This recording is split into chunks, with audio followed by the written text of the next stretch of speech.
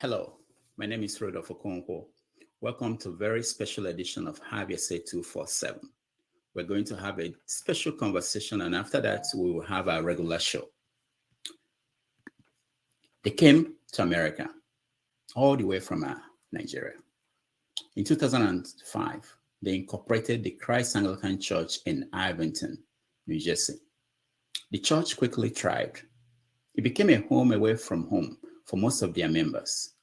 In 2014, it became affiliated with the Diocese of Kenai West under Bishop Orji.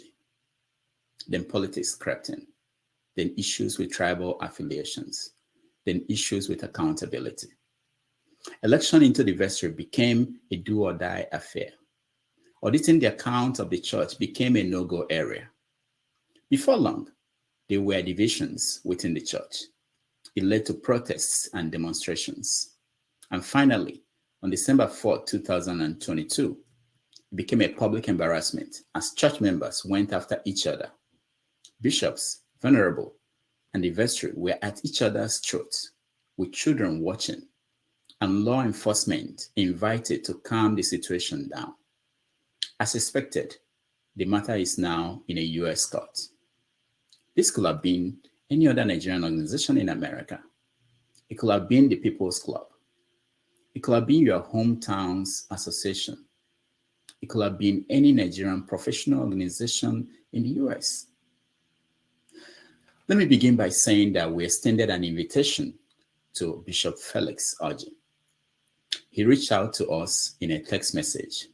He wrote, "Due to ongoing litigation, I can't make any comment on this issue." We also reached out to Bishop Kenneth Ross of the Rocky Mountain Diocese. We got a reply from the Reverend Canon Justin Moff, the Executive Director of the Anglican Office for Government and International Affairs. His response was this: "Given the current legal situation and the multiple hearings in criminal and civil courts surrounding the illegal trespassing, assault, and destruction of property by members of the Church of Nigeria, the Anglican Church in North America, its bishop and clergy are unable to offer any further comments or interviews at this time due to ongoing litigation." We also reached out to the parish priest, Venerable Kingsley Obiora. He also refused to join our conversation. But joining us today to discuss the crisis at Christ Anglican Church in Irvington, New Jersey, the role of the Church of Nigeria, is Bishop Austin Unuigbe. He will talk about the state of the Anglican Church in America and in Nigeria. He will also talk about how, at the core of it, what happened in Irvington is not different from what happens in other Nigerian organizations in America. Bishop Unuigbe, welcome to the show. Thank you, Rudolph. How are you today? Okay, we're back. Okay, we're good.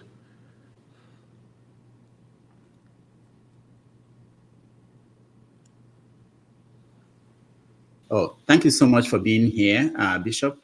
We appreciate your time and being able to join us for this conversation. So let me start from the very beginning. Why Anglican churches being established in America? You were ordained in Nigeria, I believe. Yes. What led to the coming in of Anglican churches in America? Okay. Well, I was ordained in Nigeria 2001, and shortly after, I got an invitation from the Episcopal Church to work here under the Episcopal Diocese of New Jersey. But shortly after, that was 2003, and shortly after starting my job in the diocese, if you remember very well, about summer 2003 was the consecration of G. Robinson, a man same-sex in a same-sex relationship, which is in the Anglican communion still unacceptable by our standard. So, but then the Episcopal Church had moved rapidly towards the left, and against the wishes of the other provinces in the Anglican Communion, they unilaterally took a position. And so, and there were a lot of pleas and attempts by primates from other provinces to try to convince the Episcopal Church to stay action on this, but they unilaterally took a position, and from then on, the Church of Nigeria led a movement, because what then happened was, the moment that decision was taken and Jimmy Robinson was consecrated, the Nigerian churches, the Anglicans in the Episcopal Church were just moving out in droves. They were leaving and going to mainline, Pentecostal churches and non-denominational churches. I know a lot of people moved. So the Church of Nigeria had to do something to keep their members, who were very much aggrieved by the decision of the Episcopal Church. Now, so on one side, you had the Church of Nigeria and the rest of the provinces, the rest of the world. They were aggrieved by this. They were already planning on reaction to this. And then in the Episcopal Church itself, they were divided. So you had those who were not in agreement with that decision, even though majority of the Episcopal Church took the decision. There was a good number of bishops and dioceses who were not in agreement. So what you now had was that the Church of Nigeria announced that they were coming to start their own mission in America, as the primate Akinola called it. They were bringing lifeboats, all right? They were bringing lifeboats to take out people from the sinking. If you remember the state of the Titanic, at the time the Titanic was sinking, if you watch the Titanic, they had to bring lifeboats to take people off. And that was exactly how we saw it. Nigeria came in to bring in lifeboats to save people who were in a sinking ship, the Episcopal Church. And so that was the origin of this. So they started the church planting. And by the way, and that's one side of the story. Preceding this, there were already people who had started what they call the Igbo Anglican churches. So the church in Irvington, for example, started about 1997, 98, 99, about then. There were a couple of them that started like that. Their own original vision was to create a mission that was aimed at keeping the culture of Igbos. Now remember that we now have immigrants from, parents who are now joining in the immigration movement. Some of them don't understand English. Some of them prefer to have worship in their dialects. So with that, they started having these Igbo churches we have some in the Northeast, we have some in Texas, some in California. There were a few of them, but with this development in the Episcopal Church, that heightened and exacerbated the problem. And so you now had churches that were being started, those that were already started. And then when Archbishop Akinola declared that he was coming to start the mission in America, in fact, by the way, the initial registration of that church, I have the registration papers. It was Convocation of Anglican Nigerians in America, Kenya. But shortly before that materialized, the people, the other half of the Episcopal Church who were not in agreement with the mainline Episcopal Church, led by Bob Duncan and other bishops, they reached out to the Church of Nigeria and basically said, hey, you guys want to move, you want to form a movement. Why don't we partner together and let's do this together? So Church of Nigeria, along with the bishops who were in disagreement with the Episcopal Church, all came together and started forming an alternate parallel Anglican church in America. Now, you have the Kenya Convocation of Anglicans in North America, with the consecration of the first bishop, Bishop Martin Mims, who is an American. Of course, he was from Britain, but immigrated to America, was in the Episcopal Church for many years, and then he became the first bishop that was consecrated by the Church of Nigeria. And then later, other bishops, Kenya consecrated bishops, Uganda consecrated bishops, Rwanda consecrated bishops. In fact, Rwanda consecrated bishops before Church of Nigeria. All right. But those ones were preceding 2003. All right. So you now had all this coming together about 2009. Kenya and AMIA and other allied groups that disagreed with the Episcopal Church came together and now form what you now have as the Anglican Church in North America. I hope I've explained a little bit of the history. That's thank you so much. So when the mission started coming into America, the fear was about the direction of the churches in America. Correct. Okay. And how do people feel about that now? You said that I will have to say this actually before I wanted to say this at the beginning, that I'm also a member of the Church of Anglican Church in Nigeria. Not that. So, in Nigeria. So I for public disclosure. Okay. So is the issue that someone who is gay was consecrated bishop, was that the main issue, or were there other issues that led to Well, it's one of the issues. For the Church of Nigeria, that was their main issue. Okay. But for the Episcopal Church, for the other provinces, it's not the only issue. Episcopal Church has had a lot of revisioning. If you read the history of the Episcopal Church, there have been movements at different points. When they changed the Book of Common Prayers, there was a group that disagreed with it. They broke away. When they started the ordination of women, there was a group that broke away and formed. They broke away. So every time there was a disagreement in the Episcopal Church, somebody broke away and formed something. So what you have today as ACNA, really, and that's why some of us, as much as people think that ACNA is very united, they're not as united as people think. Because there are people in ACNA who will never be under a female priest. They will never. There are people like that.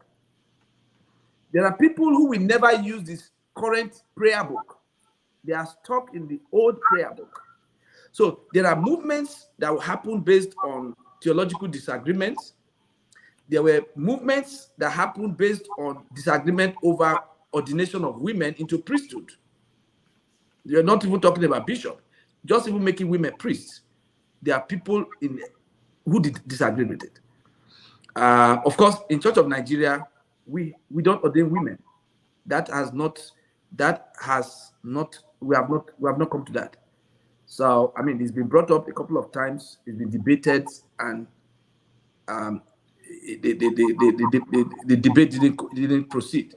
So so the major, of course, as they say, the reed that broke the camel's back on this issue was the consecration of Jean Robinson and the final vote by the Episcopal Church to authorize same-sex marriage. Now, remember that this is not a problem that is isolated. It's not restricted to only the US. In the Anglican Communion worldwide, as you are aware, recently GAFCON just made a statement and put out a statement where they clearly said the Archbishop of Canterbury does not have,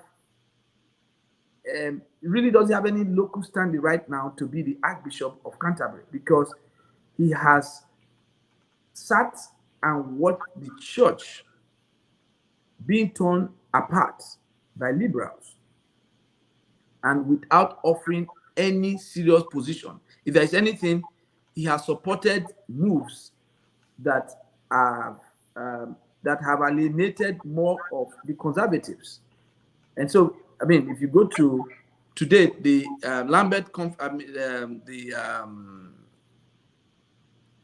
the main church in England. Okay. Yeah.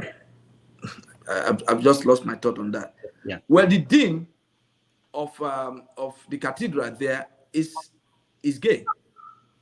And that was faced, I mean, recently there was a lot of outrage about that.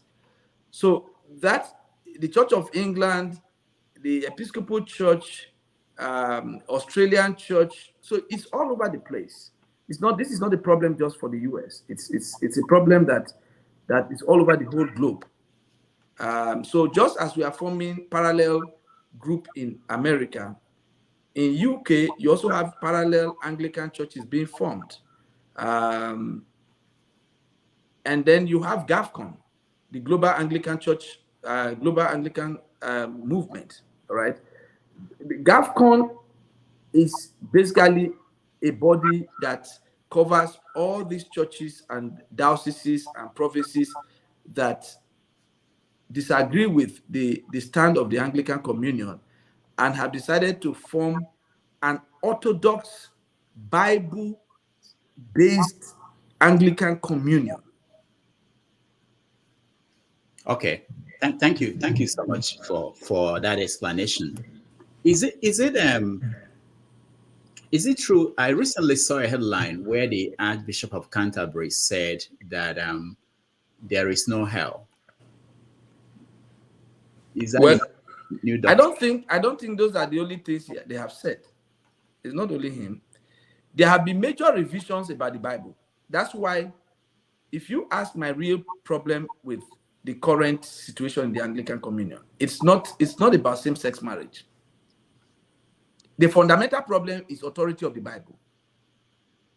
Same-sex marriage just happens to be one issue. The real problem is authority of the Bible. Where is the place of the Bible in the life of people? You know, as an Anglican, when you read the scriptures on Sunday, what do we say? This is the word of the Lord, right? And at the end of it, we all repeat, thanks be to God. So what the person is saying is, what I've just read to you, is the word of the Lord. And we all receive it and say, thanks be to God. So what happens is, back in your village, the woman who didn't go to church, didn't go to school, never schooled one day. They gave her a Bible, black, usually with black back, inside white. They give you a Bible. They brought it to us, right? Now, remember that in the authorship of the Bible, your forefathers were not part of it. My forefathers were not part of it. It was written, they edited, and had a right, they had a position, they had an opportunity to edit out anything they wanted to edit out, correct? So today, if, for example, if I find somebody who smokes, I can advise him on medical ground. Please, my brother, smoking is bad for you. But what I cannot pick out is a scripture that says don't smoke, right? So I will only talk to you as a medic on the medical ground. This is not good for you. But on the Bible, you have things that the Bible said, you shall not do this. You shall not do this, in black and white. And you are now coming and saying, well, that is not really what the Bible meant. Right? This is what the Bible meant. And you are now interpreting the scriptures to fit into what you want to hear. And this is where we have a problem, because it's not just the same-sex marriage. There are many issues that we are going to confront, all right? That when we get to it, we want a convenient pathway out of it and say, well, the Bible. So it's either, do we want to believe the Bible for what it says, or do we decide as a people, can we legislate the Bible and say, well, let us make a vote, Rudolph and others, let us vote whatever position, all those who are for what the Bible says, say aye, any nays, so the ayes have it. Then we say, okay, from now on, this is what, even though the Bible says this, we have agreed to edit that part of the Bible, and we will now take that out. That's where the real problem is. It is the authority of the Bible. Okay, so far since the Church of Nigeria came to America, how has it been? Since the church came to America? Church of Nigeria came to America to rescue the people who were sinking, what will you say is it's been moving progressively better and better. We've made major strides. For Anglican Diocese of the Trinity, for example, I know before we had the restructuring of the diocese, we had over 100 churches. All right, most of them were planted from the scratch. They were not transferred churches. They were not inherited, and some of them have bought their buildings. Some bought buildings that were existing. Some built theirs from the scratch, like the cathedral you have in Houston. Last year, the primate was here. He dedicated 2 buildings, one in New Jersey, one in Pennsylvania. My own church, we started it in 2012. We bought our building in 2000. Bought our building and dedicated in 2014. Your own church in Queens, you bought your building and renovated the old building, and now you have a permanent church building in Queens. And so you go around the country, there are churches that started around 2005, 2006. Today, they now have their buildings, and the congregations are thriving and they are growing. In fact, from time to time, I go to programs, and the moment they see me, they say, "Oh, Bishop, oh, where are you?" I say, "I'm in US." "Oh, wow." And the next thing they tell me is, "Oh, I was an Anglican back home. When I came to the US, I didn't find an Anglican church. And so now I'm worshiping Redeem, or I'm worshiping CSC, or I'm worshiping in some other churches." So then the next thing they say, "Oh, Bishop, what does it take for us to plant a church, start one?" So we keep getting those requests, and that's what we're doing. We are planting churches, and the work is going on steadily. Okay, so with success comes challenges, and what happened in New Jersey, we are going to zero in on it now, is one of those situations where there are challenges. And I want you to give us a little background of the church in Irvington and what happened there. Okay, the church in Irvington, I know a little about them. We were together in the Diocese of New Jersey, by the way. So we date back to 2003 when I came to the country. At that time, the church was under the leadership of Venerable, then he was Canon Unuigbe. And they used to meet in Elizabeth. All right, they met in an Episcopal church in Elizabeth. They met I think they met in the afternoon. They had used the building for an afternoon service. And then sometime later, they moved into Newark area. And then subsequently from Newark, they moved into Irvington. And then after Unuigbe, there was Canon then Reverend Chukwuma Izwehe. Izwehe had a little problem with the church, and then Bishop Orji, they had a little conflict, which couldn't resolve it. But as with churches, conflict gives birth to another church. So Izwehe and a group quietly went and started a new church plant, Anglican Church of the Resurrection. And then they have grown, they have moved on. They bought their building. In fact, they will be hosting the synod of ADOTT. And then the other half continued as Igbo Anglican Church. And then a new priest was assigned to them. Then he was Canon Ubadinobi, who later became Venerable Ubadinobi. And then he was there for, I think it was up to 2017, thereabout. And then he was transferred to Houston. At that time, Bishop Orji had moved into Houston. The cathedral, they were doing some major project, and then the priest was retiring. And so they needed a new priest. So Ubadinobi was reassigned he moved to Houston.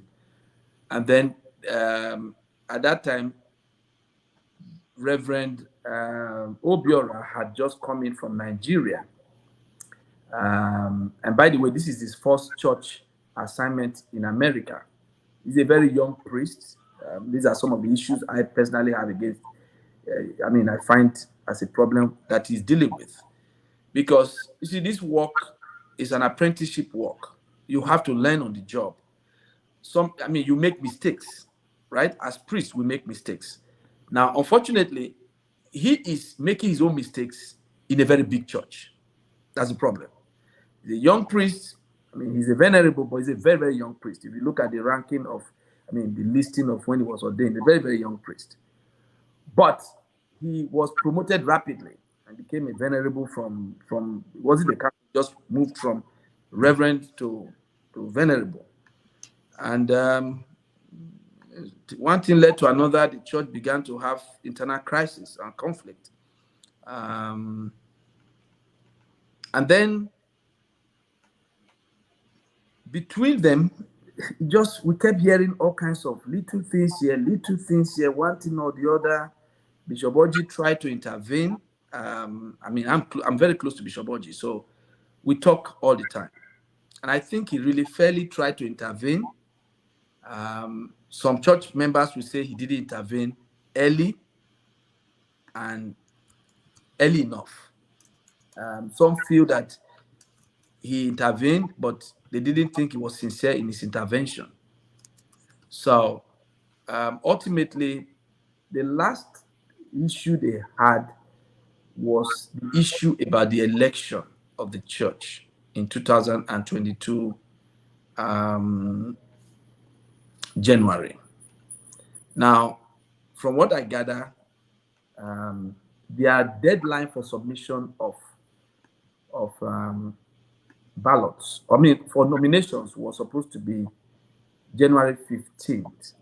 But between Venerable Obiora and members of his vestry, they made a decision to change that deadline for nominations to the 5th. And this was not communicated, according to members of the church, was not communicated to them. So the assumption was that the deadline was still 15th. And so when people took the forms they collected to submit to Venerable Obiora, he told them the deadline had passed. And so that was, and the goal, and the accusation was that he had, over the years, directly manipulated the elections to make sure only people who agreed with him came on the vestry. And that was the major grievance of some of the members of the other group, that's not how it's done. The church is not about people who agree with you alone. The vestry has to be it has to represent everybody in the church. Well, that's what happened. Bishop Orji tried to intervene in that later when this whole matter, and then of course when they didn't allow the people to contest in the vestry election, that's where they started the first round of protests. If you remember, in 2022, January, February, there were protests. And so those first round of protests started because of this.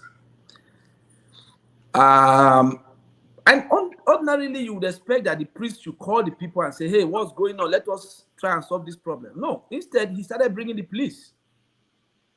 And bringing the police was now causing more crisis. It escalated the problem. And this continued for months. In fact, when we went to the Synod, the Church of Nigeria Standing Committee in February, some bishops pulled me aside and said, Bishop Unuigbe, what is going on? What is going on in your state? Because remember that this church was not in our diocese, but it's in New Jersey. And so everybody assumed that since Bishop Unuigbe is in New Jersey, they called me. Why you can't even manage what is going on in your state? I said, it's not my church. It's under Bishop Orji, even though it's in New Jersey. So this continued over a period of time, causing embarrassment to everybody. I was personally feeling embarrassed by what was going on, right?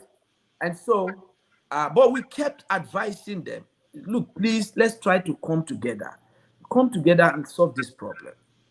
And it just continued until we now heard that Bishop Kenneth Ross.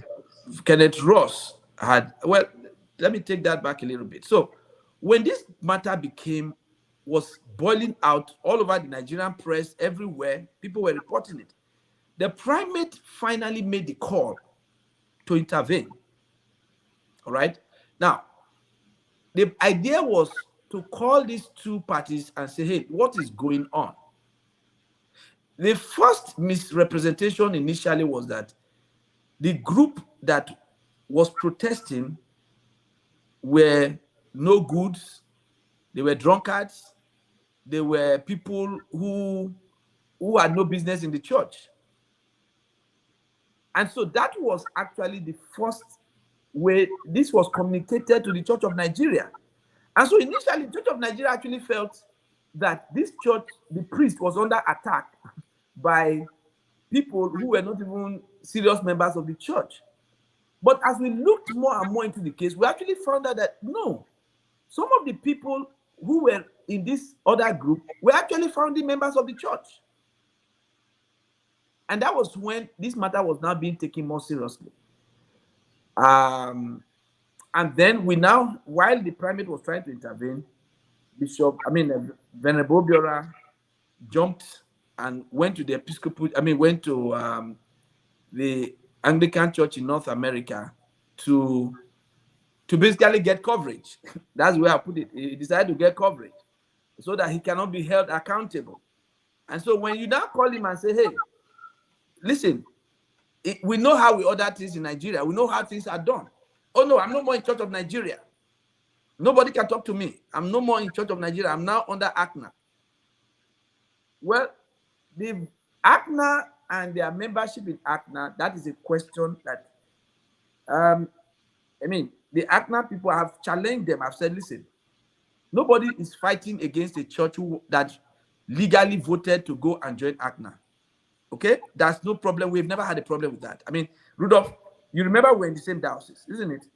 Okay, I was in Kenya East. Remember? I was in Kenya East. My church had a conflict with Bishop Dobbs. When we had that conflict with Bishop Dobbs, we voted in our church to leave Bishop Dobbs, and we went through the normal procedure. We wrote our letters, we made the votes, and we submitted all the letters the way it's supposed to be done. About the same period when I was transferred from Bishop Dobbs' diocese to the Diocese of the Trinity, Bishop Dobbs also received a church from the Diocese of the Trinity. So we have transfers from diocese to diocese. It's never be a problem.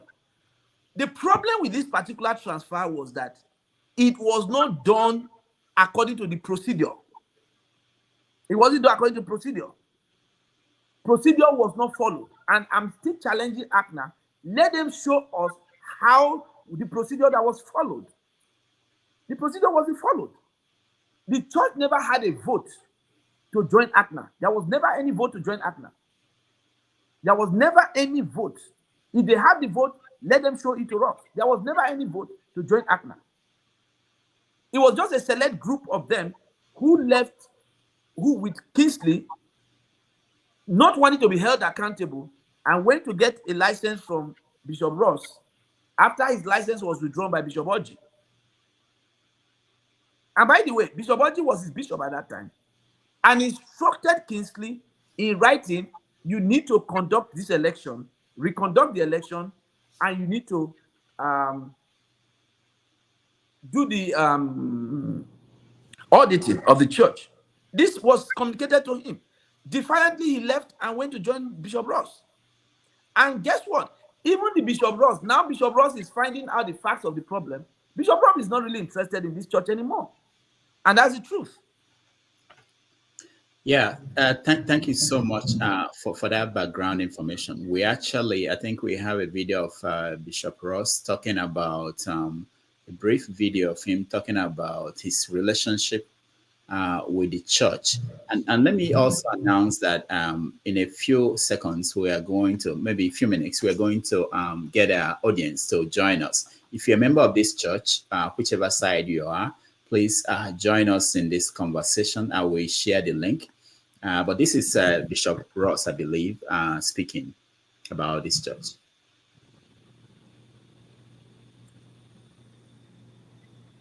Just paid for my airfare, right? We are not here to place a burden on the church in any way. When I granted temporary Episcopal oversight, Venerable Kingsley asked me, where do we send our tithe money in? I said, well, you don't send your tithe money to us because you're not part of our diocese yet. So we don't want your money because you're not part of us.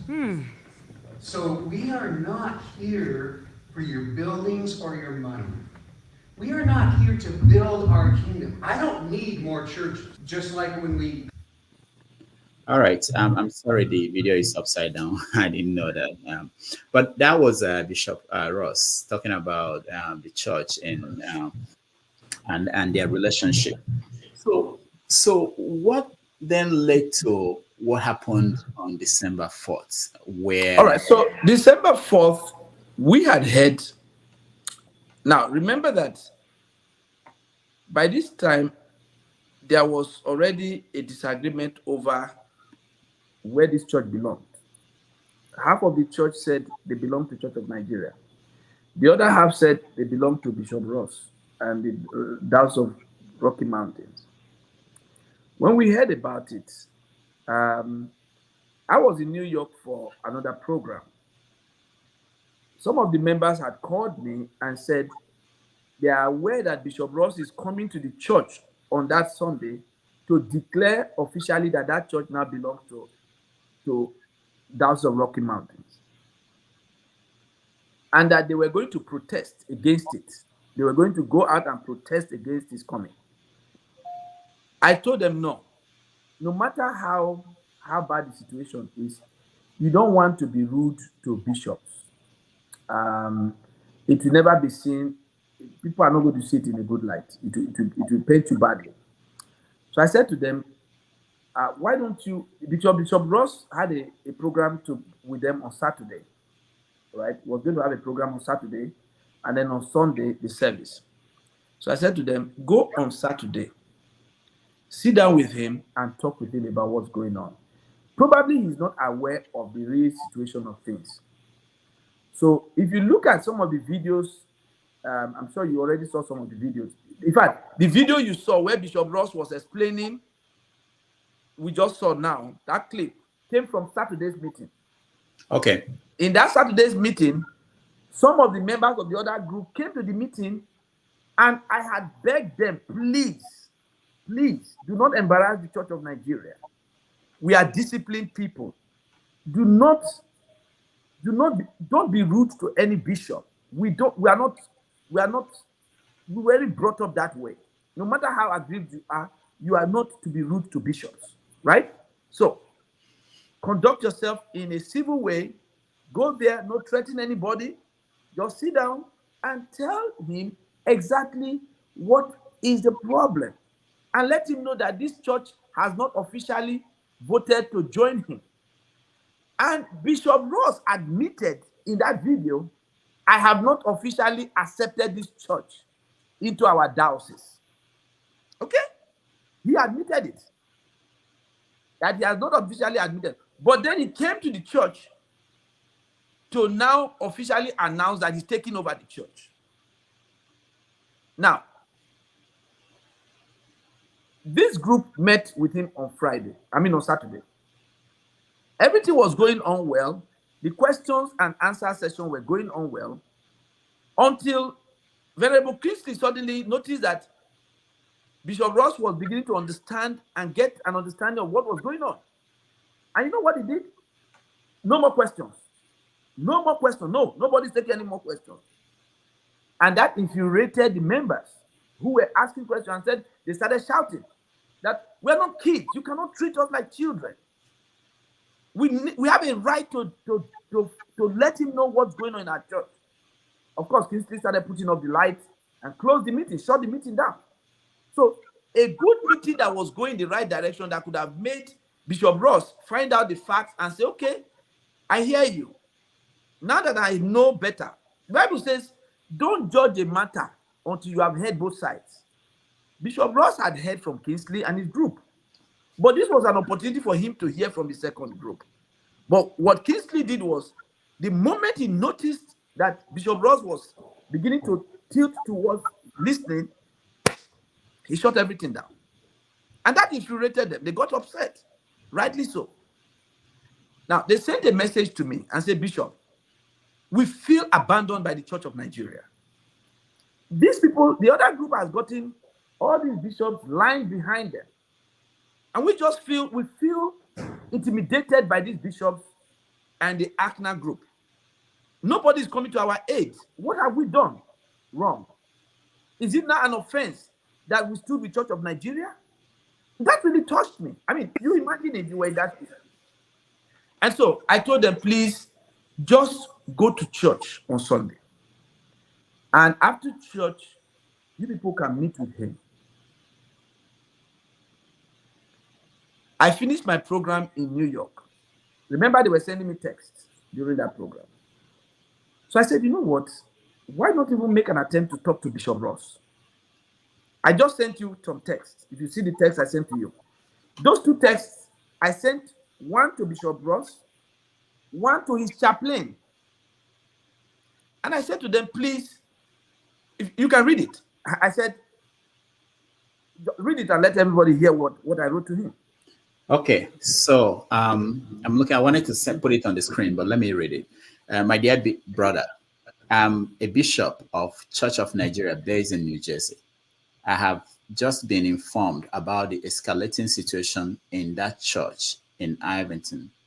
I have to honestly let you know that you are not aware of the real situation in that church. I need to talk to you urgently. Then you gave your number. So I gave my number. This was the night before. I sent that note to him. I sent the same note to his chaplain. Just so we can sit down and say, hey, how do you handle these people? You see, people, like I tell everybody, every tribe is different. Okay? I'm a Nigerian. But I'll tell you, the way you deal with Yorubas is not the way you deal with Igbos. Okay? And it's not the way you deal with Hausas.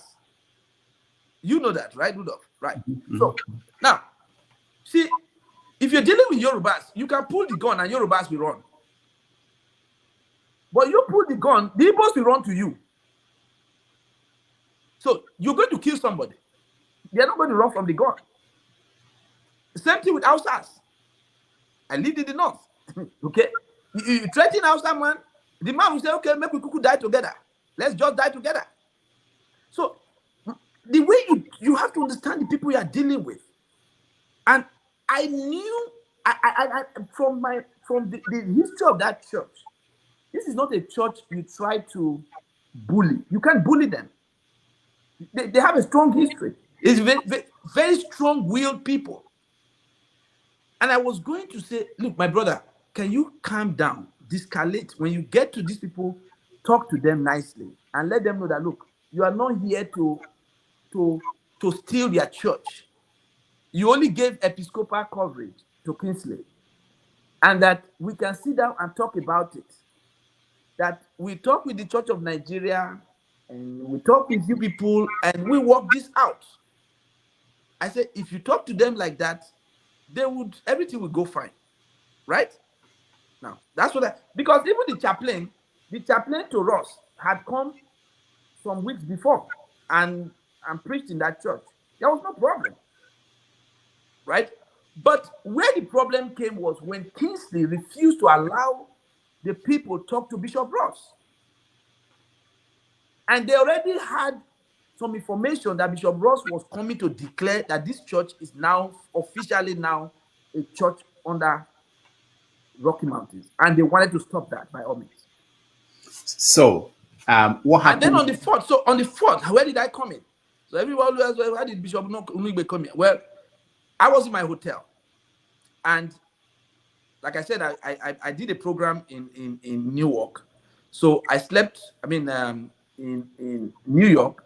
I had another program the night before in Newark. So I slept over in the hotel somewhere in Newark. I was in the hotel. I had my own church to conduct in Mays Landing. I was about to leave.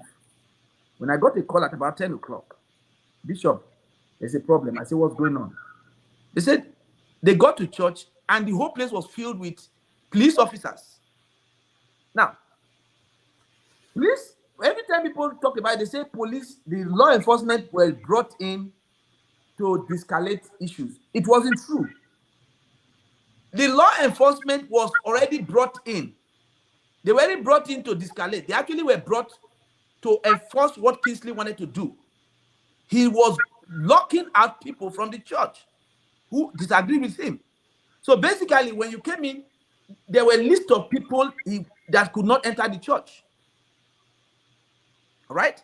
So I got a call from one of the people, and he said, Bishop, where are you? I said, I'm going to South Jersey. He said, no, Bishop, please. They have locked us out of the church. We tried to protest. They say if you protest, the police were everywhere. I said, okay, this doesn't look good. So we don't have a serious problem. I said, you know what, let me go. So I went to the church. I got to the church. The whole place was all locked up. The police officers everywhere, armed. So I went to one of them and I said to them, how are you? She looked at me and she said to me, do you have an invitation to this service? I said, what do you mean by invitation to service? When did you ever hear that church's service is not by invitation? I've never heard that before. Anglican service is not by invitation. Well, we are under, we have been giving orders to not allow some particular people into the church. I said, well, I don't think I'm one of them. So I put the woman aside and said, I gave her a little brief of what's going on. I said, listen, these people you are locking out of the church, they have won some of the founding members of this church. She said, what? I said, yes. They are not criminals? I said, they're not criminals. They are founding, some of them are founding members of this church. They are owners of this church that you are locking out. I said, you are committing a crime. You are actually violating their own human rights by locking them out of their church. You're going to run into some serious problem here. The woman looked at me and said, wow, I didn't know that was what happened. I said, well, if you understand how America runs, and I'm going to say it on air, what has always happened is when white people see that the black people have an issue, they divide and rule. This church is a church of Igbo people. They have an issue. Yes, they had an internal crisis. What did Bishop Ross do to settle that internal crisis? All he wanted to do was divide the church, take one group, and go with them. Are you not familiar with that? The divide and rule everywhere. So I said that to this woman, and the moment I said that, the woman actually was upset. She's like, you know what, Bishop? If that's what they're doing in there, you need to be inside that church, stopping that service. So she actually opened the door, okay? So I'm sure people are hearing for the first time. I did not break into the church. Who am I to break through police security? I did not break into the church. The police officer was the one that opened up and said, you should go in there. If I were in your shoes, I will stop that service. So I went in there. When I got in, the usher saw me. They welcomed me, said, Bishop, welcome. If you go to the video, say, welcome, Bishop. Please go, just go ahead. They told me, go ahead. And as I was going, suddenly one of the knights just jumped forward and started pushing me. And then, of course, the people from the other group who felt I was there to support them, give them support, they engaged them and started pushing them.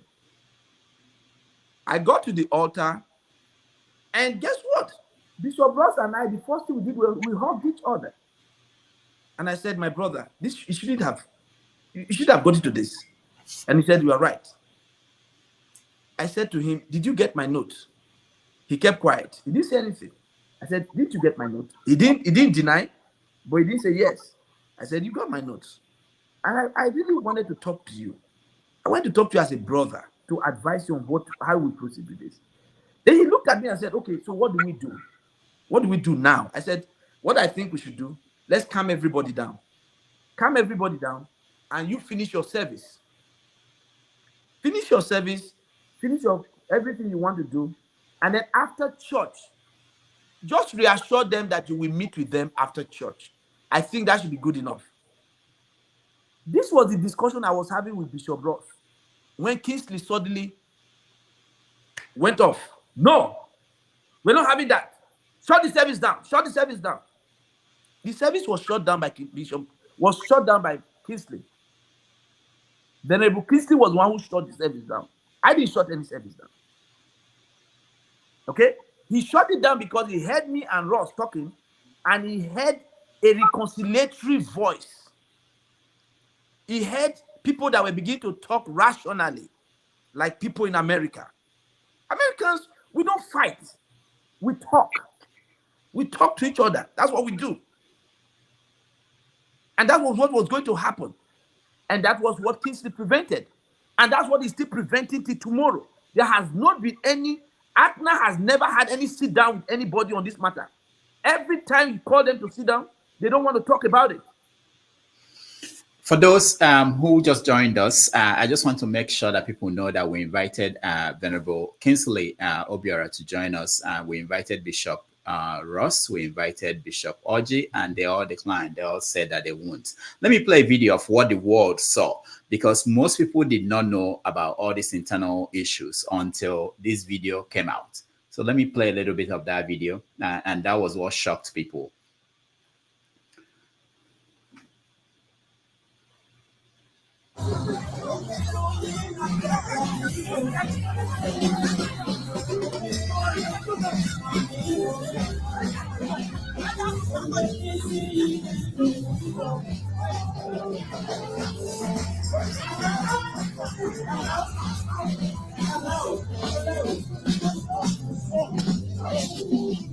An Anglican church in New Jersey, USA.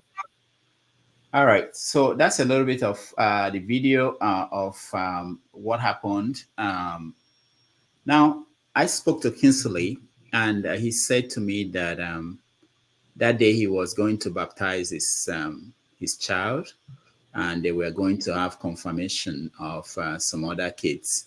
So there were over 200 people that were invited, that he invited. So where are things now? Do you know? With whom? With the church. Well, the case is in the court. Which, by the way, we tried to advise them against it. We thought this is something that is an internal matter they should have settled. Well, they went to court claiming that people were vandalized, that things were vandalized. There was nobody vandalized anybody, Rudolph. Nobody vandalized. See, one thing one of the things that I'm pained is the amount of lies that people are telling. That the crozier, that the bishop's crozier was broken. Did you see in that video anybody handling anybody's crozier? Nobody touched anybody's crozier. If anybody's crozier was going to be broken, it would have been my crozier that would have been broken. So my crozier was not broken. The bishop, Ross, was far away on the altar. How did people get to his crozier? Nobody touched anybody's crozier. Nobody vandalized anything. In fact, when they shut down the service, I went outside and stayed outside and insisted that I was going to stay there and make sure there was nothing done inappropriately, so that nobody would say, well, after you left, violence broke up. There was no violence. There were exchange of words, there were pushes, but there was no violence. Nobody hit anybody, as I saw it. Now, they took it up and decided to go to court, suing people about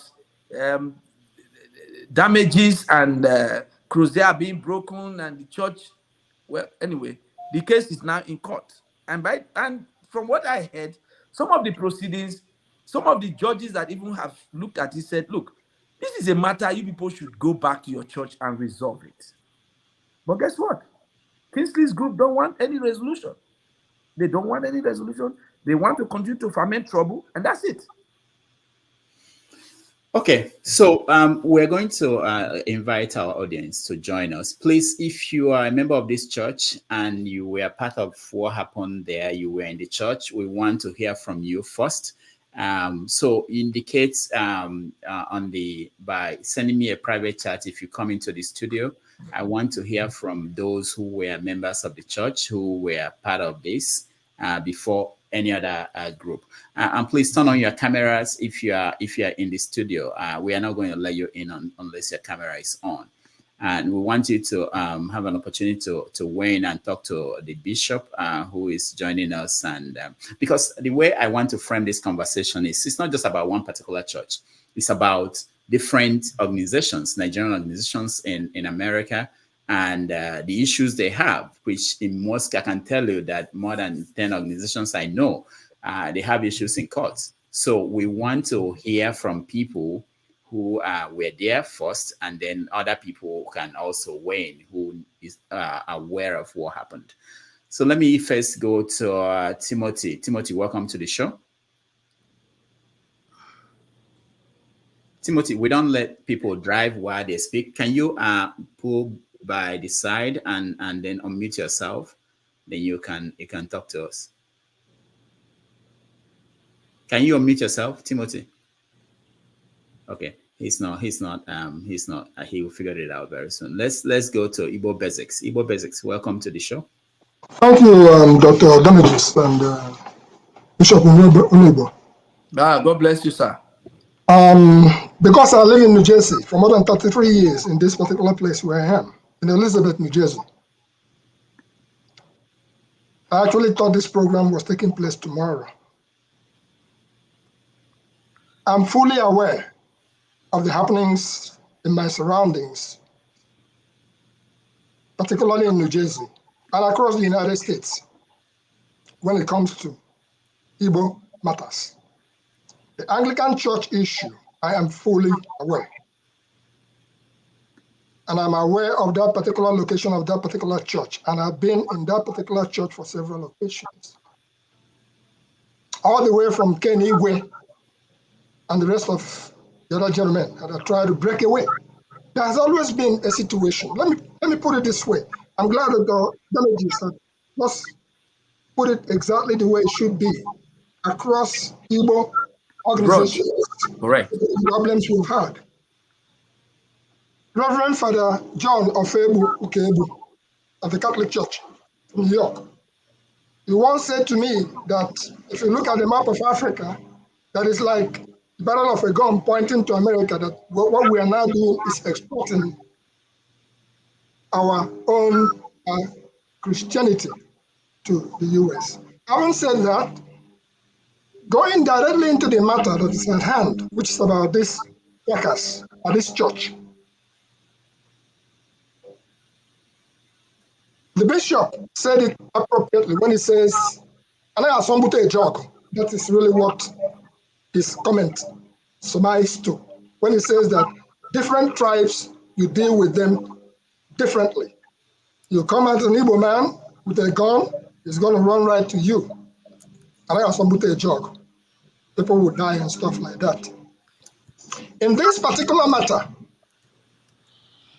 I believe I was in that church when some new people were invited some years ago, and everybody was happy that one of us had come to share the place. Along the way, things had degenerated so bad to the point that, let me put it this way, as a neutral body, by the way, I'm a Catholic. I attend the Blessed Sacrament in Elizabeth, New Jersey, and I have seen a systematic takeover of any particular parish. From the people from Fernando Po, let me use that word, people from Fernando Po, when they come in systematically, they take over the church, whether you like it or not. But for us, soldier come, soldier go, barrack go remain. My children have served Mass in the particular church I'm talking about. All of them served Mass except one. With that said, that means I know the workings of the church and I know the politics of it all, and I know the come in, divide, and conquer. But let me point it directly to what I believe has happened here. when you are married to somebody who is not of Igbo stock, it's a big challenge to you who is doing the marrying. And I will drive this directly to somebody like Justice Thomas of the Supreme Court of the United States. Usually, sometime a man goes out to do the bidding of the wife who may not have an understanding of the culture you are dealing with. Having said all that, I was aware the day that the fracas occurred in the church, and I was receiving calls, being in the publishing business, people from Maryland, people from Nigeria. I reached out to my people who are in that particular church. I spoke to them. They explained to me what was going on. I was even invited to come to an IHOP where they were supposed to be going to, and the bishop was supposed to be there. I did not have the opportunity because I had some other things doing. Having said that, in the Igbo communities, it has always been divide and rule, divide and split. We form one group organization, we start doing well, everybody starts splitting. Before you know it, we are answering different names. It happened to Isana in New Jersey. People were knocked down during a debate. Police was called. It happened to our churches at the Blessed Sacrament. Thank God that that church is still standing. It happened to our churches at St. Lucie in New Jersey. I can go on what has happened. What is happening to the Igbo people is this. The church is the last bastion of our hope where we can go and get succor. But if the church begins to behave like other Igbo organizations, when politics comes in, when personal interest comes into play, it does not matter who you are, bishop, father, whatever you are, the truth is always the truth. When you go what is not the truth, that is what has happened in the church there, until the individual and his supporters who have brought fracas into that church, until they repent on their own, within their heart, they should ask themselves questions. What am I doing to our people? We are far away from home, Nigeria. And it doesn't matter who you are, repent and let there be peace. Going to church is not the issue. Last week, the previous week, this same church went to the Igbo Council of Peace to try to resolve their matter, as is often the case. Before you carry go court, that's where they go. The judge where they there, he get common sense too. Nobody has come here to kill anybody. So to Bishop Unuigbe, I commend you for bringing peace to the people and for the damages. The subject that you have just brought on the table is so big, and I'm glad the way you framed it. And to the viewers, you all in New Jersey, you know Igbo basics. We stand for the truth and nothing but the truth. Repent and let us move forward. All right. Don't mess with our people, because the church is the last bastion of hope for Igbo people around here. Thank you so much, Igbo Basics. Let's go to Ike. Ike is a member of the church. Let's hear what he has to say. Ike, welcome to the show. Yeah, Dr. Damage, good morning. Good morning, viewers. Good morning. Yeah, particularly the incident that happens in our church, actually, we were not expecting that it's going to get to this extent. Sure. But because of, I use this word as a quote, selfish interest. That's what generates all these things that go to viral. I remember in 2022, when this thing started, like Bishop Unuigbe have explained a little bit, it was because of election, vestry election. From 15, then that the day that we're supposed to submit the last day for the submission of the whoever that you want to, nominate to the vestry. That's the last day for the submission.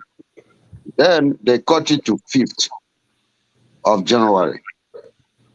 So everybody was not happy. I think I was one of the person that went to the vestry, went to the pastor. I was discussing with the pastor, asking him, please, what really happened?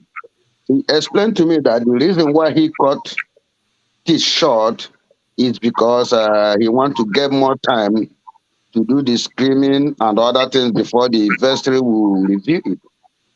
I asked him, are you the one in charge to do all those things? He said yes. But I told him that look at what is going on now. If you open your door, you see that there are so many crowds of people sitting outside. They are shouting, please, I also use that word, please, can you give them another 1 week so that they can be able to submit their own form? He sat down a little bit. He said no, that his word is final. I said, okay. But what I'm seeing, something is going to happen. That particular moment, I don't know if there will be anything, but I just use that word because I see the way people are agitating outside. Then I later submitted my own form. He asked me who did I collect the form from? I said, oh, it's from one of the vestry member. He said, no, the form's supposed to come from him. I asked him, when did you started all this? Because I know how many years I have been in this church. Every year when we want to have a vestry meeting or vestry, like they want to do any changeover, handover, we normally collect from people inside the church. Why is everything that is going through you? So we discussed a lot. He later said that my own form is fake. I told him that, if my form is fake, which means that your own, whatever thing you do here is fake. All these things was happening in his office. Why people were outside agitating. Then I went home. The day of the election, I was the first person also still speak and asking, why did you cancel my form? Because that day, he canceled my form. When he said that my form is fake, he canceled it and put it in a trash bag. I asked him, why should he do so? Are you the vestry that's supposed to find out if my form is fake or not? What he said, he said, he take it out from that trash bag and straight it on his table so that this is an evidence that he's going to show them that this is a fake. I didn't hear any other thing. The Sunday before that, I got a letter from the vestry that, that the person I nominate is not it's not qualified. That is only the letter I got from the vestry. I was trying to reply to them because if you say that the person I nominate is not qualified, then you have to give me the reason he was not qualified before the election day. The election day we were there.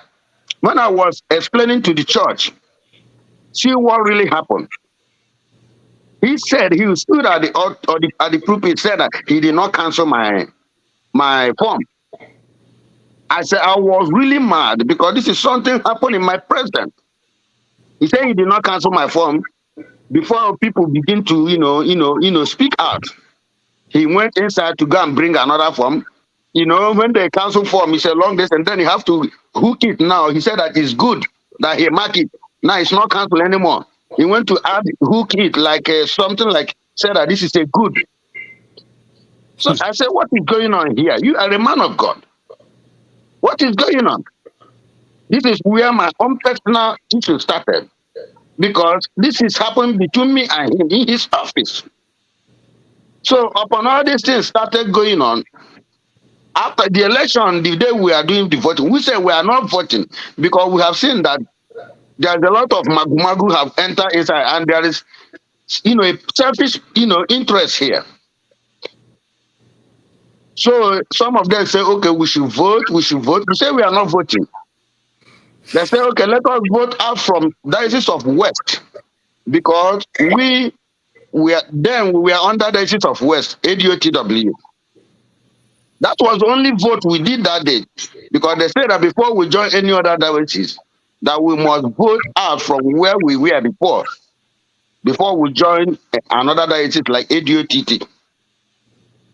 Then after we do the voting to come out from Diocese of West, which is Texas, the next thing we heard that we are independent now. We don't have anywhere we join now. Before other of our members begin to speak out, the next thing is see police is everywhere. They say shut the church, shut the meeting, everybody should go. Then we went to them. After the next Sunday, the next story we heard that now we are in Akna. That is the way they just dribble us. Now we are in Akna. Are you playing with child? You are not playing with kids. After we have got out from Diocese of West, which belongs to Church of Nigeria, then the next thing you tell us that we are in Akna. That's where everything started going on. One of the story of this thing is that some of the people that join him, sometimes he doesn't give them that privilege, that platform to understand exactly what is going on. Even when Bishop Ross came, his group did not come. It was only us. We came there. His group did not come. Me, I'm a member of the church. I'm into musical department. So whatever thing that have been going there, I'm only speaking with him directly before everything escalates. Ike, were you there at that day that the bishop came? Were you in church? Yeah, I came late that day. I came late that day because before I arrived there, police have already full everywhere. So even when I came inside, I was like, speaking with one of them, what is going on? Because I was at the meeting when Bishop Ross came, but the service is where I came late. Okay. So what's going on now, Ike? Where do you worship? I see, court have already given us the power to start our own because I was not among the people they give the restraining order not to come to the church, but about 15 or 16 people.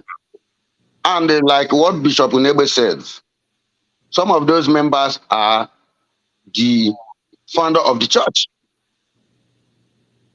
So now everything went to court. Okay, how does all these things go to court? I could remember the first day when we went out to protest. I and one of our members, I'm the one that suggested, let us go and ask police if it is right, it is our right to protest without, disturbing anybody. They say yes. When they heard our own side of the story, they are the one that was encouraging us that we should take this matter to court. We told the police, no, this is a family issue. We want to resolve it. We don't want anything court. But we were surprised that the same people that advised us also still advised them, and they went to court. So they are the one that took the other party to court. All right. Ike, thank you. Hold on, okay? Let me, while I go back to Bishop to tell us if what Ike is saying, if it rings a bell, if he remembers something else he wanted to comment on before I go to other people in the panel to ask you a question. Bishop, can you hear me? Yes. Okay. Is there anything that he said that what do you think about his view of what's going on? Yeah, he gave the succinct view of what really, he's talking from an insider's perspective, which is what really happened. Mm-hmm. Everybody was advising, they're trying to resolve this as a family issue, but they decided to escalate it and make it, because they thought it was going to be to their own advantage. But what has happened in the last couple of weeks is that as they reviewed the cases, the first thing that became obvious was, how do you, when two parties have in a disagreement, you have to be fair to both sides. So, because what had happened was, after some time, Bishop Ross wrote a letter banning certain persons from the church. And of course, the Church of Nigeria responded to that letter and wrote to him that he had no right, he had no power or authority to do that. So those people, technically, that letter had no local standing. They didn't have any power. So the people continued to worship in their church. But what the judge now did was to review it and say, okay, fine. Why the case is being determined, what to do way forward, the judge authorized that the second group should have their own service, because now they were not coming to, many of their members were not coming to church, and they were being denied of their own spiritual nourishment. So what they did was to give them, the judge authorized a second service for them. So now you have a second service now at 1 o'clock. I think it's 1 o'clock, Ike? It's 1 o'clock now, right? Yes, 1 o'clock, 1 p.m. Right. So initially it was 11 o'clock, but then later they now moved it to 1 o'clock. So at 9 o'clock, Kingsley's group, they have their own service. And 1 o'clock, the second group have their service. So what the judge temporarily did was to give them a fair hearing, so that at least both sides are getting their own spiritual nourishment while this case is being determined. So that's the update on that. Okay, Bishop, before I go back to the panelists, is there money? What is the role of money nowadays? I understand by talking to some members that the church is paid for. There is money in the church. Do you think that when there is that is a factor in this thing? It cannot be ruled out. I mean, where people, if there was no money, if this church was in debt, and did not have a building and did not have money, probably they wouldn't be fighting like this. I mean, you've been in vestries. How many churches do you see people campaigning to be in vestry? I mean, it's very, very rare churches that you find people fighting to be on the vestry. So there's a lot. I think there's, of course, financial interest is there. Okay. All right. Ike, let me go to Ike. Ike, do you have any question for the bishop? Actually, well, I don't bishop, really. Oh, no. The bishop, Ike, not you. actually, the bishop have been praying for us, because he's one of the people that always answer us when we call, because we find ourselves in a situation that we don't have a helper anymore except God. But God now have been showing mercy to us. Even if since the court have given us the opportunity so that we can be able to worship in the presence of God, this reverend also is still manipulating us. After he finished his own service, he still go and disconnect musical equipment. Then when we come our own service, I will start, me personally will start from beginning. I will be trying to connect the musical equipment before, maybe it will take me like more 30 minutes while the service is on. I have complained this more than 3 times to some of his members. The one that happens the day, a Sunday before Father's Day, they turn off the air condition while the service was going on. When he finished his own, he turned off the air condition when we came to start our own. The Father's Day, I came to church early. I told him that they don't touch that air condition. He said that whenever we are ready, we should put it on, because I came early when they were doing their own service. So immediately they left. I was following him up. He still manipulated the air condition, go to basement where the source started from. He turned it off from there. Yeah. In fact, he is trying in so many ways. This thing is like making me to start asking, who some pastors are not called by God. Let me use that word. Because me as a human being, I feel that you are preaching to me. So how am I in a position to start preaching to you? It is very, very bad. All of us are here. We don't want problem. I love the young man so much. We always talk on phone. Some of the things that are saying that, oh, these members are drinking, all those things is an allegation. It's an allegation. And sometimes people that doesn't know the real truth of this matter then they will start speaking something that they don't know, talking something that they don't know, which I have seen a lot in social media. One family they always calling Achebe, Achebe, Achebe. They always telling us that we are Achebe group. They should stop using that name Achebe group. This is what we say, that what is going on in the church is not good. You cannot take our church from Igbo Anglican, you move it to another place. Leave that our church. When we come there, we'll do everything in our own, our own language, in the way it pleases us. Then we will feel at home. We sing our songs in Igbo. We sing in Yoruba. We sing in Hausa. Everybody will feel like we are still in Nigeria. And this is the reason why they opened the church. The church was open because they want all those children that we have here, where they can be able to start learning our culture. So that is what we are standing against. Don't move our church to another place. We want to still remain under Church of Nigeria, Igbo Anglican Church of Nigeria. We are not against any other thing.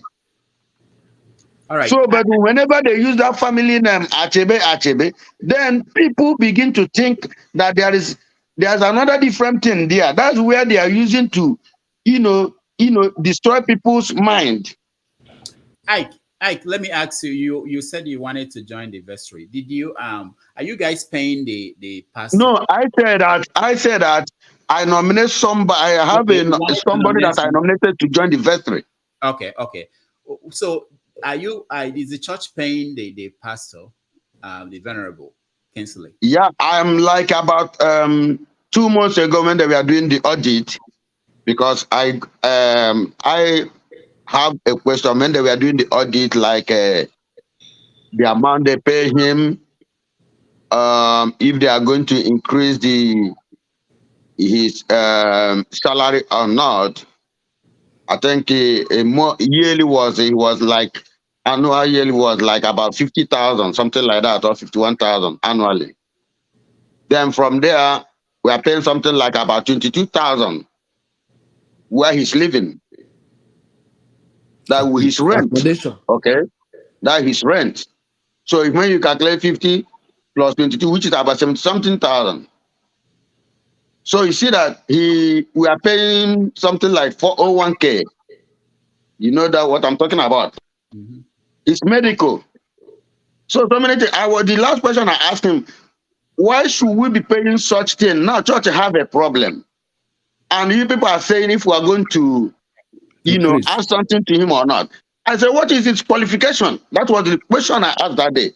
People started, using their mouths, saying a lot of things, which my own, I just speak out. The church is not going well. Nothing is working well. And the money that he is getting from there, I'm working here, I know how much I'm making. You know how much. So how much he's making more than whatever thing we are doing. Okay, now that is why he's fighting. He's fighting like do or die, because there's no any other church that can pay him such amount of money. Who hired him? Were you there when he was hired? He was hired before I came, but I think in the same year he was hired that I came. So there's, according to what Bishop Unuigbe said, which I think Timothy will give more, life to that. They say from Dean, what is his name? Obadinobi. From Obadinobi, when Obadinobi was moving down to Texas. So there's a lot of things that goes on there, which I only speak the one I know, brother. I only speak the one I know. The one I don't know, I don't speak on it. Yeah. So that if you call me tomorrow, I will just say it. This is what I know. Mm. So whatever thing that go there, both him and the other guy they call Raf, the other one they manipulate. That's where they started having some issues, which I don't know anything. I can't speak on that. So the one I can be able to defend is the one I'm telling you now that I know that I passed through it. All right, thank you so much. Ike San Antonio, any question for the bishop?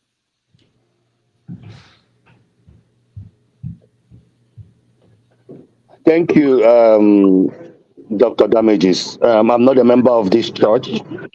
I have 4 families started. I'm a Catholic, born and raised, and still remain Catholic. But fundamentally, one of the problems the Igbos have, both the church, both non-church group, they always have problem, and they divide into 2. It's neither one person want to rule everybody and make his own rule, or money. Money is the fundamental things that break these things, both the church, both the non-church group. To me, I will bet you every dime I have is money that is causing this issue. Because if there's no money, believe me, there will be no argument, there will be no fight. Money is the fundamental, and that is rooted in our gene as Igbos. Why is always money? Money. I will, or when I rule, I raise money for this group.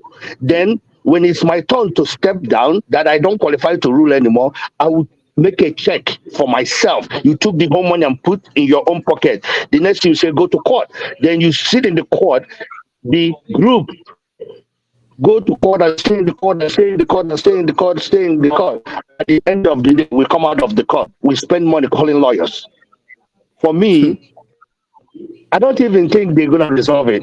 Probably they build the church. Did you guys build the church? I don't know. If you guys build the church, it's unfortunate. This is what happened. Money, money, money, money. How can worship become a problem where police are invited? I have never seen American church call police in American church. But we carry our wahala from Nigeria and we bring it over here and we divide ourselves and we call ourselves educated people. The people in the village is better than us. Because at the end of the day, those people in the village solve their problem. But we that are education, we know it all. Go to church and start fighting inside the church and disrespecting ourselves. That is the reason why white people see us the way they see us. It's always about 419. Don't get me wrong. It's always in the church. 419 is in the church. Actually, that is where the main 419 is. How can I wake up on Sunday morning to go to church to say, I came here, I brought my family to learn Igbo, to learn Hausa, to learn Yoruba, and then we come over there, police are swarming inside the church. That doesn't look, the uptake is not looking good for all of us. Thank you. Thank you. Thank you, Ike. Bishop, you seem to agree that based on your experiences. Yeah, I highlighted that. I mean, there's no, if there wasn't money in the church, if the church is not if the church is not prospering, it's not just money, but I think that the devil also has a plan. You see, anytime good thing is happening, the devil will strike. If you ask these people now, and you know what is funny about, you know what is really very embarrassing about it. These people you are seeing, many of the people in both groups, many of them they are related family. Some of them are family. Some of them are kindreds from the same village. Some of them they were friends before this crisis started. You know, but suddenly this crisis has brought so much division to the church. It's so embarrassing to watch this. All right, man of prestige, welcome to the show. Any question for the bishop? Yeah, thank you very much. It's good morning over here. Good afternoon, good panelists, and good afternoon to honorable guest Bishop on you. I'm not even familiar with this story until you actually brought it when I saw the alert. So I'm not going to comment on that. I just want to give a word of advice. I used to be a member of Anglican before, but that's been a long time. I'm a Baptist right now. But having said that, man of prestige, hold on. Your line is not very clear. Can you hear me? Can you come closer to? Yeah, go ahead. Is it better? Okay. Right. Yeah. I don't know if you had my greeting. I greet everybody, and I greet the Honorable Bishop Unuigbe, for being our special guest today. Having said that, I said I'm not a member of Anglican. I used to be before, but I'm a Baptist right now. But having said, I'm not going to comment about this. I didn't know about this story until you brought it up today. From the initial conversation we had, I thought it was more of a social issue between the conservative and the liberal.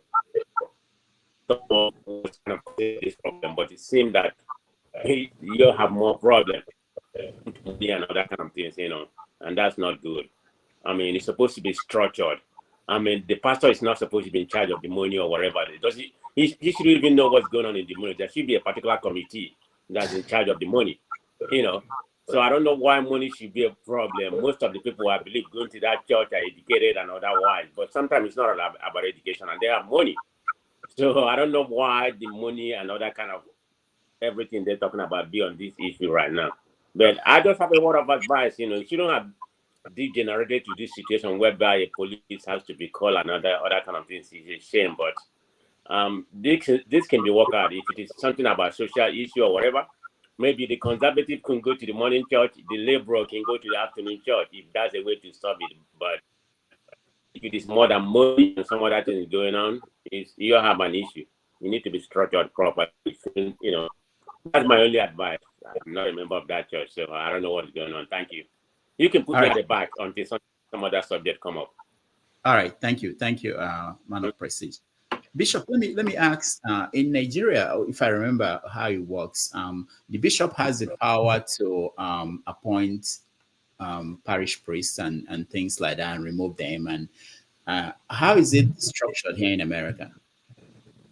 In America, appointment of priests is done by the churches, but with the approval of the diocesan bishop. And remember that many of the churches we're at the formative level, so we don't have a full.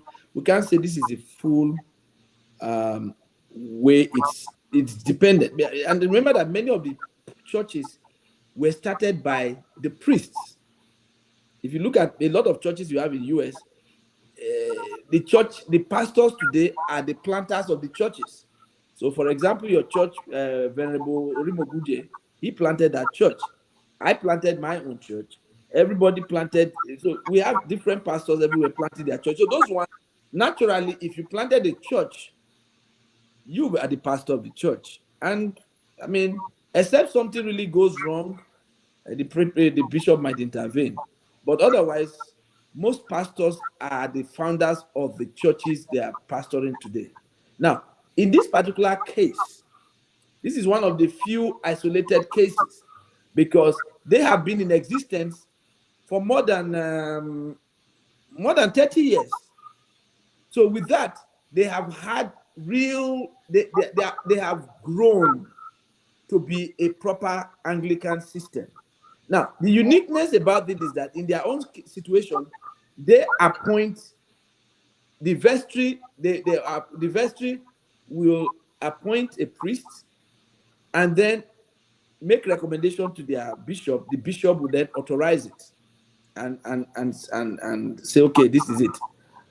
And also, just as the bishop can appoint, the final decision of appointment lies with the bishop, right? So the appointment is done by the church, but the bishop is the one who finally signs off on it. The same thing, the bishop also has the power to withdraw any priest from any church if there's any real problem. So why hasn't the bishop intervened here? In this case, well, that's the interesting part of this one. Because when this problem started,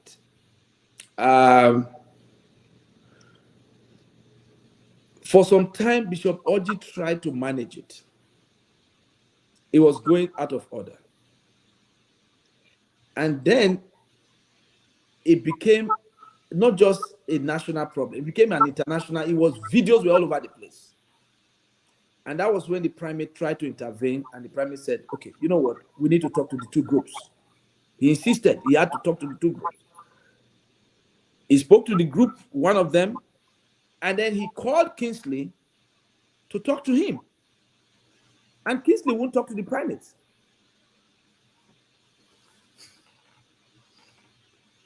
So, I mean, it's shocking to hear that. So and the church didn't do anything about it. Well, you see, and that's the dynamics of it. If somebody will ask about what is the significance of Ike's position about vestry and election manipulation for vestry, because by law, the vestry is the legal tool that represents the leadership of the church. So what he did was, over the last couple of years since he's been a priest, he has manipulated the election consistently to only allow people who will be people who are his yes sir, the people who will say yes sir to his bidding. And so by the time you now had this final one, he had succeeded in getting everybody on board who just rubber stamp everything he says. I was a rector in the church.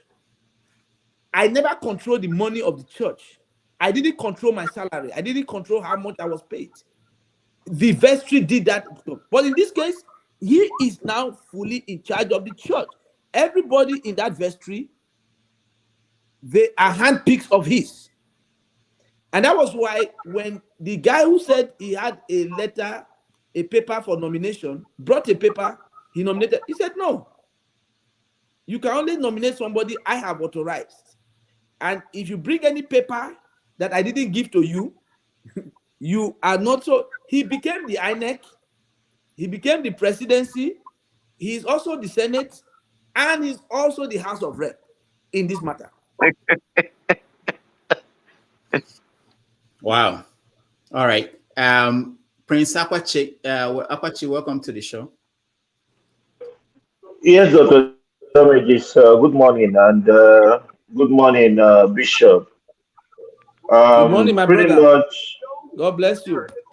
I've listened to what you said, and I know all these things happen everywhere, but all I can ask for, in the spirit of, brotherhood and other stuff, is there a way that, other than the courts and all that stuff, is there any other way that all these things could be solved? That's the same. I will ask the same question. If you know any way, if you have any way, and I'm putting this out to the public, if anybody knows how to reach out to Kingsley and say, Kingsley, you need to resolve this problem in your church.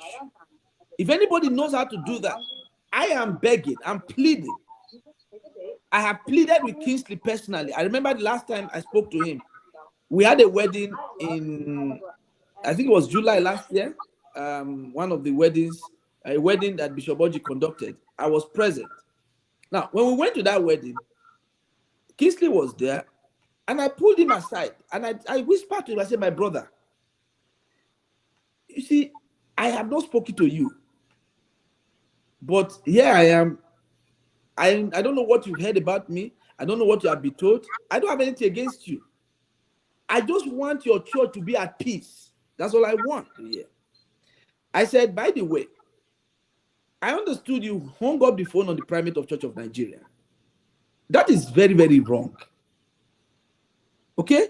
No matter how badly trained you are, how can a priest hang up the phone on the primate of Church of Nigeria? His explanation to people who, when I spoke to Bishop Oji, I said, your priest hung up the phone on the primate of Church of Nigeria. What did you do about it? No. And I said to him, that day I spoke to Kingsley private. I said, Kingsley, please. The primate at that time was in New York.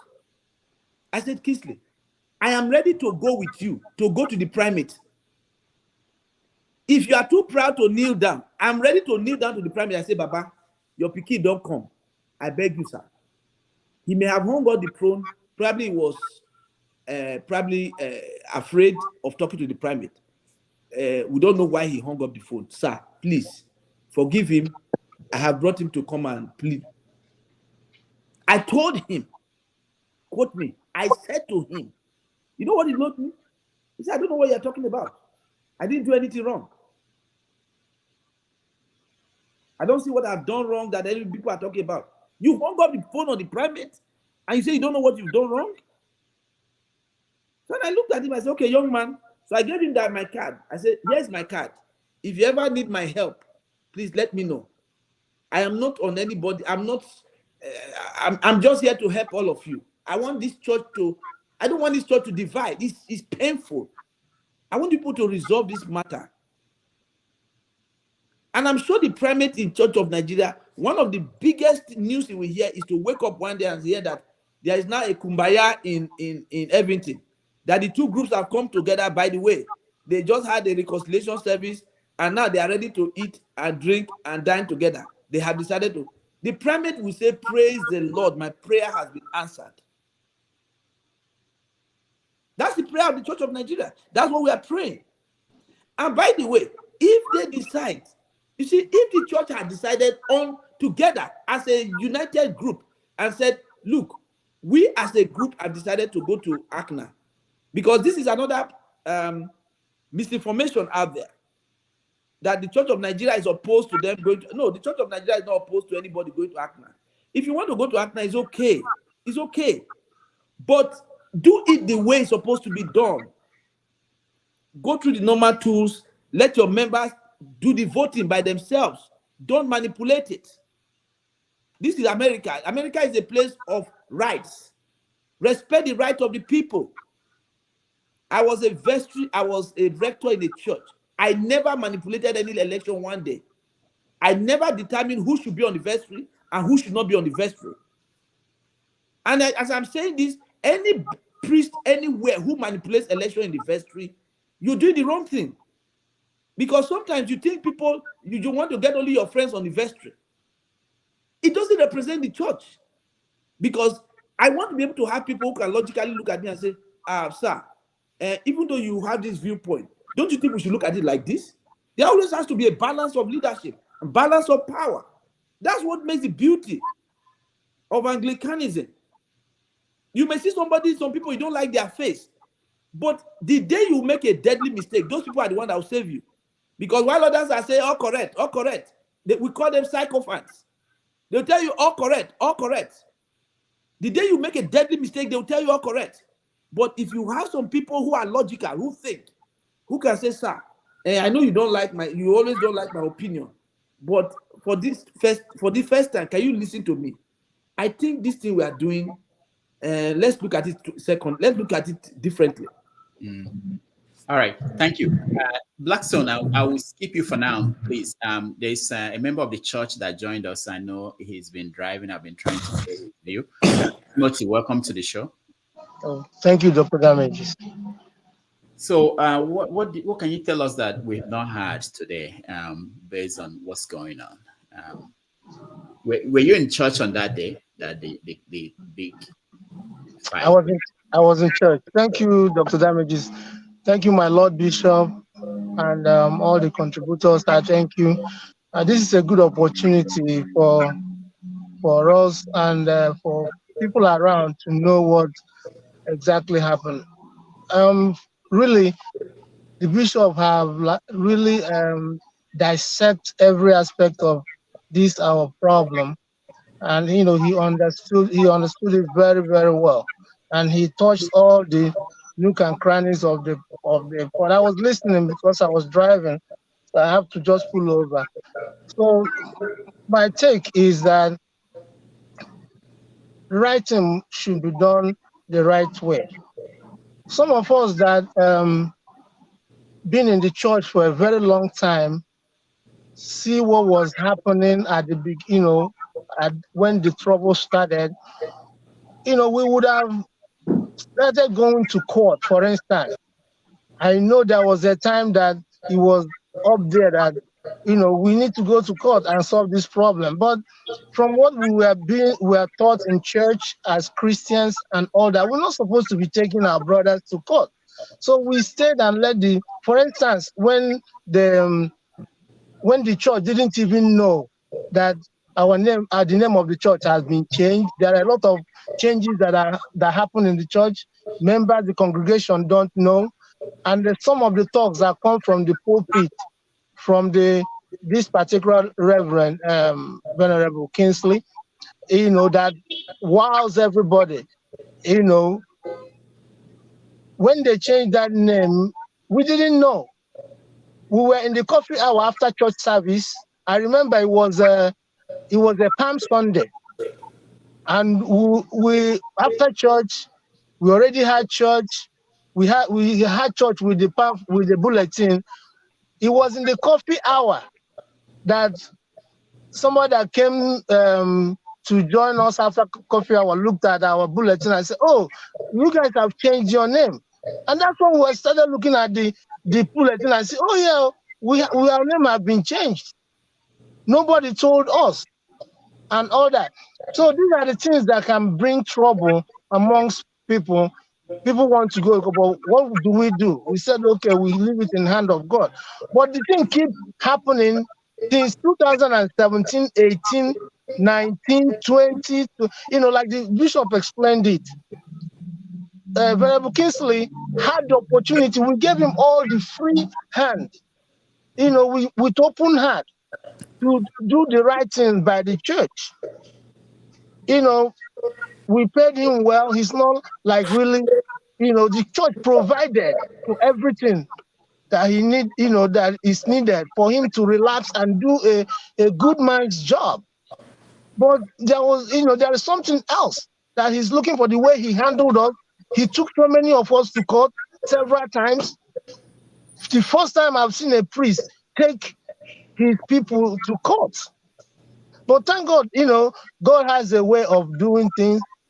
The way the things are going now, the way our bishop is talking about it, and things are coming much, much better. I really, really applaud Bishop Unuigbe for what he is doing amongst us, calming us down, telling us the right way to do a lot of things. So going forward, we are just praying that things will work better. For instance, like Bro Ike was pointing out, the first time we engaged Kingsley, when we were looking at the budget, I was the person that raised the issue and said, "Oh, Venerable Badinobi is leaving.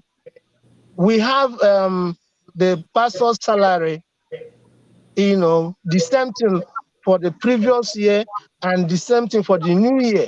Are we going to start a regular reverend with the same thing we were paying a venerable? The regular reverend will be a canon, then and become a venerable, before we can start paying him what we are paying like Obadinobi that time. From that time, it looks like, I don't know if it's wrong for someone to point out an issue of this, of this type, when you have a meeting of stakeholders trying to do right by the things of the church. Is it because it's a church business? If it's in their business, will they employ somebody new who is at the entry level of a job? The same thing they are paying somebody that have been on the job, got all the qualifications. After venerable, what else can you be?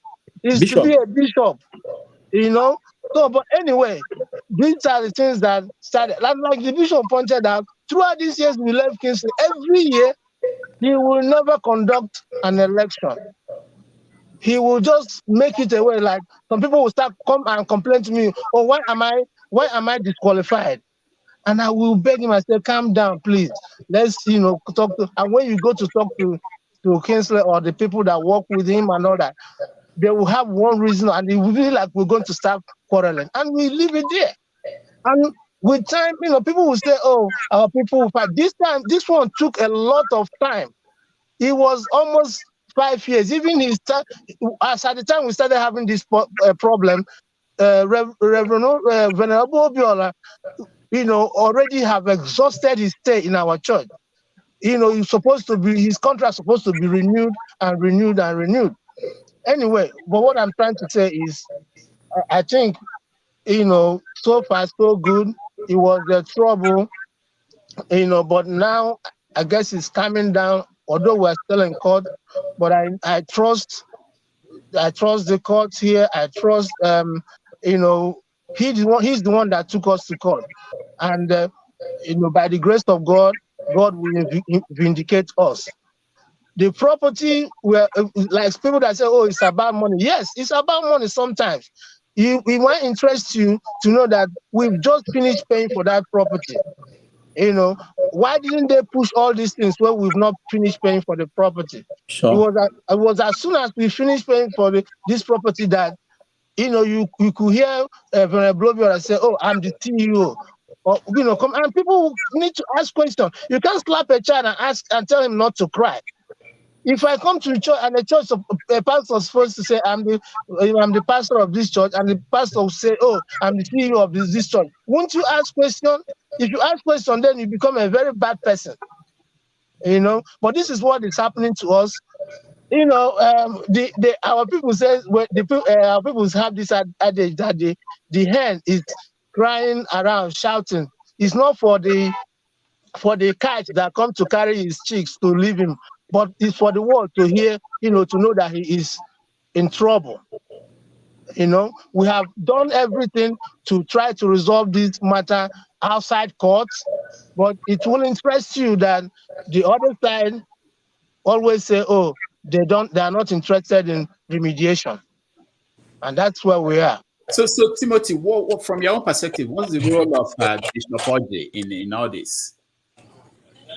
Sorry, say that again. Bishop Oji, what's his role from your own perspective? Well, the issue of Bishop Oji is, you know, it's a higher level discussion, you know, that at that point, you know, but from my own understanding, he made an effort because he sent in an emissary to our church to look into our case. We were all there. We told them what is happening. They looked at it. One attorney, I don't remember his name, but God just sent him attorney Mbadu or something like that. With Obadinobi, they came and they gave a report actually, you know, suggesting that we redo the election, and I guess Oji asked Kingsley to, you know, redo the election and all that. But at this point, Reverend Obiora is not listening to anybody.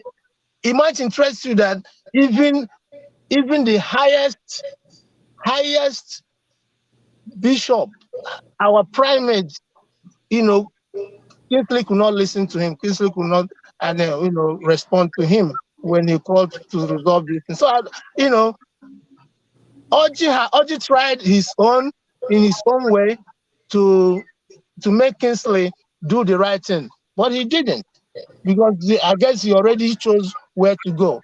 There is another, you know, I followed the issue with Bishop Oji, because I know I called him the day they changed our no, he called me the day they changed our name because of the action I took that particular day. I took that bulletin right there and then, that same day, and I went about in the church asking everybody where we are having a coffee hour, asking everybody, "Do you know that they changed our name?" And people said no. And I said, and I wrote on that paper, on that bulletin that day, "Do not change our name." Matter of fact, I said, "Palm someday without palm. Do not change our name." And a lot of people signed that paper. And he get to Oji. I didn't know how he get to Oji. Maybe Kingsley called him to tell him. And he called me that day and told me that I should stop what I'm doing. And I told him, we didn't know that they changed our name. You know, these are the things that they let the congregation. Matter of fact, Anglican Church is a church that involves what we call the laity council. The laity council involves every member of the church, as probably except the clergy, or you know, something like that. But that's a part of the church that, you know, that the things are communicated to.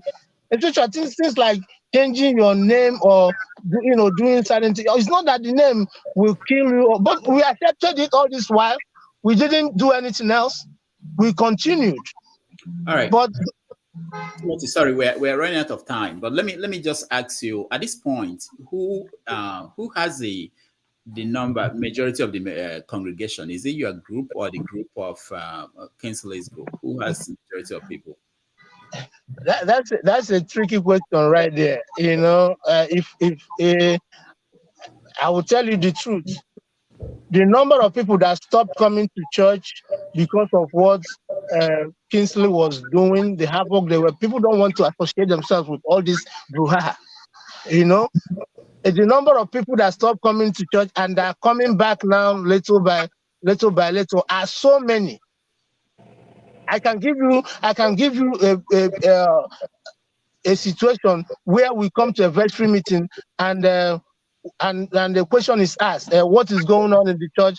And somebody will raise his hand and say, oh, people are not coming to church. What is going on? Some people are not coming to church. How are we going to get to them? And Reverend Kingsley will say, oh, the old ones, they are not coming. The new ones are coming. You know, to tell you the truth, the number of the people that are coming back to church now on our side is more. It's always more. And when this thing is dying down, more people, when the people ask and say, oh, we're having church again, and people are every Sunday we have at least two to three families coming back to the quiet, peaceful scenario. So let me ask you, who are the people signing the check for Venerable Kingsley? Well, that is one of the things. Well, that is one of the things that we're asking to be looked into, because we called for the audit of this church. Before the crisis, who were doing it? Before the crisis, how was it done? How was it getting paid? It's supposed to be the treasurer and financial secretary. And they're all on his side, is it? Exactly. These are the people he, like handpicked when you start looking at it, critically. All right. Thank you so much. The Blackstone, do you have a question for the bishop or a contribution to this conversation? Thank you, Dr. Damages. Good morning. Thank you, Bishop. Thank you for coming. I just have some questions anyway, because I don't know anything about the Anglican Church, and I'm not a member of Anglican Church. I don't know how things are being done then. But my question is just this, because I'm a Christian and I'm worried about the body of Christ. And so when such crisis happens, indirectly, it put a dent on the Christian religion or Christianity. Because if you look around the world today, the Christian religion is one of the most where they have so many confusions, members fighting themselves, dividing and everything. So in such a case now that you are going through in Anglican churches, is there not a biblical solution to this? That's my first question. Is there not a biblical solution?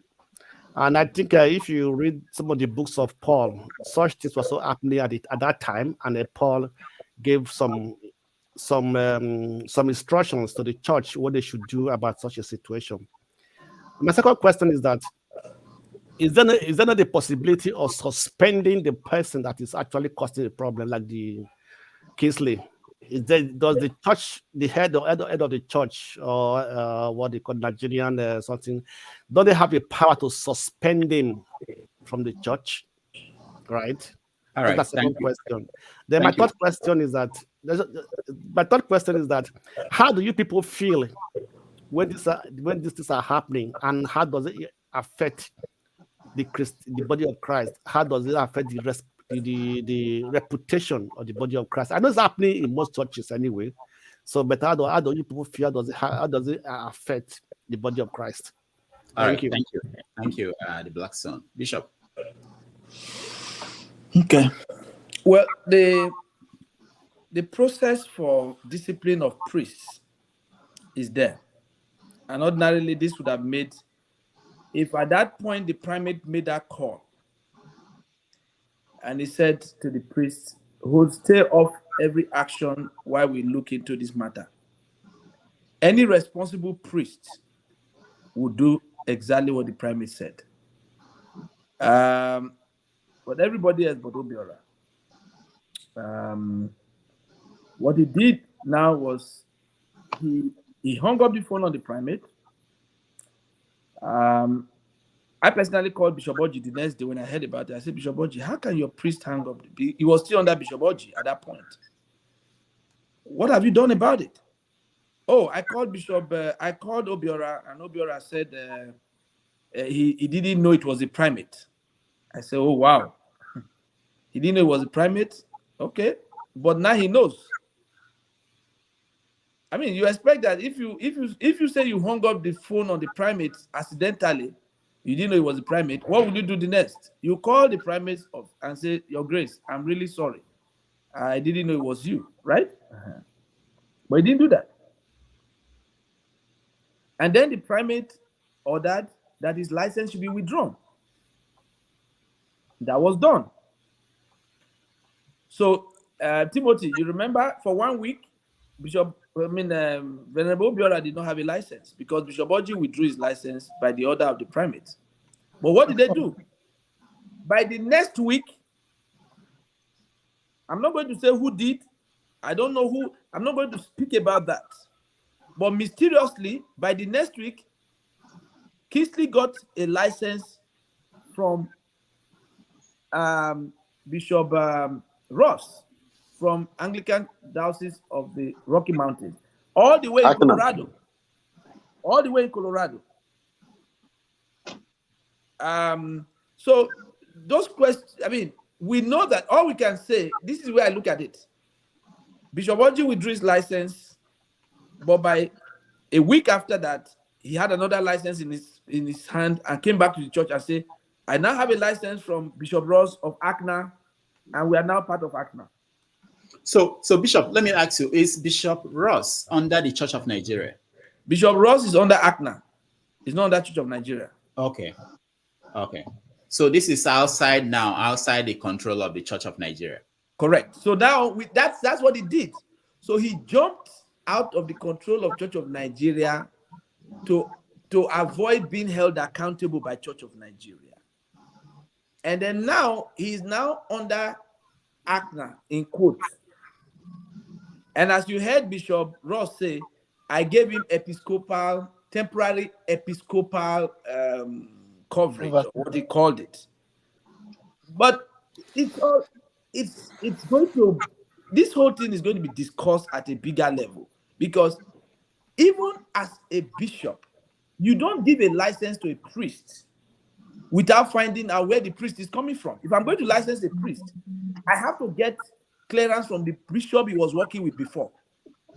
But in this case, there was no clearance, there was no question, there was no background check, there was nothing. They just gave me a license. Now, but what about the members of the church, the founders of the church? Do they have no say? Do you, as a priest, wake up one day and move to another? That is exactly what the point we're making. That in this case, Obiora has tactically walked his way to the point where, look, it's like asking me, where were Nigerians when Babangida was promulgating all kinds of decrees? What they did, they took over the church. I mean, they took over the country, drove everybody, drove those who are in power, arrested those who could talk, put them in jail. People like Ganifa were making noise in the street, and then they started promulgating all kinds of laws. This is exactly what you're having repeat itself in the church. You now have a situation where you have a priest who is completely under nobody's control, does whatever he wants. No bishop talks to him anymore, because the bishops who were talking to him, who understand the situation, he has cut himself from them. The one he claims to be under, I don't even know if Bishop Ross tells him anything. Wow. Dr. Kompo, I'm in a different location now. No, hold on. My battery is about to die. Hold on. Can I welcome to the show? Thank you, Dr. Damages. Okay. You have a question for our bishop? Yeah, no, yes, I do. Thank you, the bishop. I have a question for you. He did finish answering my questions. Okay. The other question, what was the other one? I said, as African, how do you feel? How do the Anglican feel? Okay. The impact of all these things in the body of Christ. Is it a simple, disgrace or how do we solve these problems? I just said it to you earlier that we feel embarrassed. I feel embarrassed. I feel disgusted, and people have criticized me a few times. Why did you go to the church? I said, listen, how can you have people locked out of their church and everybody is saying, don't come to their rescue? No, that is injustice. So on one side, I feel pain at, seeing all these how these things played out. But our prayer is that, by the way, my brother who talked about not being Anglican, I'm a born-again Christian, okay? So I'm not just Anglican, no. I'm a born-again Christian. I know that Bible and I understand the conflict resolution. Where we are right now is not where we want to be. It's not where the Primate of Church of Nigeria wants to be. The court is not the place we want to be. If there is anything, Kingsley and his fellows have decided to go to court and continue to want to insist on being in the court. On one side, they think they have an upper hand in the case. But right now, I think it's beginning to play out to them that, look, you don't have such an upper hand as you think. And so now, they are using all kinds of tactics to try to manage. In fact, at a point, they even wrote a letter against the judge. They wrote a letter against the judge, because the judge ordered that the people who were suspended from going to church, they should not be, that there was nothing like that. They had to come to church. Nobody had the right to stop them from coming to church. Oh, they said, oh, no, the judge was exceeding her powers. So, my brother, the answer to that is that we are not happy at the situation. If anybody can today wake me up and tell me that the situation and everything, they just saw that breaking news, Venerable Obiora and his church have come together, they have talked, and they have resolved, and they have decided to put the matter behind them, and now they have just broken bread, and as we speak, there are people in that church who won't take Holy Communion from from Venerable Obiora. They vow they will never take that. How can you have a priest who lies to their face coming to give communion to them? Okay? I can tell you one right now. How can you tell everybody, to the whole world, that crozier was broken in church? Who broke it? There was no crozier broken. Never did it happen. But they lied.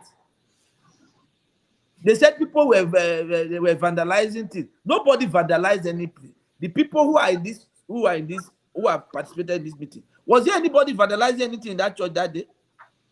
Did anybody break anything? And by the way, the police were present in that church. If anybody was vandalizing something, wouldn't they have arrested the person? Exactly. Of course, they were. So this case, the reality of it is a very simple case. They are only trying to drag it all over the place. The judge at a point even told them, go back to your church and go and resolve this matter. This is not a case for the court. This is ordinarily supposed to be a case for your church to resolve. All right, thank you, Bishop. So can I let's hear from. Hold on, Thank you. Okay. Bishop, I have a question for you. Actually, two questions, but my number one question is connected to number two. And the first question is, you know that church is supposed to be a body of Christ. Sure. Where not only you preach the gospel, but also you make sure that your congregation are putting that gospel into practice. As a priest of God or a priest of the church, what do you have to say about Leviticus chapter 18, verse 22? Do you believe in that as a priest, and do you put that into, do you preach that in your church? Just hold on, let me pull it up. 18, verse 22? Yeah, Leviticus chapter 18, verse 22. Okay. Well, I already addressed that. Leviticus chapter 18, verse 22 says, You shall not lie with a male as with a woman. It is an abomination. Okay. The Bible is clear. Thank you. So I don't know about the Anglican Church. The Anglican Church position is a man shall not lie with a man as unto a woman. Thank you. That's where we stand, and we still stand on that. Thank you. So I don't want to maybe I don't know much about the politics going on, but when we heard about the issue or no, the problem with the Anglican Church in New Jersey, some of us, we do have families there. We ask questions, what is going on? But what we were told kind of sound different from what maybe I joined this program late. Maybe I don't know if you've discussed that. But I was made to understand that a certain priest or a certain bishop was posted to that branch of Anglican Church in New Jersey, and that same priest is one that believes in same-sex marriage, and the congregation is against that. So they are pushing against such practice or such preaching in their church. So do you think that is actually what is going on in the church right now? No, absolutely no. I thought that this is a very, very good opportunity to correct that. Sure. Bishop Ross is a Christian. Bishop Ross is a conservative believer. He's a good Christian. I don't think he's a bad person. I don't think Bishop Ross does not believe in that. Bishop Ross is a bishop of ACNA. And ACNA as a group is part of GAFCON, the Global Anglican Future Conference, all right? Which Church of Nigeria, by the way, is part of. So on that issue, no. It's not, when people fight, yes, and you have to understand this. When people fight, everybody will try to exaggerate their side of the story to paint the other person black. And I think that's one of the bad press that was given to Bishop Ross. Because when you saw it, there was this gay bishop who has come to take over the Anglican Church in Irvington. No, that's not true. That's not true. That's absolutely not true. And I'm happy that question came up, because what I will not sit down to do is to let people lie. I would not agree. I would not, no matter how much you try to paint it. No, a lie is a lie. That was not true. And that was not a reason. That was not a factor in this problem. No, it was not a factor. Okay, Bishop, one question connected to that. Thank you so much. Is there anything to do with racism in this situation? Because I've had to say, no. Okay. Again, racism has nothing to do with it. Okay. Racism has nothing to do with it. We have had Nigerian churches. I mean, like Dr. Damages, your church is a Nigerian church, but you are under Bishop Dobbs. Now, I was with Bishop Dobbs for a couple of years. You remember that. We had our own little, that's a different topic entirely. But as per racism and racism has absolutely nothing to do with this church. It's not based on the fight they are having. You see, we are the more we broaden this fight, the more it gets complex. The real problem, there are 2 points. Okay? There were 2 points. And I keep telling everybody who is involved in this matter, don't divert from the problem. Okay? Don't divert from the problem. There were 2 points. The 2 points is manipulation of church elections and refusal to conduct financial audit. The financial audit of the church. Those are the 2 points from the beginning. Now, as the fight went on, of course, the team began to become pregnant and deliver more children. So as it went on, there were cases of people now, there were accusations of Kingsley hitting somebody, and then there were cases of somebody accusing somebody of hitting or talking to him anyhow. So, when people quarrel, everybody starts talking to each other in an abusive way. That's what happened. But the main 2 issues was manipulating the elections to bring in only people who were on Kingsley's side, number 1. Number 2, refusal to conduct a financial audit. And in a way, those two are tied. They're tied. Because anytime you have an institution where somebody refuses an audit, you really now want to say, why are you not allowing an audit? If you have nothing to hide, then open these books and let people see what is in there.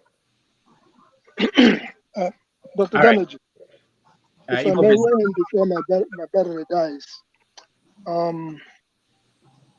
Today actually is my 32 wedding anniversary.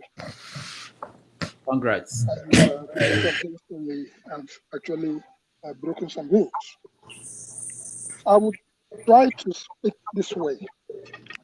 Chinua Achebe's father, when the church came to Nigeria, he sent his children, one to the Anglican Church, one to the Methodist Church, one to the, he sent we sent them separately. We have inherited these things. I will try to, this is speaking mostly to our Igbo audience, those who understand Igbo. I will try to end it up by saying that ofu onye shiere ọha ericha ya, ọha siere ofu onye ọ ga-ericha ya. Ogugu na-anaghị anụ ihe, grasshopper wendo dị here, ọ na-anụ ihe n'ite ofe. Onye tara akwa ọgazi, onye ahụ ji ahụ ụgwọ. A sị na ọnwụ na-egbu nwa nkịta anaghị ekwu ya ka ọ n'isi nshi. We as a human, no matter how big or mighty or how small we are, once we go away from the truth and nothing but the truth, having said all that, it is both an appeal and a solution to the church. My commentary is this. Let us remember the reason why the church came being in the first instance. Is it not to serve God? And if that is the belief of the troublemakers in this particular church, like our social organization, Igbo Cultural Organization, from World Igbo Congress to Igbo USA, search your souls. We are all passing through. We are passing by. It's an appeal to Bishop Kingsley or Reverend Kingsley. Please consult with Reverend Unuigbe, who has been instrumental to the bringing of the Anglican Church in North America. I raise my case. It's an appeal that that to lobby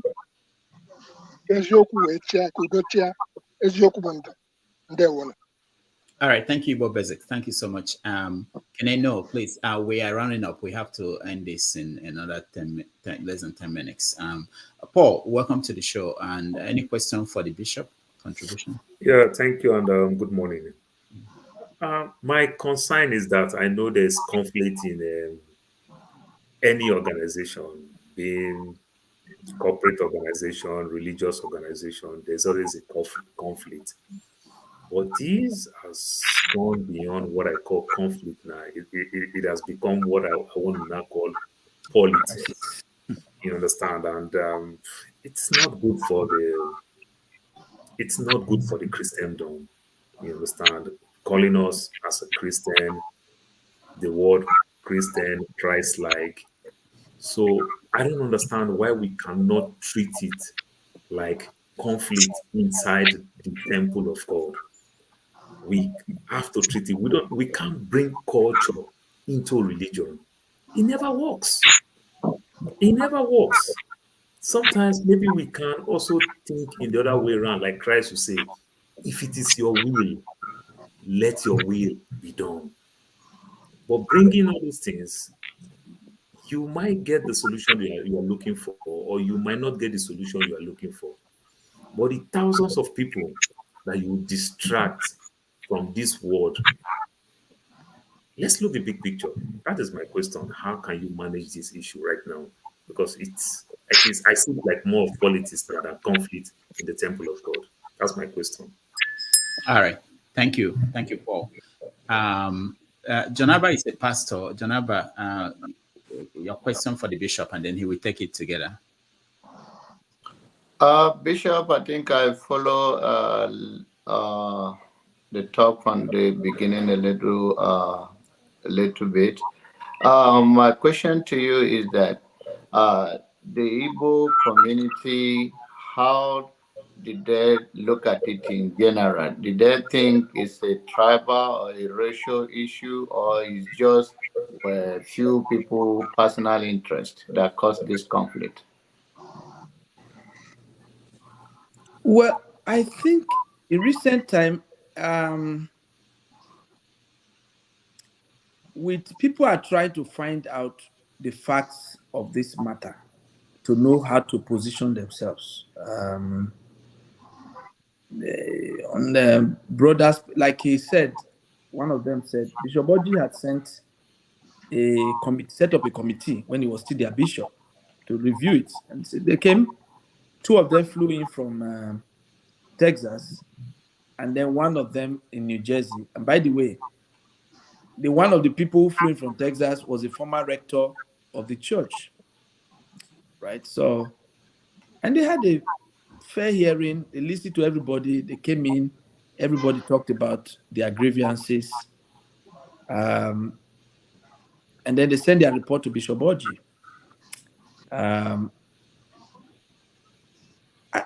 It wouldn't have gone this bad. It wouldn't have gone this bad. I think, you see, anytime there is no control, lawlessness becomes the order of the day. Okay?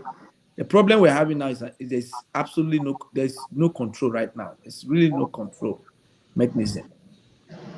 And then the bishop, the Kingsley himself, see, I'm a bishop, but I have people that when I was ordained, before I was ordained a priest, they were like my mentors. If you have a problem with me and you think I'm going out of order, you give those bishops or senior bishops a call, and they call me and say, Unuigbe, what is going on? There are people I'm answerable to. See, you see this, the cross. Everybody, when you look at the crucified life, the cross is a vertical line and a horizontal line, isn't it? Now, the way I look at that cross as a Christian, and this is a general thing, you have one line up, going up vertically, one line going down vertically, and then two sides. The way I look at it, somebody explained it one time, and it has stuck with me. As a Christian, you are accountable to people above you. As a Christian, you also have people who are looking up to you from below. As a Christian, you have people you are co-laboring with on the same horizon with you. When you take any action, you always ask yourself, how does this affect the people above me? Is it respectful to them? This action I'm taking, the people below me, how will they see me when they see me acting like this? The people beside, my fellow laborers, how will they take this? This is what discipleship is about. And as a Christian, if you lose contact with any of this, it will be a problem. Accountability becomes a problem. If I do something, see, it's funny. Some of the issues going on in this church, if this happened in an Episcopal church, by now this priest would have stepped down. Dr. Damages, do you agree with me? By now, if you have a situation degenerate to the point that people are carrying placards in your church, as a priest, that is enough to say, you know what, this is a shame on me. I could not manage a church to the point that people are carrying placards into the streets. But of course, that's individuals. So the Christian church has ways of being accountable. I am accountable to people above me. The primate of Church of Nigeria, he can suspend me. The primate can suspend me as a bishop. That's accountability. The people below me, they look up to me. When I'm going to do something, I think about how will this impact the people, all the people I led to Christ as a Christian over the years. How will they look at me, Bishop Unuigbe, and say, I did this? Those are things that hold you accountable. I don't know if that helps anybody. Yeah, thank you so much, Bishop. We are rounding up. But let me, talking about being held accountable, let me play this video of the Church of Nigeria. This is from 8 months ago. I'll just play a little bit of that. Anglican Communion, the Most Reverend Dr. Henry C. Ndukuba, has suspended the Right Reverend Dr. Felix Orji as the coordinating bishop of the Church of Nigeria North American Mission and bishop of the Anglican Diocese of the West with immediate effect.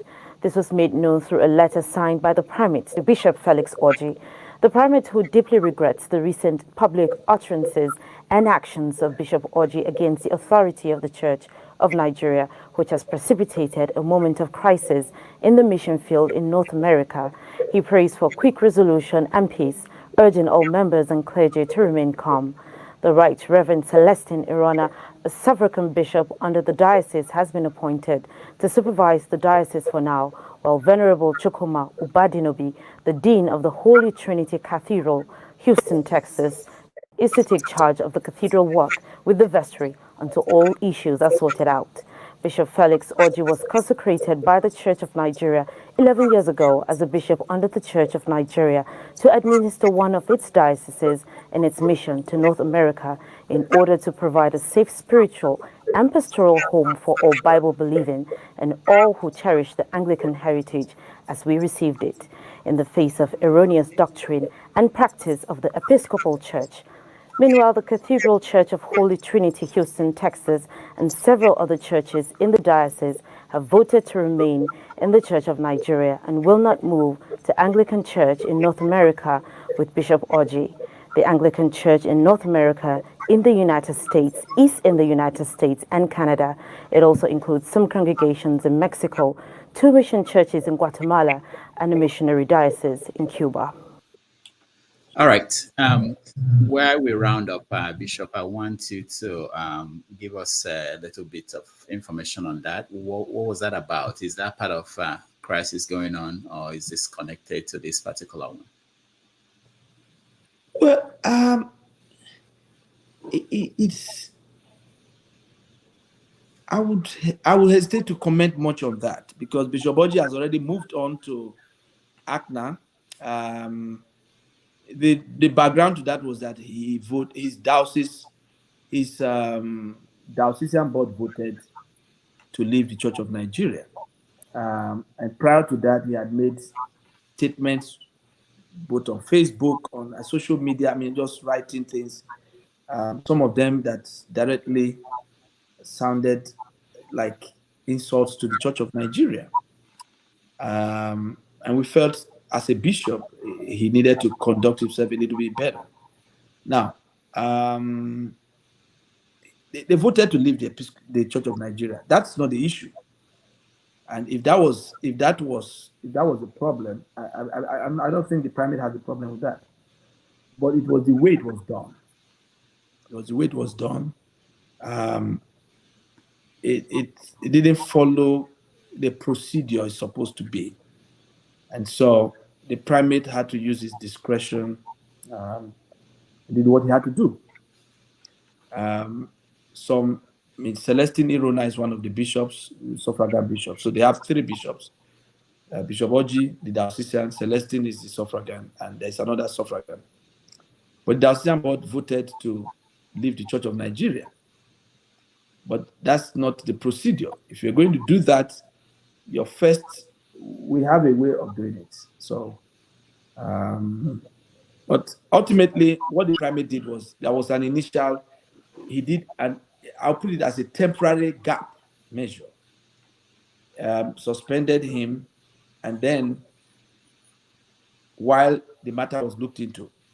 And so shortly after the Church of Nigeria got a letter from ACNA requesting for the primate to release, the Church of Nigeria to release Bishop Orji and Bishop Sili and other churches that want to go with ACNA. So which was done. So a committee was set up by the Church of Nigeria, the primate. Incidentally, I served in that committee, reviewed everything, and advice to the primate was that, okay, fine. He wants to go, is part of his diocese want to go. The resolution was release him to them.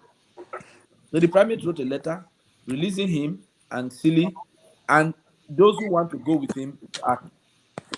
And then those who don't want to go with him to ACNA, those ones now stay with Bishop Celeste Irona, who is now, he was appointed as supervising bishop. So he's supervising them. And by the way, they had their synod last month in Houston, which I incidentally attended. So on both sides, I think they're settling well. Bishop Oji and the new diocese that is in ACNA, they've just accepted them. In fact, ACNA had their own meeting, and they've just officially received them into ACNA. So Bishop Oji, as far as I'm concerned, has arrived safely in ACNA. The bus arrived safely. All the passengers, no casualties, they arrived safely. And the people at home, the Celestines group and the Ubadinobis and all those who are loyal, who want to stay with Church of Nigeria, they have stayed with Church of Nigeria. And by the way, and this is something I also want to clarify. There have been people who make it look like this is against Bishop Oji. It's not against Bishop Oji. I personally, for one, I can tell you this. I have vowed to everybody, as I stand today, if there is a vote today by anybody or any group or any diocese to leave Church of Nigeria, I will be the first to put my hand up and say, my vote is no, asleep, no, awake. Right? Now, it has nothing to do with, it did not have anything to do with Bishop Oji. There are churches, there are priests who are very loyal to the Church of Nigeria. And the day you tell them you want to move out of Church of Nigeria, you can as well tell them bye-bye, because they will not follow you. Okay, thank you. There's somebody here who doesn't he doesn't go to church. He represents the people who worship the traditional religion. So I want to give him the chance to speak to you, Bishop. Maybe you can convert somebody today. Absolutely. Bring it on. Bring it on. I'm excited about that. Ovie, welcome to the show. You have any question for the bishop? Be careful now. The Holy Spirit can hit you. Mavo. Ovie, unmute yourself, I think.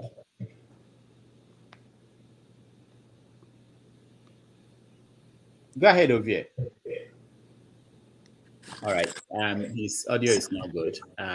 Unfortunately, Ovie, you have to join. You have to. Am I worried, brother? Why now?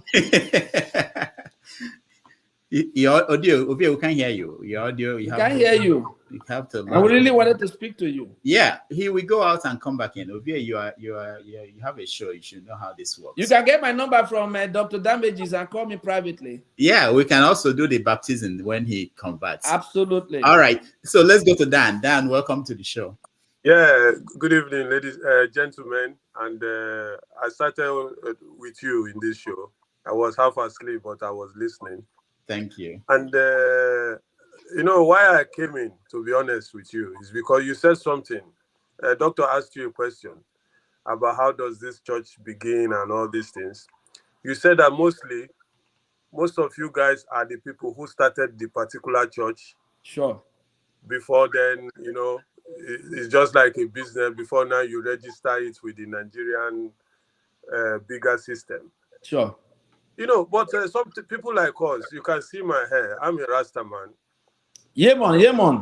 And and sometimes, to be honest with you, when we look holistically about, please let me just take your time, 30 seconds to just drop my case. You know, you see, when we look at Nigeria, the last time I went to Nigeria, to be precise, it's a long time ago.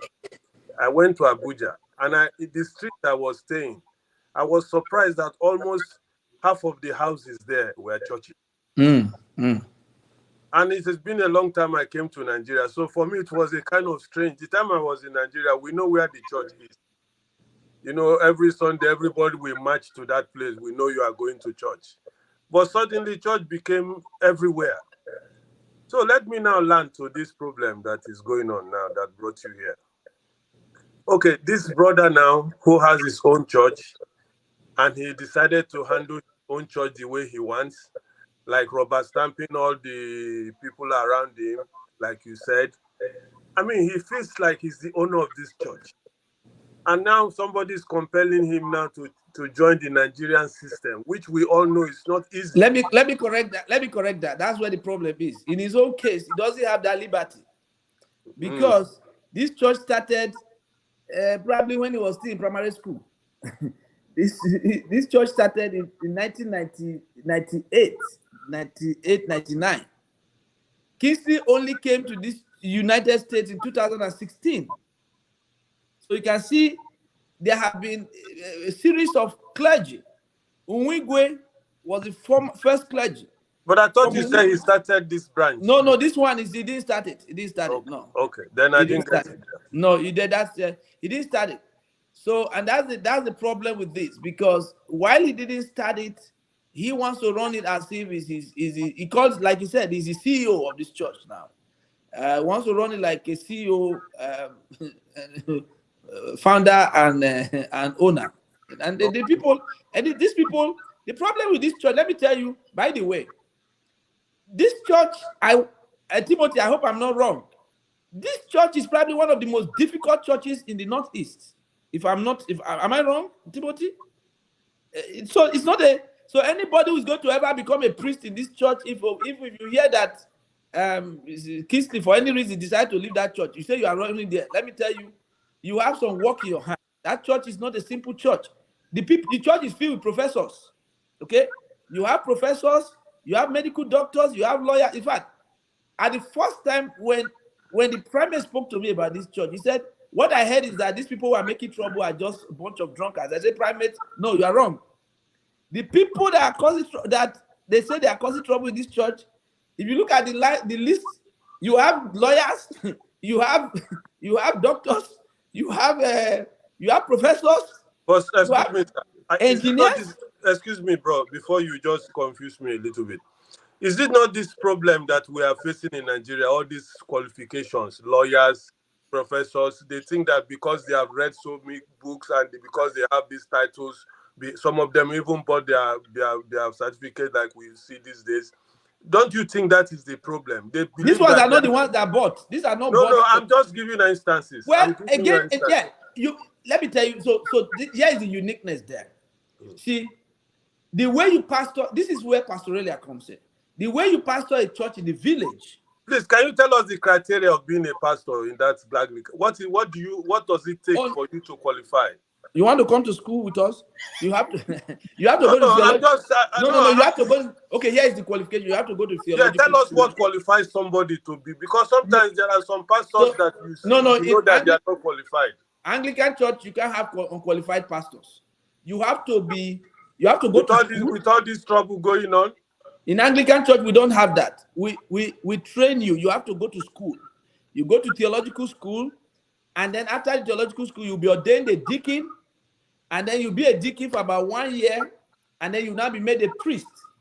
So that's the uniqueness in our church, that we have an order and we have a way of ordering. But you have not answered the question. What qualifies you to go to that school? What qualifies you? You have to feel a sense of call by God to that ministry. You have to feel called by God. How do you know that you've been called? Because that is our problem. How do we know that you have been called by God? For me, I will tell you how I knew. I knew because God spoke to me, and it was confirmed by other people who also were around me. In the dream or somewhere. All right, Dan. There are many ways. Okay, you can take my phone number. I'll talk to you about that. Doctor, sorry that I'm asking a lot of questions. No, it's a valid question. Because this is a very sensitive issue in Nigeria, where there's proliferation of churches everywhere. And sometimes we keep wondering, is it because people are not employed, so they go into church to find a job? Because They are so rich, many of them, after joining this church. That is my concern. I don't want to embarrass your guests, but I was just trying to see if I can get to the root of this, because like you said, Doctor, in your introduction, this thing is not happening only in that church. These are problems in many churches. If you understand, this trouble of somebody come to power and he wants to dominate, because, and if I make that last point before I drop, it's sometimes it's because of money. When it comes to the treasury of the church, that is where this trouble starts. Thank you. I will restate my case now. All right, Bishop. You want to not just money? I think power has a part to play in it, because some people have money. It's not just about money. I mean, if you ask yourself, somebody who has money and has bullion van for money, and is walking and shaking and still wants to be president, it's not looking for money, right? So it's not all about money. People, there's something about power. And then there's also the problem of, remember that, and I don't know if this is unique to us Black people, when we get into power, transition is always a problem. You hardly find people say, I have served my term 4 years and hand over. No. What you will find is, when it's almost that 4 years, the person will find a way of drumming up some sentiments from some people to say, hey, this man has done so well, even though it's 4 years, that is normally supposed to be the term. But in his case, is there a way we can make it? Let us extend it. Let us review the constitution, and the constitution will now state. Then they will now bring one new constitution that now says that the term will not be 4 years anymore. It is now 8 years. And since the constitution that we used to vote him, when we appoint him, was for 4 years, now that we now have a new constitution that says 8 years, we renew his contract, but now it's for 8 years. So it happens in church, it happens in institutions. You go to universities, the vice chancellor his time is up. He finds a way of looking for some professors who will try to campaign and change the rules. So the church is like is part of the community. And some of the things that affect the community, we are not isolated. We are not isolated from it. The greed, the selfishness of man. Retirement age is supposed to be 70. There are people that, when you look at them, they are looking like 90 something, but they say they have not retired. They are supposed to retire at 70. What has happened is that somehow, and then you suddenly find out that their younger brother has celebrated 80 years, but the person who's supposed to retire at 70 has not retired. I mean, these are some of the things we find. And they're shameful, they know the right things, but they're just expressions of humans' selfishness, greed, and wanting to hold on to power. All right, thank you, Bishop. We get a last question from Ovie, who represents the people. Ovie is from Warri, who worship Ifa or the something. devil is a liar. Okay, go ahead. He said the devil is a liar. That guy doesn't agree with you. Dr. Damages is a liar. The devil I can hear he's not agreeing with you. Ovie, don't mind him. Don't mind Damages. He's been the fact that you have a bishop is touching him now. So go ahead, Ovie. Get the behind me, Dr. Damages. I mean, Satan. Let me. That's my question today. All right, ask it. Thank you, Bishop, for coming to. Where are you, by the way, Ovie? Where are you calling from? I'm calling in from Texas. Oh, Texas, okay. Yes. I was in Texas last month. Oh, good to know, Bishop. Thank you for coming on to share light on what actually happened in your church, I believe, in New Jersey. When that thing happened, immediately takes me back to my days in Church of Configuration, Anglican Church in Warri. Took me back immediately.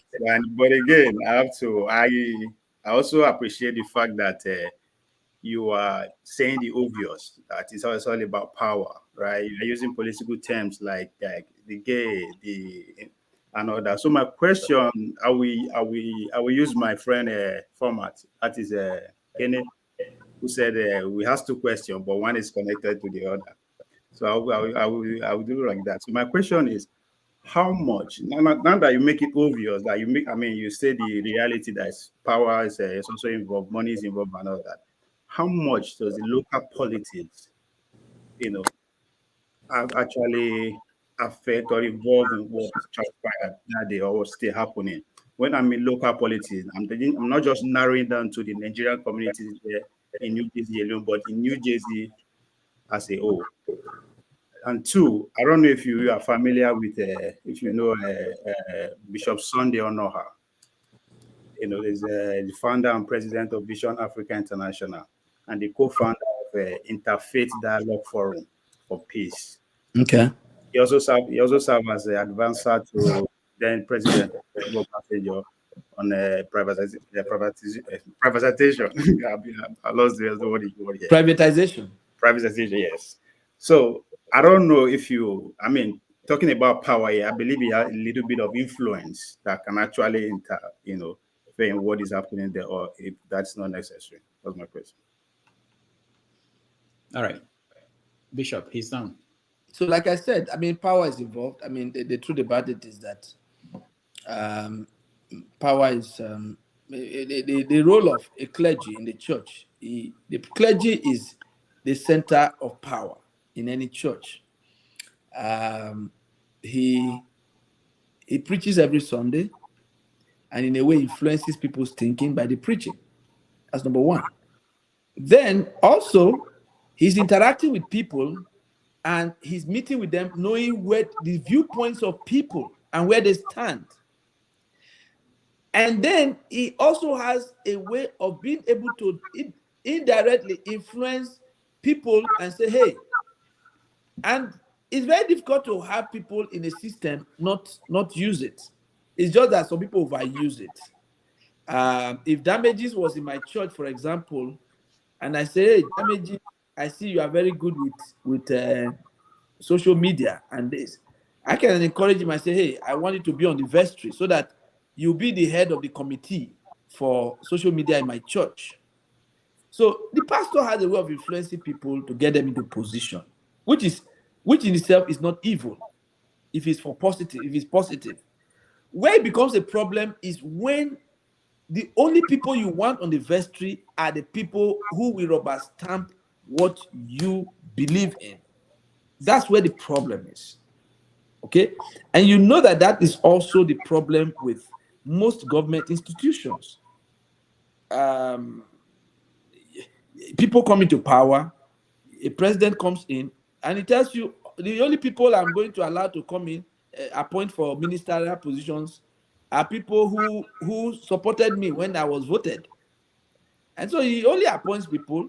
So for the next 4 years, what you are going to have is people who are thinking in one direction.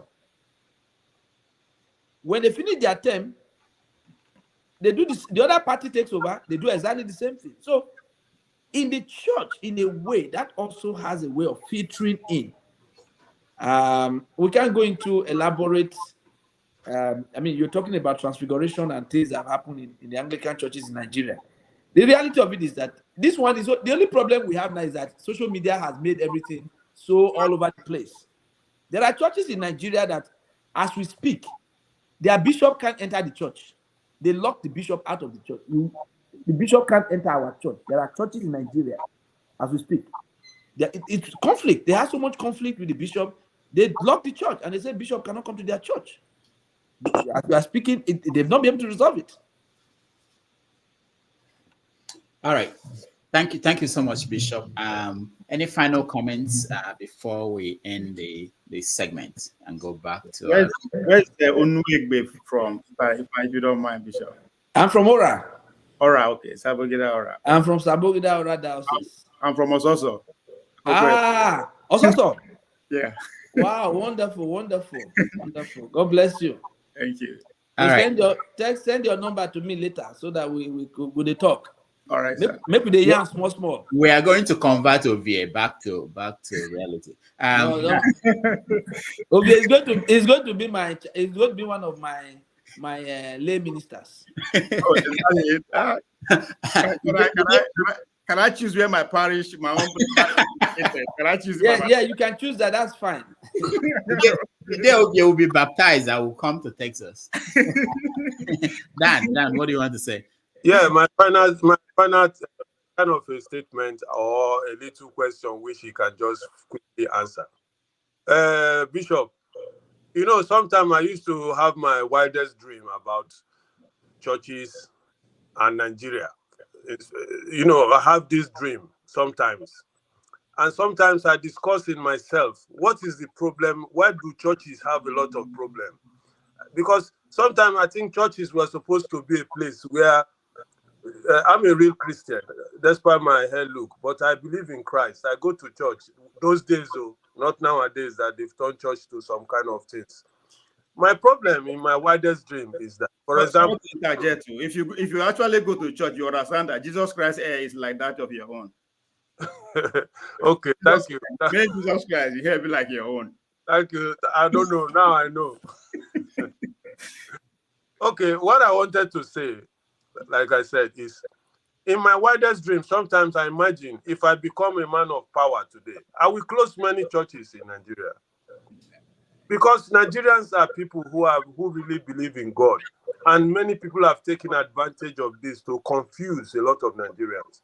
And then when you see people in authority in the churches, how they fight against themselves, like you said that some churches in Nigeria, they close the door to their bishop.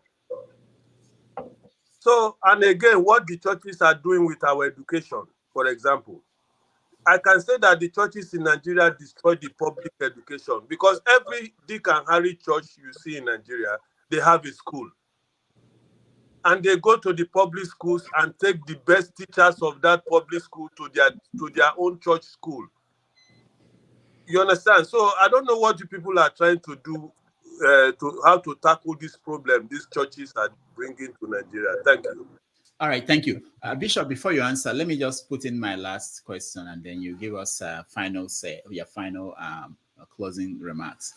I know you're a doctor, and I know that there's something that worries me about the church in terms of, I don't mean the Anglican Church now, the whole church in general in Nigeria and some African countries, where some pastors and priests and bishops basically are they have difficulties in terms of where medical science begins and where miracles and starts. And sometimes you find that a lot of people don't seek attention that they actually need, because the pastor or the priest is telling them that miracle will heal them from something like diabetes, something that we know we can manage and treat.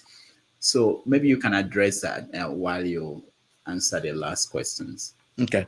Here's what I'll tell you. That's a big topic for another program. So I'll give you the topic. Faith, foolishness, and presumption.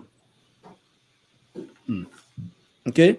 I have a bishop as a producer. Faith, yes, foolishness, and presumption. And before we get to that program, there's a book written by Frederick Casey Price, Faith, Foolishness, and Presumption. Read that book. Okay. We give you. But,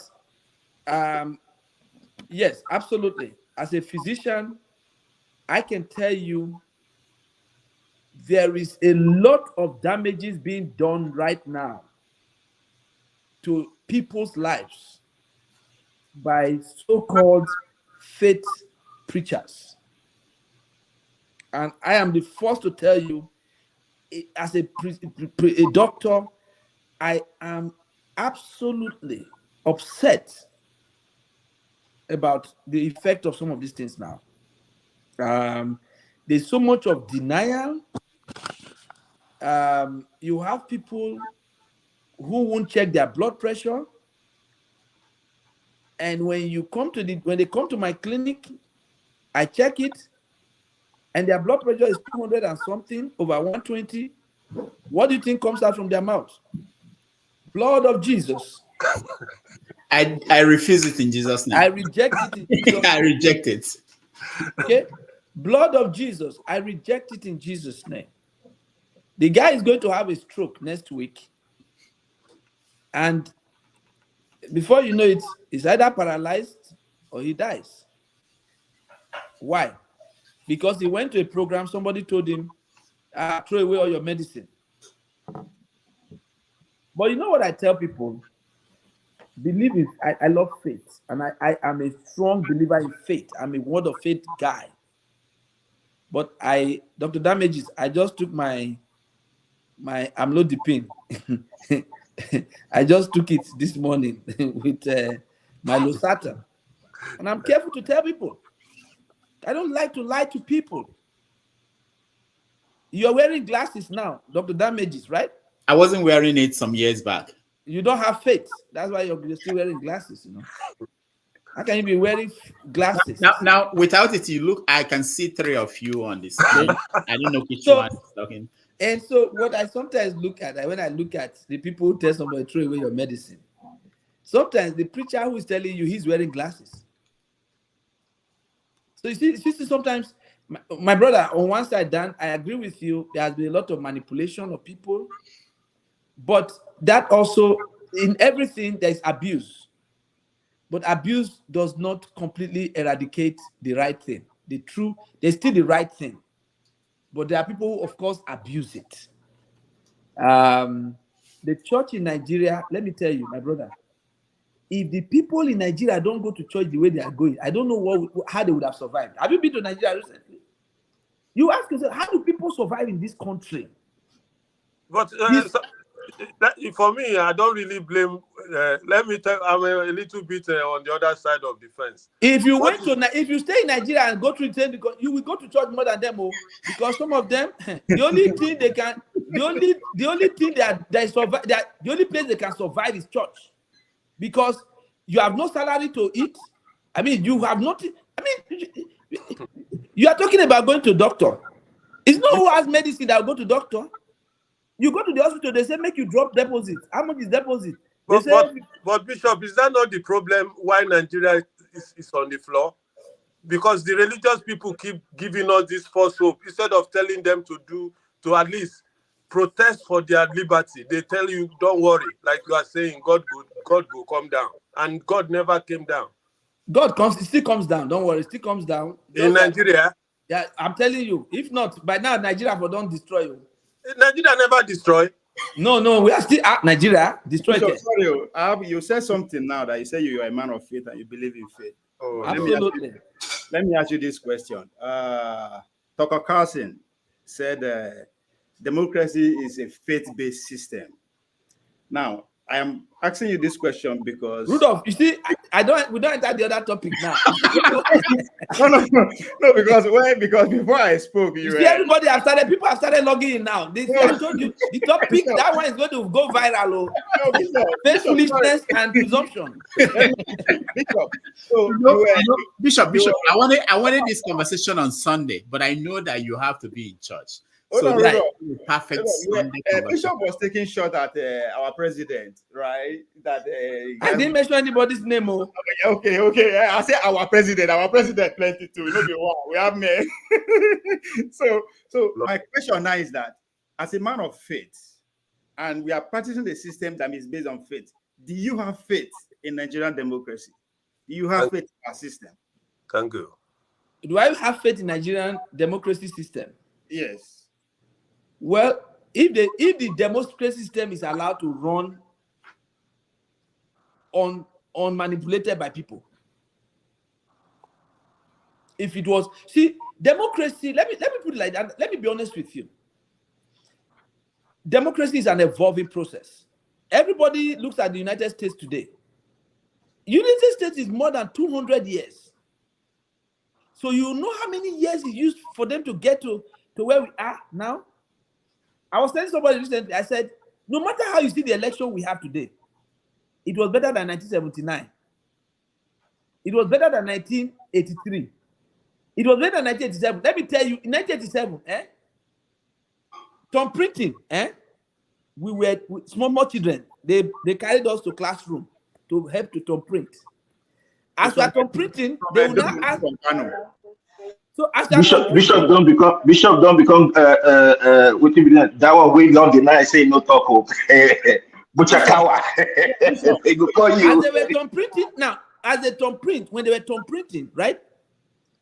Guess what they will now say? Do you think the one we have thumb printed, UPN, this is UPN now, UPN thumb printing, some printing center. They will say, do you think the ones we have thumb printed are more than the ones MPN has thumb printed? So your winning is ability to thumb print enough. So in other words, we are progressing. Actually, to be honest with you, Nigeria is making some progress democratically. Because now we talk about, before you had only two parties. Now you have a situation where you have to the House of Rep, you now have Labour Party members, you have other party members in the House. Before now, only two parties, that's it. So there's some, I want us to why we are not where we are supposed to be, we have gone beyond where we were before. My hope is that the next electoral process, Nigerians will watch out for the loopholes in this one we did. The loopholes, we have some loopholes. Now we know what we are going to, where we watch now. But Bishop, they are still in court. They no one pay attention to that. They are not looking for the loopholes. They are in court. I don't know. And no, they are in the court. But what I'm saying is, whatever the outcome of the court, democracy is an evolving process. And at some point, we are getting there. Now we now know how to use electronic voting. It didn't work right, but we have used it. It made, at least you now see people now apologizing. Now you see people, at least Olumo or Oluomo apologizing that he was sorry for how he treated people. Before, in the last election, in the election before, who was apologizing to anybody? You are talking about counting votes and talking about the beavers and all that. Before the election, before was there even counting? They just gave figures.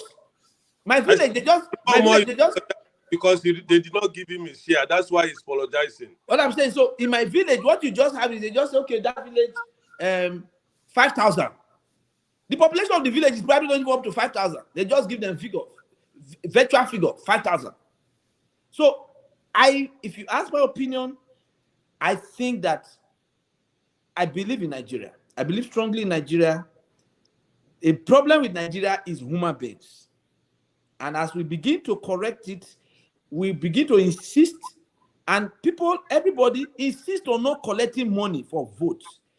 This election, there was a man who was a Okada rider who won House of Rep election. Where have you ever heard that before? See, we're now having people from the street win elections who had no money, who did not give money, who did not take and did not give, and they won election. That is a new progress. You now have a situation where a sitting governor, goes to the streets and wears apron to be begging people to vote for him. You never had that before. You now have a governor going to do babbing people's head to campaign to them. That is a progress. People now know that you can lose election. They now know that you can lose election. That's a progress. Before now, you are a city governor, you just buy the vote and that's it. Nobody don't have to go and campaign. So I hope I have, with this few points of mine, I have convinced my co-debaters and impartial panel of judges that Nigerian democracy is progressing. Yes. That tells me I used to be a debater in secondary school. Bishop, thank you so much. Thank you so much. There's somebody raising his hand. It's Mr. J. Mr. J is from Gambia. Oh no, he lives in Gambia. Thank you very much. Please, can I ask a question? You're a medical officer, right? I'm a medical doctor, yes. Very good. Do you think that death can be conquered by medical science? That is the question. Death cannot be conquered ultimately. Everybody will ultimately die.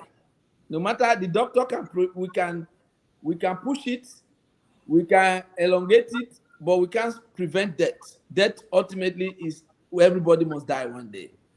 I asked the question because, let's say, last century, when you talk about brain surgery, people will tell you it's not possible. Kidney transplant was not possible. Heart transplant was not possible. All impossibilities are now becoming possible. Man has gone to the moon and has returned. Why can the same science that accomplished all these goals not conquer death? It's just a question of time. Well, I mean, if you read medicine, if you read science very well, there is something called cell cycle. In the cycle of cells, they go through a phase of ultimately every cell will die. There's nothing you're going to do to prevent that. It's the ultimate end point of everything. So, yes, you might be able to get some genetic thing to alter and make people live a little longer. You might do some environmental manipulation that makes people less exposed to less toxins and less things and make them but ultimately, even if you push it, you push the person up to 120.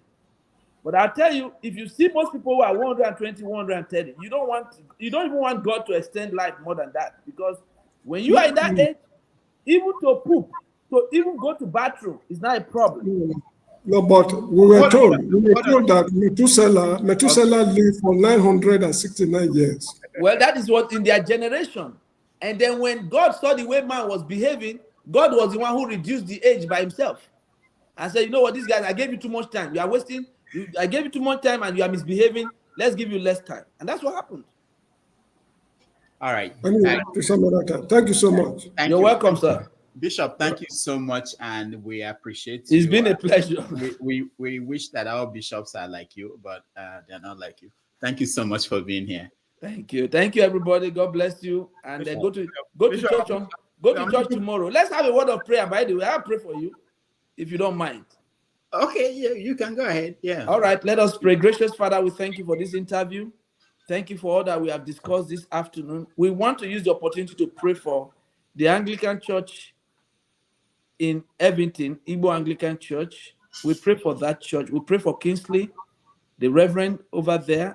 You know all the troubles he's going through right now, and all the members of that church. Lord, we just pray that the Holy Spirit will come down mightily upon that church and bring a resolution to this conflict, that there will be peace restored and the glory will ultimately go to your holy name. We pray for your children who are gathered here now. I pray for every one of them. We pray for every one of us and ask that God continue to be with us, guide us, watch over our lives and our families. In Jesus' name we pray. Amen. Thank you. God bless you. Thank you so much. And we'll take a little break. We'll be right back.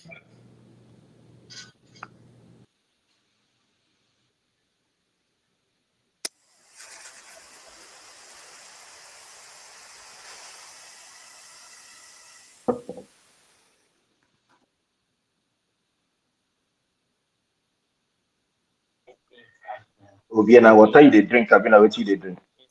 Now, Zobo. Oyibo call am hibiscus. I've been hibiscus. You know, you laugh. I know they drink. I smoke, so I know I have no fit drink and smoke at the same time. So now actually now Zobo I dey drink. I like Zobo. I mean make them by myself, by the way. Okay, we're taking a break. We'll be back and we'll continue the conversation. Let's take 3 minutes. I'm out of message be go man. I dey drink. I dey drink shake bear. You are looking like an Ivory Coast man today, man of prestige. I need some of Gogoro over here. Where can I get one? I see I talk I don't need poison. Where you live, is it legal to smoke? What do you mean where they live? What are they like? Anywhere they breathe, I'm legal to smoke. This is a free world with you say wait to be legal. But America, that's why they a person that they kill. I understand what you are saying, though. I understand what you are saying. It's not. I mean, America. I don't know. These days, of course, yeah, some state is not legal, right? But I don't know. They very the only difference now is go and see what is going on. The politicians are not obeying any. They are not obeying the law of God. They are not obeying the constitution of Nigeria. They are not even obeying the laws of their own party. As a result, virtually no party has leadership. In fact, no party in Nigeria is a party, because the meaning of party is a set of people who share common objectives. But what we have is a set of idiots who each want to have an office from the party. And idiots can never make a successful organization. Every organization to succeed, the members must aim, uphold, and commit themselves to keeping to the truth. They must uphold and commit themselves to being patient. So if you are not wanted, then you don't leave the party, you die, you fight, you kill. What for? Whatever position you hold, you are not going to be the first one. And whatever position you hold is not going to be permanent. There will be a day when it will end. And what have you seen? People who leave governor today and arrested tomorrow. Why do I even want to be? So all these people fighting for offices, and not one day are these politicians coming together to ask one question. You know the one question they don't ask? What do we do to improve the people of Nigeria? No. It is what do I do so that I become governor? Then why do you want to be a governor if you are an idiot? What is the meaning of idiot? You know the meaning of idiot? It's a Greek word.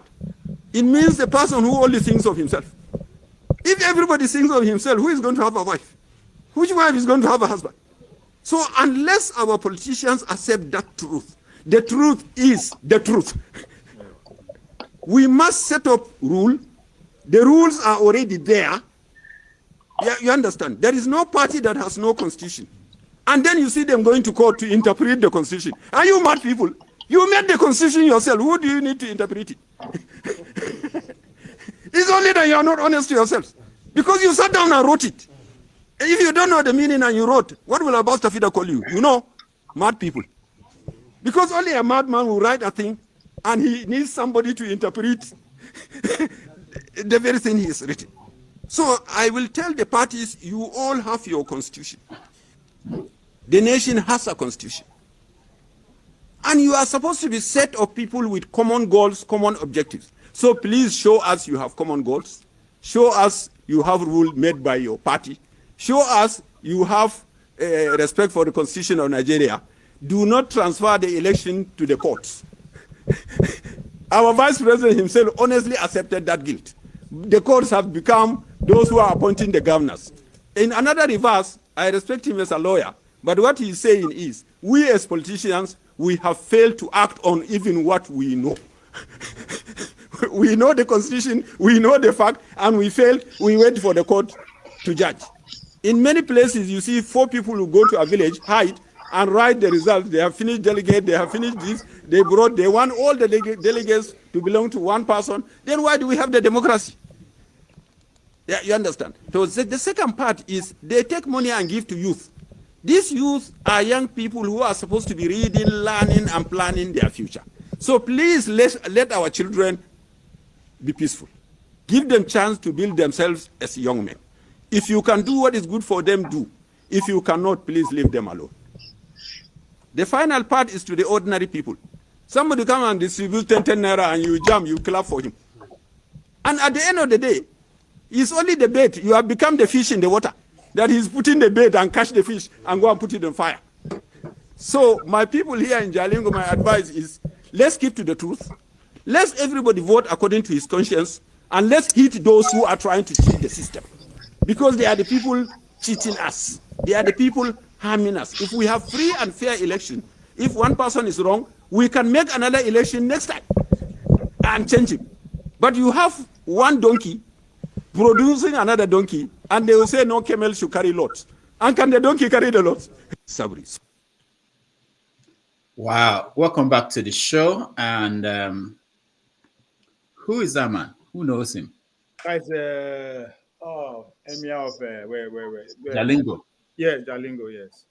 But this question that the Eddies put on the private section, that would have been, I would have loved how Bishop would have to answer this question. He says, seeing the issue we face in the church today, why don't we Africans revert back to our ancestors? That would have been good. I'm not just want to hear his own opinion about that. I didn't say that. So thank you, guys. Thank you for joining us. We typically have our guests on Sundays, but today, because it's something to do with the church, and the church people will be in church on Sunday, so I had to move it to Saturday. So we will have a traditional show. I wasn't prepared for anything beyond this, but so let's You are Nigerian. We know they prepare. no, you have to prepare, so that it will make sense. Timothy, by the way, before we get to the normal show, so how do you, let's do a little bit of feedback. What do you guys think about the bishop and the situation and what he said? Are we going by the turn by turn or? Yeah. Or anybody who wants Dan, Dan. Let's start with Dan. Okay, I think he's a very honest person. I like, to be honest, he's not so religious to me. He's a very direct person, and these are the people I like. They don't dwell in that. That's what they do for church. He's a general, and maybe because he's educated highly, he's a doctor, so he has a very big open-mindedness. Not like these focused people, God go do am. If no God no go do am, nobody else go do am. I think this is what I in him. Only that he refused to answer that question and asked that. What question? What was the question? The question was that the churches of Nigeria has destroyed. I hold them solely responsible for destroying our public school system. Because if you look at all the churches in Nigeria, no matter how small they are, they have a school. And I can tell you categorically, what they do is they go to the public schools and take the best teachers there and bring them to their private schools. Yeah. Dan, let me stop you because I heard you when you said that. I felt like I should ask you questions when you said that.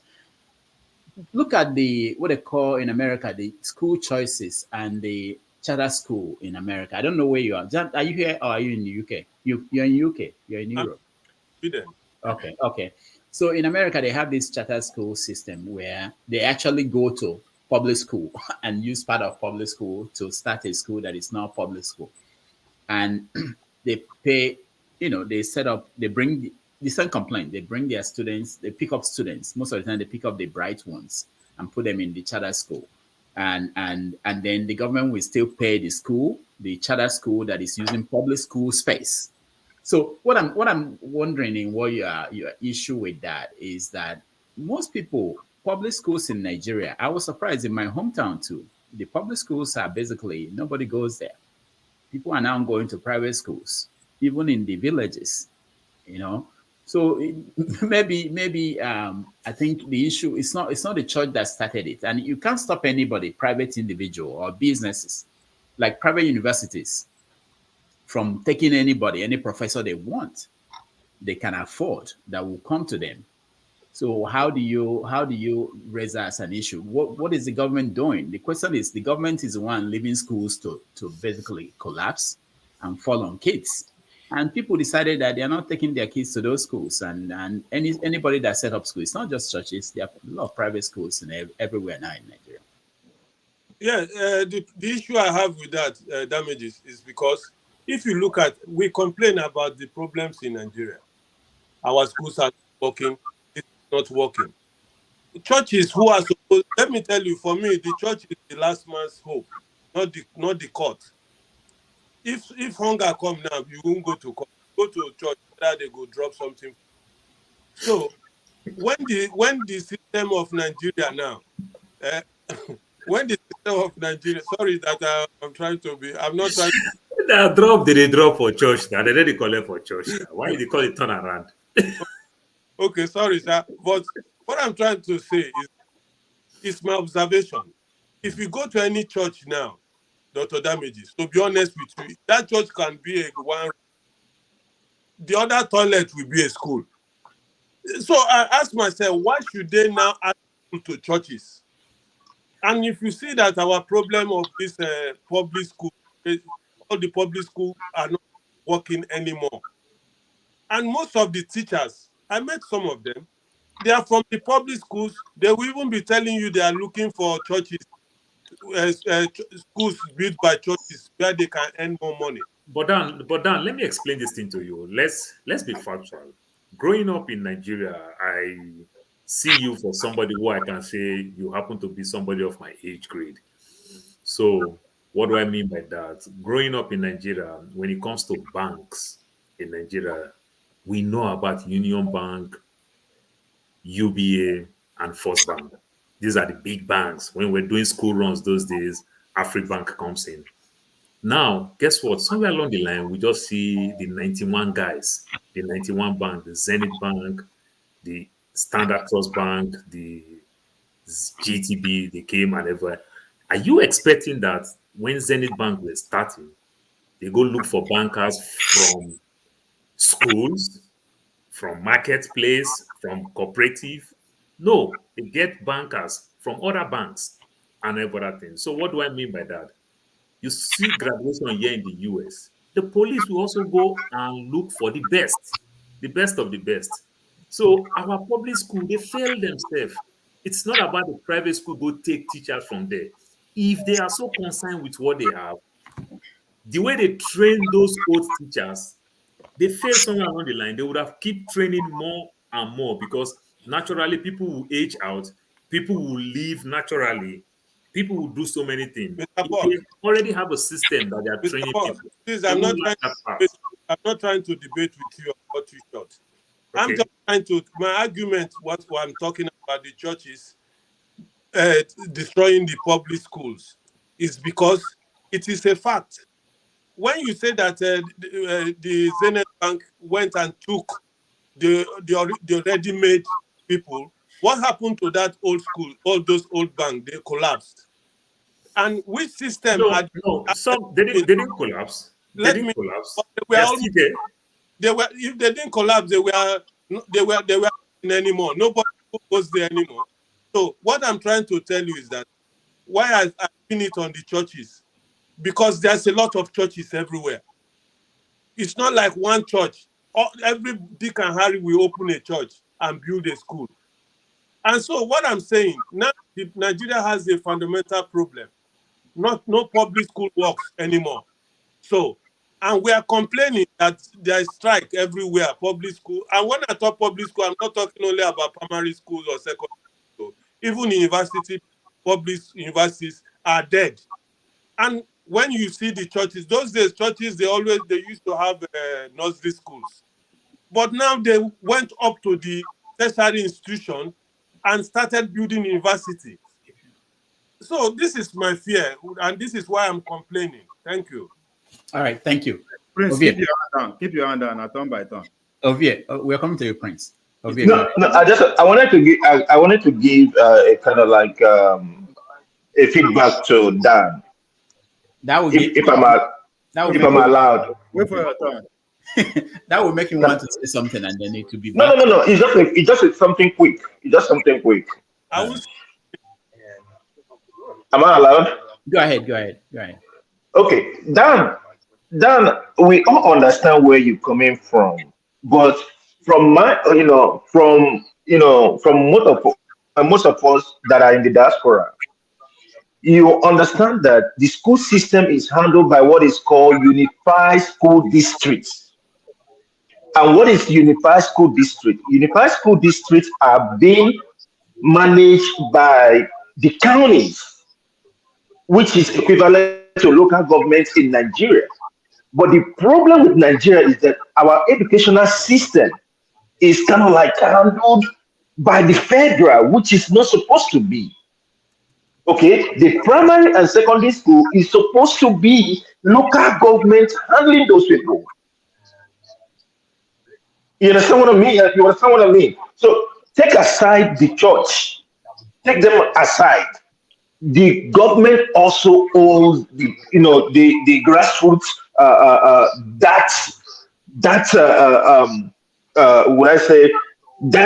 ownership of schools. I rest my case for now. All right, thank you. Ovie. Yeah. Let me start with the question that Dan would have looked to us and the way he responded. I think in a way he also tried to the question that Eddie would have wanted to ask. Why do I say that? I think for me, from my own perspective, where I'm seeing things from, these the mainstream religion, two mainstream religion, they are the most successful instrument in spreading civilization in history. I think apart from, I think, yeah, number that first, then education. Because if you now bring it down to Nigeria as a country, how were they able to actually that's in up to today, we are still able to conquer us? When they figure out those way they say, quote unquote, slave traders, the merchants and all that, they all figure out, okay, these people who can always buy them off with money. But the question now remains that, what about the followers, the ordinary people? How do we do? Right?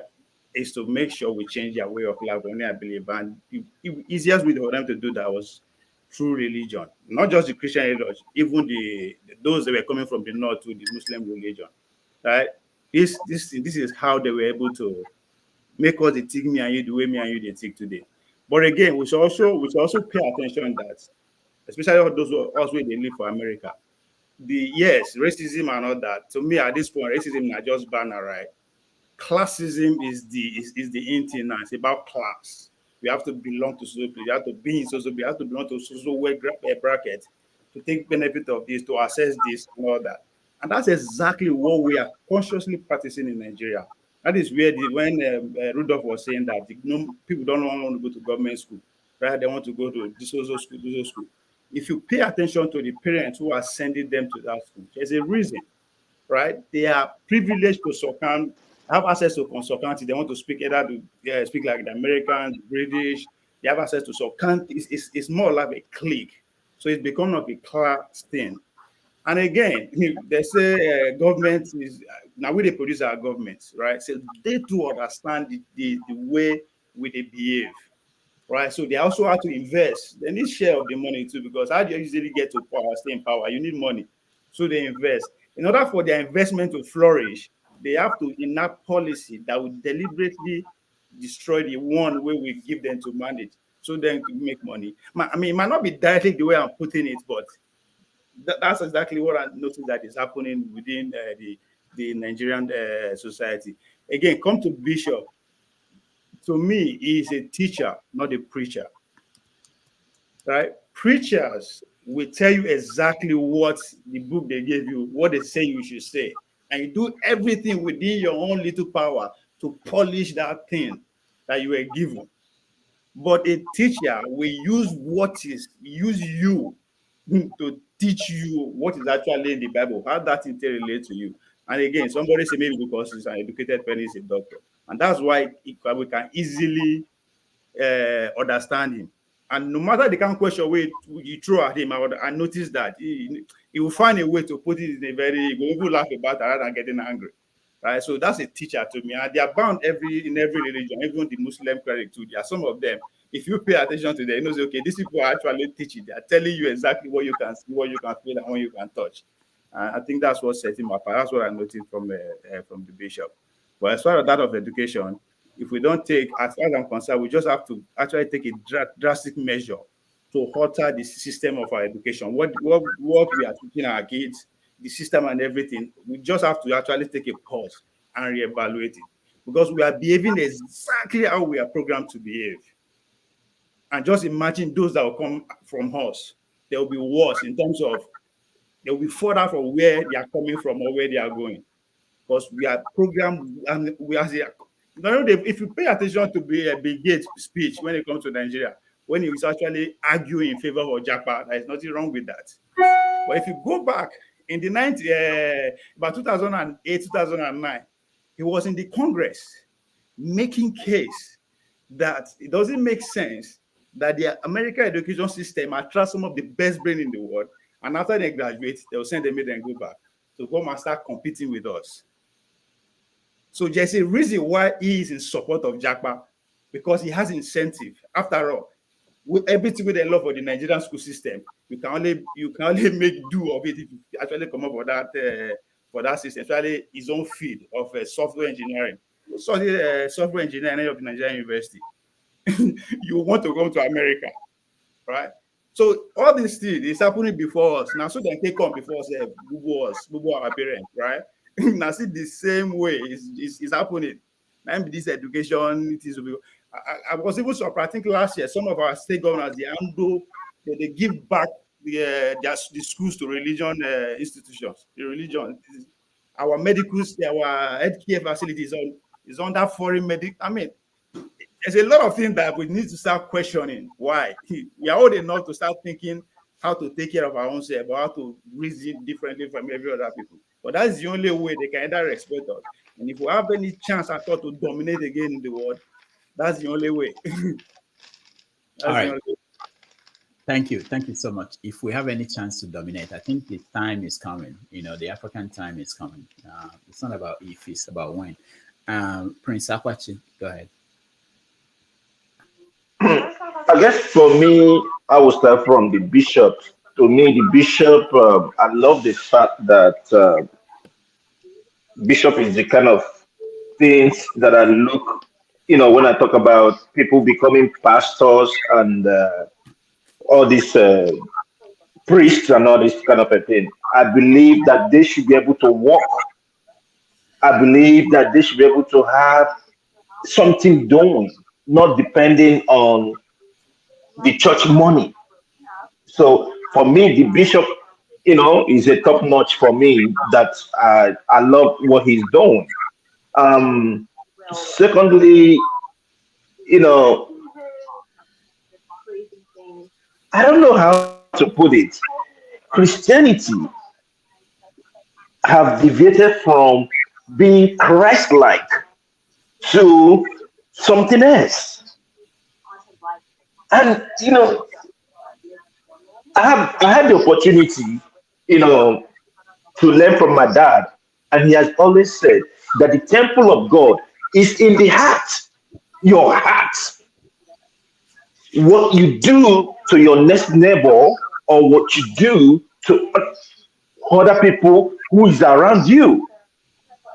You see somebody who is a priest, who is a pastor, he will go to church on Sunday, preach all about money, money, money, money, money, money. Look at him during the week, he's something else. He's into politics, he's into different kinds of things. And that makes me, I don't know. I'm not saying people should not be going to church, but for me, the way I do my own church thing, I don't depend on no pastor. You cannot pray for me, I pray for myself. You cannot, we can study the Bible together, and I take what I take, but you cannot try to convince me or bamboozle me into believing in something that is, I don't know. I don't know. Let me leave this one now before I go into, a different thing. Let me leave this one now. All right. Thank you. Man of prestige. Yeah. Thank you. I have a little bit of view about this man. I mean, I didn't quite listen to him. Dr. Rudolph, I was here earlier, then I left. So I just came back when I rejoined. So from what the little that I had from him, he seemed to be an orthodox. What do I mean by orthodox? Somebody who believes in a traditional religion, it doesn't deviate, it's not more liberal, it's not conservative. So he seemed to be an orthodox, maybe because of he's a doctor. I don't know what area of doctor he specialized. Maybe he's well educated, has shaped, his philosophy, when it comes to church. So that's what I really understand from where he's coming and what went on in that particular church, which I wasn't privy until you actually brought this topic. But it's a shame that something like that happening, we bring in some kind of decay that come from Nigeria and bring it to this country, which is not the same. I'm not saying, they are perfect here. So they're supposed to be different. I mean, like I go to church. I used to be an Anglican before, I even was an altar boy, but that was a long time ago. So, I mean, in a church, there should be a division of labor. There should be, different area. The church, I mean, the pastor is not supposed to handle anything about money. If it's money is the problem. Initially, I thought it was more of a social issue. maybe they have conservative and liberal, so they kind of clash because they have, they have different beliefs. When it comes to conservative, they want the church to be structured, no gay, no something, but liberal, they want everything goes, so they don't really care. So I thought that was the main issue, but I later on find out that they have other issues, particularly when it comes to money. Money is a devil, so it can pretty much disrupt any church. So, but it's a shame that just that has to happen, in this kind of in this particular situation. So, thank you. All right, Paul.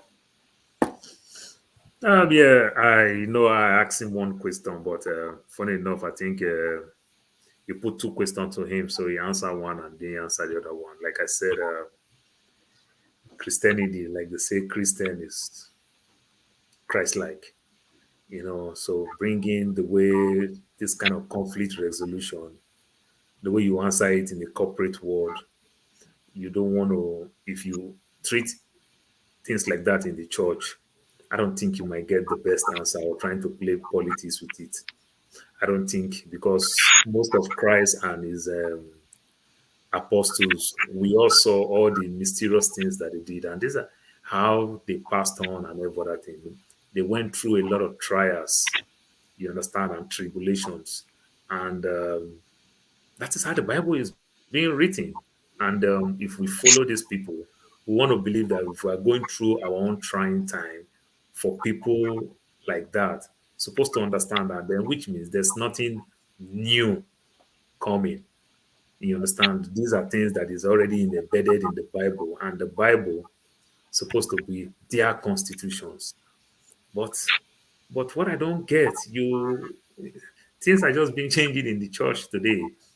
You understand? We pray for God to give us money. And while we pray so much for God to give us money, the same Bible again, Christ still tell us again, say for a rich man to make heaven, it's like for a camel to pass through the eyes of a needle. So which means if my pastor is praying for me to make money, my pastor is equally praying for me not to make heaven. I don't get it. Yes. You understand? Because the master of them all, like this Do Pikin comedian will say, the Oga Pata of them all. Christ said this. He said, for a rich man to make heaven, it's like for a camel to pass through the eyes of a needle. I'll use American lottery team. They say for you to win the mega millions, the billions, your odd is like 225 million. Why would I want to pray for 225 million people to play a game? And I will believe that I will be the one to win. It's like my cousin would say, my cousin who brought his daughter from America, they'll say, go and have another child. He said, he don't care. They say, oh, boy, your child can't be saved. That guy is already a citizen. And they said, no, he can't be a president. How many people children can make a president? And beside that, I don't even want my daughter to be a president because the whole country will be swearing and cursing my daughter. I don't want that. So the Christianity thing these days, it gets me tired. The way we preach money, and Christ said, for you to make that money. Look at the thing that Christ said about money. So money shouldn't be the problem. But what is going on in that church today? You can hear the bishop said the same thing. They needed to audit the finance.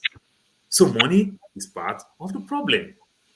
So which means I think we've lost it. The way we pray, the way we do things right now in this Christian world, we lost it. Christianity, in as much as we want to lay much emphasis on this Christianity thing, doctor, I keep saying Christianity is more or less like our so-called culture and tradition. Because everything the Bible, the Quran tell us, our culture, our tradition tell us the same thing. Don't sleep with another man's wife. Don't steal. Greet people. Respect people. Our culture tell us all these things. This is the same thing Christianity also tell us. You understand? But we choose to throw our own away to believe in this so-called Christianity. Don't get me wrong. Our culture too also failed us in their own ways too. You understand? But we would have taken the opportunity to balance it. Like what some of us are doing here, doctor, what you are doing, what I'm doing. I take some of my culture to raise my kids in the West. You understand? And I equally take some of the good part that I see in the West to also add it to become an added advantage for my kids. Which means I didn't throw my culture away and I didn't take the old West hook, line, and sinker. So that's That's my take. I don't want to pass through the eyes of a needle doctor. I don't want to make too much money. All right, thank you. Eddie. Hi, Doctor. Good evening, everybody. Yeah, how are you? I'm good. I'm so. Unfortunately, I heard the conversation, but I wasn't privileged to ask a question. But yeah, all the same, yeah, it's quite unfortunate listening to everything happening like in the church. It's quite unfortunate. But I wanted to ask the question. I wanted to ask the bishop. And Dr. Damage, first of all, why didn't you come with the High Reverend His? Why didn't you? Gideon. Gideon Otondo. Anyway, I wanted to ask him, looking at the problems the church is causing to society, with all the it appears you're taking religious matter to God you're taking God now to court to settle. Are you not supposed to carry worldly matter to God to settle? Now you're taking God matter to listen. So it's just, why don't we go back to our DBS and Shango and all those things? It would have been a wonderful question to ask. I'll bring him back another day. It's just for me. I don't attend church, but when you look at it, you like my father-in-law. He says we brought Christianity to you guys, but every Sunday people come on our street and come on the street and they're trying to sell him back the Christianity. That's what it's like. So yeah, it's really it's quite revealing what's going on in the diocese in America and all over the world. But yeah, it's a shame that Christianity that's supposed to be how will I say? That's supposed to be is it the watch, like the light to the world, is now something else. But all right, let's go back to our regular show. Yeah, Dr. Dameji, I don't know, this news is true that Abdulaziz Yari has been arrested by the DSS. I don't know. That's true. I read it today. You're right. One week-long historic sit-at-home for the demand to release Nnamdi Kanu, and of course, in preparation for our Biafra self-referendum. I am sitting at home. When they tell you Simon Ekpa is in Finland, no, I am sitting at home. This is me at home, and I will sit at home for as long as the sit-at-home lasts in Biafra land. Thank you very much for this historic moment that we are making in our Biafra liberation. Woto Woto, remain the code. And very, very soon, everything about Nigeria will be evicted from Biafra territory. Mark the word, evicted. These are the people who facilitate the murder of our people. These are the people who facilitate killings for our women and children. And we will no longer allow them to stay and sleep and wake up while they mastermind the killing of our women and children in Biafra land. So today is the second day of the historic sit at home, and I thank Biafra people for taking up this challenge and making this sacrifice for their future. Thank you. See you in the evening. I am sitting at home. Whenever you see that man with our phone called Ifeanyi Oba, tell him that Simon Ekpa is sitting at home. My warning is going to receive it very soon. Thank you. All right. So part of the subjects that we're going to talk about today is the sit at home, 1 week sit at home. What did he achieve? Because I think today is the last, Monday, I think is the last day. What did he achieve? We are going to talk about MESOMA JAM, the young lady that came up with JAM result that is now acknowledged to be fake. How did it happen? Someone like Reno Mockery is saying that that some people who back MESOMA were the same people backing P2B. Then we have to talk about Tinubu and INEC, the defense they put up in the tribunal. You know, what does it look like? How did people see see that. And then finally, there's something going on with the DSS. I saw that last week they invaded EFCC and took away some files and folders. I think today Sahara Reporters is reporting that they invaded ICPC and CCB. And some people are saying that they are trying to take files of any files associated with Tinubu and his friends. I don't know. So we are going to, this is what I have on subjects that we're going to talk about today. Anything else happening over here? You were saying they arrested Yari. Why would they arrest him? What happened? Who is he? I know him, but what's going on? People Gazette are saying because he ignored Bolas Tinubu, that's the president's call now. During the, he was running to be the Senate president too. It was the other guy going against it. So I think, according to People Gazette, there were several calls to him directly from the president, just to talk him to step down so that what happened during Saraki time will not happen again. But according to People Gazette, the guy ignored his call. So I got a call from DSS on Thursday that SSS, that I think the director wanted to see him or that. So when he arrived, they said the director is out of office. So they kept him waiting, and around 10 p.m. they told him that he cannot leave. Yeah, he's under arrest. So that he's been there for 2 days. So I think the guy, they said he said he wanted to challenge the process that brought the Senate president now. This what's his name? Akpabio. Yeah. In court. So that's what People Gazette are saying. So by arresting him, they stop him from challenging the process. Oh. All right. Interesting. So a power game, not them. Yeah, there's nothing going on there. All right. And if anything else happening, anybody has anything else that we may? Yeah. Let me second what Ovie said. I think I read it from Tribune too. The same thing exactly how Ovie narrated it. But I'm kind of concerned about Nigeria. I don't know where Tinubu is heading, because this is not the only one. And Mefele has been arrested. What crime did he commit? Forget about what he did, all those shenanigans he did before the election. Why are they arresting him? Why is Bawa being arrested? There's a speculation. If any one of them commit crime, they need to table it out and let us know. There's some speculation going on. The reason why Bawa was arrested and detained right now, because he investigated Tinubu, about a year or something like ago, so it was still under investigation. Nothing really came out of it.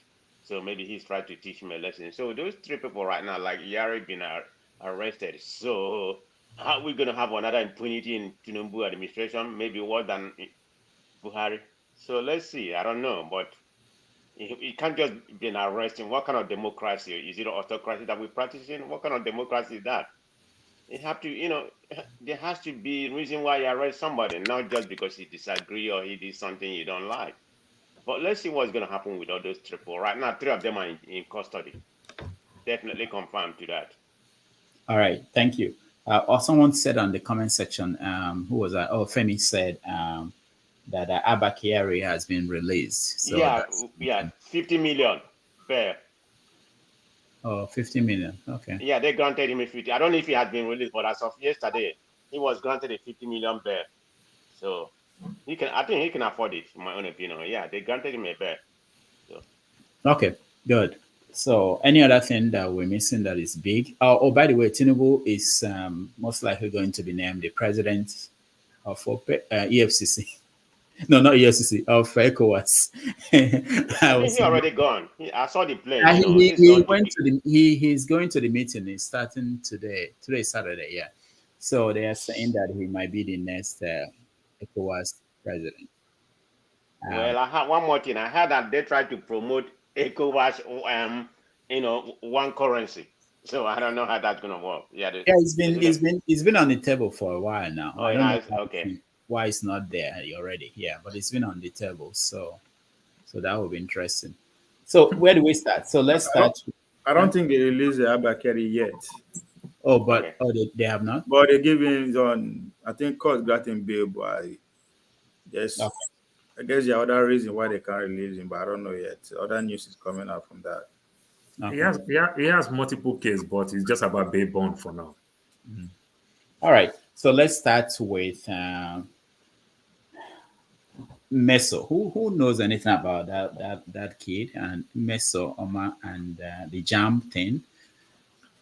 I think to me at this point she's a victim. How? No, he's not. She's not. At this this is why I said at this point, because I mean they're just they're politicizing it now. It's just that's why I say at this point, right? Because if you look at the personalities that actually take this for carry on for it, as if saying it's ridiculous, right? I think if there are better way to go about what she did, and still, did she do it herself or did somebody do it for her? Did she do it herself? Do we know? From what I read, she claimed that she did it with her, with her phone. So I don't know. And the father has came out and said he didn't let her to do that. So they said she did it by herself. I don't know. That's what she said.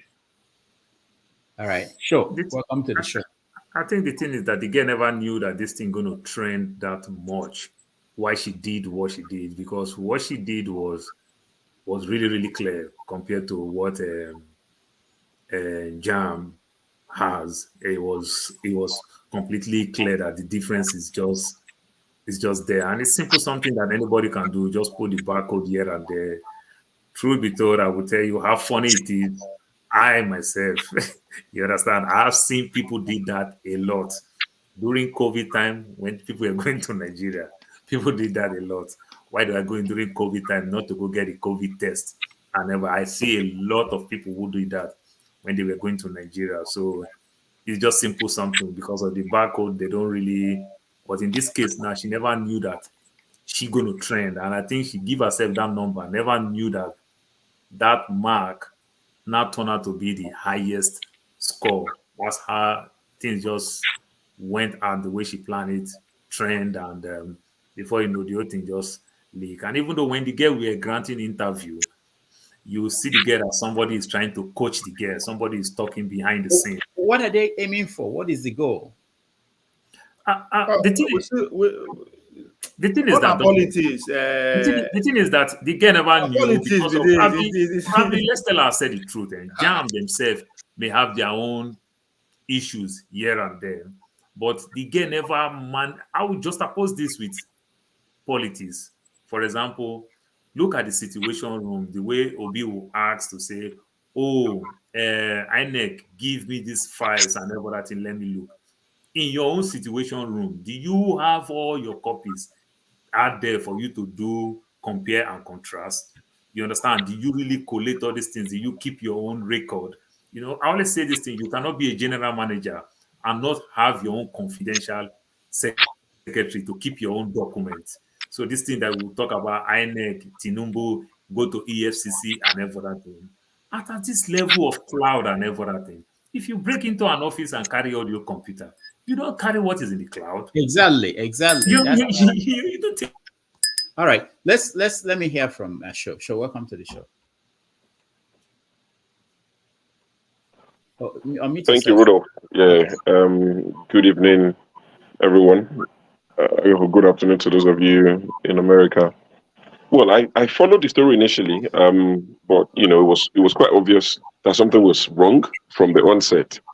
I'm not sure if the girl on her own was able to do that. I think she's 19.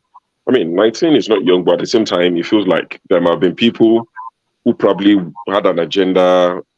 The reason is best known to her. I know she was promised scholarship and all of that. When the story first broke out, I'm not sure if the guys will still honor these promises they made to her. Innocent Moto just withdraw the scholarship they gave her. Okay, so there were some other guys who promised, and I hope that they all withdraw the scholarship, because we shouldn't be rewarding such. This is part of the things we've complained about, people not being upfront about their qualifications or who they are and all this, all these things. So if we can nip in the bud from when they're young, let's do that. I'm not sure. I mean, they presented a result from primary school going to was common entrance result, and she had very good grades. She had very good grades, so she's probably someone who's brilliant. Even to score 269 or 260, whatever she scored, it's not an easy feat. So she's probably an intelligent girl, but she didn't need to do what she did. Let's hope the scholarships are withdrawn and she should just go to a regular university that she's qualified to go to. The only thing I was, welcome to the show. The only thing I was going to add to the news, which probably wouldn't be big, maybe on your side of the aisle, is the event in Kwara State, where someone shared flyers of them wanting to have a Yoruba celebration. It's like traditional celebration, Isheshe, in Kwara State. As soon as the flyers were shared, an Islamic group, like an organization, went and warned the person that, that cannot hold. They told the lady that such celebration cannot hold in Kwara, and Wole Soyinka wrote an open letter to the emir, but the emir said, the celebration cannot hold. It's a standard Yoruba celebration. There's nothing, big about it, but they said they cannot hold in Kwara for the sake of peace and all of that. So, that's one thing to keep an eye on. Hopefully it doesn't develop into anything major, but, I thought I would drop that there. And I'm really hoping that, some of my Yoruba Runu brothers who were quite vocal during the election and all of that, pro-Yoruba, which I am, would speak up, in circumstances like this. Don't let's make it once in every 4 years to defend the Yoruba tradition. People like us pay attention. I've picked this up. I'm interested in it, but this Yoruba, most of them would not be interested. They will come up, in 4 years' time and disturb the peace and call us Somali and the rest of it. But yeah. That's very important. Thank you. Dr. Rudolph, why I say yes, maybe if you follow Shehu Sani, he has a very interesting take on this thing. And I think it ties on to what Shehu is actually, talking about. Because he's asking a question that, yes, some people are actually verbally criticizing it, but deep down in their heart, it's still politics. And he drew an analogy that if this were to happen somewhere in the north, the boss will not be up to this. That the woman stabbed her husband to death a couple of days ago. Nobody is talking. But if that happened in the south, either southwest, southeast, it would have been a big thing like this one. That people who are actually coming out, if you look at the figures that are coming out and just pushing this unnecessary, we ask, is this actually what this girl did or just more to it? Because even according to WAEC, it's not just her. This happened. There are people who fuck the same victim, just like her in the north, in the south. I'm not saying they are innocent or whatever, but it's not just her, right? But when you say victim, hold on. When you say victim of what? That's what I'm saying. And the victim of people who took advantage of them, not necessarily WAEC now, because I think it's like a syndicate, right? Now come on, all of us in Nigeria now, centers, they all those guys, way to do all these things, within our own community, we know, right? It's not just her. A lot of people actually fall. When I say fall victim, now not to say high neck or to them, but now if now runs way no work, wait till you go talk, even if they did success, we also use that one. So that's what I mean. That so the fact that some personalities are coming out to just like you begin to ask why. In our house political undertone. Yeah. He has political undertone. Rudolph, not that even if you remember, one of the things that people praise Peter before is the educational reform in Anambra. So with that sort of result, of course, a bit of envy, jealousy must have followed. But because the result is even coming from Ogun State. No. I'm saying, this girl, did she write the exam in Ogun State? Yeah, she's a student of Ogun State. The school, all of them. No, you are missing it. The original person is the one from Ogun State. She's from Anambra State. Hold on now. The school, no, it's not even. The school is from Ogun State. The top four WAEC are from our school. No. Okay, you're wrong. The person that got the highest went to Our school is in Anambra State. Our school is in Anambra State. It's Anambra State. She went to the overall highest that's for 360. Deeper She's Life from Anambra State, but school in Deeper Ogun Life State. School, Deeper Life Secondary, Deeper Life, something like that. Yeah. So what I'm saying is because the students are from Anambra State, they sat the exam in Ogun State. No. The overall best. That's the girl that's for 360. Okay, clear the matter. Hold on. Our school is in Mowe in Ogun State. Okay. He just happened to be somebody who from. That's exactly what I said. She's from Anambra State. Wait. Not Okay, let Ovie talk. It's not just her. Wait. Arise News yesterday interviewed the girl that had the highest 346. She's 19. She's 16 years. Yes. She's 16.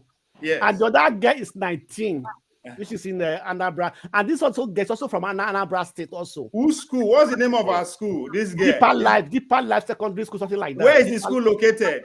In Ogun State. So, what are we talking about? No.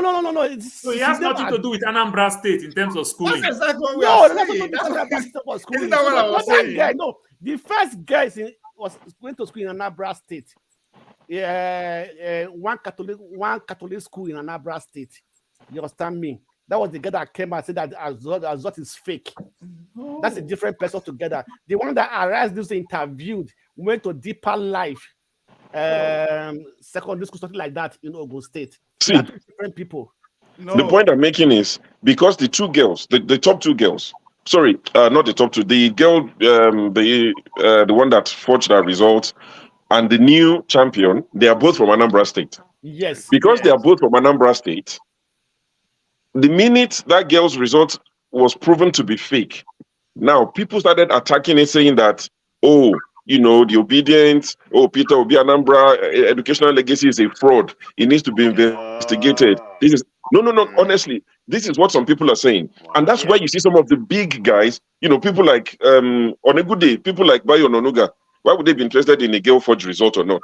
You understand? So people are weighing in, ordinarily that they won't weigh in. They are now weighing in because it now has political undertone. If that girl was from Kwara or Kogi or anywhere else apart from Anambra State, it will still get this, it will get attention, but not this much. So the Anambra thing that Peter Obi is linked to, and that's one of the biggest things Peter Obi did in Anambra, education. People are now attacking it, saying that that's the legacy of Peter Obi's educational reform in Anambra. It has to be investigated. That is what. Sorry, why do you think Dele Alake is interested? Wow. So if it's only left for me, I will ask Dele Alake and Bayo Nonuga to tell their principal to give us his own, sorry, not Dele Alake, Bayo Nonuga. To give us his own results. We don't even know his result now. So they better, I'm just saying that to buttress what Obi is saying, that his politics has entered it. No, it's gone beyond the girl forging results. When was Obi there? How many years ago since Obi left Anambra as a governor? How many years ago? More than 8 years ago. You understand me? Continuation in government is not easy. Obi left, he did his own thing, and at his own time, the school were the best. It was recorded in Nigeria. You understand me? When he left, now we have the second governor after Obi. So what does that got to do with Obi? Nothing to do with Obi. So Obi's legacy is ended when Obi left Anambra as a governor. You understand me? So the other governor has to take over. So let us talk what is now, not what was in the past. And beside that, the MESOMA said that forged the result too. Did not school in a public school. She's school in a private school. She's school in an Anglican and secondary school in Nnewi. And the guy also had the best. The guy also had the best also from Anambra State. What is the big deal about it? The guy also had the best. 16 years old there at 346. And also from Anambra State. Even somebody else from Anambra State, a boy. I think they should invest. I think she confessed on that Durex, if you ask me. No, we leave that one. No, this last confession, not the first one. This one that said that she do that she's saying it by herself that she did it. Something is now all is not well. There's an independent body that investigates the whole thing, and I just think no be government, no be Soludo set up the investigation. A Soludo now. Okay, so there are several things to look at in this instance, this case. So one, the government of Anambra State set up a committee to look into that, which is good. How come the DSS was involved in this? What was it? Even National Assembly, can you imagine? No, it was when they asked the girl to report in JAM. So the girl report, that's how they contacted the DSS. But why DSS? You don't mean police can investigate everything in DSS? Wow. I thought you see what was happening in National Assembly. That is a fraud. Because of it's part of DSS job when you try to fraudulent big organizations. So are you telling me in America, FBI will investigate something like this? It's not just a common set up an Yes, event. that's no job. Nigeria, That's why they have no job. That's why they are closing their nose in every No, the DSS job investigated the school admission scam that took place about 2 years ago in California. What are we talking about? All right, FBI. Nigerian, Yes. let's hear from a Nigerian. Good evening, good afternoon, everybody. Hi. About the girl, that one is over now. The girl have confessed now, but automatically all of us know that somebody are pushing because of the scholarship and all those things. But the girl is from Anambra. That girl that have the result. But the school is in Mowe, Ogun State. So is there? No, you're wrong. You're wrong. Anglican Secondary School in Newi. I think we're mixing too many Deeper things. Life. Yeah, we're mixing in Nigeria. Deeper Life was the original girl. Yeah. MESOMA school in Newi, Anglican Secondary School in Newi. That's the one that get the 360 now. The 360 is from Ogun State. What state of origin? Anambra. Dr. Dame, there is something else, because there is something that is happening with the governor of Labour Party. Because I saw something on social media, but I'm trying to. I've seen in the news. They're saying something about his forgery. Don't know why everywhere is just. No, which governor? That's Enugu. That's PDP. No, Enugu State. Sorry to say. Okay, yeah. Oh, yeah, that one. Mba has an NY for a very long time. Yeah, he's been there. But I said court. Because I saw people celebrating that court. That because court have declared that the result is false. But that doesn't mean anything. I don't know why people are celebrating that one. But that doesn't mean constitutionally you don't need those ones to become a governor now, to be elected. You only need school, primary school or secondary school cert. So people, I don't know where people are not reading the constitution. Why are there all this internet? Sorry to interject you. If you submit a fake document, if you submit a fake document, I have primary school certificate, and I go submit secondary school fake document. But if you submit a fake document, Paul, look at the constitution. What it said. At least this in our past, even when Tinubu was when he was a governor. This forgery. Constitution demand only school start, primary, secondary school, or primary school. Finish. So why not submit your primary than for you to tell them? Can you go to bank with fake currency and not get arrested? Hold on, guys. Let's have a constitutionally, there's two things there. Constitutionally, for NYC result is not the matter to become any elected office in Nigeria. Number two, constitutionally, he has impunity. He's already a governor. They have to, if they want to try that forgery, it should be after when his tenure is over. So the Nigeria constitution cannot try a president, cannot try a vice president, cannot try a governor. You cannot try a deputy governor for forgery, for any criminal offense until after his tenure. So that is what makes Tinubu, that school certificate that brought to court, that is what gives him victory in Lagos. So I don't understand. They are saying that they will remove Mba because of NYC fake forgery result. They should forget about that one. I don't know why they are just making everywhere fire. Najaman, just a quick rebuttal. Okay, in Tinubu's case, he connived with the national with the state assembly. Okay, it's not that they couldn't remove him. He connived with the state assembly. You didn't even know the case. You didn't even know the ruling. Can I finish up? Can I finish up? Can I finish up, please? Can I finish up? Can I finish up, please? Now, what happened there? What happened there is that before the court could finish, the state assembly sat and said that they have confidence in him. That's all. That's all. But in Mba's own is just beginning. His NYSC. He lied that he did NYSC. How can you do NYSC while you were still a chief of staff? He has impunity for now. Nothing will happen to him. He's a governor already. Let's forget about that. All right, hold on, guys. Yeah, hold on. Please, the sharing formula of the loan, 483. This he didn't put it there. Okay, Najaman, hold on. Welcome, Mazes, okay?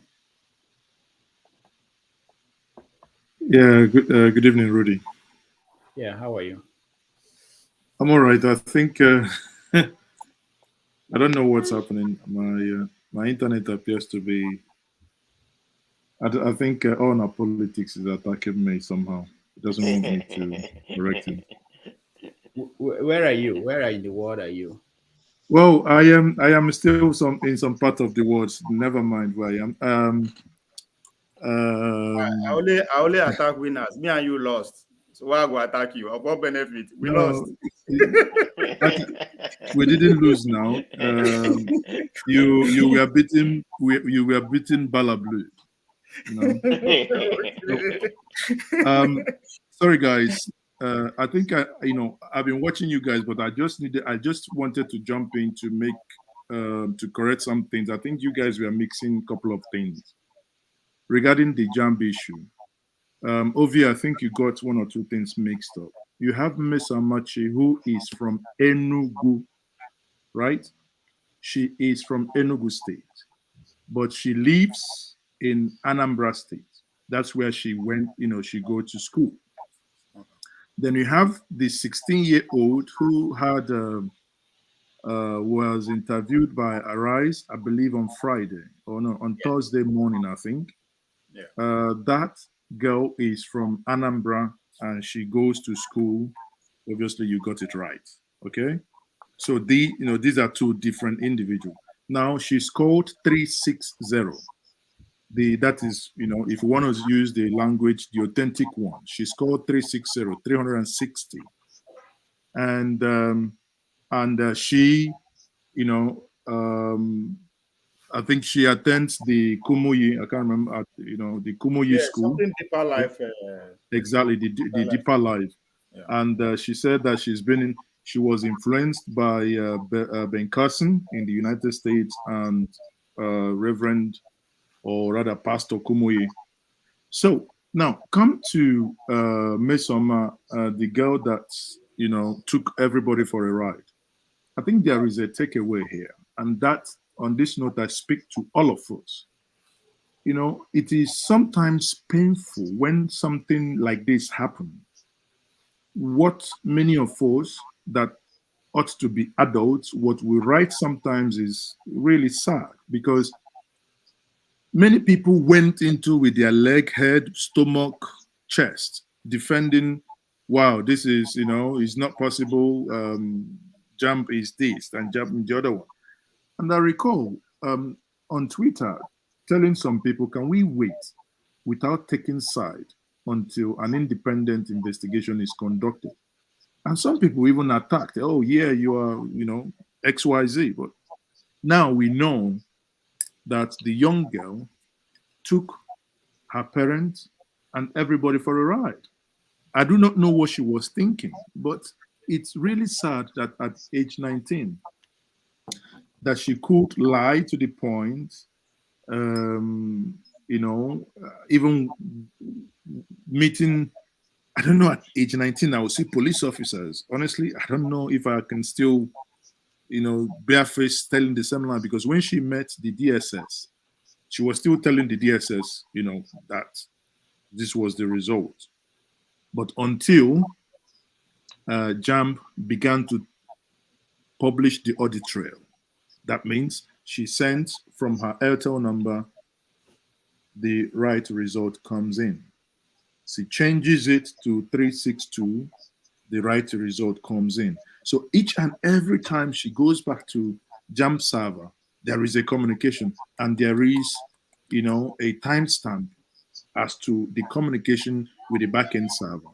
And that brings us, again, which I will never leave until I also say this. That brings us to how come we conducted an election on in February. Now, let's take MESOMA as JAMB, in this case, can represent INEC. And let's take MESOMA as the, obviously, people who got involved in the politics. So Good evening, sir. Yeah. Fine. You on your phone. Sorry, can you mute yourself, please? Yeah. I thought I was talking. Yeah, you are talking. I think. Okay. So now, if we just oppose this, my analogy here, INEC conducted an election, but was not able to do what JAMP did, because when it became critical and JAMP's integrity was on the play, JAMP went back to say, guys, it's a lie. This is about our integrity. We can show you the audit trail. We can show you at each point in time the communication between the MESOMA and our backend server. It comes to INEC now. We're saying the time that presidential election was happening, National Assembly, that is the National Assembly, and the Senate was happening. Senate went well, National Assembly went well, presidential was switched off. Can INEC, if they want to defend their integrity, do what JAMP has done? Can they put it out there? Say, Nigerians, in order to defend our integrity, this is, at this point, it started, at this point, it ended, and at this point, somebody, or maybe a rat, went into the server room and ate one cable, that something stopped working, I think it calls for integrity of INEC here. And in conclusion here, I think MESOMA, again, I would, on this occasion, agree with what Festus Kayamo, whom I don't necessarily agree with, but on this note, I would agree with him. What he said on Twitter, that in as much as this has happened, but he thinks that, MESOMA should be pardoned because obviously many people growing up, engaged in one thing or the other without necessarily knowing the consequences. Ovie alluded to that. Many people who took WAEC in Nigeria would understand what it meant to be centers, and some of them in Igbo is called Eto Akwukwo. When people used to stay outside, write some things in a kind of paper and throw it in the hall. So these are things that within that juvenile time, people didn't really understand the consequences of such action. But nonetheless, because of the way this has gotten to, I think she should pay some price. Obviously, like the committee requested, that she writes an apology letter to the principal, to the state, to INEC, to JAMP.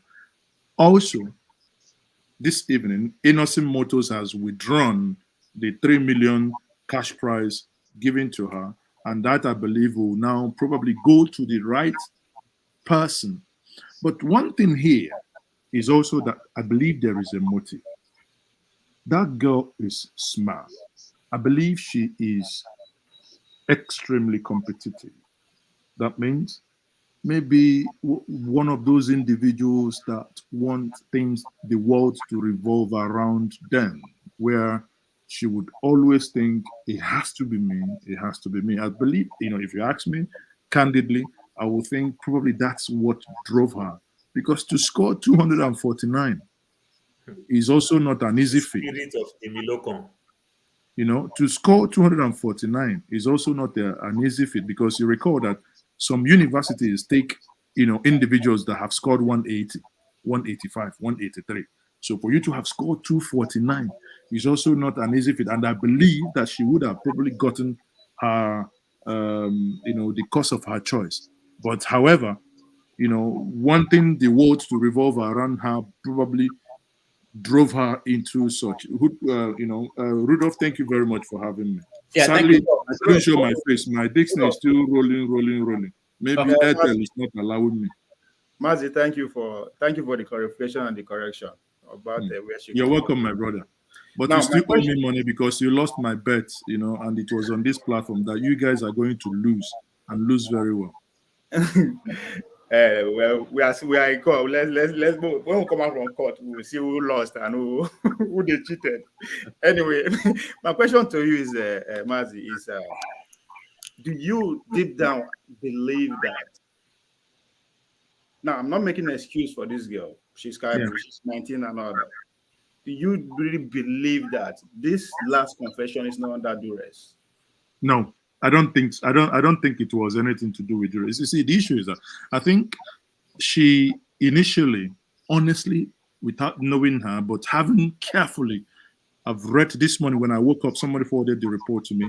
I took my time. For the first thing I read when I woke up this morning was that report, every single letter in it. So having read that report and understood one or two things by the people I've spoken to in Anambra within the week that were involved in this, I think what has happened is that at some point she kind of realized that I am taking this joke too far because the evidence are there. Each time, let's say 1:25 p.m., you sent a text message to that SSD number. She knows, even in her phone, that she did that.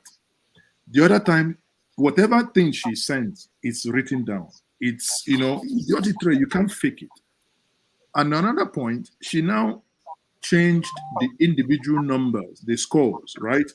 Sent it back because I believe what she was trying to do, again, because she doesn't understand technology very well, she was thinking that if she sent that to the SSD should be able to maybe kind of return back the figures that she sent, so that she can now go, in the text message, you can now delete the first, second one. You can now go back to your parents and say, okay, this is what Jump sent me. But Jump probably being smart in the second. This is a solo doing, just alone action. That Yes, I believe so. There is, many of you that use Android, there was a demo somebody did. If you go to what's it called? Android store or Play Store, what it's called, yeah. You check for fake Jump. There is an application.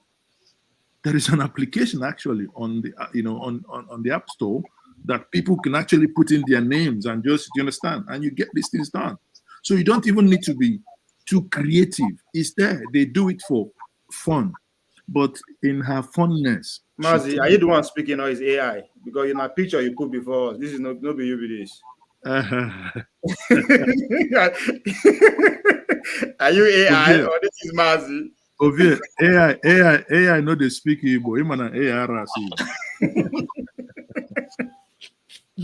All right. For now.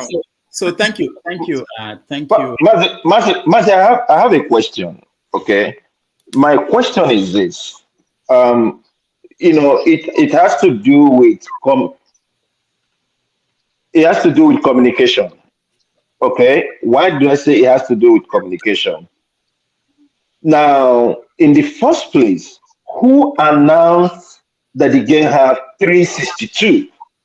Was it JAM or was it something else? Because the impression I got from the beginning was that she was 15 years old and that she scored 362. Now, what led her to innocent, and all that stuff? Is it the newspaper? How did he get to the newspaper and all those things? I'm just trying to figure out what was the motive in all this. Okay, let's backtrack a little bit. I think I've explained some of this before now.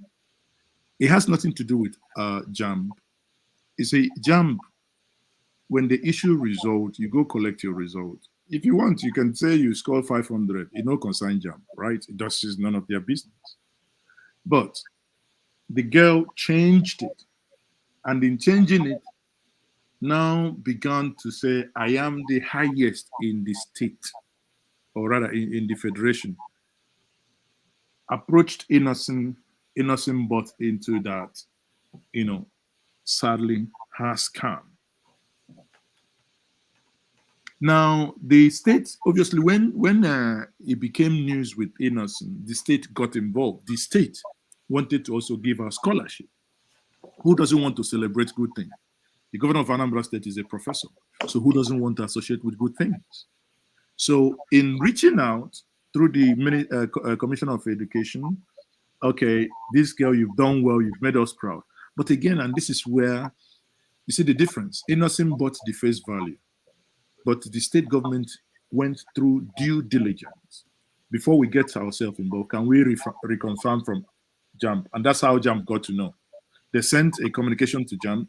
Please, can you reconfirm this? JAMB says, no, this is not from us. This is fake.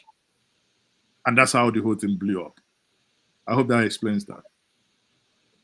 Okay. But I thought JAM publishes, after everything, they publish the highest force or whatever it is.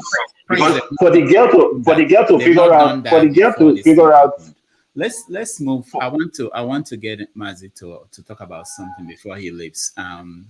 I know you have your contacts in the Southeast and what's going on. What is going on today? I've not made any call to Nigeria about the sit at home. What is the situation today? I can tell you free of charge, I'm not in the Southeast because some of our brothers that have gone rogue want all of us to die of hunger. They want us to sit at home while they sit back in England, America, and where Ovie is sitting now, and Finland. And they all go to work on every Monday, buying their Gucci's and whatever. But they want us and our mothers at home to sit at home and die of hunger. I mean, if there is anything called insanity, and any of us don't know what that is, and this is a clear definition of insanity. Sorry, I have no apologies, but that's what I keep calling it, and that's what it is. Now, as to what is happening, Monday, obviously people came out, according to report. Tuesday, Wednesday, before they thought, okay, you guys are not listening to us, and they went to the street. And we saw where some primary school pupils were, flogged. And I told people offline, we must all condemn that, and we must, frown on such nonsense, because this is not a joke. That's how Boko Haram started in the Northeast, and people, if for whatever reason, whether they were against their leader that was killed, Yusuf, or whatever their reason was, and that suddenly girls and boys and children cannot go to school. And even if you link it to their name, that education is whatever that is, it is pure madness. The trauma that those kids may have undergone that day breaks my heart, because we as adults may not actually understand the consequences of such in the future. Some of them may be bright, and because of that action may begin to hate school, develop some level of trauma. I recall while living in Lagos in the late 90s, I think around 1999, at Okota, we had armed robbers come into the house, broke the protectors. While they have hammered and chiseled the house for about 2 hours, 30 minutes, there was no rescue. And they came in and they robbed us. My brother, I can tell you, up to today, as an adult, that experience still haunts me whenever I hear some certain loud bangs on the door and stuff like that. Now, just opposing it to these kids, I do not know. And I pray if we get access to these kids and we get to know them, that we will have to seek that they undergo psychological help. Now, in the Southeast, especially in, the madness is continuing. We saw in Imo State where market was set ablaze. In Ebonyi State at Iseke, we saw Keke. These are videos, and the sad part is that the perpetrators are actually recording this, sharing it, where people who are suffering the 550 naira per liter fuel of no fault of their own, people who come out on a daily basis to make a living, you see them being shot. The other one, Keke, burnt. The other one shot. The other one, But as luck may have it, on Thursday, the Nigerian police force were able to, get into some of the hideouts, and those you saw in long red robe, walking down majestically as the enforcers of madness, suddenly became puppies, now having their legs and whatever chained. Sadly, we had yesterday in Enugu, some of them called enforcers, about 4 shot dead. When I say sadly, because it hurts me. It hurts me that some of my siblings are misinformed and has taken this route to life. It hurts me because no matter what, these are our brothers and these are our sisters, and we cannot deny them. It hurts me that out of ignorance, they are wasting their lives. You know, it's a terrible thing. But here we are. We hope that things will change and that engagement are happening. I hear that Olisa Metu and Daniel Pius Anyim went to see Bola Tinubu, and that part of the conversation with Bola Tinubu is how to secure the Southeast and how to have Mazi Nnamdi Kanu released. And I believe and I pray that within the shortest period of time, that there are going to be headway regarding this, that the most peaceful region in Nigeria will return to its rightful place, where we used to sit, and I love to sit with men of red cap and drink palm wine without looking at my back, who is walking behind my back. One last thing, because a lot of people watch this and a lot of people say things. I want to hear from you. What was achieved by this sit at home? Honestly, I believe I believe that question is best put to the one who calls. Again, Rudolph, even in private, I keep saying this.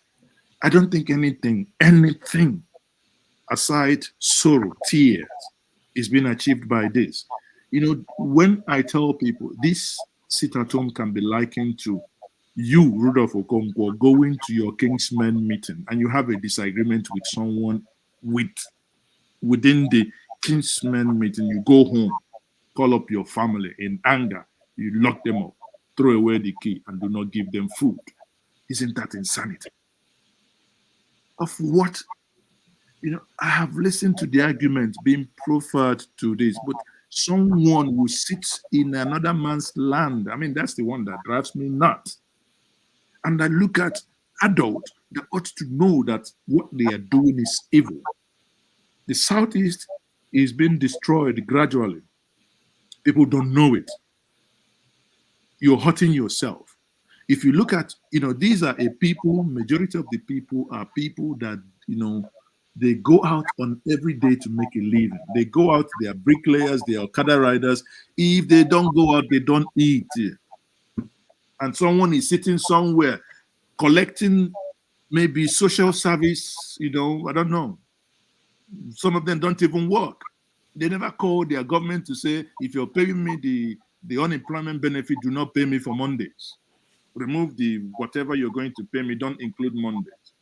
Some of them go to work and they work on Mondays and they collect fees and they shout there and they sit there and shout, oh, you must sit at home. Sit at home for what? So, Rudolph, I do not, and I have not seen a single meaning to the sit at homes. I have not seen any. If there is any, I mean, please, people are here, let them tell me, but I have not. All right. Thank you. Thank you so much, Mazi. Okay. And, if you have any chance, you can still join us. We'll be here. And I want to welcome our forefathers to the show. Forefathers, welcome to the show. You mean, Mazi, you don't respect constitutional authority. You know, they respect President Bola Tinubu. You don't respect the Mazi Simon Ekpa authority. You run away. Is that a question? All I know is why is it that you don't respect constituted authority? Which one am I not respecting, Biko? You run away from. You are not respecting Mazi Simon Ekpa authority. Okay, Ovie, hold on, Ovie. We have to move on that. But Mazi, now that Ovie brought something, I wanted to hear from you. Sorry, forefathers, I'll come back to you. The submission by INEC and the APC, Tinubu, at the tribunal, what did you make of it? I don't think we spoke.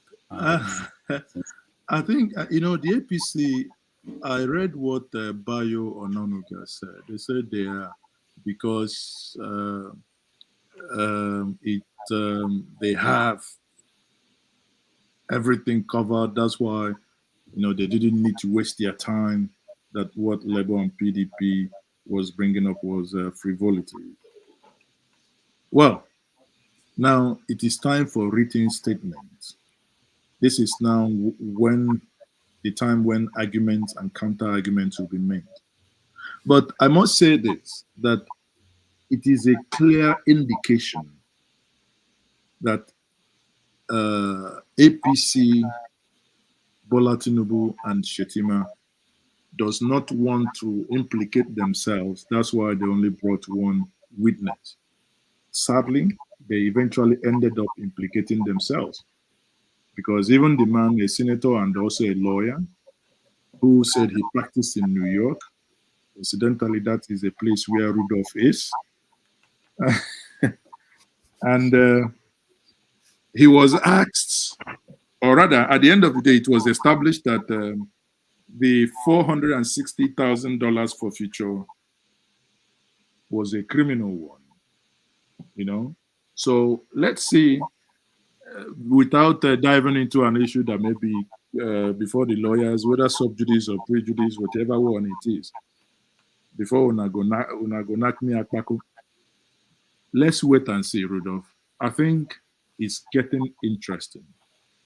Okay. Nigerians will be shocked as to what is going to happen in the next 17 days. No, okay, about 15 or 14 days now, I believe. So we will be shocked. What happens in 14 days or 15 days? What's we will be looking forward to the judgment, the submissions, and yes, the judgment and whatever. It's going to be an interesting time because they cut down. This thing was planned that it's going to take for 2 weeks, but the way APC just ran, they zoomed off, so they took only 1 day. So we now basically dashed 2 weeks plus. So making now the thing will be speeded up. But bear in mind that you can also see a lot of panic in their camp. And you begin to see, Nigerians will not be surprised, some populist policy in order to curry favor.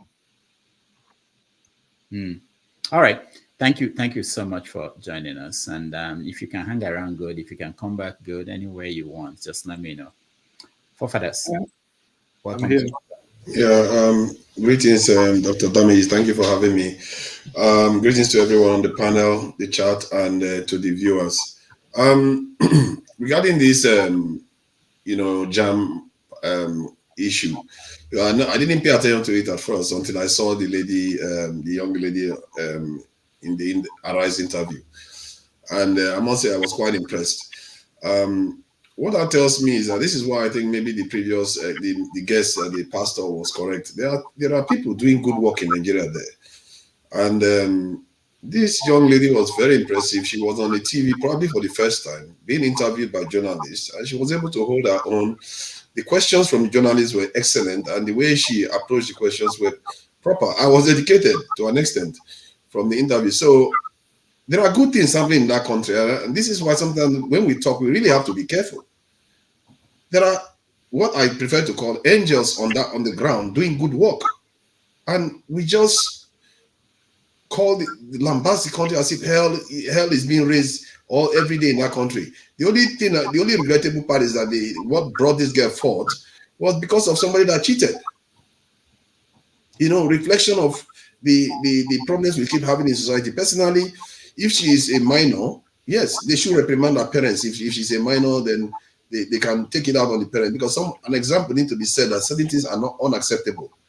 You can't go and try to cheat somebody that has done the hard work. And isn't that what we complain about our politicians all the time? The people that are supposed to lead are not leading, and then the idiots that didn't pass this thing go and try to cheat their way to win to get the award that they don't deserve. So I must say I commend that lady and the people, whoever is responsible for doing the job that they did. I commend them a lot. And I've seen a few things. Even this week, I saw from a Kenyan some areas in Abuja where she was, and I was like, oh, I didn't even know Nigeria had that. And there are some Nigerians going to the north, different parts of the country, showing different parts of Nigeria that we don't know. I didn't even know some parts of Nigeria, fellow Nigerians are showing me. And then the only regrettable part when I looked at, during that interview, was when the young girl, when they asked her what her plans were. We all know what she said. She was like, she's planning to go overseas, to go and get education there, do her PhD there. That girl may never see Nigeria again when she leaves. This is emblematic of our best brains leaving the country. You can't make it up, literally. That's what she's saying. Not looking to be in her own country, wants to go somewhere else. And that's the only shameful part. And regarding what Bill Gates said, I think Ovie addressed it earlier on about this JAPA disease syndrome. Clearly, Bill Gates knows that having these brains in their country favors them. That is truth. That is the truth. But he also said something that I find interesting, which is what I've been saying here. He said it's not only about them leaving Nigeria and going over. It's what Nigeria is doing to bring them back. Nigeria is not tapping into the minds that are leaving the country to come back and fix the country. If they come, they come. If they don't come, they don't come. That's the approach Nigerians take. The government doesn't want the diaspora. They don't even want them to vote. These are the kind of things that needs to be fixed. The diaspora is also an asset if we make them one. Because I also believe that it's not only about work, it's also about starting a family. It's also about procreation. Some of these people that are going overseas, they are never to return again. Their bloodline will be gone. Our best minds are going on to join with other people. All right. That's how I look at it. Thank you. Let me play a little bit of the girl speaking. And then Scorer. Good morning, Kamsi. Welcome to the morning show and congratulations. Thank you. Well, congratulations. Thank you, sir. So how did you check your result? And when you saw that result, how did you feel? Because there's been so much talk about how people check their results, whether the result will have a photograph embossed or not. Take us through that process before we now focus specifically on you yourself. Okay. When the results came out, I was in school, and they announced that the results were out like 7 days after I wrote the JAM. It was a Tuesday when they told us that the results were out. So that Tuesday, I went to my guidance counselor and I asked her to call my mom for me and tell her that the results were out and that she should check it. So that Wednesday morning, the guidance counselor called me into her office and then she phoned my mom. So I spoke to my mom and then my mom was the one who told me my results, my score. So I was not the one that checked it personally. It was my mom. But the result slip, your result slip, what does it look like? Because JAM, put out a statement. They are saying that the result slip must have the photograph of the candidate. I haven't seen my result slip personally, the JAM printout. I haven't seen it. But I've seen the slips of my other classmates who have printed out their own results. So yes, there's like a photograph of them, I think about 2. One from the N9 and then one from the JAM registration photo. All right. That's a little bit of Kamsi. Is that Kamsi? I think in a way, she also had to say thank you to, what's her name? The other girl, Issa something, right? I mean, if not for our own Obasabi, Yes. she would not be on TV talking to the Rubens about it. So she's been celebrated more than she, this would have. The lady was impressive, and this lady hasn't jackpot at all. Oh. This is Nigeria that did it. And tomorrow, tomorrow she will be brainwashed to think that Nigeria never did anything for her, and she will hate her country and go and serve other people. This is the thing that we really need to be careful about, because many of us that are overseas, many of us complain that, what has Nigeria done for me? Nigeria gave you something. Somebody educated that girl to where she got to. Tomorrow now she will leave the country, she will be brainwashed by other diasporans or maybe family members that Nigeria means nothing to her, and then she goes and stays overseas. Papa, she said it. Papa, she said it.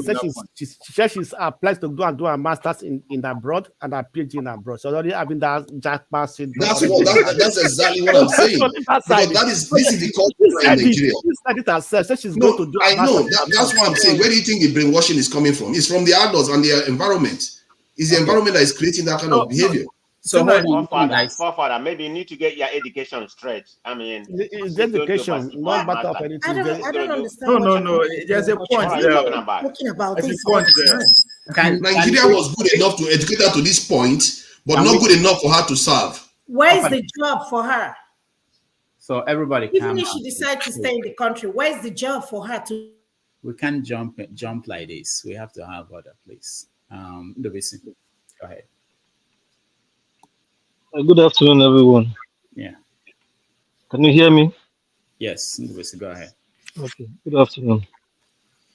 You're welcome. Well, people did have to and fro here, several for a few 30 minutes or so while I was busy checking all the stuff, but we start having ours. We are being muted now. You want me to allow me to speak now? No, forefathers, I'm worried about. There are people who are here, they've not said anything. There are people in the backstage, and we have to have another place. I know what you're saying. Sometimes I let it go. There were sometimes that people were not many here, and that wasn't a problem. Go ahead. But we want to finish this conversation and go to other ones. Go ahead for Nnamdi. Okay, concerning the JAM result and the students' performance. Well, now that it has been proven, following some other investigation, that the lady from at least in Anambra, her result was fake. I hope she has rated her actions and probably will appeal to JAM to not to be too hard on her, but let her realize that she cannot use that avenue to achieve success.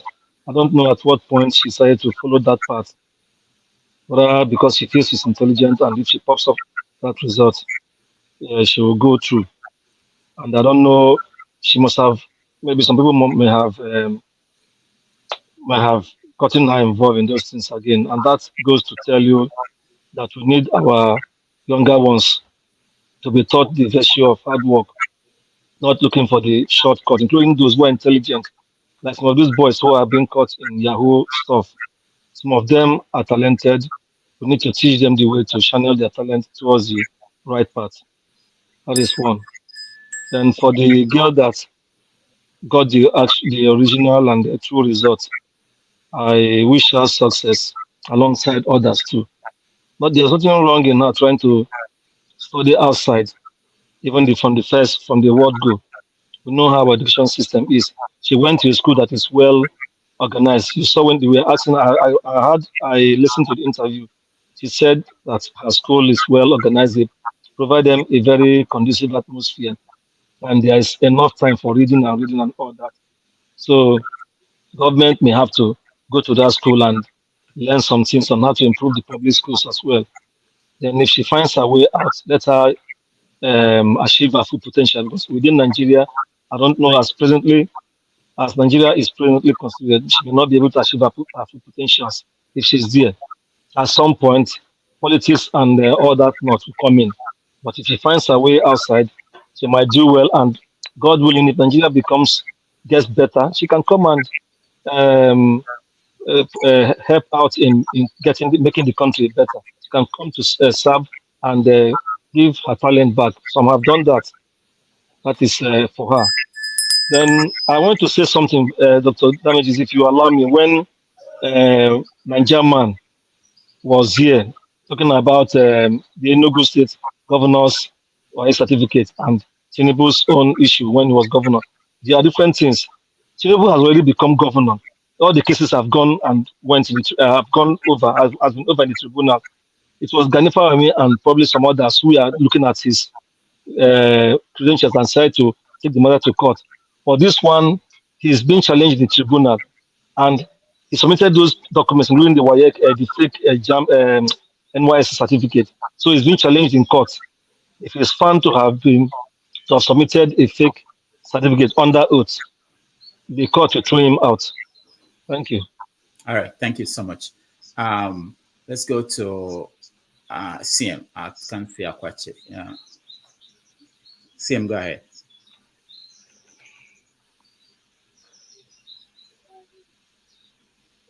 Okay,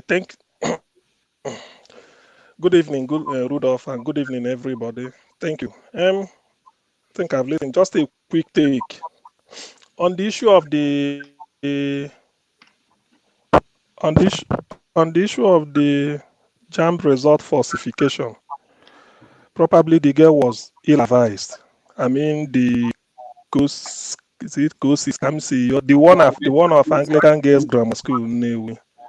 MESOMA. So I think she was MESOMA, she was ill-advised with a score of 249. I mean, that's more than 50% of out of 400 or close to 60%. So that's a good performance. I don't see why not. She may not get her first choice, but that doesn't mean she could try next time or do any that thing. So without having to bring a shame and a problem to herself and to her parents, I don't see why she should have even contemplated doing that. However, I don't think that type of practice is widespread, so I condemn it. Whatever penalty she's giving is deserving, because there's no point encouraging such things. You never know who is looking up to her as a hero if you do not punish her. So to that extent, she should go and reflect, and then sort of turn a good leaf. She's still young; she can still make it in life. She's not a dunce, but for her to try to be, I mean, to cut corners, that is what I do not like. Then the one that scored highest from I think Nkechi or so. Congratulations to her. One thing I've learned is from her success when she was being interviewed, she made mention of guidance counselor. It's important, particularly at that age. It's very, very important, especially if you get the one that is really a Christian, doing it with moral, with all the moral upbringing, counseling them. I think that's what makes it. She also said during the interview that they were giving mock exam to write, put them under exam conditions, stress them to see a couple of times, studying 6 hours a day. I mean, it should pay off. If you're an average student and you study that hard, you should become above average. So if you're already above average and you are exposed to that type of intense studying and everything, you should be able to become first 10. I mean, between the first 10%, with extra effort, you can be top 5 or top 2. So that showed in her own case. Success is never a fluke. You have to work hard. And from the interview, she worked hard, and I like it. So I congratulate her. I wish everybody could take a clue from what she did. However, Nigerian politicians, they will always like to bring politics into everything, starting to say P2B's legacy, Nigerians. The thing is that they don't go deep. They don't like examining facts. A group of students from Onitsha went to California and USA and beat the whole world, hands down, in Technovision. They are from Onitsha Secondary School. That's P2B's legacy. Is that forgery? Was that forged? From the same Anambra State, from St. John's Technical College, Yalo, where Ngige comes from, the students they went to Singapore on a World Youth Exhibition and contoured all over the world. Was that also forgery? And the same Anambra State. So, when politicians want to talk, they always see the backside of anything. To me, this forgery is a one-off issue. The girl that did it is not all that. It's an average student. 249 is a good mark. They admit people with 120, 180. She got 249, so which is good. I don't really know the devil that entered into her to start to manipulate. Otherwise, it's a one-off issue. But people should not extrapolate it behind, because the foundation of education in secondary school in Anambra State has a lot to show. Not really conquering national scene, but going beyond. I don't think any Nigerian secondary school has ever achieved that. I stand to be corrected anyway. So to that extent, and there is one again that came from QRC Onitsha recently. I have forgotten the same Onitsha again, and the other gay school. So when people, politicians want to be myopic, they go to the area. I think is there any other issue to speak on? I think that is the only thing I hear. Rudolph, is there any other? No. Are you sure? Or you want to cut me? Okay, No. okay, thank you. To get other people, we will get other issues. We want to make sure that Okay, everybody will. okay. Yeah. Thank you. All right. Ify, Newe has been in the news this last few weeks. If it's not a fan you buy, it's MESOMA. What's going on? Are you not from Unuigbe? From Unuigbe to Newe, do we not have a common boundary? You can't even tell Unuigbe from Newe. So what's the difference? You keep calling me every time here. All of us. Newe. Anyway, actually, I just called my uncle back home, and I was asking him, what's going on back home, and he said that Unuigbe has created a problem for them. He said that they are actually living in fear. Why? That Unuigbe, what that thing he said, I think he said that they are running away. I think for the past 2 days or 3 days, people were just packing and running and, going back home. Yesterday, he has to close around 11, 12, and all of them went back home. So, and I think I said that here, that Unuigbe need to be very careful. I don't know what is going to happen. There are some things he told me that, I rather not say it on the platform, just keep it to myself. But he needs to be very, very careful what he says.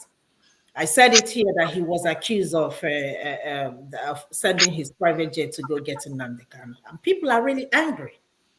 A lot of people are very, very mad at him. And he's not even doing anything, to see if they're going to release him. Instead, you are threatening people. So people are taking that threat seriously. So I don't know what's going to happen in the next few days, with this thing. People are listening to Simon. Nobody's listening to anybody in the government. None. Nobody's listening to them. So just everybody, I'm just saying the people in the Southeast, you just need to be very, very careful. Let me leave the other stories aside. Forefathers, this thing you keep saying, the product of Nigerians, the best of Nigerians are leaving the country. Where are you? Okay, yeah. Are you not part of the best of the country? Why are you in London? Why you keep criticizing people? You want me to answer that? Hold on. If Nigeria is working for them, we won't leave. I want to stay in Nigeria, but I have the opportunity to leave. I forgot. A lot of people want to stay in Nigeria. But how can you finish school? It was on this platform that I told you that my sister studied economics. First of all, she went to learn how to sew. From sewing, she's now a carpenter. When you ask her, she will tell you, I am proud to be a carpenter. And you are telling me if she has opportunity to come here or to leave the country, she will not leave. There is hunger in the land. Yeah, because Nigeria has failed them. So when they have the opportunity to leave, I support them to leave. If you have your way, leave. We are not making any effort in that country. All of us here, we are all in diaspora, all of us. Let us go back home. Some of us are afraid to even go back home. We keep talking about security. Why you keep, chastising these people about not leaving Nigeria? And while you are in London, why not pack your stuff and go back to Nigeria? So if you have Nigerians, if you have the opportunity to leave, leave. I can't tell you to stay when you have the opportunity to go. Even those two girls, they already started talking that they're going to leave the country. If they get a scholarship, you're going to tell them to stay in Nigeria because they are the best in the country.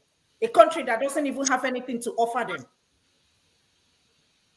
No security, nothing. Even the education. How many people can afford to send their children to private school? These kids that did well, most of them didn't do well. They are in private school. They're not in public school. Apparently, MESOMA, maybe lucky. But the rest of them, so please stop saying that. Stop discouraging people. Well, I know none of them they're not listening to you. People will still live when they have opportunity to live. So you can't tell me otherwise. Yes, I want to live in Nigeria, but I'm not going to live in a country like this. Please stop criticizing people. If so you would rather go to when you finish, I will talk. I am in diaspora. Please don't tell people that. Until you pack your stuff and move back to Nigeria, talk to people who listen to you. But for now, you don't have anything to tell them. Okay, good. See, I came to the UK here, just like everyone else, the mistakes that we keep making. We come to the UK to work, stay here and forget our own country. We forget that people that are here, they worked hard to build their own country up.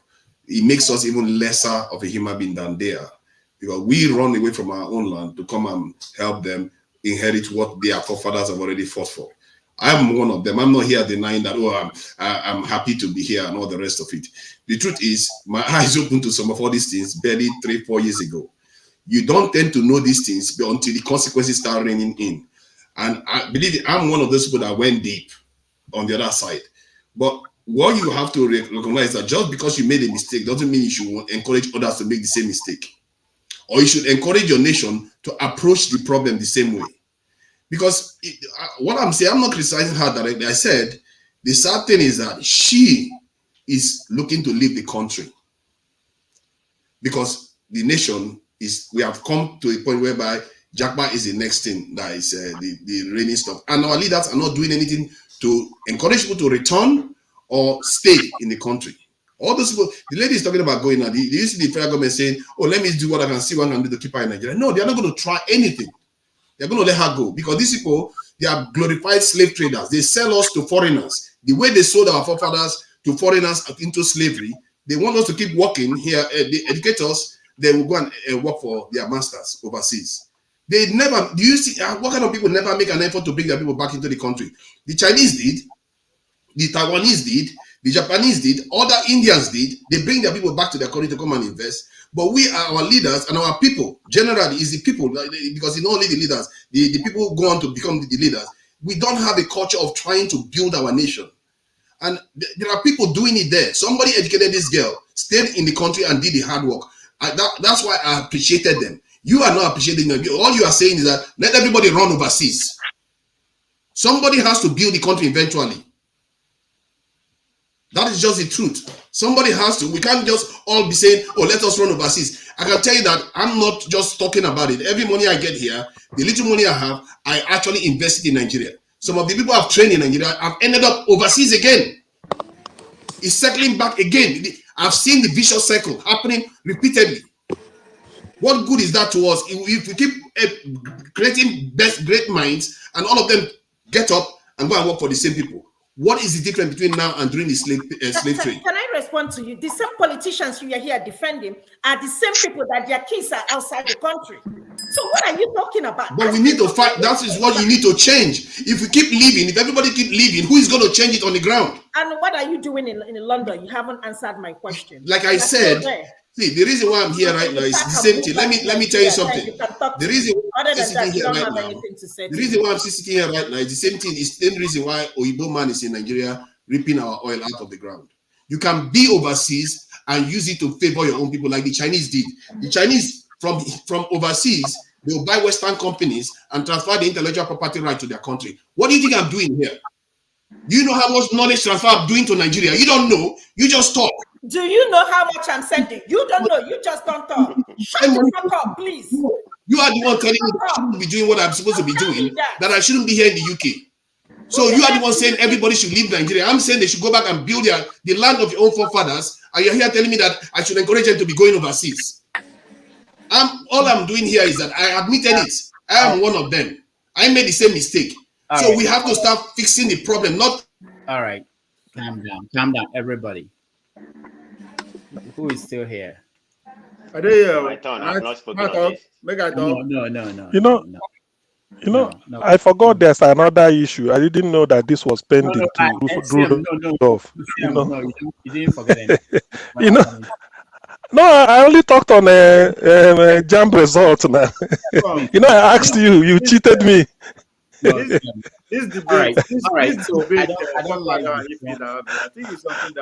the tone that this is going. Hold on, guys. You rigged me out. All right, so let me go to. I'm not. We don't have to get angry over these things. These are conversations, please. Where is Ifi? Okay, she's still back. She's back. Okay. Who is the next person on the line? I am. One of Prestige. All right, go ahead. How did they jump me now?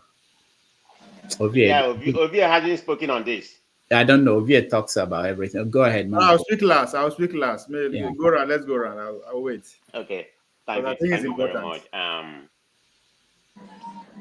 Forefather, if you're going to be speaking about this, what are you doing there? This is another question. Why not go back to Nigeria and become the exemplary, become a benchmark what Nigeria should be? You can't stay in a foreign country and and be talking, and you haven't done anything. Go back to Nigeria, and handle things down there, because whatever you're doing abroad, it's not going to have any input in Nigeria. So this is what I'm have to say. If somebody has the opportunity, they need to leave because Nigeria hasn't provided enabling environment. Tell me any university, that can afford what the guy wants to do. He said he's going to finish his university, bachelor degree in Nigeria. Then he's going to go for his master and PhD. That's what she said. What's wrong with that? But I mean, that's what she chose. So you can't discourage anybody until Nigeria, started providing the enable, environment for people to educate. Having said that, I'm just going to say a little bit about what happened. I think I'm going to go from what's happened after this tobacco that happened. There's a guy in Port Harcourt. I think his name is Richard Ejimofo, whatever, something like that. He scored 300 and I think 353. Yeah, and he got 99 in maths. So a lot of people are striving. They're not the only ones. Speaking about this guy, there's a lot of places it happened. I think about 5 places, people that manipulated their own result. But I look at it because the way she took it to a different direction. So if there's any kind of penalty, she needs to be paid for it. I mean, she's an adult, she's 19.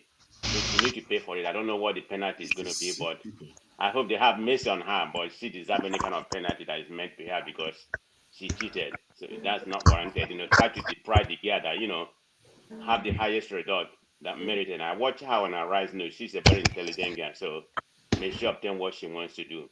But let me take you to a different angle right now. I'm just kind of concerned about where we are in Nigeria.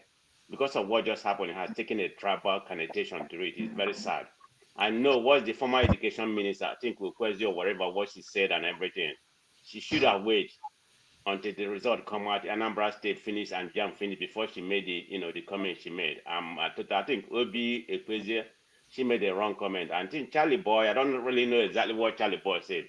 He should have waited. But Bayo Noniga has taken it to a different level right now, Try to claim that Obi had a hideous education or something. That doesn't make sense. So everybody, it has become a tribal connotation for something very simple like this, that should have been handled nationally, and we come up with a good result. So it's very sad where we are in Nigeria without putting any kind of tribal connotation in something very simple like this. Thank you. All right, thank you. Okay, I think a lot of people. Let me just address this point quickly. Hold on, please. I know you want to respond, but it's not over yet because once you say something, other people will say something. Let me come to Mazi. Has something information here. He has to pass on to us. No. Mazi, go ahead. Rudolph, thank you. It's not necessarily an information, but I think we can hear you, Mazi. Can you guys hear him? Where is he? I can hear him loud and clear. Okay. Okay, Rudy, go ahead. Rudolph, you can hear me. He's in New York. We can hear you, Mazi. Okay. Maybe the FBI is monitoring Rudolph's internet. That's why he can't hear me. Rudolph, you can go out and come back.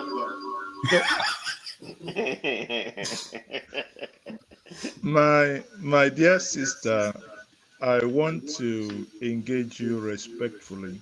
Ife, I presume that is Ife Inwa or Ifoma.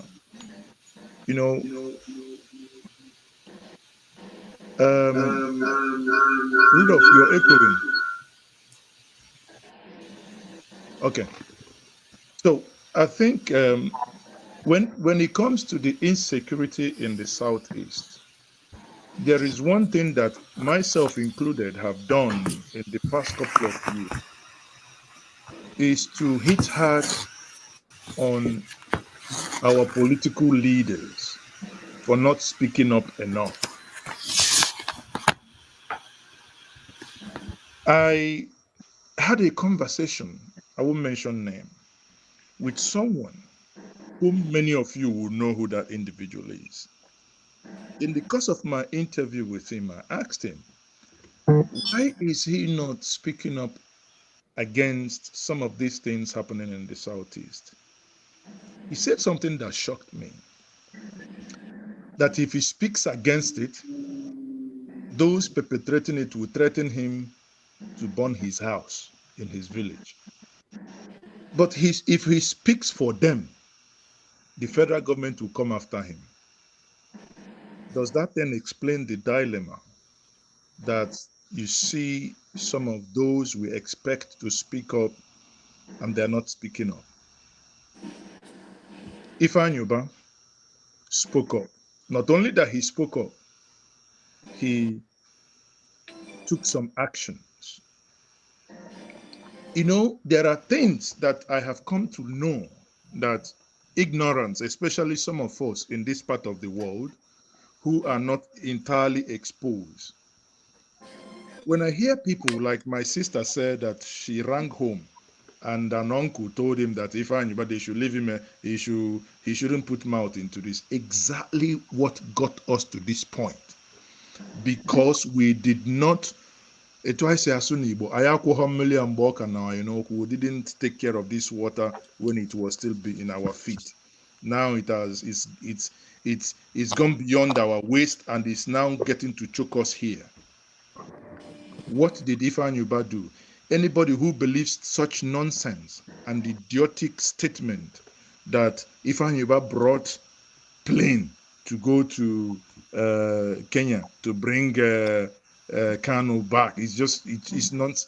I mean, the person must have to visit a psychologist. I don't know what to even say. Nigerian government has 11 jets. I believe at this last count is now 13. And Ifeanyi, for the last time that I know, does not own a jet. So how come some of us will hear some of this nonsense and cannot even caution those that, write such junk? Then again, you then ask a man whom his people are known for business, they thrive and everything they do is entirely about business. They are traders. They've taken this concept of akulono and they've taken it to heart. They trade, and someone will sit somewhere in a foreign land and tell them not to open shop. And for Christ's sake, he is a senator and he has taken it upon himself to say his people, I'm going to rally with you. We must open our businesses and damn the consequences of Monday. Then someone whom you say is an uncle will say, oh, he's bringing this to us. You see, this is the problem. We want to have peace. We don't want to bear the consequences. We want to make eggs. We want to make omelets. We want to make omelets without breaking eggs. It doesn't work. There is no way. I have sat down here when I listened to you, my dear sister Ife. I thought, what is it that this man has done that is actually not right, that warrant the people criticizing him? I have seen in Nnewi now, before you drive into Nnewi, you are monitored. There is CCTV in every single angle. Even as Rudolph is talking, Rudolph is from Nnobi. Nnobi is doing the same thing. Nnobi came to America to raise money to secure their place. The next town after Nnobi is Alo. Alo has done the same thing. And here in Nnewi, Ifeanyi has spearheaded the community policing.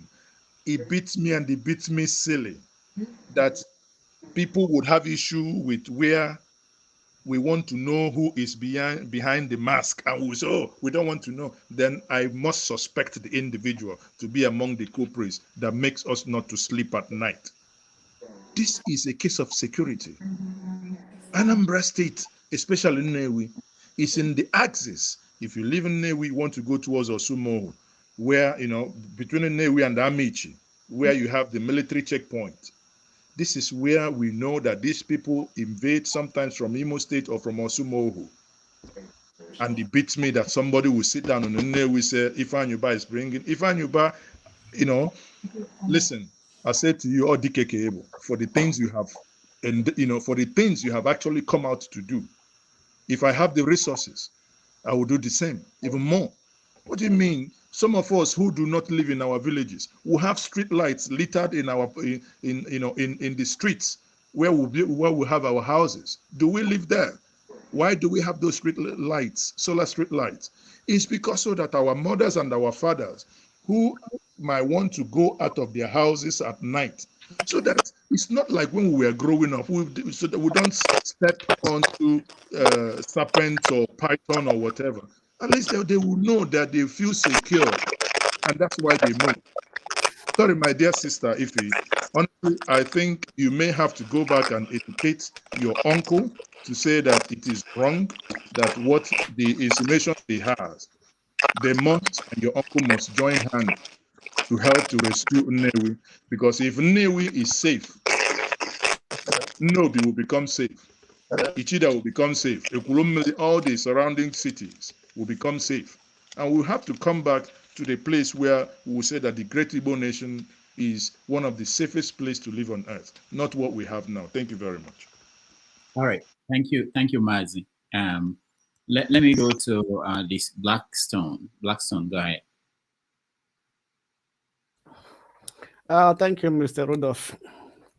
Anyway, I just about the JAM result. So for me, like you said, it is the controversy of this other girl that actually resulted to all these issues, you know.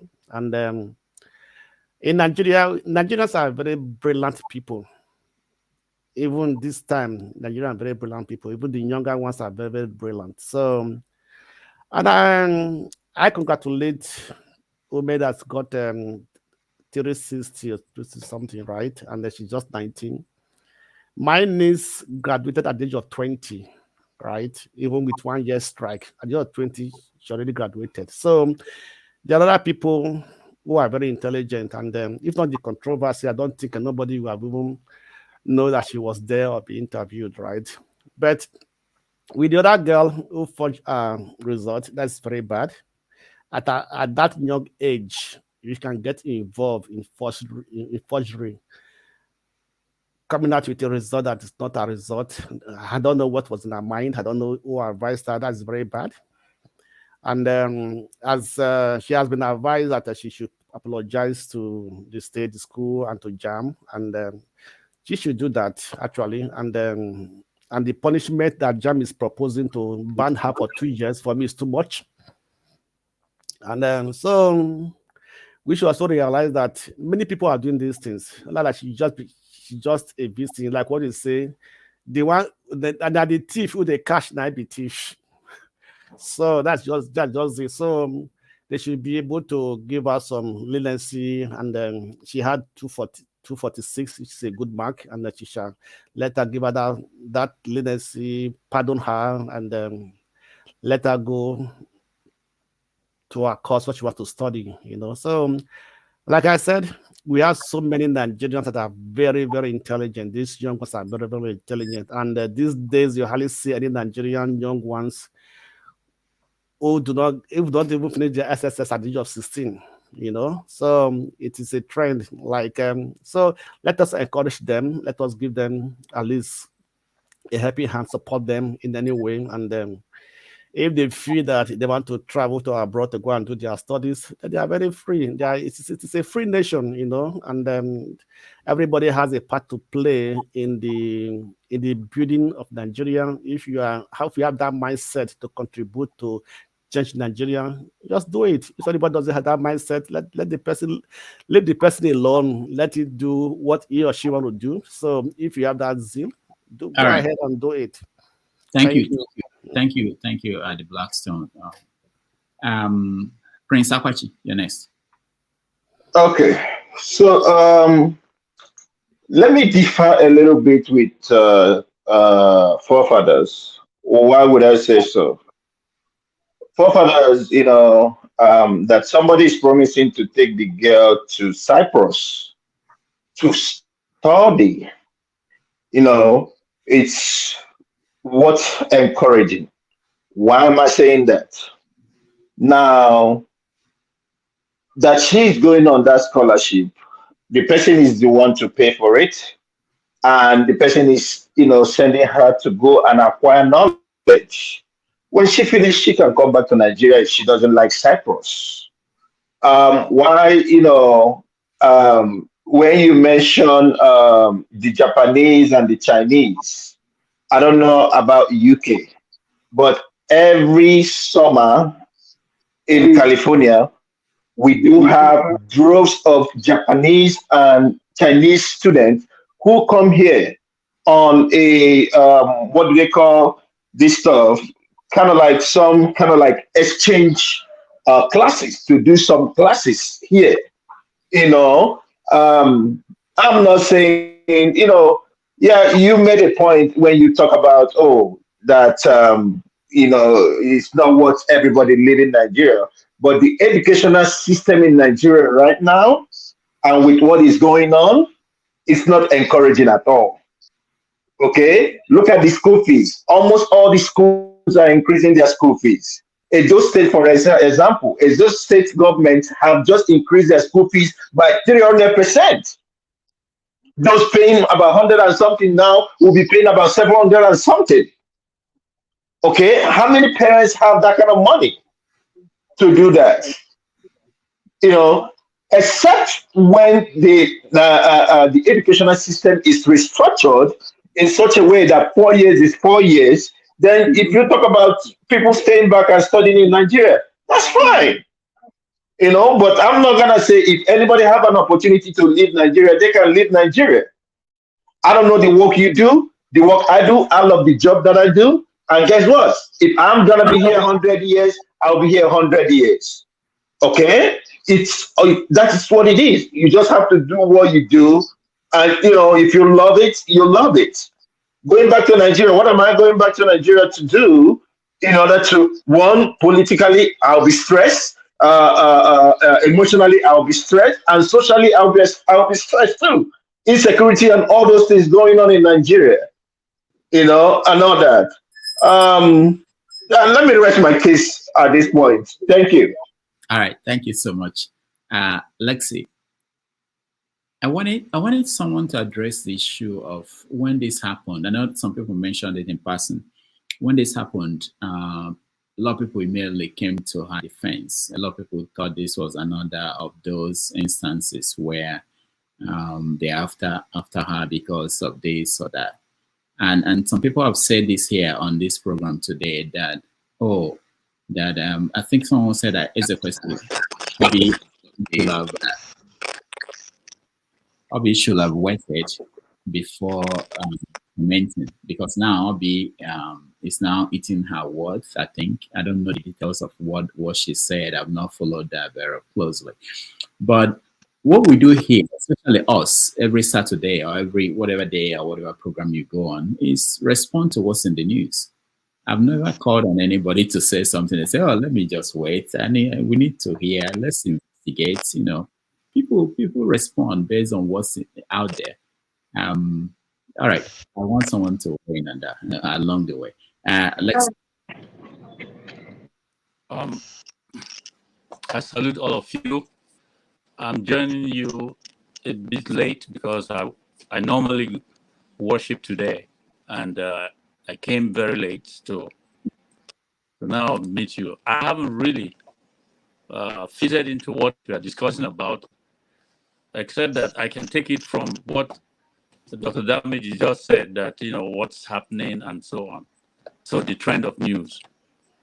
Well, two things caught my attention, and that is the speaker who said that we should all come home and save Nigeria, and then the one who Lexi, your line is not very clear. Your connection is very, very poor. Yeah, we can't hear you. So maybe you can leave and come back so that we can hear what you're saying. All right. Okay, I think that's better. Thank you. So that I don't waste my words. I will come back again. Yeah. All right. So I will skip you for now. We'll come back to you. But let me go to Femi. Femi, welcome to the show. Yeah. Good morning. So quickly to the issue of the girl with the forged JAM score, as we know it now. Candidly, I was almost gonna swear that it was just Nigeria happening all over again when it happened. And just like you said, we all have opinions when certain things happened.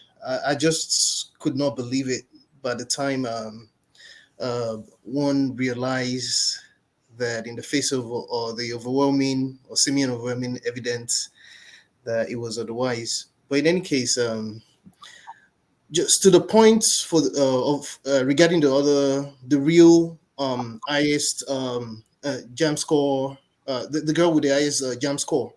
I saw the interview live as well, and I'll count myself lucky to have watched it live too. Because do they give you a prize for that, Femi? No, because the way it, I know you're messing with me, Doctor. You always do that to everybody, which is fine. Don't let me lose my train of thought. Okay. I like to watch some. I like to catch the interviews live, only because it's it just rings truer to me than. I mean, I don't know if that makes sense to you. I just like that. Yeah. So anyway, but to the point, and I actually got that. It kind of like sent me thinking when she mentioned going abroad. I mean, she's not even started school in Nigeria yet, but it's kind of interesting because I saw myself in her.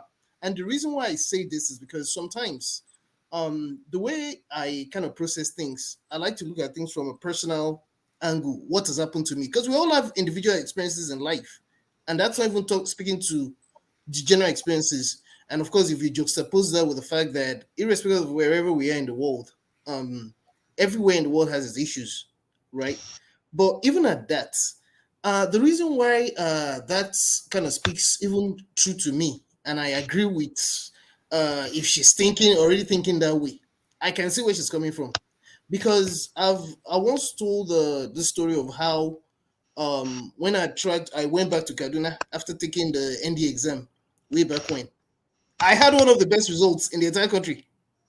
But the kind of things that happened then, and how the likes of myself were weeded out in favor of people that doctor, we are not serious, first of all, because I was lucky. I went to a very, very good primary school, but when we moved to Lagos, we went to a public school that wasn't. I mean, it wasn't the worst, but it wasn't the best. So I practically taught myself. So when sometimes I try to look at what Nigeria really did for me, I don't know what Nigeria did for me. It is just me, and it's my opinion. Femi will verify you. Well, you can verify. It can be verified. It can be verified. But in any case, so the kind of things that happened, and for when especially when you're in teenage years, when you see certain things happening, it's part of what you start that shapes you. Because then now you're facing the real world. Because I mean, I can't understand how people with 3 credits, for example, and because we saw these things happen, and as far as then it was ingrained in me, I already told myself I was going to leave Nigeria. Because it's not enough to say, that people are leaving. After all, migration, there's always been migration, and everybody has right to free choice. I mean, there's things I'm doing to help change the narrative, to help people in Nigeria, certain people in Nigeria, even educationally as well. But for me, if you have a chance to leave. That's my own personal opinion, and I have no regrets, no apologies for that. Thank you so much, Femi. Ikena San Antonio. Thank you, Dr. Jacqueline Damages. Thank you, everybody that is in the panel. I really expect that this is what we're going to be talking about this weekend. For me, let me start with IPOP thing. No. Okay. On MESOMA, we go to IPOP next. I mean, I don't want. Okay. So let me talk about the JAM thing. Actually, when that kid presented her result, really, I thought Nigeria all over again. I thought about the election. I thought about so many things were going up in my mind. But when they deciphered everything and said that she forged, I was so disappointed. Even though she didn't make the best grade, but she still made 200 and something, 240 something, I think. It's still a good grade. I mean, at the end of the day, life is not hurdle. Life is marathon. She will still come out on the end. JAM, Nigeria, unfortunately, put this stigma that you can be a science person, that you can be a art person. For me, for people like me who didn't go to high school, who didn't go to secondary school, we don't even know where we belong. We have to learn it in adulthood. From being a servant to become what I become. I would tell you, if I was in Nigeria, I will never become what I become today. I would tell you that because people like me can never get to where I am today. But these kids, I will tell you, both the kid that forged the result and the kid that made the highest grade, I will bet you money Nigeria doesn't have anything to offer them. I'm sorry to tell you. Current Nigeria will not offer these kids anything. So if they have opportunity to JAPA, to go wherever they want to go, they will go. People like us who become what we become in Western world want to go to Nigeria. But what is happening in my own state, Anambra State today, cannot make me go back over there. I have 4 kids in America that I have to live for. I cannot go to my Nigeria and put my life on those people who doesn't have anything to lose, who somebody in Western world is manipulating. So for me, the 2 kids, they still have a bright life. They still have a bright future. They can still come out on the other end, be the best at whatever they want to be in life. So to me, that would be the way to approach it. But who have asked the leaders who bring forth result, who are asking them, what's up with your result? We are in court now because of the result. These leaders, Enugu State Governor, from what we heard, he presented the wrong thing. So who are holding them responsible? I don't think JAM should ban the kid for 3 years. They can give him some punishment, but not to ban her, not to. If she wants to retake that exam, say, okay, you can retake that exam in 12 months. I can accept that. But saying that she cannot have anything to do with JAM in 36 months, I think is wrong. I think she was misguided by a certain individual. I don't think all these were what she wanted to do. Maybe somebody misguided her. That's my opinion. All right, thank you so much. Let me skip NWC and CM. They've weighed in on this, and let me go back to. No. Why you want to skip me now? Sure. Why are we fighting? I'm not talking about you. I didn't even get to you. I'm not talking to you. I'm talking to forefathers. I'm saying that forefathers wanted to respond. No, I wanted to actually respond to forefather because he put a conversation before us, right? And I also understand how if he also respond to that. I think the bigger conversation, the bigger issue that forefather put before is that it's not. I don't think forefather is saying the girl should not leave or anything. He's saying that with everything that she has achieved so far, if she leaves the country 20 years down the road, some people will brainwash her and she will start saying Nigeria did not do anything for her.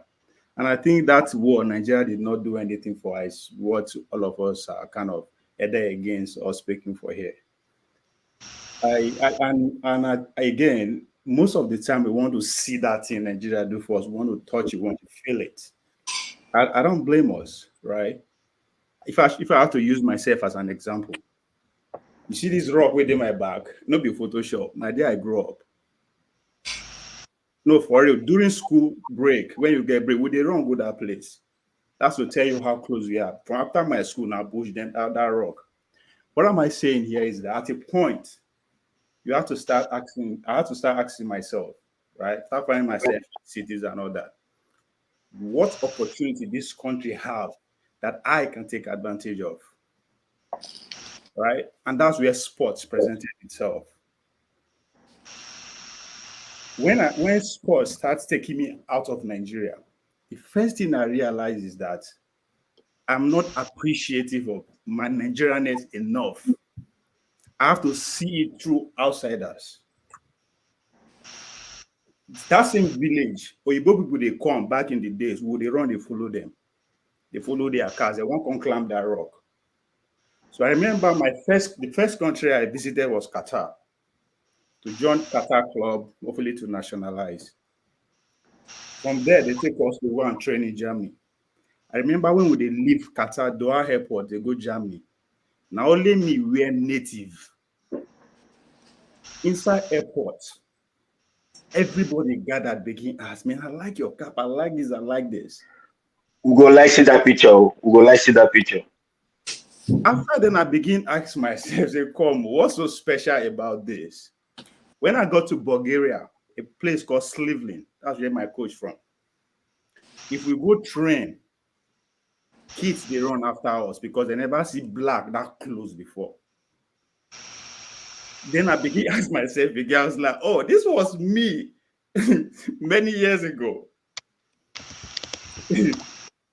When anywhere I go, they ask me, where are you from? I say, I am a Nigerian.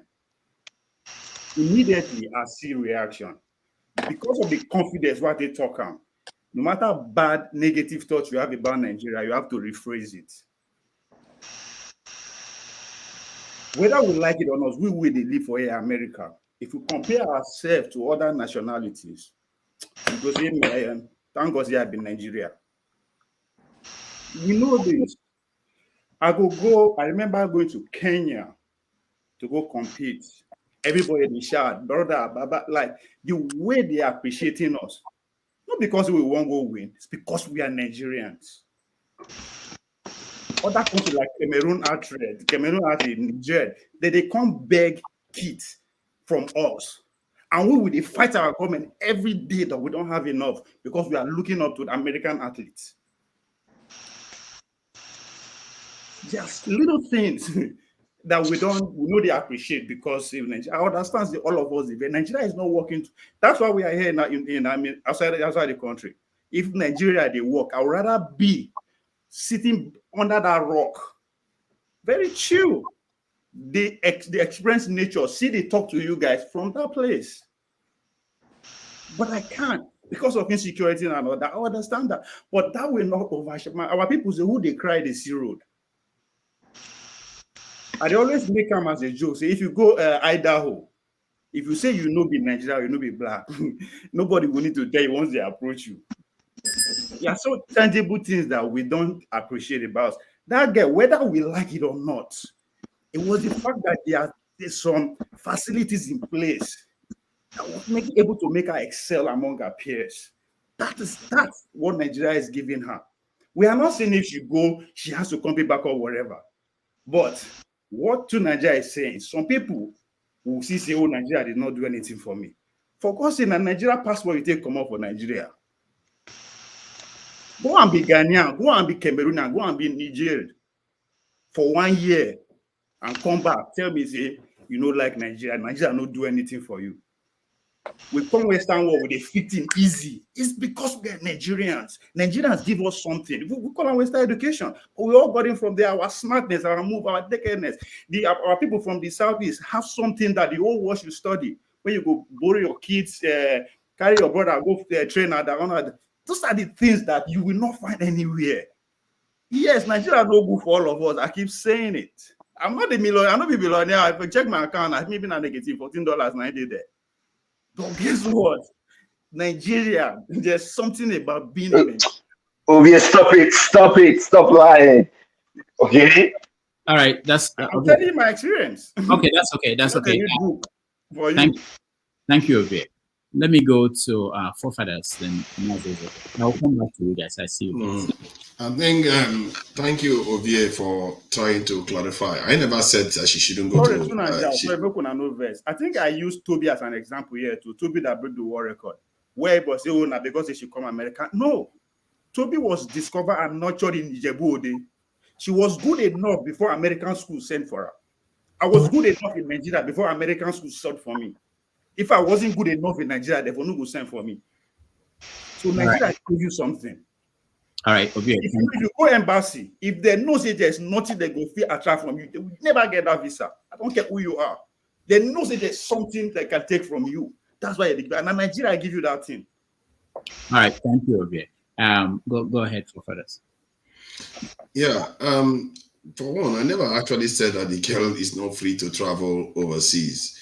And just to address the lady that actually tried to deceive people, I think the 2-year ban is appropriate. This thing that we do where we just say, oh, when people commit serious offenses like this, we should pardon them. We want to pardon them. We feel empathy that, okay, she's a human being. She's not going to be able to do that exam for 2 years. But what example signal are you sending out there? You're saying some other people should do the same. Maybe get away with it. That leads to a systematic decay.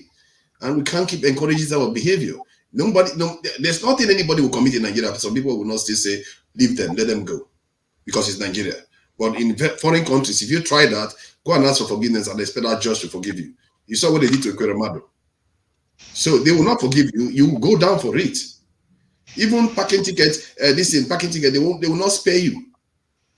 So that is what we should be encouraging. In terms of her going overseas, I'm not saying she should not go overseas. I'm talking about the systematic problem that we have created, that when I interview people in Nigeria, now I have to bring up JAPA. This is a corrosive thing that's going through everyone in Nigeria. And because everybody, their eyes overseas, or they are already got plans to, they've already got process to go overseas. This is the issue. I feel like our government and our people, our elders, are not doing anything to counter that trend. Because if you ask me, 400 years ago, 300 years ago, 200, we're selling our people overseas, sending them. What is the difference between now and then? It's just because we are being treated more benignly. But in reality, what it serves is the same thing. You take your people, your best brains, you send them overseas, let them go and work for other people for how many years until they die. Then the few benefits you get, like they send with remissions and all the rest, that's all we get. With the little money we get, we never develop our country. And in reality, what we need is people that can develop the country. It's like our forefathers selling human beings that can invent that gogoro, that umbrella, those things that they were taking from Oyibo man. They were selling the human beings that can do it. And you wonder why we fell, why we lost, because they were getting the better end of the deal. I'm saying that's a system that does that has a problem. And some of us that are overseas, we encourage it adamantly, not understanding that we are damaging our own heritage. How can a land give you life that gave your forefathers life and everything, and you damn it, and you think you're going to get away with it in this world? You will not. You will pay a dear price for it. Wherever you go, you are going to find out that those people will recognize that you are not one of them, and they will ditch you. And believe me, if I was one of them, I wouldn't want somebody that curses where they are from to come and join my bloodline. I will never let that happen. Thank you. All right. Thank you. Maz, it's okay. Okay. I think that might be my last intervention before I allow you guys to crack on. My good brother, forefathers, I think,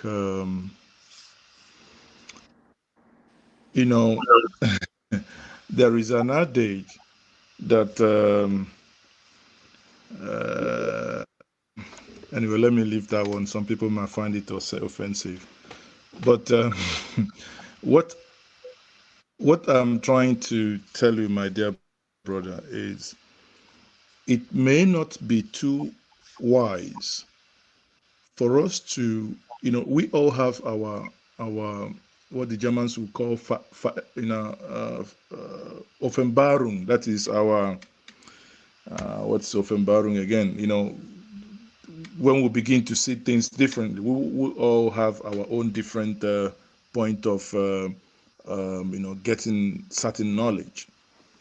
You are in a place where you are beginning to appreciate where you came from more than where you are currently in.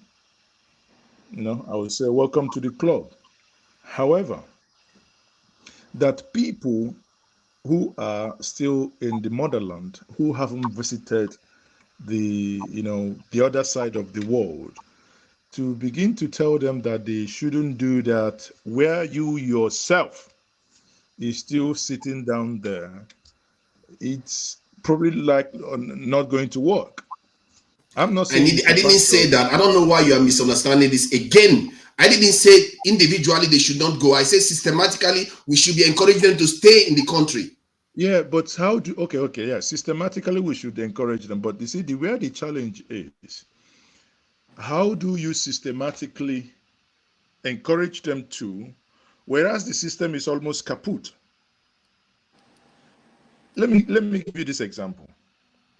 You see, the thing is, whether we believe this or not, brain drain is happening in Nigeria.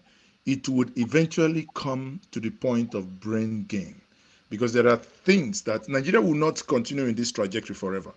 There are things when they get, when we get it right here in Nigeria, automatically it's given, because there are countries before us. We had the Chinese, we had the Indians, that it became, at some point it will become a choice. If you want to live in America, you want to live in England, it will now become a choice, not because someone is, the other side is not entirely, up to speed. The moment with Nigeria begins to have, proper electricity that would aid a lot of things, because the young girl in question, one of the reasons why she was able to do so well in her exam is because of the school environment where she found herself, that had these gadgets, made it available for her to learn to do many of those tests. Now, if that begins to happen back home, which again, no individual except the government is able to do that. You talk about security. Why is it that many people in the diaspora don't want to go home? Not that they are rich.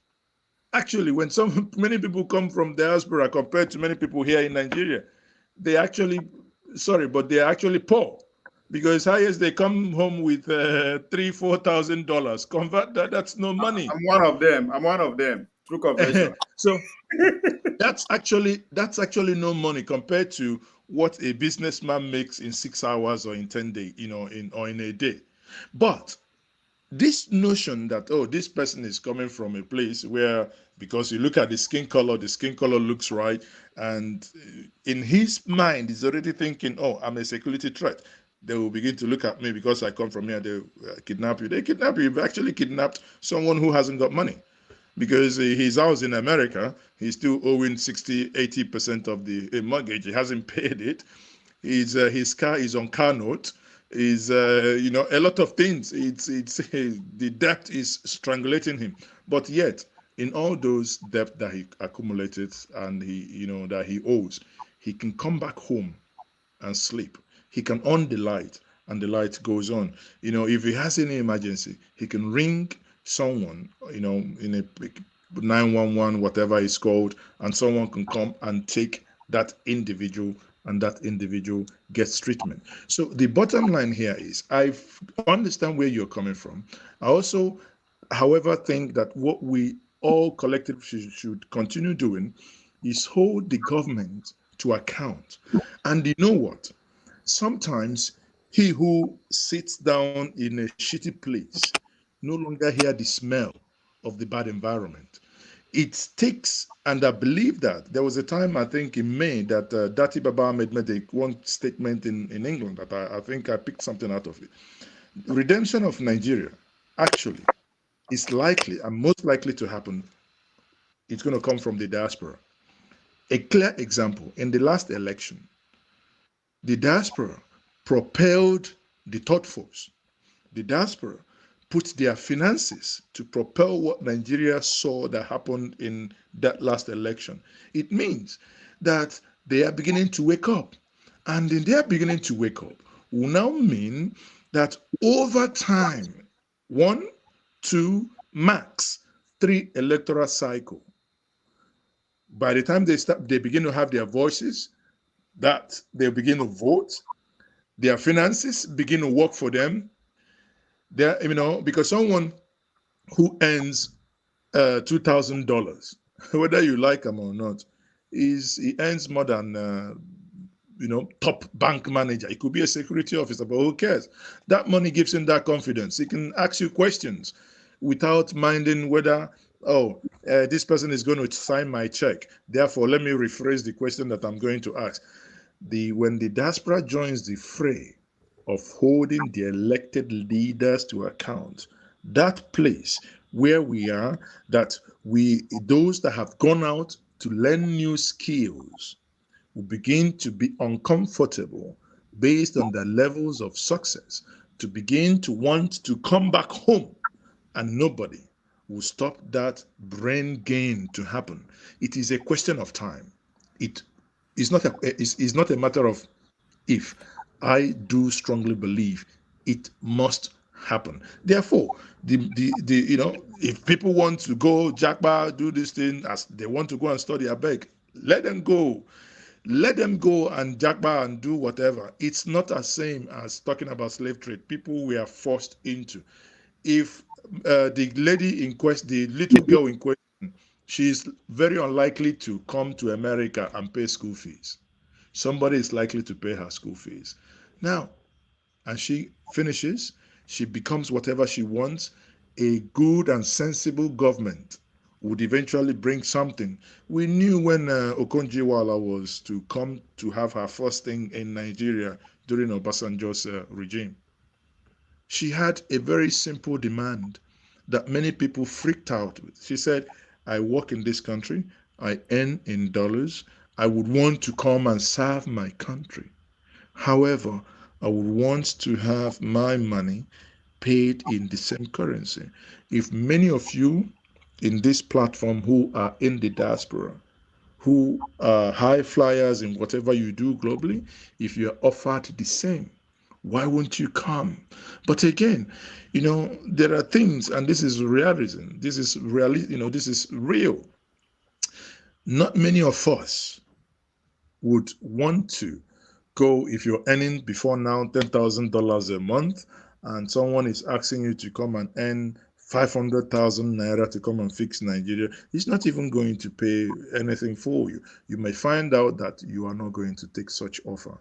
But there is one thing that I do strongly believe, that over time, the brain drain that we have today would metamorphose into brain gain, and Nigeria will be best for it. Now, Rudolph, that's on that, responding to my good friend Fofoda, but there is something I always want to correct. And Rudolph, you may help me here, please. On this platform, whenever we do speak, let us always fact check. It helps us to not to sound somehow. Some people, I can't remember who, but spoke before now saying that Obi Ezekwesili took her tweet into ethnic dimension. I think that is not right.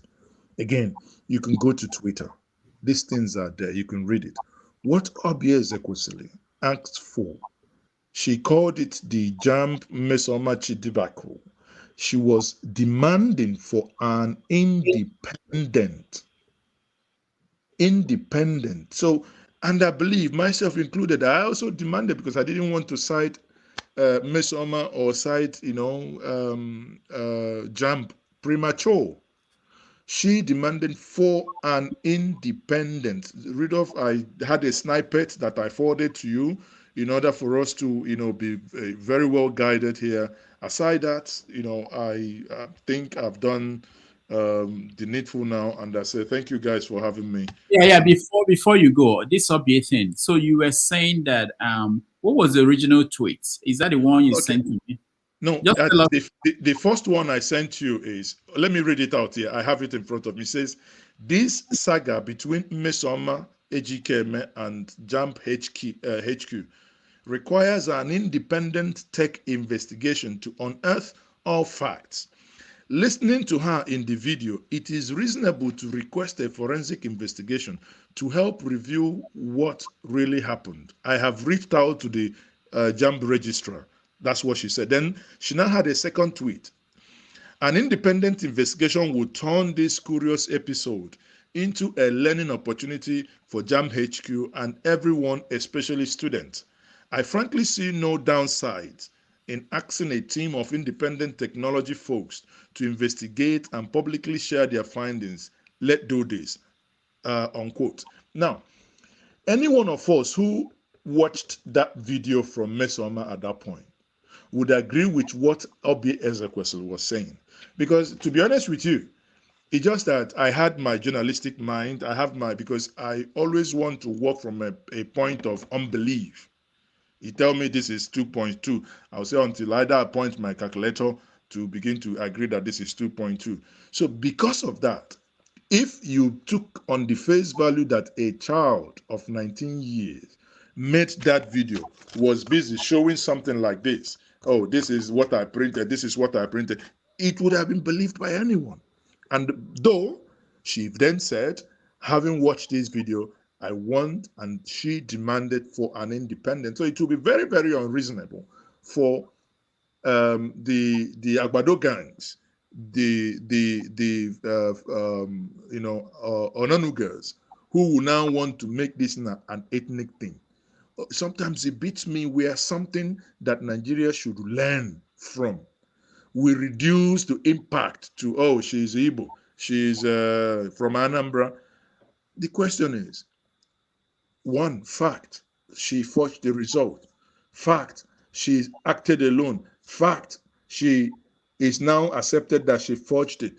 Fact, that we are now, and the JAM or whoever will now need to agree how long she should be punished. 3 years, I don't know. Let's not get too much in that, but at least minimum of a year that she can now have time to think. And not only that she gets minimum of 1 year, she ought to also, like the reports suggested, undergo some psychological counseling, because for her to have done that, it's really mind-boggling. Thank you. All right. Thank you so much, Mazizoke, for joining us today and for your interventions. Let me go to Lexi. Lexi, you go ahead. After you, KJ. KJ, I know I see you, but we have to, I know, I'm sorry. Lexi, go ahead. Oh, thank you for letting me in.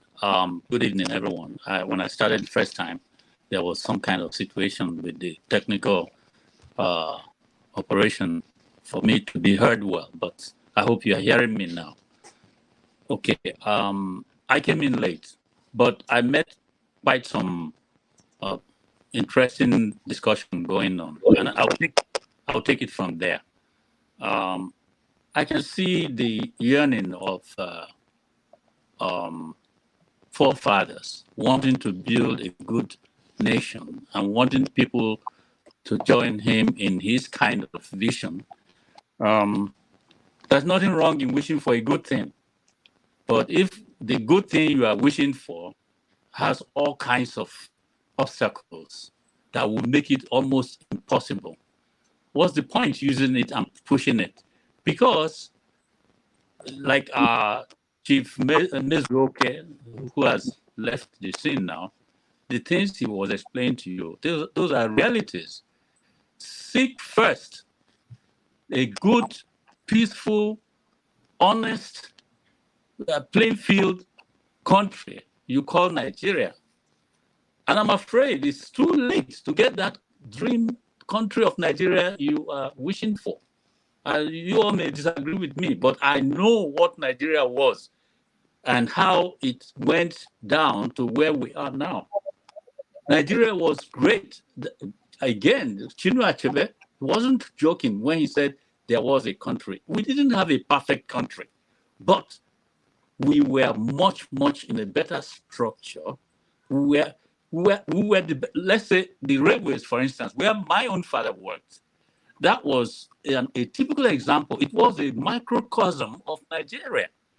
We had people from all over the country in positions, and the railways that we had performed perfectly. The only thing it lacked was that it was originated by the British, and it was for their own interest that they laid the lines, linked the places they wanted it to go because of what they're going to get out of it.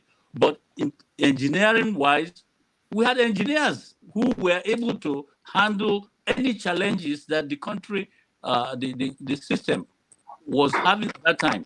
Now, Nnewi that we are talking about now, they're trying to build a foundry. Foundry is metal technology where iron and things that required foundry can be forged. No nation can develop in that regard well without having iron and steel industry that is functional. Not this one we have been toying around with few years and we are nowhere with it. You know, Now, Nnamdi wants to establish that. We had that thing in Nigeria, in Lagos, in a place called Loco, which was a part of the railway compound. From us authority, from all the other companies, they used to bring things to be forged in that foundry. It was in a Butemeta in Lagos. And things were working. Spare parts were being forged and all that. Why am I saying this? Things were going on in a way that at least you can begin to hope that there will be an improvement. But what we have now just took us down the drain.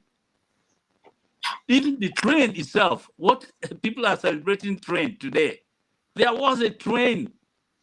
That train could meet all there's a time to wait for it at the certain station. It will come and it will move.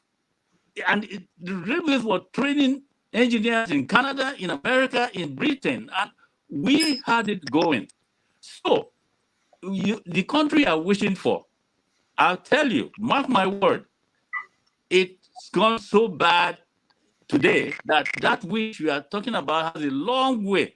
That is if at all it will reach there. We are killing ourselves in what we call peacetime. We killed ourselves in wartime, and we are still killing.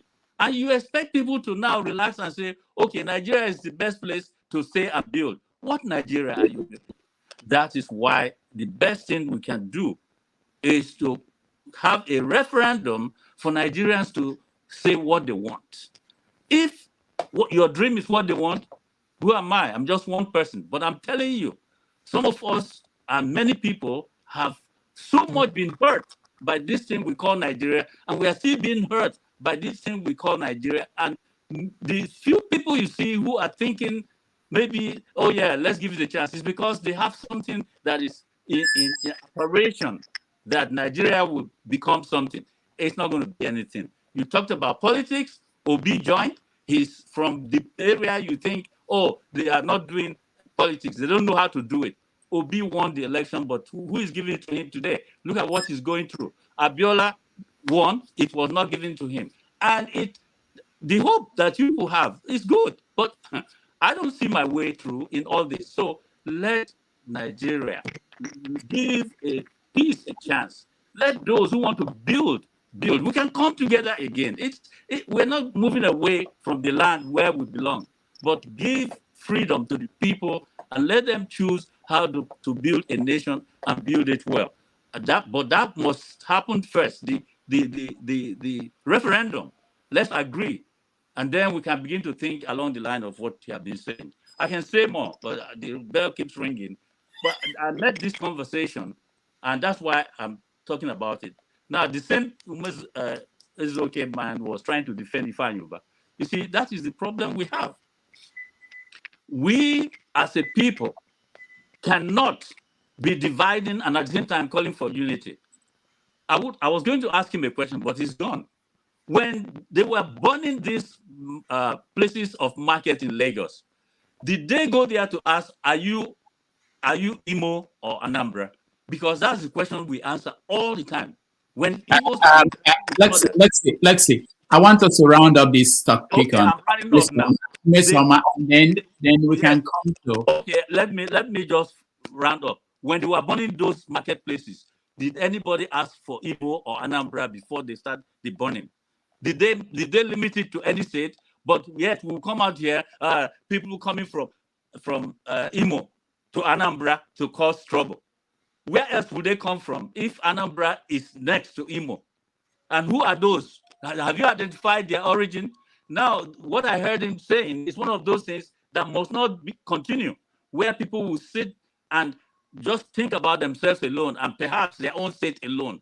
That is not going to help with the kind of freedom and fairness we need in Nigeria. Why were the states created? They were created to divide and rule. And he, Umezuoke, is one of the victims or culprits of allowing divide and rule to keep dividing us so that those who are controlling us can control us. I'll rest my case there. All right, thank you. KJ.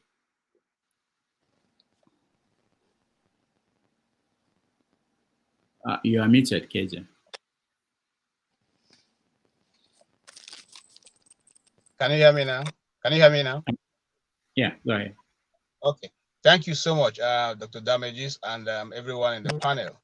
I have an event, but the discussion was so heated up that I just needed to just sneak out and make one or two contributions. So please, if you allow me a little bit more time, so I can just hit and then go off. Now, I want to push back on, first and foremost, I want to ask those of us who are on the panel who have watched the video of those little children being flogged. If you have a big screen, please, can you project it on your big screen and look at it very properly and analyze the video? I'm a videographer, so I can tell you where pictures are played. But however, I leave that to your opinion. Put it on a big screen and look at it. Now, What did you I also find out? want to push. KJ, no. What did you find out? Yes. I don't have a big screen. It seems to me, it seems to me that it's staged. It seems to me that it's staged. Because if you look at the kids, some of them were rubbing their backs and crying when nothing was even being flogged, nothing was touching them at all.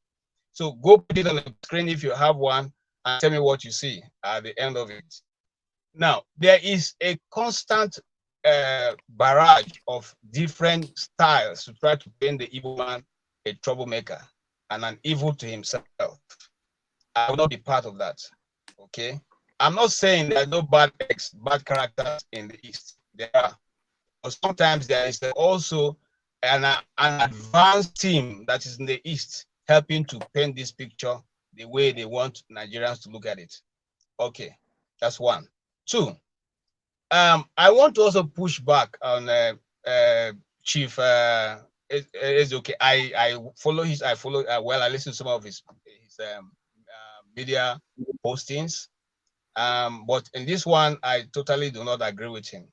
Now, and these are the reasons. One, you see, the Igbo leaders and those of us who are also, who have some levels in the Igbo land and maybe platforms, sometimes don't cry out to those things that are making these things to happen. This last week, I said here on this platform that the money is being extorted by Igbos, started from the Igbos in the East, is 100 billion naira. 100 billion from the checkpoints, from the police, from the whatever they put on the road. This is an extra money forced out of them. No, these Igbo leaders don't organize and go to the presidency or go to the police and say, look, checkpoints have to go. No, you cannot militarize the East. No, you can't have roadblocks for both the army, the police, the civil defense, the boys brigade, the guest guide. No, this have to stop. Nobody, they don't go there. They don't speak on behalf of the people. Okay, this goes on.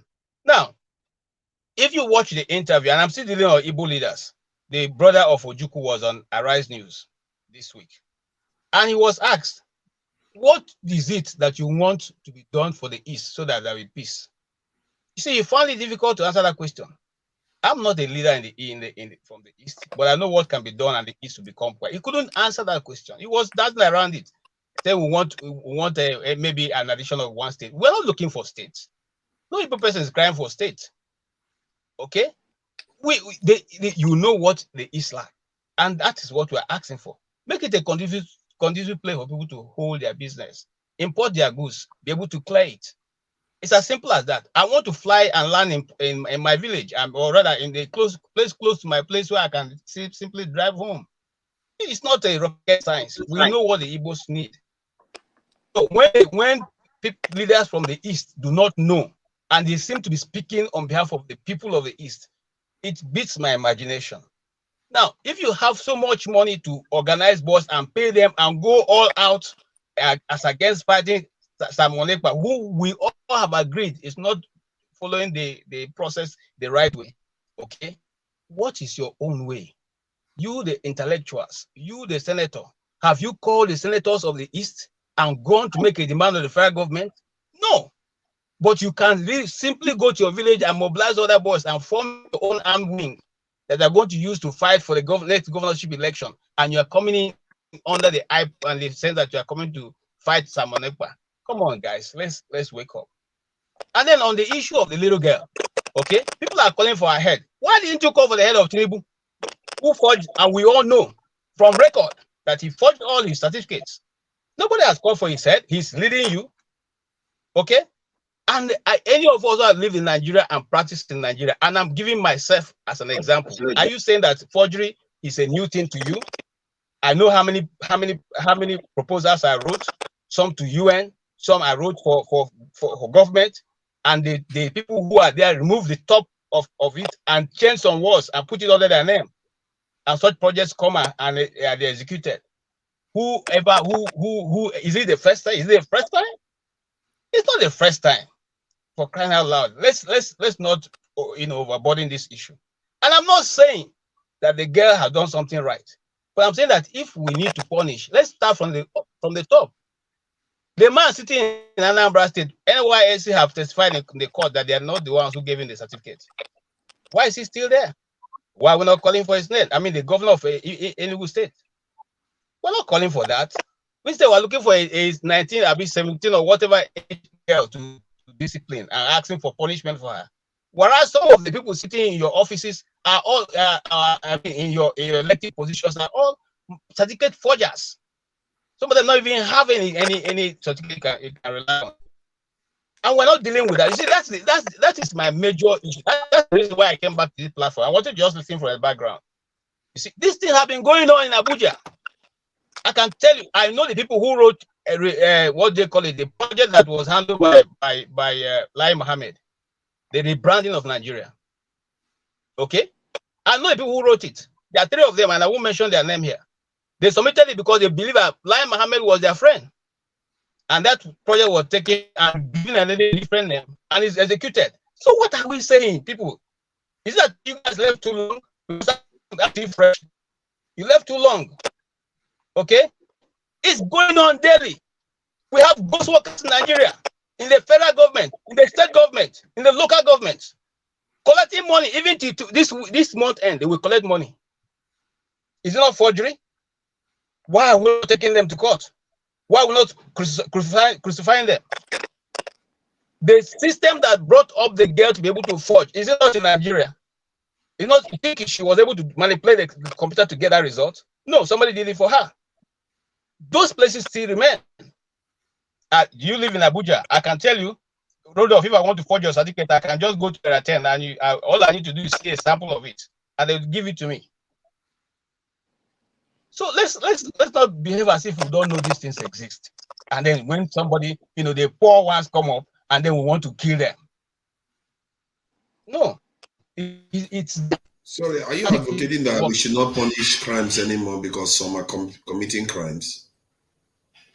Listen. I am saying that let us start from the top. Let us start from the top. INEC cannot accept certificates they're not real, they're not genuine, and they know they're not genuine, they are forged. And they still will go ahead, and those people are saying that the office are making laws for you, and you want me to come out and condemn a little girl?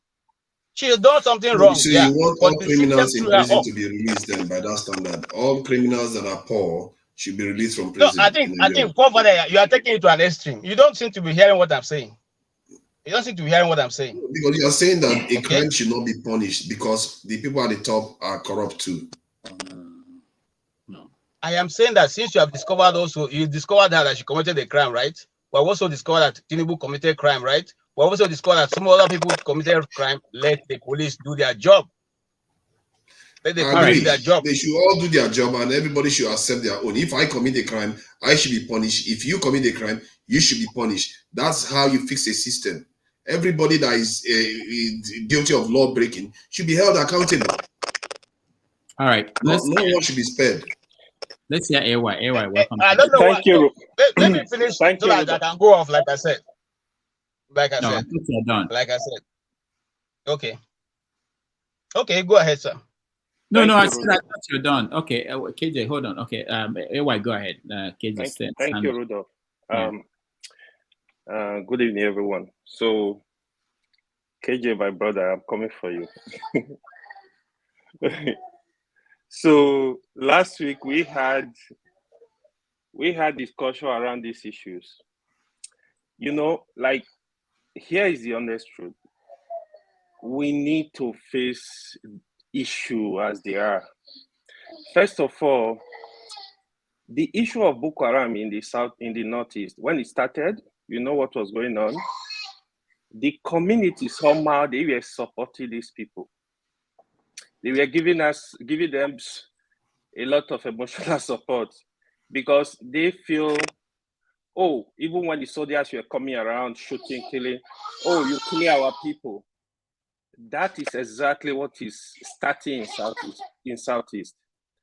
Last week, you insinuated that, no, the people killing people in the Southeast, some of you, oh, they are from South, they are not really Igbo, they are Igbo in South. These are stories. When you watch this video, what just happened, and now you are telling us, oh, put it on a big screen. Even the people that were killing other people on the street, destabilizing the market, they were also non-Igbos. Let's put this in proper perspective and face the issue. Because if we don't face the issue when they are starting, sometimes they're gonna consume us. This is the point on that. The JAB issue too. To be honest, call this thing what it is, call it what it is. Here is my fear. That issue almost degenerated to tribal crisis. You see, like when it started, a lot of people from the Southeast, what I noticed online, were supporting the little girl. You know, look, if the original girl that scored the highest, that got the highest scores, if she was from another ethnic group, like say Yoruba or Hausa, it would have caused a big problem. The truth here is somebody committed a crime. That is a big crime. She's 90 years old. Let her be punished. She would have taken somebody's position. Why are we trying to pet it? We should stop petting it. If the president commit a crime, we call him out. You committed a crime. This is the honest truth. So let's stop petting stuff and try to make it look. How can a little girl like that commit a crime?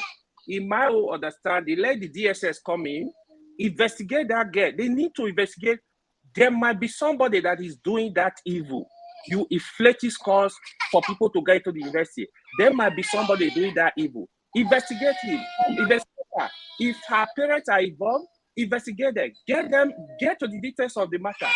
Let it serve as deterrent to other people to learn from. Then on the issue of JAPA, forefather, if you are listening to you guys, both of you are right. Even the Mazi is okay. I really supported all of your opinion. But the thing is, we see this thing differently. The way it's just basically an opinion. What forefather is saying is true. What if he say is true? But here is it. It depends on how you look at it. However, I will just summarize my opinion. Nobody, you will not stop people from traveling forefather, in my understanding, except you freeze the country.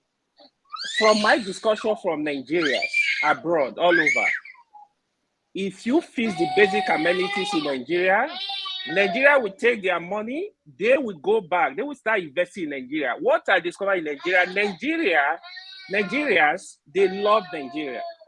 This is the honest truth. Nigeria, that is why you see us shouting on this platform. That is why you see a lot of Nigeria abroad shouting. Nigerians, they love Nigeria. This is the honest truth. If you feel the country, you give us is the sound coming from you? Yeah, it's coming. Man, I think I need to stop. How do you manage to stay focused? All right. Dr. Damages, if you don't mind, let me just intervene and move out. AY, you seem to always misinterpret what I say. Please don't put words. Maybe I speak too fast, so you don't hear me. Now, when I started speaking, I didn't say the girl should not be prosecuted. If you commit a crime, you should be prosecuted. Okay? But I'm saying that the girl does not have that knowledge to be able to manipulate that certificate the way it is. And that so there should be an investigation. But I'm saying that she's not even the only one. That is a general practice in Nigeria, including the man who is sitting at the highest point of the highest seat in Nigeria right now, forged certificates. And I'm saying that if you are living in Abuja, there's a place called Area 10, okay, where they print. You can go there and do all kinds of stuff. people have been doing it. And I'm saying, I'm giving my own example that I have written numerous documentaries, okay, and proposals that were taken by authority figures and my name removed and certain words changed, the title changed, and those programs were implemented without me. No kobo came to me. Nobody even said, okay, let's pay you for your intellectual property. My brother, I'm saying that the government of Nigeria themselves are forgers. I'm saying that. I'm saying Are you saying that you bare did these things chest. yourself? Or I don't understand. Are you saying that you broke the law? What are you saying? I'm I'm a bit saying that confused. I wrote proposals. I wrote proposals for certain programs, and they were taken. Okay, they were submitted to, I won't call the agencies, and eventually they were all taken off. My name was taken off. All the consortiums were taken off, and these things were used. It's not a new thing. That's what I'm saying. So don't get me wrong. I'm saying that if you want to prosecute her, let us start from the number one, A, B, C, D. Let's start from A and prosecute to Z. Let's not look for one girl and make her a scapegoat. That's what I'm saying. And it has no, excuse me, sir. Excuse me, sir. It has no ethnic correlation for me. There's no ethnic correlation. The one who won the highest prize is Igbo. The one who is forged this thing is Igbo. So there's nothing ethnic about it, as far as I'm concerned. And I made that point clear. And I said again that, you see, let's not get sentimental about the things of the East, please. I said, go and watch the video. I'm not even giving you an opinion. What I'm sharing is my opinion, and I have the right to it. Go and watch the video and make out your own, whatever you want to make out of it. I'm a videographer, and not only one, I have practiced for 17 years. Okay? So I know what I'm talking about. I don't know. What video are you referring to? Sir. I don't know the video you're the referring video to. Maybe of the the viewers kids don't. that are being flogged. It has nothing to do with the guys wearing red. It has nothing to do with the guys wearing red. Although I don't know if I was the one doing that, I will be videoing myself. Flogged in Anambra or unless KJ, I'm coming. KJ, what about that video? Because I need to know what you are talking about. I'm not talking about other videos, so please don't put words in my mouth. See, that's why I came back. I would have left. Okay. Hold on, KJ. Let me ask you a question, okay? Yeah, because sometimes we have to deal with reality. During this election, during the campaign period, we complain about Bola Tinubu, everything. You know, there's something that wasn't talked about in the media. People complain about his name, his date of birth, everything. At the end, he was named the president of the country, and he's governing the country. So are you saying now that we are going to leave MESOMA and her case until we go and punish Bola Tinubu? When you know the process, it wasn't like we are surprised now that Tinubu is the president, that he didn't have any certificate, didn't show us his certificate. What are you saying? What should be what do you want us to do? Thank you, Dr. Damajic, for that very, very reasonable question. Very reasonable. You see, what I'm saying is charity begins at home. Okay? A society throws up the people, or the system throws up people of like minds. Now, is it that this girl has done the best? I mean, she's brilliant for crying out loud. She was able to score that 249. I think when I wrote JAM, I scored 240 or 40 or thereabout. I can't remember right now. She's brilliant to be able to do that. So it's not as if she's a pushover. Okay? It's not as if she's a pushover. All right? So what I'm saying in essence, because sorry, my attention is needed. What I'm saying in essence is that whilst this is going on, let us also bring up the other people who have been involved in this kind of thing and deal with it. Hold on. That's the only way the society can go forward. KJ, bring it up how, and how do we deal with it? Be specific. We're talking about forging certificate is a criminal offense. Yeah. So forging certificate is a criminal offense. The DSS, the police, and all the intelligent people who are in the Nigerian system know that these things are not correct. There are more than enough empirical evidence to prove that some of the people sitting in the government offices today all have fake certificates. What stops them from being prosecuted? If you are not going to prosecute them, then you shouldn't be so bothered about this little girl, okay, who yet is not earning Nigerian money, is not forging, is not taking from our resources yet. So you are saying that we shouldn't do anything to the girl because you know that the DSS and all these people you are talking about are not going to do what you are saying now. You know that. Okay. Let me even go that way. You are going, Rudolph. Yeah. Can you hear me? Yeah. Go ahead. This same jam we're talking about, Snake swallowed 38 million from the office. Have they been able to investigate and find out how they managed a snake swallowed 38 million up to today? Nobody has given us any answer. So you can see the systematic corruption is coming down. It's coming home to roost. Oh, you can prosecute her for all I care. But I'm saying that this is a systematic thing that needs to be dealt with. A snake in Nigeria swallowed 38 million, and I'm imagining Ghana must go that snake, and they was able to swallow it and disappeared. But we know that that's not true. If a snake swallows something of that nature, it will remain there for more than 7 days before it can move because it has to start digest. And will it digest money? My brother, this is the system we're talking about. I have a friend working jam. I told her that, look, this is just the system is rotten. Let us accept that. And then if you want to prosecute us, okay. But the system has more to do than Somasi, what's her name? This little girl that came up. The system has more to do than, her own issues. That's what I'm saying. Let's treat it. That's what I'm saying.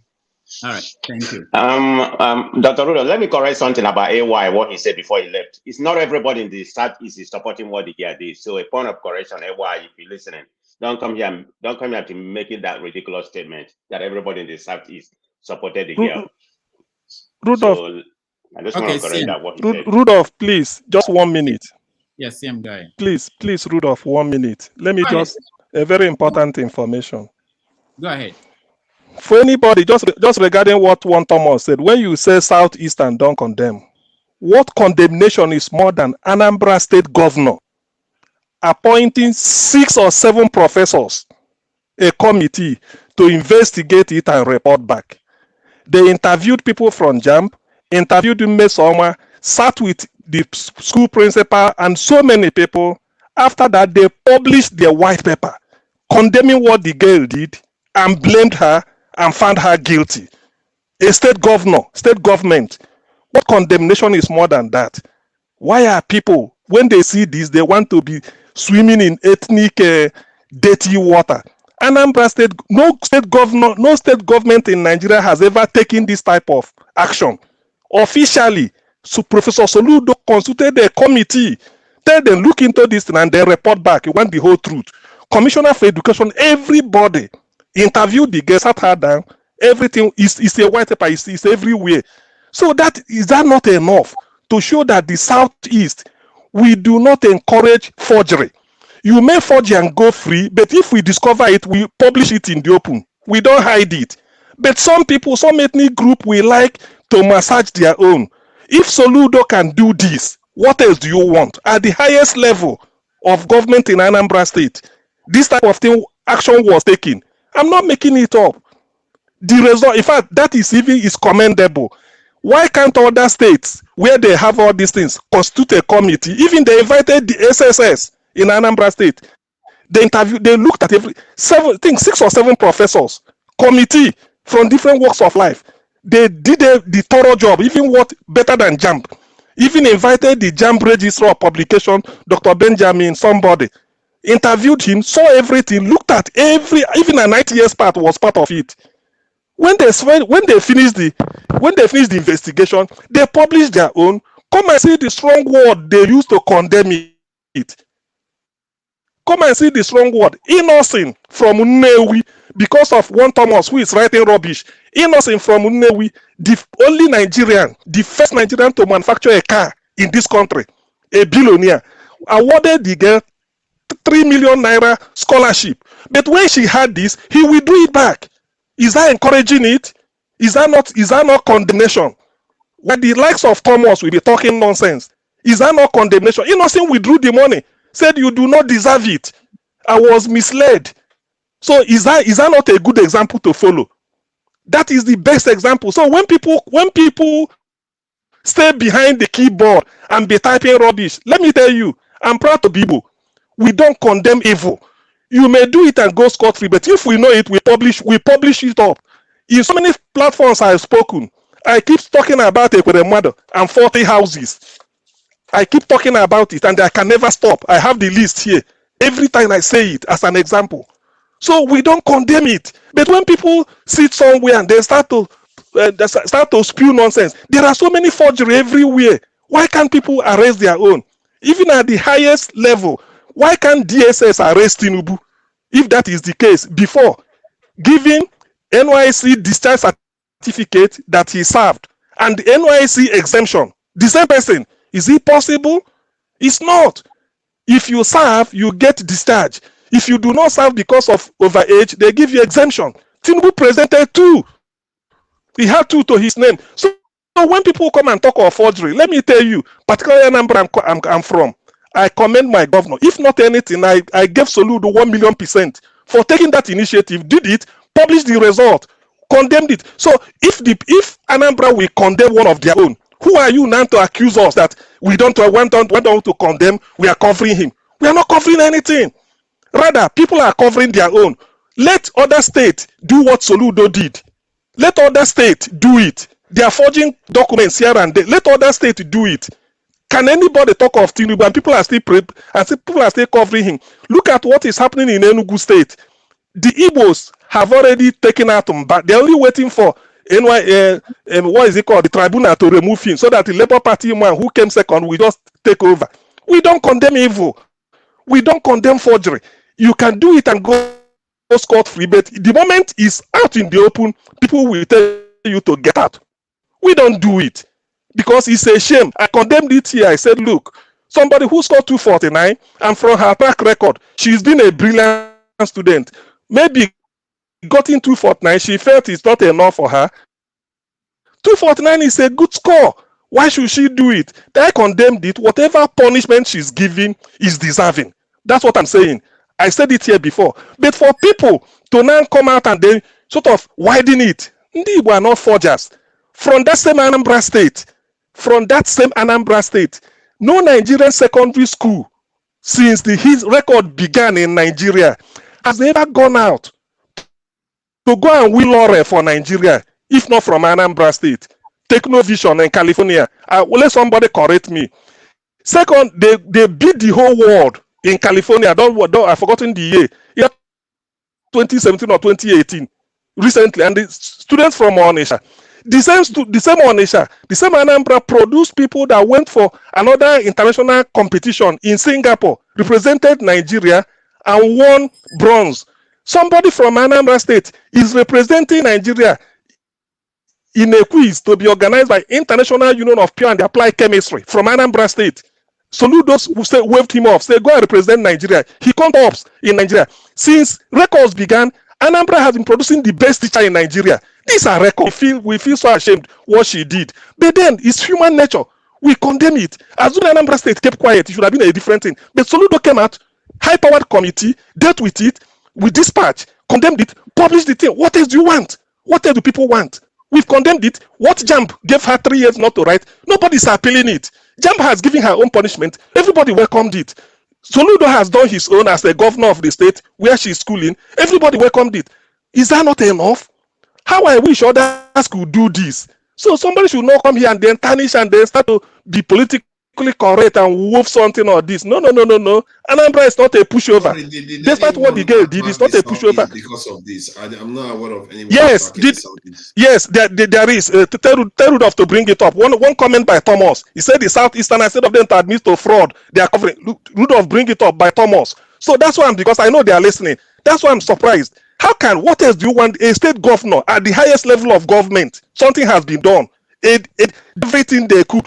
Get to the bottom and say, look, we are wrong. OBS they was leaving tweet and then wrote this again to support. Say, look, what she did is wrong. There's no way you cannot punish something like this. She shouldn't have done it. This is condemnation, and there's evidence to show. So when people come and they start, what about Tinubu? Nobody talking.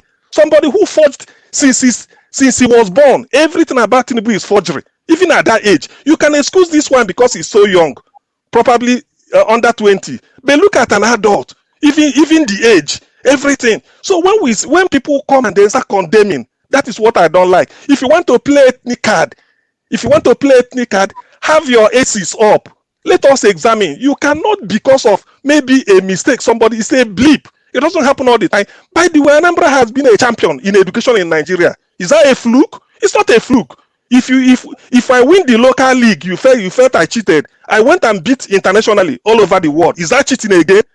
Is that cheating? No, Is that forgery? When they went, the Techno Vision one that the Anambra students won, they've been doing yeah, well in various competitions. that's what. International. And these are local students. Even the other one, there are people from QRC on the latest one now. Apart from the one, there are. If I go into details now, I can bring you many schools in Anambra. They are coming tops, international competition representing Nigeria. The best teacher in Nigeria, nearly Anambra wins it every year with this thing. I mean, these are facts. So when people come and they start to talk, because I hate for people to just deviate and start to tell everybody, I'm from Anambra, I'm a proud Anambra man. I know what my state is made of. I know people I recommend to go to school in Anambra State. You heard what the student said now. The student, how she talked about her teachers. And that's why I thought the interview was brilliant, because she talked about the sacrifices that teachers make for them to get that good education. No, it's not. I'm not talking about deeper life. I'm not talking about deeper life is a different. No, I'm talking about the forge because I want to stay on course to the forge. After Anambra has been, I've been beaten everywhere. So people like Thomas that are narrow-minded, I want them to tell me that what Soludo did, we could have done. What do you want us to do? If Peter Obi is in charge of Nigeria, he will even set a national panel for it. That is the way we are. We are very clean. If you are from Anambra State, be proud. This is just a blip. There are people that had in their domain an industry for forging certificate. We know where Oluwole existed until due to public outcry by United States Information Service, USIS in Lagos, they had to use information and then say everything. In nearly treating the diplomatic relation with Nigeria and the America, because everything they forge ends up in US Embassy. They have to shut it down. Now probably they've moved base to Abuja. So please, if you are from Anambra State, don't be discouraged. We are the shining light. I have example to show. Out of 36 states, how many states can beat Anambra in education? Is it because of this thing happened? Yes, let's put our cards on the table. Out of 36 states, how many states in Nigeria can beat Anambra in education? No. All right. How many? That's enough. All right, guys. We have about 6 topics. We are still talking on one for the past 3 hours. That's not progress. So I think. Sorry, Rudolph. You know what KJ was talking about? Those flogging those children and women. Yeah. I just went and saw the video, and I don't know. These people, they think they are helping their people by humiliating their women and children like that. You know, the women. I don't know, man. I don't just like to see things like that. Men putting women, children on the ground, flogging them. Man, I don't understand how people. Thank you. That's the segue to the next topic, which is what did the Simon Ekpa's sit at home achieve? There is one more day, I believe, on Monday to make it 7 days. So we're moving the topic away. We don't want to talk about this MESOMA. Let's touch on other issues. What did it achieve? The sit at home. Let's start with his triple man, then Isimile. Triple man, go ahead. Yeah, good morning, Dr. Rudolph. Yeah, welcome. Good morning. What part of the world are you? Good evening. So, what I wanted to say, because there are some people, some listeners who are also, is now their morning. So good morning, good evening, good afternoon. Okay. So, now you have moved away from let's leave that topic. Actually, okay. So I know you like this new topic, yeah. I actually wanted to just give one scripture, one biblical scripture to the church in New Jersey, the church that had issues. Yeah, watching, yeah.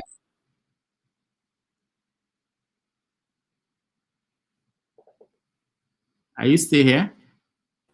When you read the 1 Corinthians chapter 6 from verse 1, there the Bible says, "And how dare you take each other to court when you think you have been wronged? Does it make any sense to go before a court that knows nothing of God's ways instead of a family of Christians? That's a question. Oh, you should have come when the bishop was here. But thank you for that. So it's it's something that I wonder why they did that, and the issue that should be settled in-house has to end up in court. That's by the way.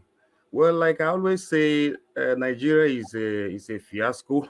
I always say that, and the issue of ethnicity has always been in everything that follows Nigerians. Even on this show, you can easily tell who is Igbo here and who is not, you know, and that is not the way to go with if we want.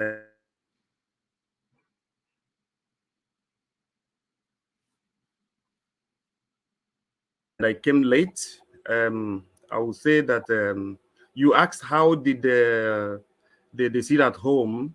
Yeah. What did he achieve? What it achieved? Well, to those who are pushing it, they believe that it must have achieved something, because at least they were able to bring to attention of the situation in the Southeast through this sit at home to bear to the hearing, to the knowledge of so many people, you know, both in Nigeria and outside Nigeria. So they went on the news. You could hear about the arrest and the enforcement of the sit at home and all of that. So to those who are pushing it, they believe that they achieved, because while there are so many cities that did not really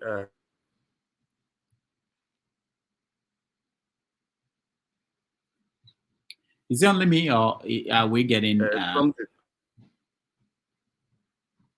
You're in and out, Triple Man. It's Nigerian Juju. Where is Triple Man? Where are you, Triple Man? He's not in Nigeria. Sometimes we are looking at the sit at home. All right, we have to come back to you, Triple Man. Let's go to Isimile, and then one question that so many are not asking: what is the root cause of the sit at home? You know, and those who are pushing it are campaigning. All right, Triple Man, we have to let you go. We need to run the whole sentence from you. Isimile, go ahead. Hello, Dr. Damages. Hi, panelists. Hello, viewers. Dr. Damages, one of the reasons why I've joined this late, I want to air my view regarding the young lady MESOMA, if you will allow me. It is important because I'm Igbo. I need to say something about it, please. Just permit me. I won't be long. I have a voice that needs to be heard. So, where is Abakiari today? Where are all the criminals in the rest of Nigeria? Where are the Boko Harams, repentants that are in the military in Nigeria? Where are they? Where are all the politicians that have done forgery to ascertain or to attain whatever positions they are today? You cannot get a good outcome from a rotten foundation. Nigeria has a rotten foundation of various crimes. I am not here to say what MESOMA did is right.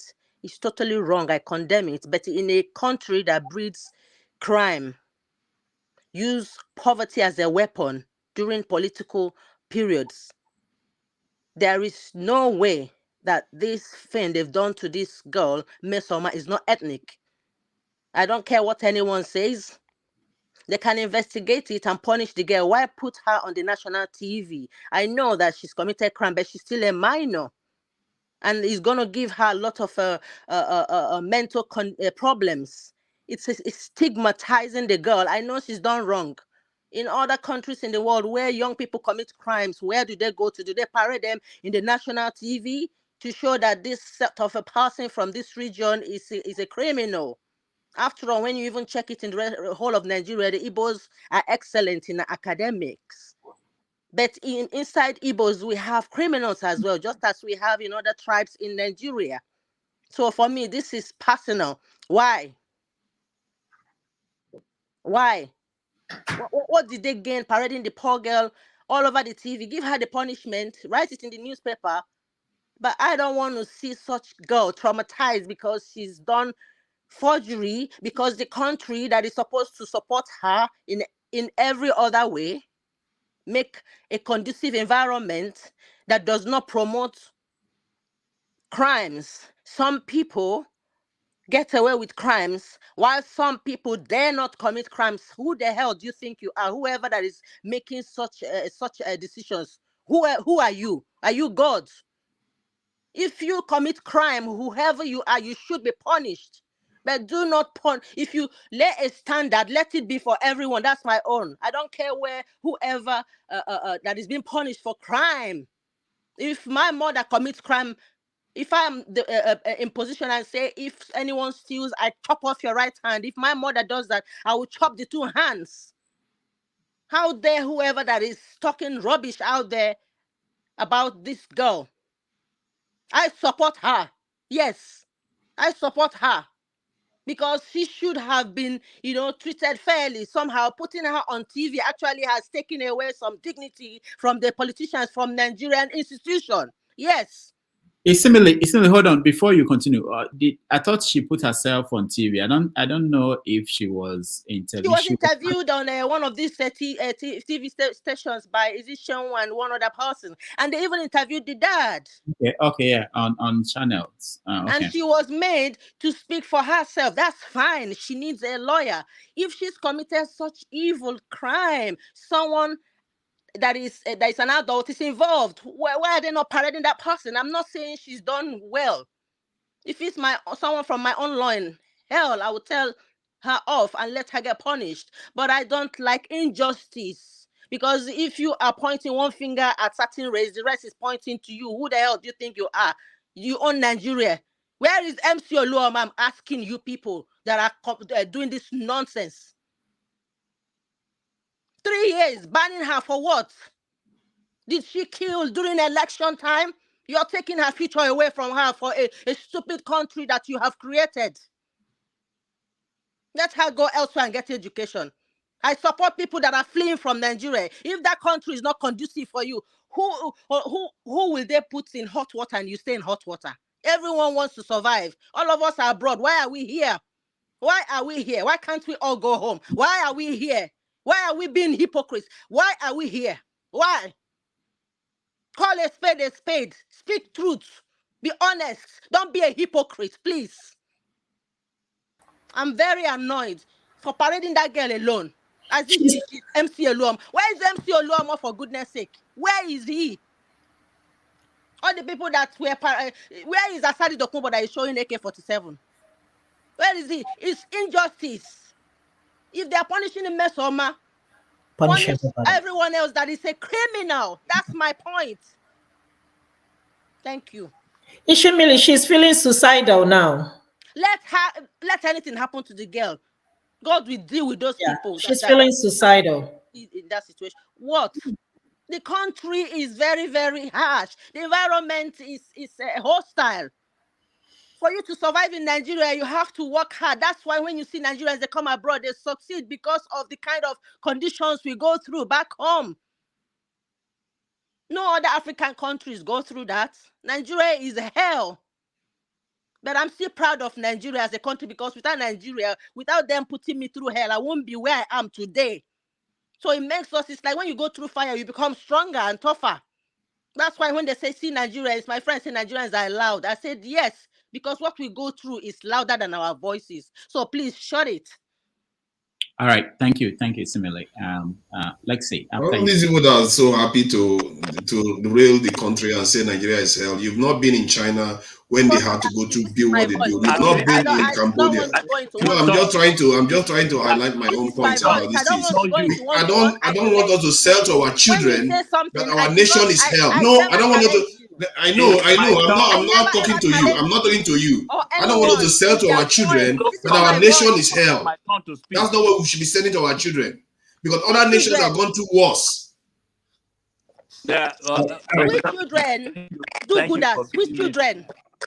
There are millions of Nigerian young people out there that we don't want to be selling to that our nation is hell. because we have a great inheritance, and other nations have suffered far more than us, and they are still fighting for their nation. Everything, just because we suffer a little bit, we act as if the whole world is. I agree with you on those points. You are mixing two different things together. And there is a lot of injustice. I am Doesn't not mean a that no confused justice should be individual. done. Don't insult me directly. I'm not confused. I'm I know what I'm meeting saying. My everybody. points are very clear, but don't pick and choose the ones you want to use to argue. Please, I'm not here to argue with you. And I never ever challenge you on your points. My voice, I've told all of you here, my voice is my voice, and I must speak it. I must speak my voice. Thank you, Simile. Thank you so much. Lexi, Yanis. Yes, Simile, thank you. You are well heard. Okay? Now let people say what they want to say. I went to school in Lagos. If you fail in one subject, you could be allowed to be promoted in the system then. An Igbo family or father will come to school and say, because my child failed in mathematics, you should not promote him. I want him to repeat this class. God is my witness. The Igbos had that attitude in the educational system that we were in then. But guess what?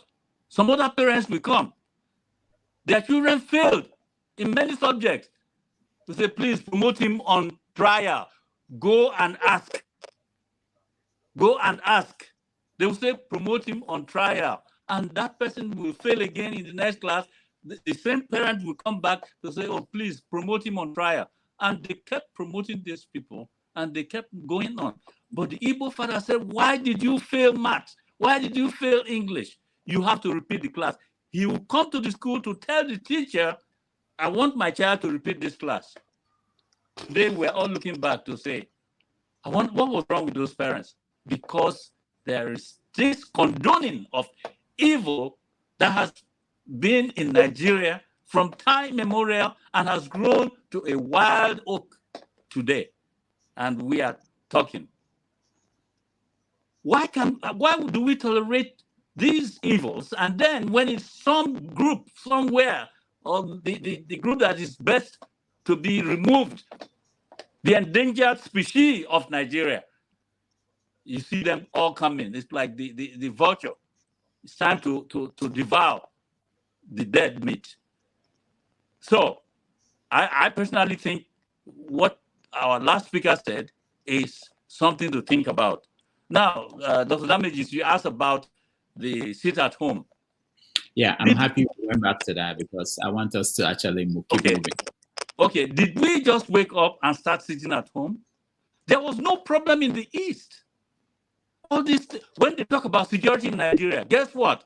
All the arms and things they want to use to do security is they are thinking about the Southeast to go and kill as they have been killing. Nobody talks about the people that did horror and they absorbed them into the Nigerian army, and they are sending the same people to go and kill. Let's face this truth, my people. Something is wrong, and it will never go anywhere. For those of you who are Igbos and you are trying to kind of marinate this whole thing as if to say, oh no, it's not so bad. Well, I think the future will determine what you are doing to your people. And by then, the shame will come. We must not continue to be victims of the wickedness of Nigeria. We cannot say that Nigeria is good, let's fix it, when we have not decided. It's not only the Igbos who are saying it now anyway, even in the West. My dear Yoruba, sincere, honest friends and connections, they know what is happening and they say it shouldn't continue. Whether you like it or not, people will be who God made them. Don't even fight them for recognizing their strength. Recognize your own and use it. Don't stop suppressing or oppressing so that you can be on the same level with everybody. It will never happen. They say that the 5 fingers are not equal. You can't, unless you want to cut it and even then, you will be leaving the thumb. It will still be an ugly sight. Unless you want to cut all the fingers and then there will be no finger at all. This thing happening in Nigeria must stop. And we should not be discussing here as if it's okay to be politically correct when it's not going to help us. So that is what I just want to contribute at this point in time. Thank you. Nigerian. Good evening, everyone. Yeah. What did sit at home achieve? Dr. Dame, let me use my time for the other because I'm not from the Southeast, so I don't know anything to say. Because if they really need Biafra, I don't think anybody's supposed to be in another place. Everybody should be there now, so that we work very quick. Thank you, but just thank you for that. I can't really say anything about that, please. I just want to give you a little contribution on my own. But sometimes I wonder why we in Nigeria, we are just problem, but we want to use our own for we to take charge of our mistake. We want to blame it on other people. I wonder how somebody you are in abroad where rule of law exists. If 10 people pass this street, 10 of you doesn't have insurance, and police must only one person. So you will tell the police, 10 people are passing, they don't have insurance. Why don't you go and hold them before you come and hold me?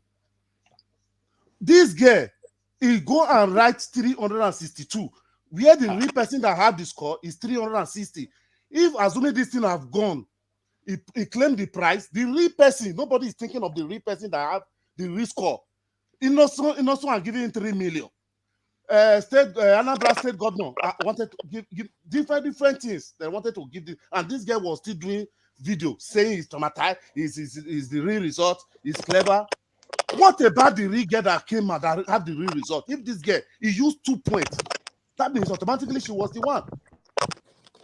You are saying they should go and find the person that manipulated. Without this girl, will they get the person that manipulated the result? If the DSL will not treat this girl, will they know the person that manipulated? Please, let us be realistic. I never see where police will hold you. Point of correction, please. Please. Point of correction. The main person, what would be that girl? If that 362 have gone, point of correction. Would have missed everything. It's 152. Najaman, hold on. Point of correction. Go ahead. What's the Innocent has withdrawn the Innocent has withdrawn the 3 million. Yes. Hold on.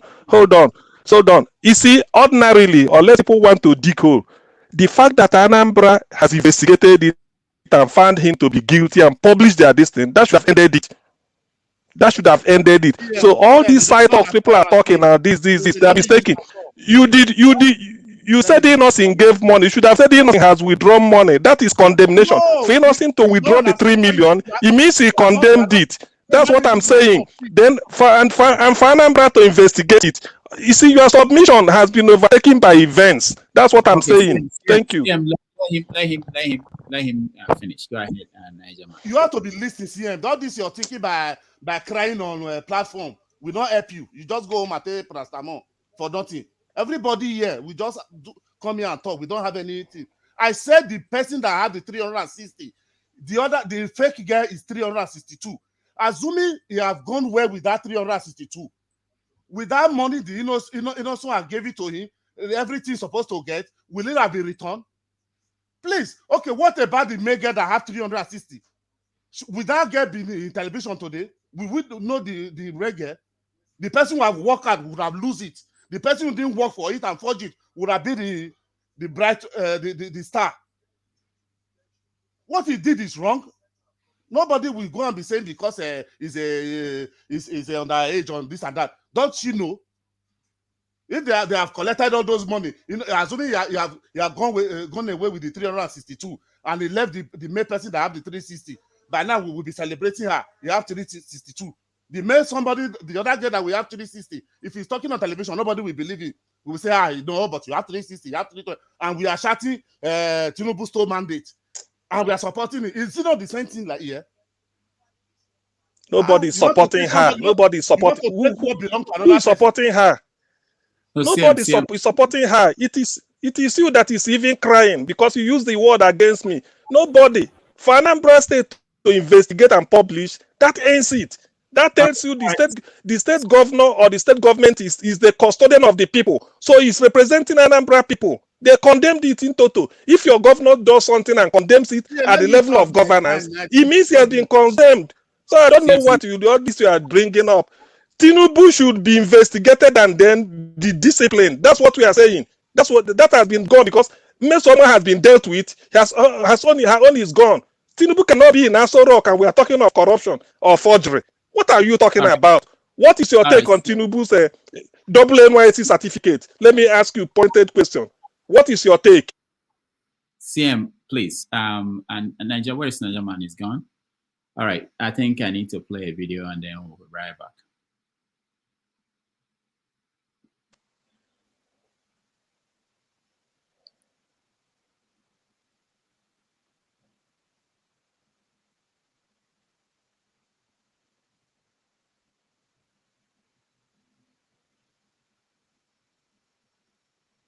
Persons they say were responsible for shootings in parts of the state last Friday. Operating the suspect at the command headquarters in Abakaliki, the state capital, the Commissioner of Police in the state, Faleo Olaleye, says his men apprehended 15 suspects, including a herbalist who prepares charm for the gunmen. The police had said it was on the heels of the hoodlums who attacked the Ohaku Police Division, burning down a patrol vehicle in the process, as well as the gunmen who invaded markets in Isheke and Okwachi environs in Abakaliki, shooting sporadically leading to citizens scampering for safety. No life is said to have been lost in both incidents. On the 2nd, these people attacked my area commander team, burned our patrol vehicles.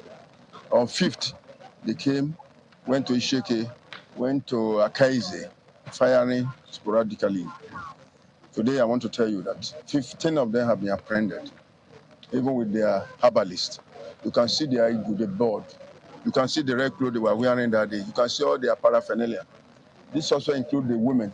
They were preparing for another attack today when we carry out the strange operation and arrested them. I came in February.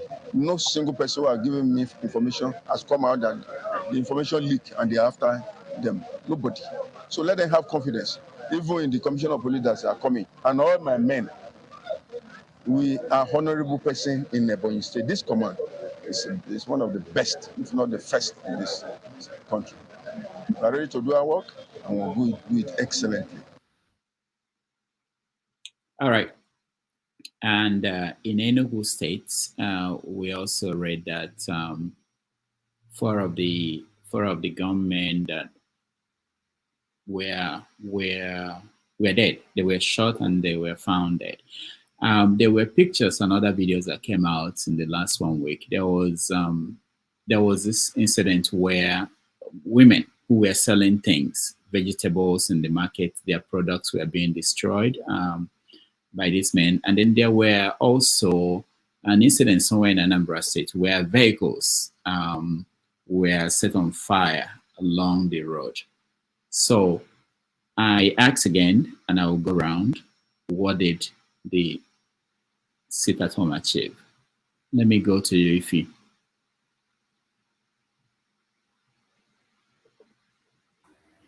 Papudoka, first of all, I have to apologize to you for using the F word in your channel. This is not a word I use, but when you push me, I will give it back to you.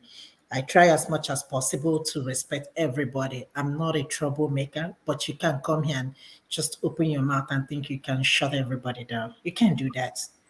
We all have our voice, just like Ishmael said. You can't shut me down. And I don't think anybody on this platform, nobody ever had a right to shut anybody down. I'm entitled to my own opinion, just like anybody here. So with that, I sincerely apologize. I don't use that F word. It's a word I hate. But when you push me, I will give it to you. Anyway, like I said last week, concerning the sit at home, I don't understand the benefit of that. There are people who have to go to market on a daily basis in order for them to feed their family. If they sit at home, if the government of Anambra or the Southeastern governors, if they want it to stop today, it will stop. Like I said, all they need to do is to all the 5 Eastern governors with all the Southeast politicians march to Aso Rock talk to the leaders, talk to other politicians regarding releasing Nnamdi Kanu. And all these things will stop. But they don't want to do that. Everybody's playing games. And who is suffering? The citizens, the masses are the ones suffering. And also, it's one way or the other, it affects us indirectly because we have to send money back home to support as much as we can. So again, I'm saying it again, over and over again. All the 5 Eastern governors, if you feel that this is affecting your economy of your state, do the needful. Go talk to your leaders. Go talk to the president. Go talk to the Senate. Go talk to the House of Reps. Don't threaten people. Don't come and think just like my brother did and start threatening. You can't do that. One person cannot threaten the whole of, majority of the Igbos in the Southeast. I know what this releasing Nnamdi Kanu. He is not the worst in Nigeria. He is not the worst. You have repentant Boko Haram, whatever. You have MC Olomo that threaten people. Asari, whatever, Doku Bori, whatever his name is. They're still parading around. And you lock this man up. Let him go. Or free him on bail. I don't see, it's only in Nigeria. It's only our judiciary system. Other developed countries, you can't just hold somebody without trying the person and sentencing the person. Or, this is going to 2 years or more than 2 years. So we can never get justice in that country. Let us tell each other, let's not tell ourselves the truth. The truth is that once you release this man, just like the people are asking, everything will stop. But as long as they're keeping this man, holding him hostage, because that is what I'm calling it. I'm not a fan of Nnamdi Kanu. I've said it like 200 times. But what is fair is fair. Don't let everybody walk and still hold this man. And you're complaining that your economy is going down, that you're losing money every day. And it's very simple. Thank you. All right. Thank you so much. Femi. Okay, so straight to your question.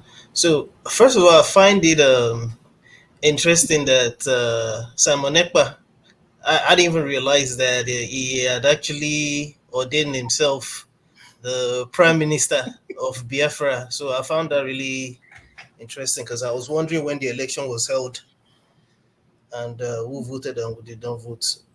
And on the other hand, something else I didn't even realize was he actually titled each day. He gave us each day a title. Monday was supposed to be total lockdown. Tuesday, no movement. The Wednesday for sit at home. Thursday for opening of markets. Friday, don't come outside day. Saturday, ghost town day. Sunday, stay indoors day.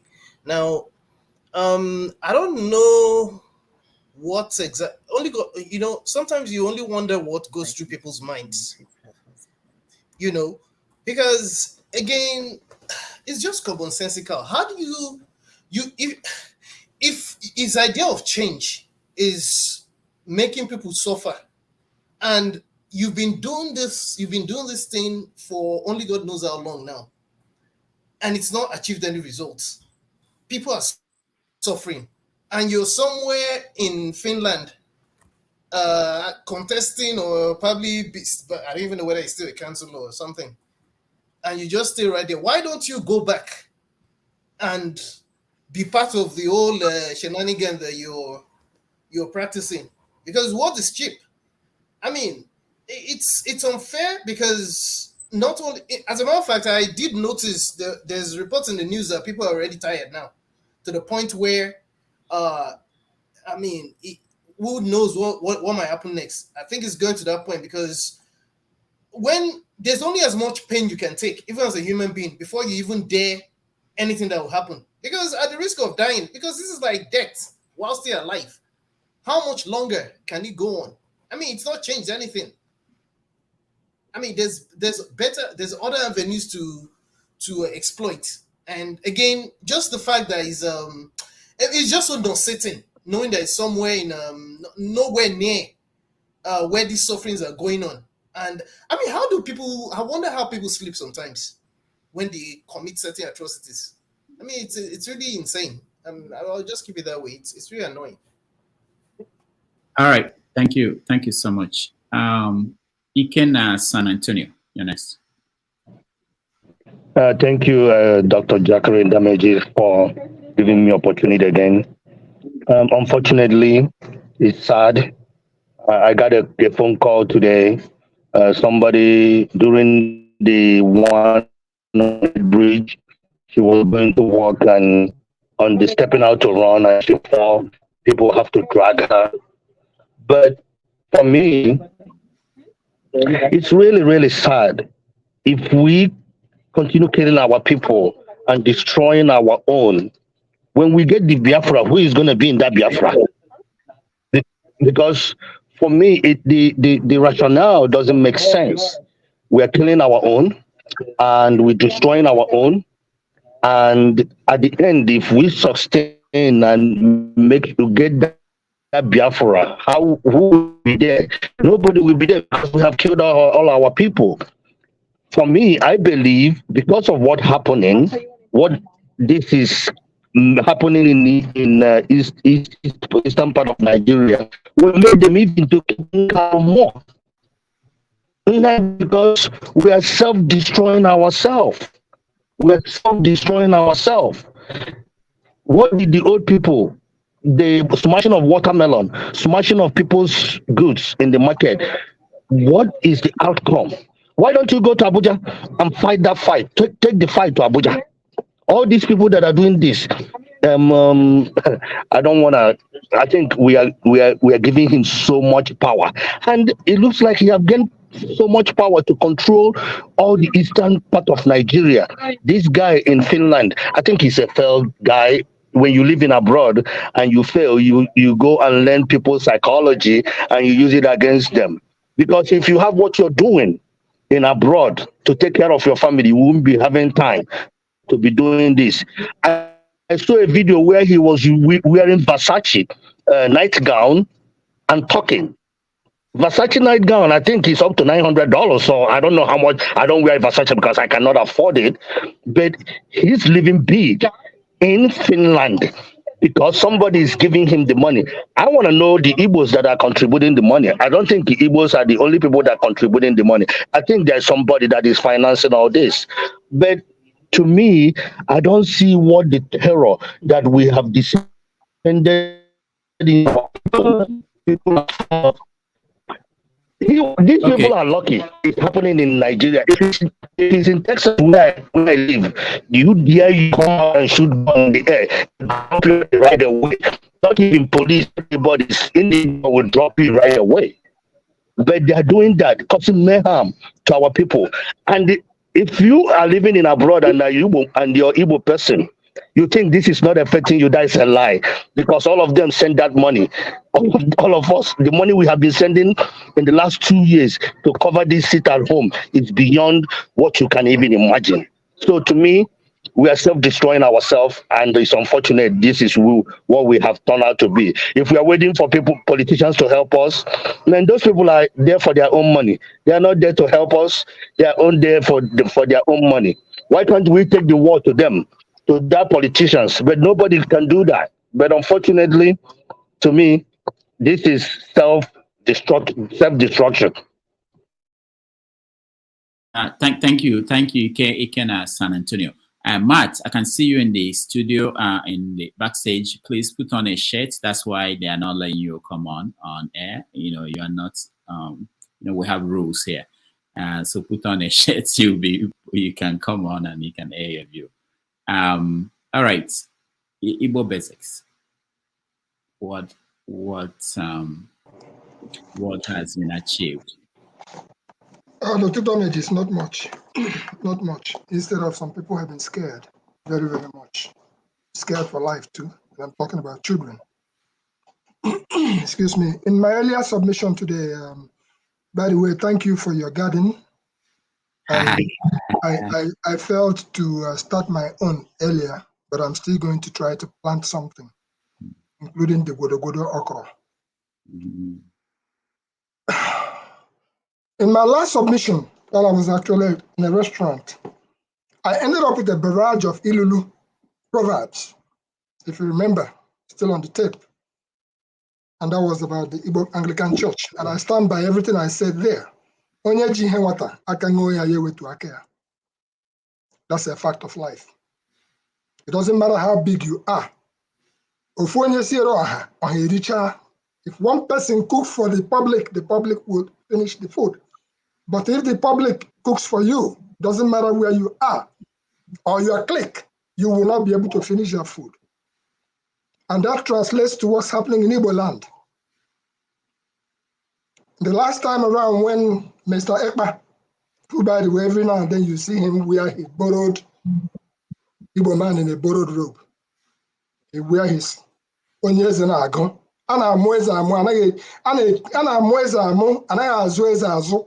When you put on that cap, king, it gets to your head. You think you are not a king.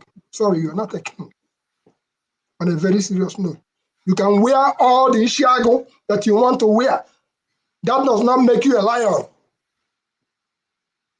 And that translates to those whom, when I observed yesterday, children somewhere in Enugu being flogged. Who the hell are you to flog those children? It's not by force that people have to follow anybody. And the last time around when the man was in Finland talking about there'll be sit at home, no elections, no elections, what has happened? Elections have come. Both in Anambra, elections took place. And that was the last time I came out talking about Mr. Ekpa. I believe in that time I said to him that I'll challenge you to come to anywhere in Igbo land for a wrestling match. That is symbolic. If you are such a hero, if you are just a strong man, come to Igbo land. When was the last time did a man go to Igbo land? From the comfort of somewhere in Finland, you're issuing ultimatums. And people out there flogging little children. You can't do that. You're scaring those children for life. And you are not showing your face so that we can see who you are, who is doing the flogging.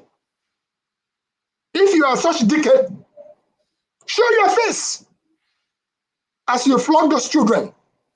And I have women lie down, the teachers lie down with the children like the children too. And the women are there acting, being treated as if they are children too. Humiliating the teachers in front of the little ones. So it's my humble submission to those who are on ground, because if I was on ground during our own time of Ishike, some of these people who are doing these things, they will not do it. But God has a way of putting, Chineke has a way of putting a lot of us in wherever we are. We are still who we are on the inside and outside, any day, anytime, until our last day on earth. We are not cowards. Igbos are not cowards.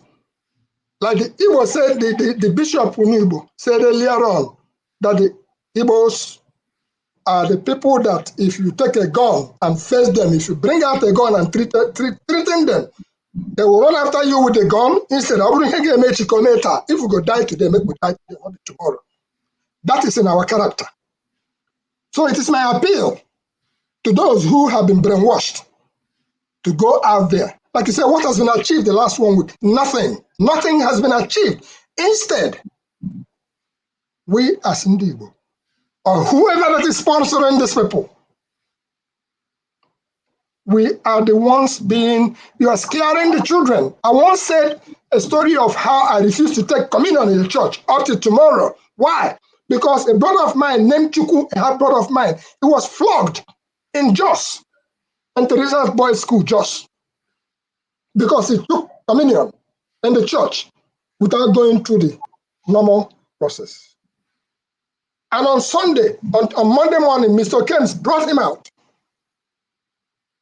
The headmaster lined him up from class 1, class 2, any class we get to, they will give him strokes of the pain. And you think that me, as a grown-up man now, that I'm scared that you put in my body up to tomorrow, you come and ask me. So tomorrow you say, Biafra, those children will look at you and say, what the fuck is wrong with you? It's my language. Because you're scaring them for life. So my submission is an appeal, once again, but I'm quite sure something is being done about it. Those who have gone on to scare innocent children and the women, even if you are what we call a fiatamisi, the mad cow, your day will come. Your day will come. All right. Thank you for giving us the opportunity. Once again, Dr. Damages, and for the situation in New Jersey and the Igbo Anglican Church, sooner than later, it will come to pass. All right, thank you. Let me go to Matt. Matt, I know that last week, I don't think it was communicated to you why you were not allowed into the studio was because you were not properly dressed, so. Enough is enough. Let's all put hands together and make sure that this got to stop in Igbo land. Are they doing that in the West? Are they doing that in the North? They are better off. If there is a war in Nigeria again, it's not going to be the same kind of war that there was before. It will make everybody, so that let everybody feel what is called a war. After that, you want to go fight war, go be Ukraine. Please excuse me for now. I've had, in the past few days, I've had people say to me that we are looking at Afghanistan in the East, that this is the interpretation of what they are saying. If people, students are being flogged, that what will happen next when these people take over?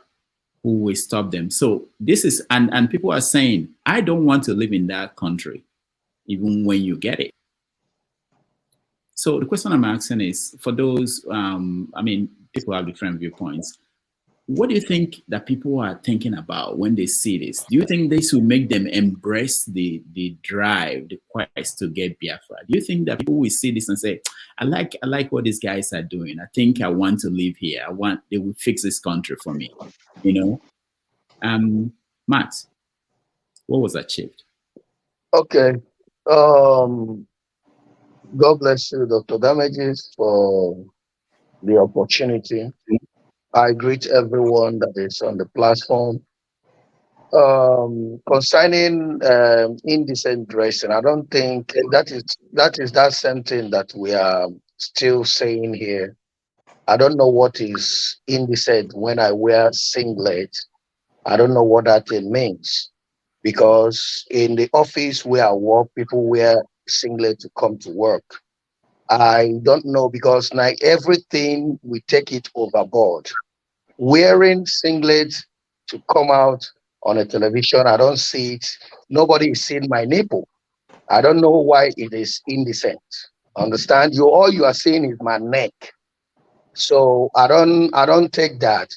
Because of my children, I have stopped coming to this platform because I want to respect the rules and the regulation. And I've never heard that someone shouldn't wear singlet to come here. So that last week, I was not happy with you, Dr. Damages, I must tell you, because I believe information is power. If you know that I have done that, you should have told me, pop and play, Matt, please, you can wear dress and come back. But you didn't tell me. You push me out. Whenever it get into my turn, you push me out. Whenever it get into my turn, I had to go to the comment section to ask you, Dr. Damages, what did I do? Because it is suspicious. It's better you tell me. But today that I'm knowing that is because of that singlet. So you should have told me that day to know this, because so Matt, there is heat. Matt, let me stop you there. There is heat. Matt, there is heat to say now if you don't know. Matt, there is heat. People doesn't wear suits or wear ties now. Matt, what we wear here is singlet. There is too much heat. Matt, hold on. Matt, hold on. If you go to the private chat, so when people come into the studio, okay, you have access to the private chat. If you go there now, I've been sending out messages to you, but I don't think you look at them. And last week, not just me, there are many moderators here. They send out messages to you, because what we're doing, we can't do this on TV. You don't watch CNN when people start talking about what's happening behind the scene. We should be talking about the subject of our conversation, not about Matt, whether you're wearing your shirt or no, that's not what we should be showing to people at home. Remember that. You have to, I know this is a relaxed environment, but this is actually a professional thing. What I'm saying now is not professional. You can't see this on CNN. People talking about something that should be behind the scene on air. So we were communicating with you, but you're not aware of that. You are not, and I didn't want to come on air and be talking about this now. Okay. But the only thing I just wanted to make that point. But if Aro Kelly comes to this platform wearing singlet, you allow him. If no, but that is true. That is true. We cannot deny that. You can't even. Nobody can deny that fact because they go to this platform. They do. You understand? So it's not. I've understood, my sister. Don't worry. I've understood whatever information that has been passed. But it's all the same. It's all the same. Let me appeal to you one thing. You normally see me dress up each time I show up here. Today happened to be, I was celebrating my 32nd year married. Okay? So that's why you just... Congratulations, please. I'm so sorry. Thank you. For that reason, you know what we're talking about, Matt. And it's not about us. There is quality in everything we do. If I take off my clothes now, people will think I have gone bananas. And this has nothing personal to do with you. But I can't take off my clothes. You were part of setting up the rules. We were shouting, please don't cover your face and come like the man from Afghanistan. Exactly. We said, let's set a rule, and we empowered some people, and they came out with the rules, including while you are driving, let's adhere to the simple truth.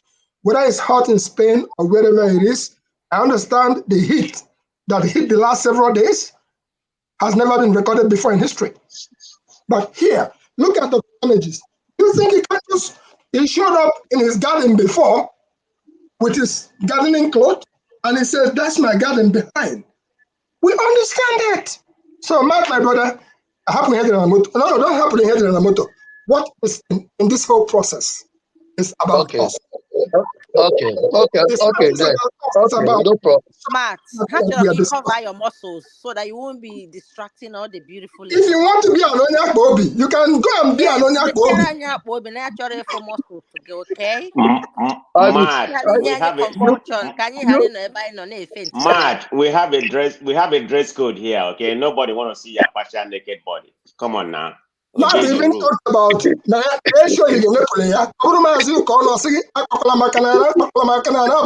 company. I am serious. Okay. Understood. No problem about that. Anyways, thank you so much for the advice. Anyways, Dr. Damages, it's okay. I've thrown away that anger because last week I wasn't taking it. I wasn't having it at all. Anyways, let me just come to be serious. I'm not like, happy what is going on. I'm not part of it. Shooting, making all sort of, disrupting men and women that are doing their businesses. That is absolutely wrong. I can't support it in any way. And more especially, I don't know, you just even before you ask me a question that you asked, or you asked us, you have already answered that question. When you see all these things happening, will you be able to support them once again to say, I'm supporting them, or I want to be in that country with them? What they are doing is absolutely wrong, because I don't understand the kind of country that I will be in. I cannot say or speak or read or say things that I want or things that I don't want, or belong where I want to belong without people trying to force me in. You understand? It is very, very wrong. I mean, I don't think Nnamdi Kanu will like what is going on, or what I don't want to mention that name or whoever that is doing before they will say we are calling their names. But whoever that is doing whatever that is doing, he knows himself, he knows what he's doing. I will use this platform to appeal to that man.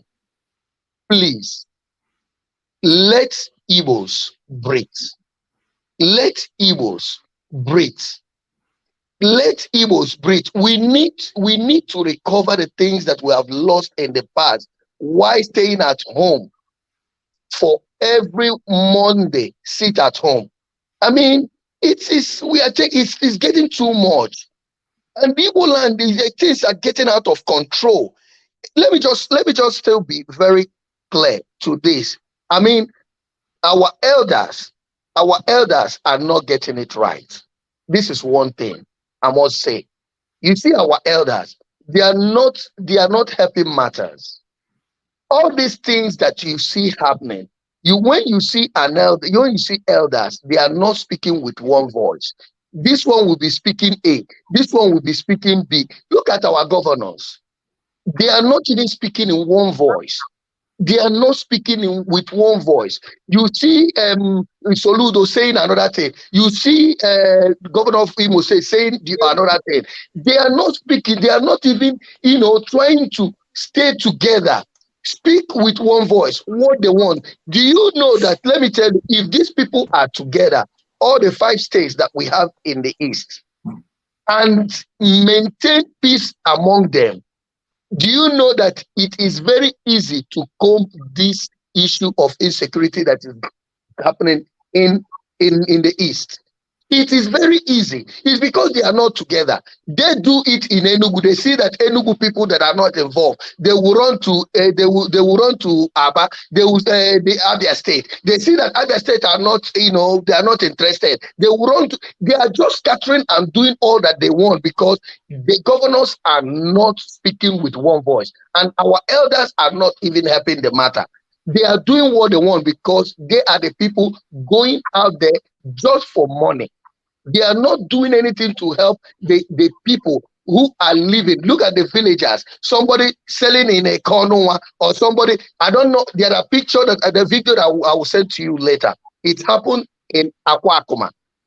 If you hear the kind of gun, I just received it this night. If you hear gun, it look as if that even Biafra war, I don't even know if it is. If you see what was happening there, you will ask yourself, where did these people get this gun they are using to shoot everywhere? And the police and the army, none of them are doing nothing. People are living with one eye closed. The other eye, they are looking, they are weighing. When are they coming? When are they coming? All these things in Igbo land is because, we are not united now. We are not united. I'm telling you, we need to. For now, let nobody tell me that Igbos are not united. For now, with what is going on, I think voices are divided. I'm just saying it that we need to, start making it up and speak with one voice to correct this insecurity that is going on in our, place, and not allowing, outsiders to involve in what is going on, like Asare Dokubo, like that pig in the Greek. You understand? Who has used Igbo people as his rag. We should be very, very careful and make sure that we always speak with one voice. That is what I will say for now. I wanted to talk about the little girl, but since you have closed that chapter, let it be. That's all. Thank you so much. All right, Matt, thank you so much. People blame me for everything. So for the past years, No.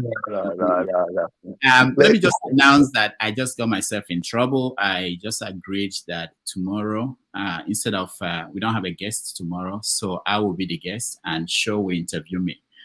I don't know why I said yes. But... I beg to chair a bit part of the interviewers too.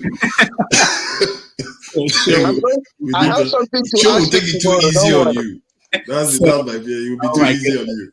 All right. Dr. we should bring Professor Ugobureke. We should bring Professor Ugobureke. I'm going to send you his dossier from the University of Houston.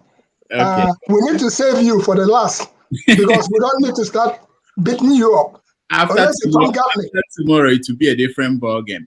Because people don't know that I have my own opinion about these things, and I do express it. So, but it will be fun.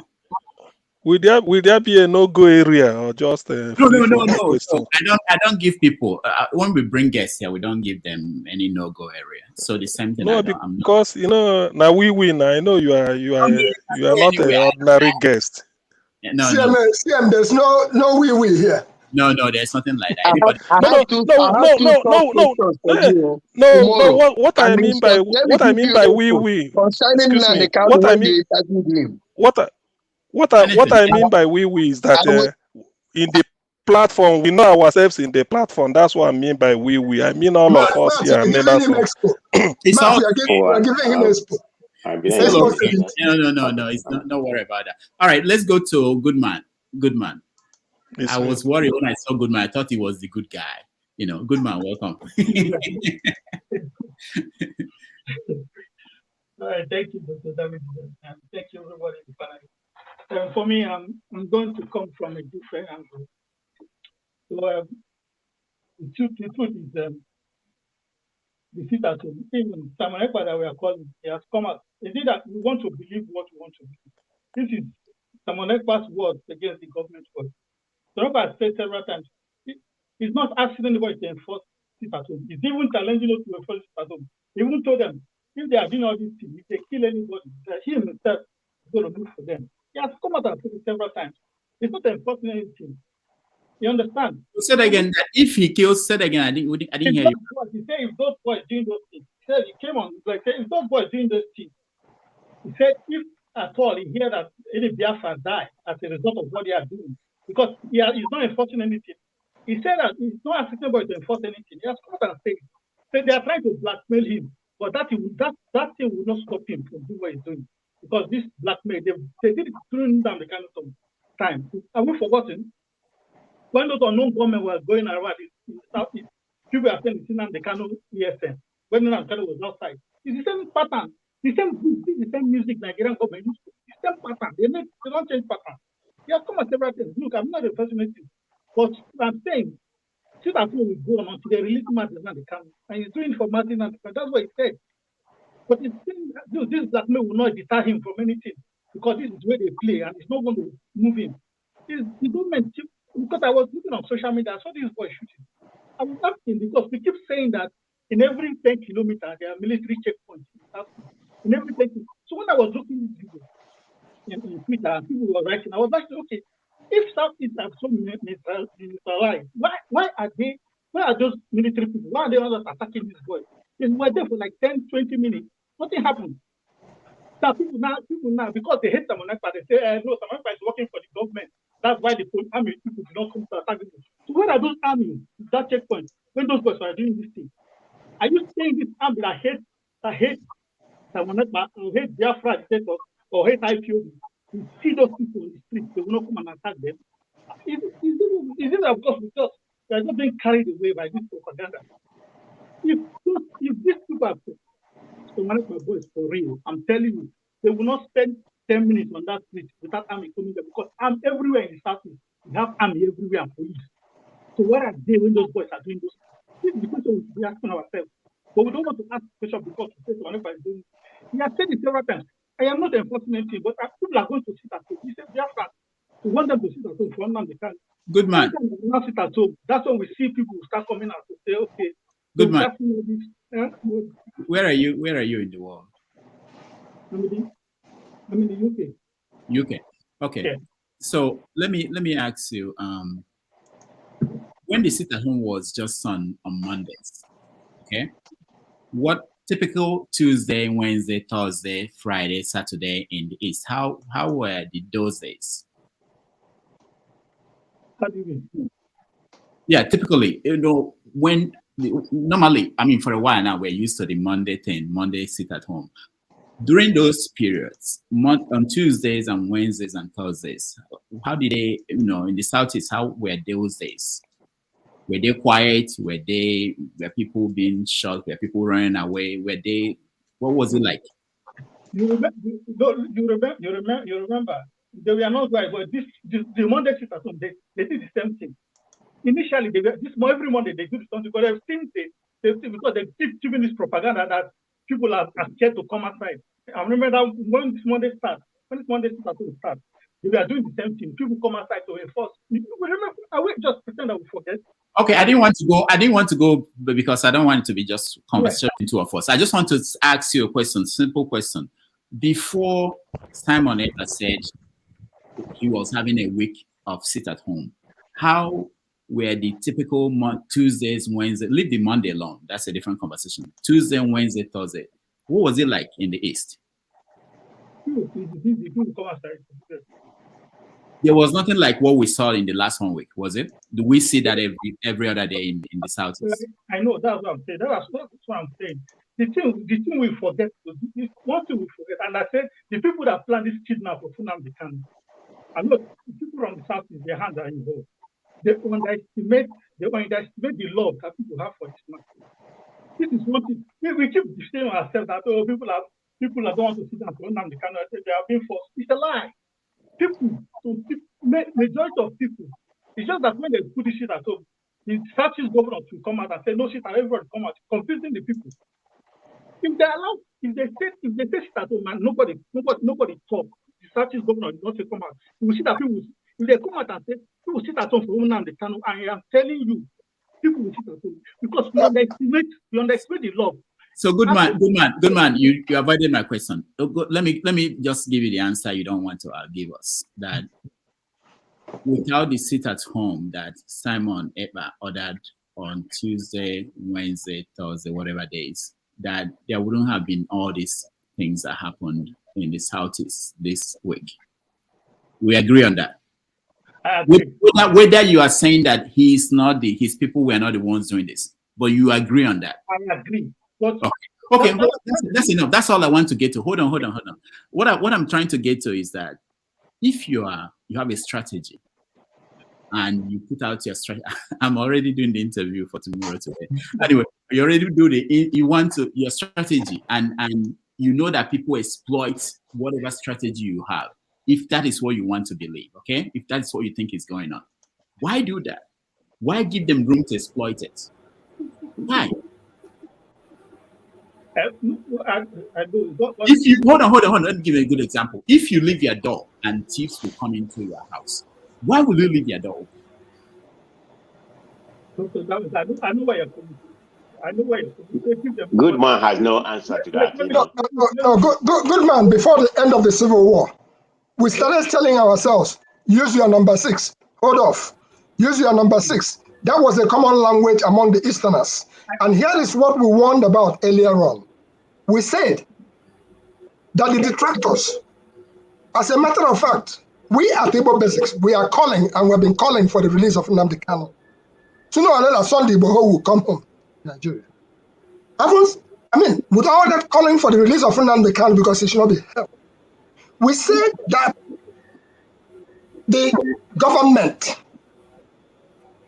of Nigeria or their workers have gone on and hijacked the voice of IPOB. We've said it before. And when they have hijacked that voice, that is where you have all these dissenting things happening left, right, and center. If you shoot a gun, the bullet that comes out of that gun that you have shot forth is heading to its destination. It's not easy for you to retract it. Therefore, before Mr. Ekpa or anybody goes out there to issue any kind of order, think about the consequences of the orders that you are issuing. Because once you put it out, the people who actually want us to be down are already dancing. And they are using it. You can't even avoid the damage they will be doing us. Ask again, is this happening in the North? Is this happening in the West? Sit at home and do what? And starve? Let's use our common sense. And you're talking about the governors. Mark was saying about the governors not speaking with one voice. I don't expect them to speak with one voice. But I expect them to go out there and tell the truth. You're speaking like my speech at Oka on the 5th of January, 2021. I had appealed to the 5 governors of the Igbo states.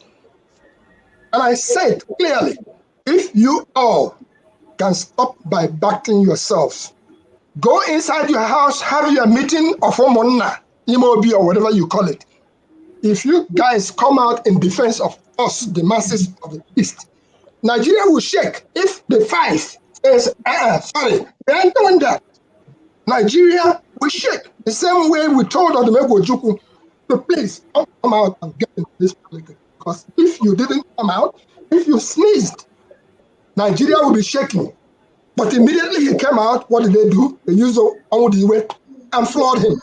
And then our mighty meets. They say, oh, Nyamene, now you, and now we know you are sick. We will deal with you. So that is something that's going on. Let's talk to our individual towns.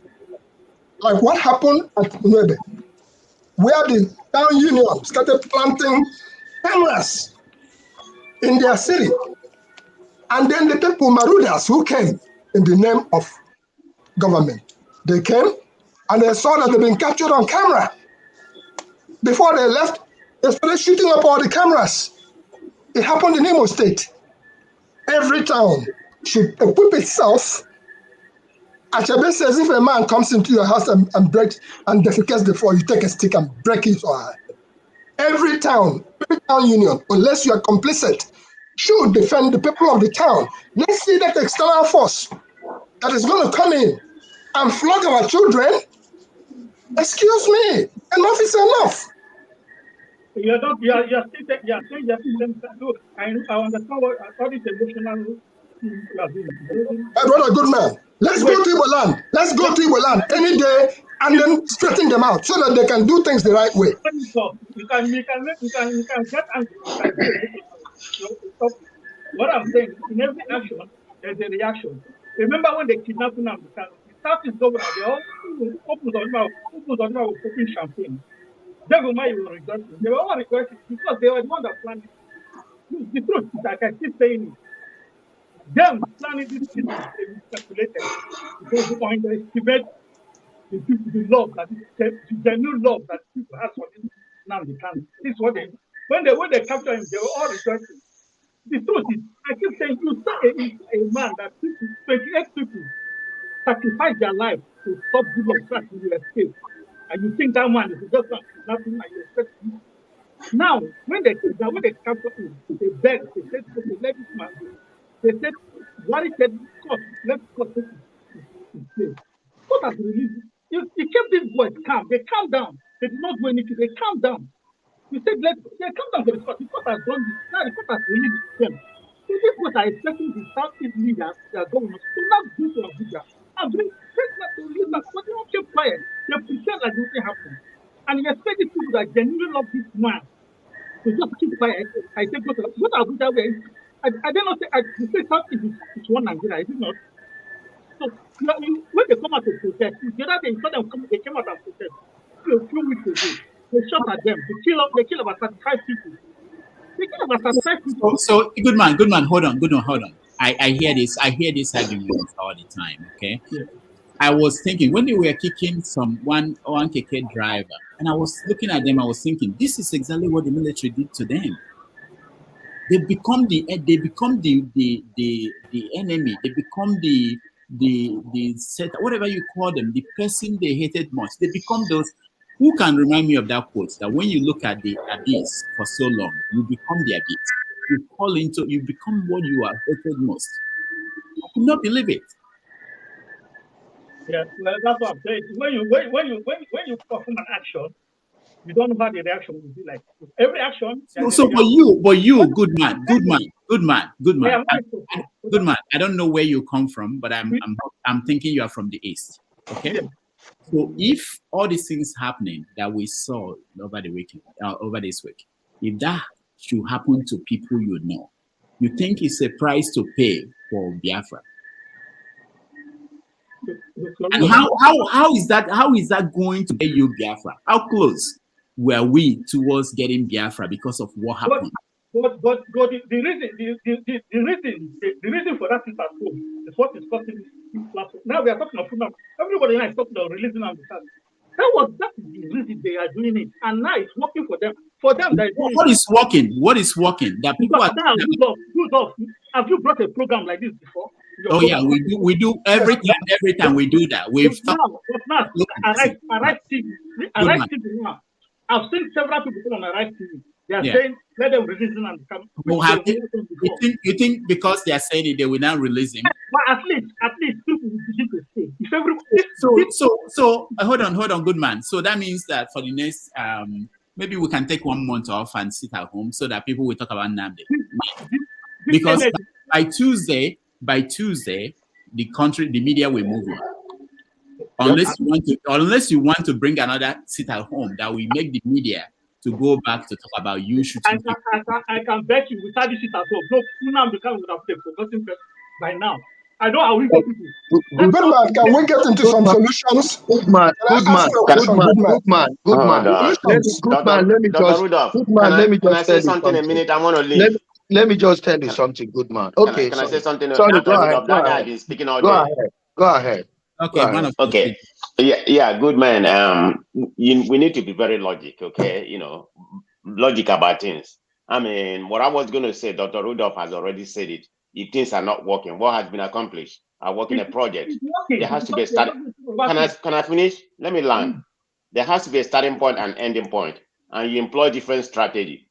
If a particular strategy is not working, you have to change it to accomplish what you want. I mean, this has been going on for about 2 years right now, and no outcome. We have not gained anything. I mean, they are devastating our land. Tell me what has been accomplished within those 2 or 3. I don't know how long this has been going on. Everybody's missing it. I heard if you said about releasing Nnamdi Kanu. In my own opinion, this is my own personal opinion. I don't think that's going to change anything because it has gone to a different level. I think Simon Ekpa is just a racketeering. He's using this to siphon people money. Go and look at their platform. And when they are, of course, I made a comment, they blocked me, so I don't go there. But I try to watch, see how many views he get. He get about 1,000 or whatever. He got his own echo chamber. He's there making money. It's all about money. The guy is fat right now. Look at him. He wasn't like this before. He was a skinny guy. He's now fat because of all the money he's getting from you gullible people. I don't know about you if you are one of those people giving him money. Nothing is going to be accomplished. How long this been going on? Because right now I'm just very confused. How he able to hold on? Let me land. Let me finish. I don't know how he able to accomplish this. Staying in overseas, directing people what to do. I'm thinking there has to be more than this. I mean, everybody has their own theory that maybe the Nigerian government and everything is perpetuating all this. I don't know. I'm confused. I'm not there, so I don't really know. But I have a problem. How are you able to accomplish this? Directing people. Are people that gullible or stupid? If I may use that word. I'm sorry. I didn't mean to use the word on this platform. It just kind of baffles my mind. Look at all those young people. Where's their life? They're probably gone. Their life is gone right now. They're going to send them jail and throw the key away. I mean, how can people be so gullible in my own mind and do something? I'm thinking there's a lot behind this thing we are talking about going on. I mean, this should stop because nothing has been accomplished up till right now. What is the end game? And who wants to be in that kind of country that, you have to subject people to this level, oppression? Say, you want to be Biafra. I mean, I don't know, man. I just want to make that comment before I leave. Okay, thank you very much. Thank you, Dr. Rudolph. I'll see you tomorrow. Good man. I want to say something to Good man. Good man, can you hold on? Let people talk because you've been speaking. Let them talk to you. Maybe. Good man. Let me tell you one thing. Sometimes, when we support things that are not good, it seems, maybe because you like the person or because you like what you think that person is, is trying to defend. At times, we need to calm down when we are running speed. We need to calm down and then think twice before we can start up again. Understand?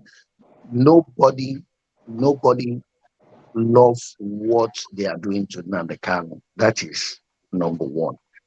Okay? There was something our father here said, which is basic, Igbo basic. Let me tell you one thing.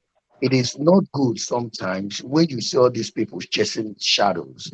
When you see them, they sit somewhere, and the way let me just tell you, just take these two people. The way Nnamdi Kanu presents himself and the way the other person is presenting himself, is there not something different?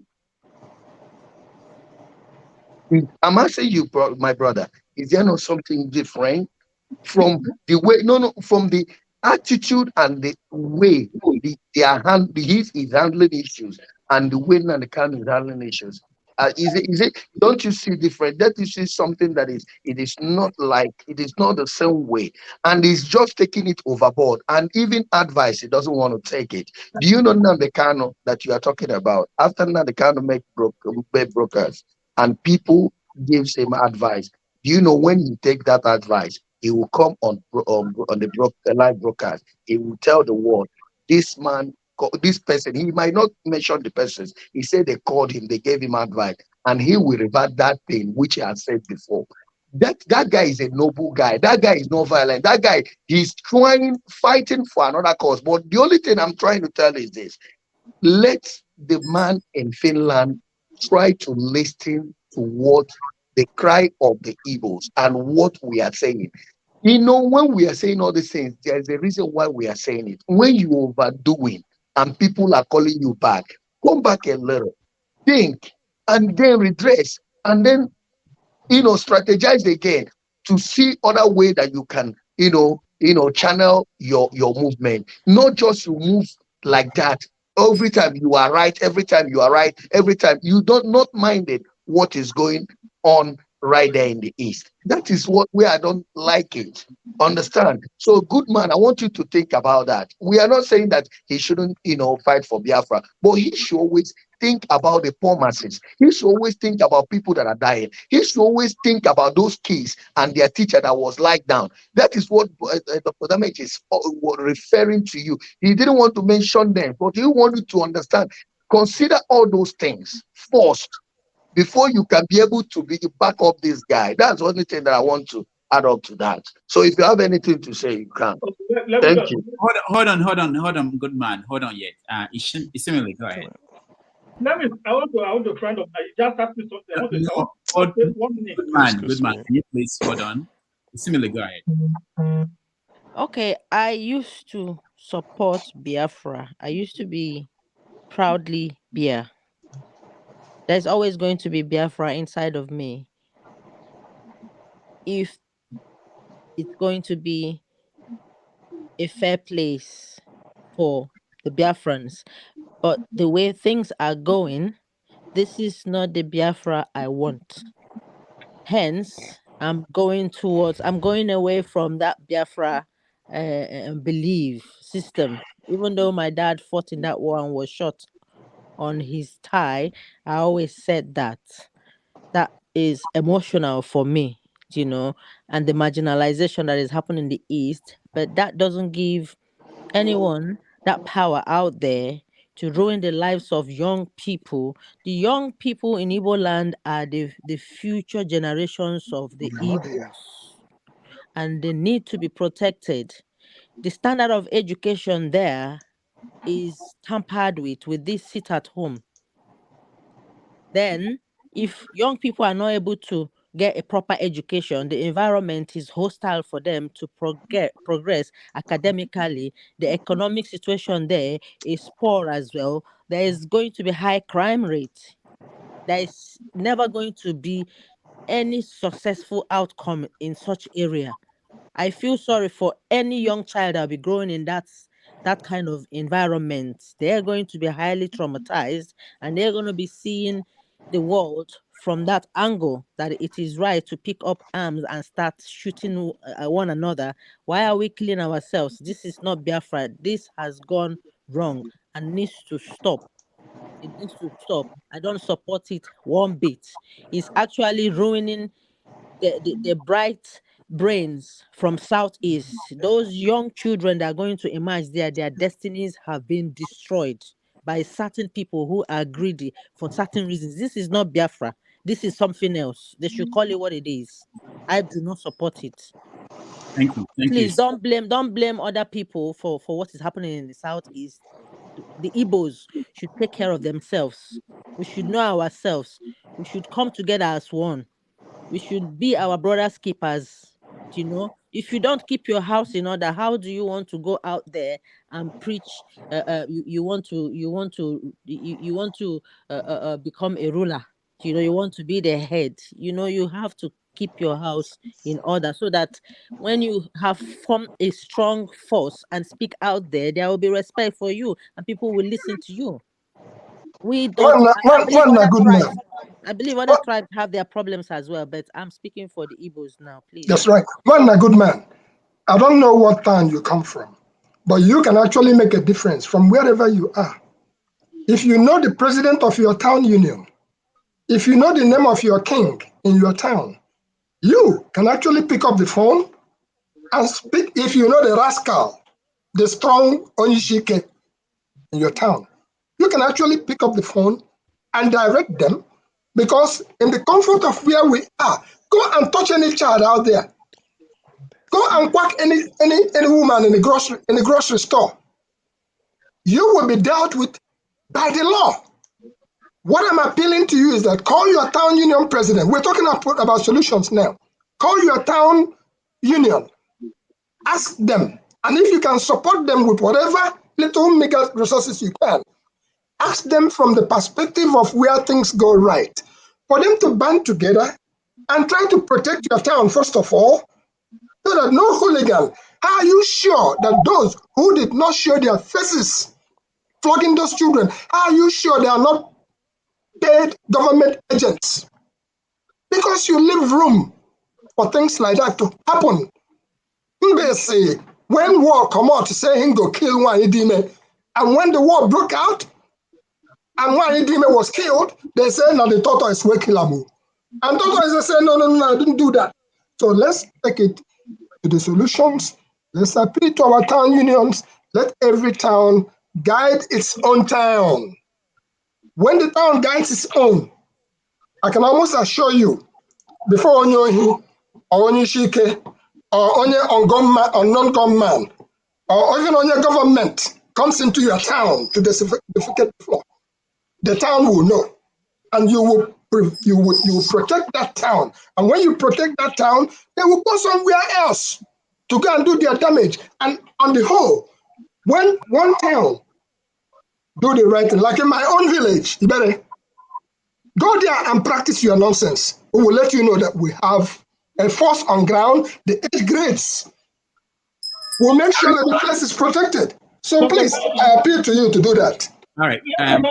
It's an appeal I'm making to you. Call your town union. Let's get something done. Good man, you will respond. I hope you're writing notes, not taking notes. So the final person will be Uzo. Uzo will speak, and then good man will respond to. Oh, CM, you want to speak? I didn't know. Okay, I'll come to you, CM. Uzo, after Uzo, CM, and then good man, you respond to them. Uzo, go ahead. Uzo, get a pen and paper. Good man. Get a pen and paper. Take notes. Good man. You're my brother. But if you don't have answer for things, you just come and say what you want to say. I listen to you talk. We are all Igbos. We know how it goes. We know what is going on in the states. All of us are Biafran by heart. All right? So coming here to defend Simon Ekpa guy, the guy has been on this show.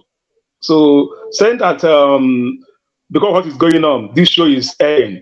Guy, that's not the case. The show has been. But that's the show has been. Some people have caused mayhem in the entire Igbo land. We are running away from what was going on before. We are just falling from frying pan to fire. Nnamdi Kanu can never allow this. All of us know that. Nnamdi Kanu can never allow this. Whatever happened in Igbo land, in the entire Southeast as a whole, is not, and other Nigeria should listen. This is how Boko Haram started. All of us were like, is then them. The people there were supporting, hey, no this, no they are supporting when they started. And the thing come back to them and hunt them. Just what is going on in the entire Southeast right now. Most of us, we know how it was before. I was in Southeast. I know how the military was doing with everybody, killing. They know that's a joke right now. Before the no government come, all right, that we are military on uniform, killing and shooting. But we know that, okay, they are on uniform. But right now, we don't even know what is going on. Because even the government is not a pin issue. What when I say it's not a pin issue, that if you want a peace in a particular region, it comes to the round table. and negotiate what is the solution to it. But if no one the peace, you just let it go. Whatever happen, let it happen. Anybody that is happy on what's going on in the entire South is guy. That how it is. Nobody, no real blood that comes from the South that is happy in any way. So anybody that comes here to support some Ekpa or whatever it's called, I don't think that is a real blood. And secondly, what I want to say is this: there is something like when you arrest Nnamdi Kanu, that's why the government comes in. The person of Nnamdi Kanu more dangerous than him. Simon Ekpa is more dangerous than Nnamdi Kanu. Put 3, 4 together. It's more dangerous than Nnamdi Kanu 4 together. The guy is a beast. It's more dangerous than Nnamdi Kanu 4 put together. All right? Look at what is happening. He doesn't listen to anybody. He doesn't listen to anybody. And I don't know why we Igbos, we are not really. That's why I think they have the WIC have conference in September. If like I pay dues from where I come from, if they cannot solve this issue, the World Igbo Congress, they cannot tackle this issue. Why am I paying dues every month for? And Igbo basic know it. We pay dues every month for the World Igbo Congress. We pay dues to do stuff, and this is happening in the Southeast. And they have September, August. No, September, August, but they have their conference here in United States. Let's see what is going to happen. I pray I will be there. So every person should be prepared. Let's see if Samuel Ekpa can cook food for the whole Igbo guys all over the world. Let him cook soup, let us eat. He's cooking the soup right now. Everybody's eating it. When everybody gather and cook soup for him, let's see how it goes. My own thing is that we should be careful. And good man, please, if you don't want anything to say on the platform, just leave it. People have emotions here.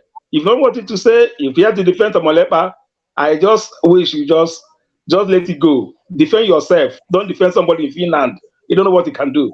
Even the baby in your tummy, that only person you can defend. The baby you carry on your womb, that person you can defend. Yeah, somebody you don't know, you don't hear him talk, you believe him. If you are here trying to say, he say don't kill, he say don't do, don't this. My guy, that route you are going, we no damn. Let's just be only that way. Thank you. Because also my brother, let me use this opportunity to say that World Igbo Congress, good man, World Igbo Congress is an open invite happening in Georgia. What can happen is this, good man, you can visit here. Yeah, I come there.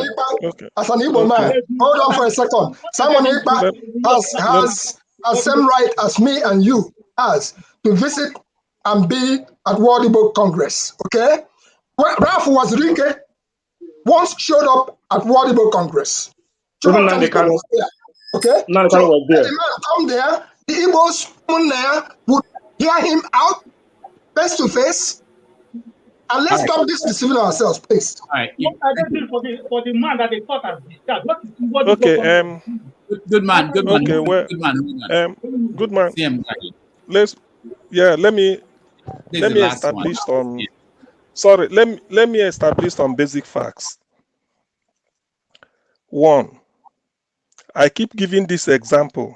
If you want to know what happens in First Bank, you don't need to go and take instruction from Union Bank or UBA. You go to First Bank. Whatever First Bank tells you, that is it. IPOB is led by Nnamdi Kanu. While he was outside, the authority, the secretariat is manned by Chike Dozien DOS. There is a structure. That is the only person.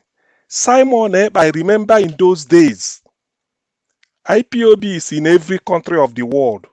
The people of Finland said Simon Ekpa is not even on their register as a member. So these are facts that should be gotten straight. Why I'm saying this is that whatever IPOB through DOS Chike Dozien says is what people should listen to. To that extent, Simon Ekpa is just an intruder. That's what I'm saying. Because these are facts. Now, regarding sit at home, people started sitting at home because when you come out during Nnamdi Kanu's protracted trial, people go to Abuja, charter buses to show solidarity. They are being shot. Some are being stopped from going. When they get to court premises, we know what happened. So the man said, anytime he's in the court again, let us close the market, sit at home in solidarity. And the case, was adjoin. Until such a time when the court has now decided that this man is discharged. It doesn't mean tomorrow you can still charge him. Tomorrow you can still come and say, Nnamdi Kanu did another thing. But when the court says this, give him his freedom. Professor Michael Zekome said, when the court says you should go and enjoy your freedom, the government of the country should not have the right, because that's what they call fundamental human right, to deny you the right to breathe in fresh air. So they refused. So to that extent, that's why I always ask people, what if the court has said that Nnamdi Kanu is guilty as charged and he should spend the rest of his life in prison? We cannot be saying that case is closed if the court has found him guilty. So a responsible government should have said, okay, since the court found you this thing, you go. But you have all the paraphernalia of government, the security, the intelligence service, anything you want to, police, you have it. There is nowhere Nnamdi Kanu will be in this world you can't get him. All it takes is you make application the way they do, and you get him. Even me here, if they claim that I committed an offense and they need me, there's a way to do it. But Nigerian government has made multiple mistakes by extraordinarily renditioning Nnamdi Kanu, such that those that would have blamed him for his activity becomes now a follower. That's why the case collapsed in court. Even if people might say he found it, but people said, how did Nnamdi Kanu come in? His lawyer, Bruce Fein from US, came to argue it in court. So to that extent, what should be done now is the solution. One, Simon Ekpa, whatever people are doing is sympathy. The way to pull the rug off his feet, releasing Nnamdi Kanu. Soludo said it. Some governors said, releasing Nnamdi Kanu, because that's what they call elimination series. When you release Nnamdi Kanu, let us now see under what guise something should happen. Nnamdi Kanu as a person, even he's not in support of people killing people. He said it in court one day, it was shown. He said he should remain calm. That you can't be killing people you want to. He said they are not making it up. It's on tape. So a man who said that, what else are you going to do on his behalf? Can you be more Catholic than the Pope? Can you cry more than the bereaved? So the solution to Nnamdi Kanu's case, all this sit at home, because these are addressing the symptoms. The real cause is letting Nnamdi Kanu go. Even the market women is talk just like the professor is saying. Soludo said, give him Nnamdi Kanu, hand him over to me, and keep him in government house. Any day you need him, take me. Soludo said it. It's not a conversation. He open address. By the way, the person you are holding, what else do you want? Even if you want to charge him for anything, since they discharge him, you should have, within a week or 2 weeks, you file another charge so that we know where we are. You can't be holding somebody and be hoping that one day you will know what to charge him for before you charge him. Okay, the court discharge him today. Nigeria has every professor of law in Nigerian university, every senior advocate is at your beck and call. The government wants you to come and defend them in a case like this. Name your price. Everybody will run. So if the court say Nnamdi Kanu is discharged today, if tomorrow you know anything, why not start again so that we know we are waiting? Then you hold him. Why are you holding him? What type of case? Why are you waiting for? So that's why people like me, I became annoyed. You can charge somebody. You can't just be holding somebody. If you don't want to charge him for any crime, let him go and enjoy his freedom. But if you know what you are charging him for, charge it, and it's a very important case, you try him. In that same your court, if you feel that the court did it, then you tell us. Because Ozekome is no longer going to court. Because they feel that the case is finished. Ozekome said on his bended knee, addressing the Igbo in Enugu, he said, the case is finished. It's not letting him go. He should not be there. But if you are still holding him, what offense are you holding in Nnamdi Kanu for? By the way, let us remember, because some people will talk after me, any offense you feel somebody committed, insofar as it is not contained in the Constitution, you can never try anybody for that. Constitution is the supreme law of any democratic country. Even if you said I slap your wife, they go through the Constitution. There's no offense like that. I'm free. Despite because it's the court that will decide. That's why the Constitution did not find him guilty. So what offense are you going to manufacture again? Are you going to amend the Constitution and put it there? Then you try that. So this is purely a very simple, commonsensical case. It's just why people are feeding on it. The issue of Simon Ekpa on who they are killing is a case of pull the rug from under him, letting Nnamdi Kanu come out. Already Nnamdi Kanu, we know he will support all this. Shed of blood, he didn't do it. From previous interviews he gave, Kadari Ahmed told her that, what if you don't get this of Biafra, are you going to take to arms? He said no. He said we fought before. We lost over 5 million people and we are still suffering it. He said civil disobedience, international diplomacy to strangulate Nigeria. He said those things are more powerful than bombs and than guns and bullets. The interview is Nnamdi Kanu plus Kadari Ahmed. It's on YouTube. So these are the facts, and this is the way I see it, because the guy is like prisoner of conscience. You've tried him in your court. That's why I ask a question. What if the court has said we find Nnamdi Kanu guilty, life imprisonment? Case closed. People will say, you see it, but the court said let him go. So why are you holding him? It's just wickedness. So when people said it's a wickedness against Igbo, probably there may be truth. But let me say this. If the idea of suffering in Nnamdi Kanu the way it is to stop Biafra agitation, that's a mistake. You don't solve a problem by committing an international crime. Remember, you don't solve that problem. And if you are doing it like this, the guy will be winning more sympathizers. And when you remove one on Nnamdi Kanu, millions are coming. Buhari has tried 8 years, he's out. While Biafra agitation is still on. So Nigeria should listen and do the right thing. Call Soludo, say this is man, and let him go. So without Nnamdi Kanu being released, every other thing, I don't think it will work. So many criminals can jump into the bandwagon and make a meal of it. So pull the rug from under their feet, release the man. After all, he's free. Court has said he's free. Rule of law reigns supreme in every country. That's why Trump is being tried. That's why being a former president, he's not above the law. Prime Minister David, what is it?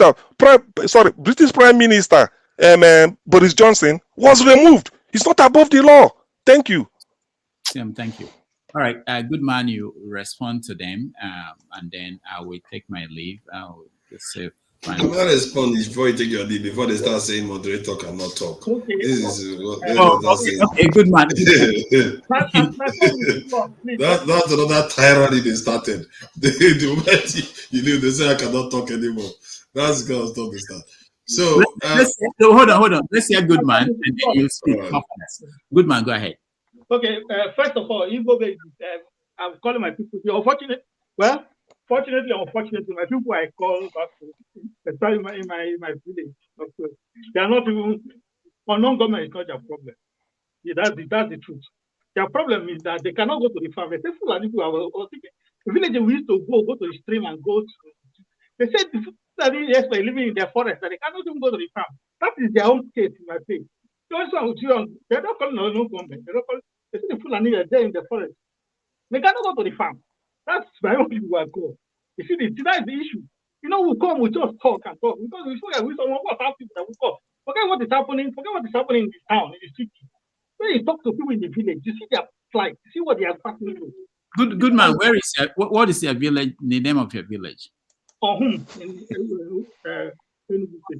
Enugu State. Okay. When was the last time you went home? When was the last time you went home? 2017. 17. Okay. Yeah. But I have people there. I have people there. I have people that call. They're probably they won't begging. You see them sometimes. My people see them on Twitter. That please, Simon Ekpa, please, can you send ESM to come to farm? They're begging. They're calling. You see them on Twitter. They're putting in there. It's there. They write. Can you please beg? Begging Simon Ekpa, please, can you send ESM to come to our village? This guy in the forest. So we will come here with people on the city. They make noise. People in village, they know what they're passing through. This is the truth. This is the basic truth. Let's just forget it. The people that are still there, they have not gone. The truth is, Simon Ekpa Kanu fine is fighting for Biafra, but Simon Ekpa case now is fighting for the release of Nnamdi Kanu. Not in, yes, fighting for Biafra, but his main target is the release of Nnamdi Kanu. He has said it. Sit at home, only stop Nnamdi Kanu. And now Simon Ekpa just came. Let's give it. Okay, he has just come. He has bring a new strategy. He said now, after this 1 week statute, the next target now they are going for is stop of the oil exploitation in Biafra land.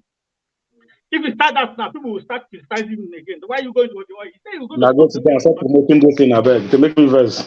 I'm just saying, he said that's what he said. He said for the release of Nnamdi Kanu. Is it somebody can do it for somebody? Is it too? He said they're going to do it for if they don't release this. Look, what this man has been charged. Why are we talking like this? Why are we sounding like this? Who put all this energy? What people Congress? Why not organize protests? You were saying you are fighting for people. Nnamdi Kanu is an Igbo man. Yes, and he has been discharged. The bottom line is he has been discharged. You World Igbo Congress, why not find people, gather people? They're not. If they say this is organized by World Igbo Congress, they're not going to send an army to shoot you. They are not IPOB members, but you are representing Igbos. Why not send your own people to go to Abuja and protest on behalf of Nnamdi Kanu? They know you're not, because they say IPOB members, they shoot them. So now you're not IPOB, you are World Igbo Congress. But we sit here and say, no, this man has been, you say you represent Igbo. Why not organize Igbos to go and fight and beat this man out? This is Nigerian government don't want to bring him out.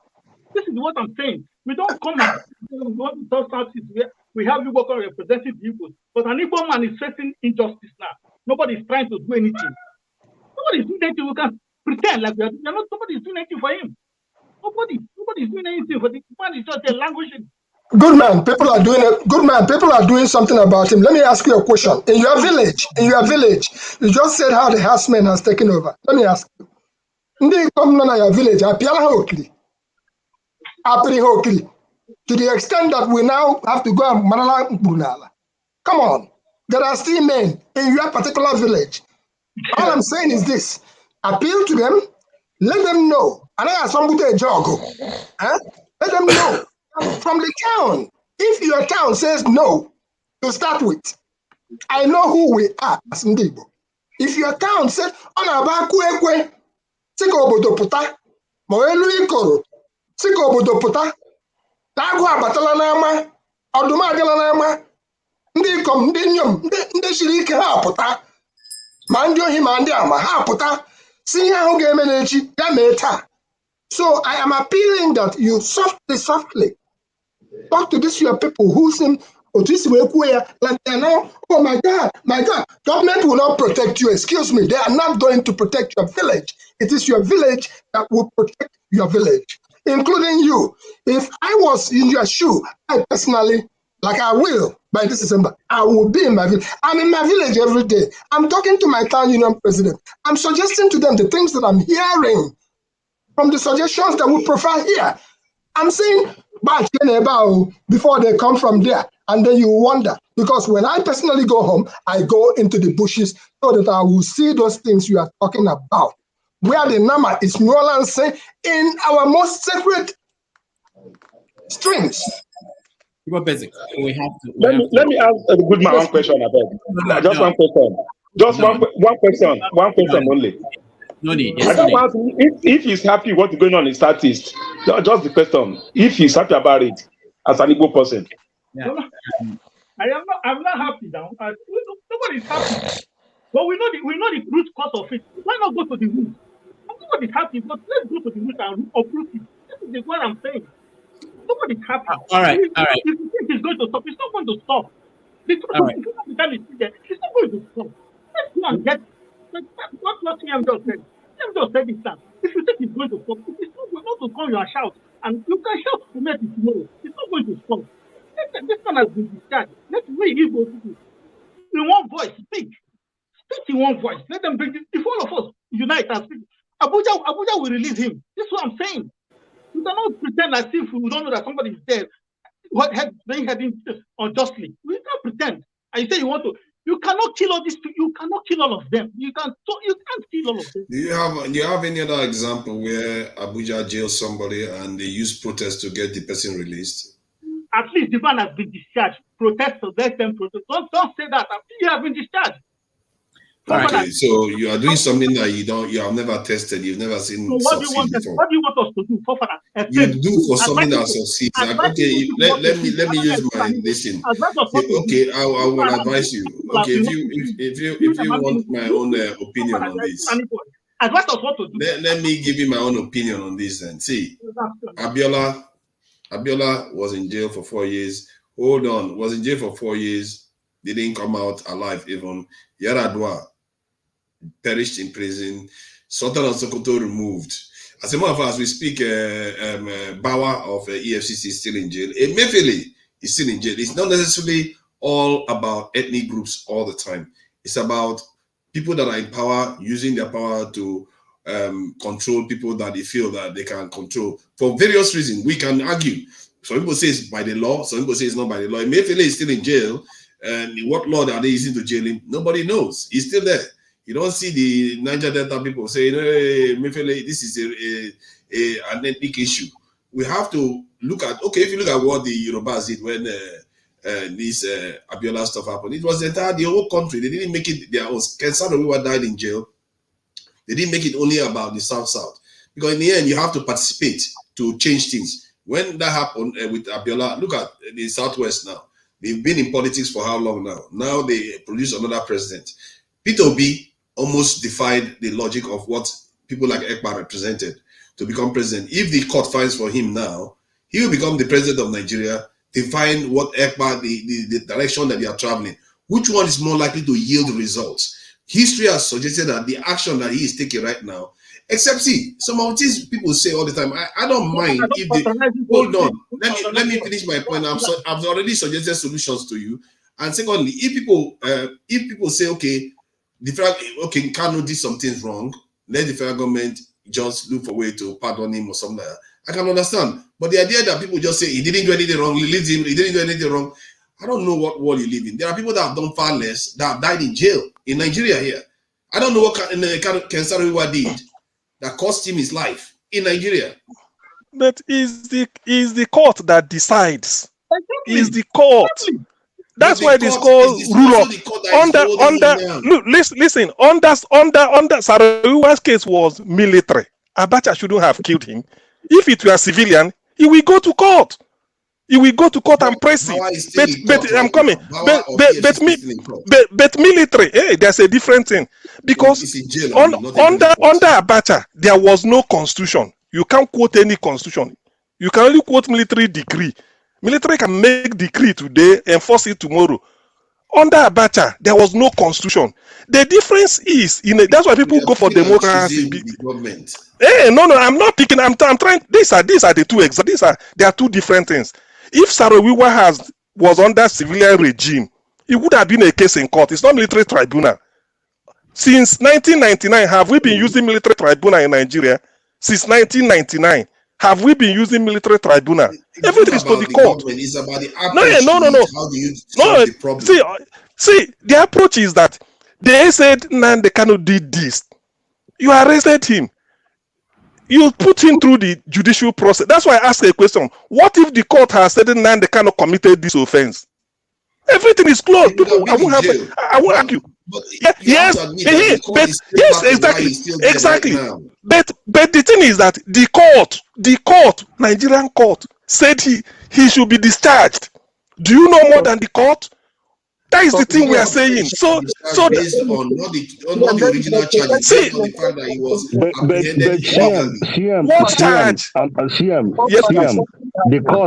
the court have decided to release him, but the government is holding him. But killing our own people is the solution for the government to release him. No, that's what I'm saying. No. I don't support that. The main thing is that if the government, because all these things, it's no longer trial by criminal or whatever, because they find him not guilty. Now it's all about political maneuvering. But the question is that what I'm saying is that with all this is that we can't be killing our people. It's not going to solve our problem. Listen, that's what I'm saying. Soludo said, just one moment, please. Soludo said Let them release Nnamdi Kanu so that we know who is who. Because a lot of criminals are jumping on the bandwagon to go and commit all sort of nonsense. Release Kanu, let him Kanu come out. Then let us see who is who. Something. Why are you ignoring all these things that he also committed? What did he commit? Why not try him and find him guilty? Wait for the process to complete. Julian Assange is 2 years too. Committed. That is when I will come in and tell you about which court found him guilty.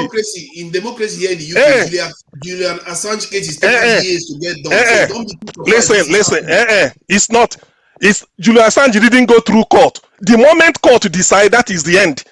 The moment court decides, that's why you have court. And he's still in jail today. The court decided and he's still in jail. See, that is not Julian Assange case. It's a different thing. Nnamdi Kanu, if the court, that's why I said, what if they have found him guilty? Court say let him go. I don't know why they are holding him. So the best way to solve this killing or whatever, which I don't support, is pull the rug from under their feet. Release Kanu, let him go. Then let us know who is who. Let's know why this. Did you see technically? Did you see Kanu break the law ever in any video that he released? Did you hear him break the law technically? Not my answer to that is this. Be the honest. only thing that can convict anybody is through the court. If the court say, even if the court said the devil is a saint, he's a saint. All right. If the court look at a devil and say this devil is a saint, he's a saint. Submission, I'm not taking time. I want to take just make it something. Are you going to accept that same narrative for Tinubu? Fathers, I want to free myself. Fathers, I need to go. I need to go. So I just want to say thank you everybody who joined today, and I hope to see you tomorrow when I'll be roasted. And Master, thank you so much for joining. I'm sorry, I will talk to you later offline.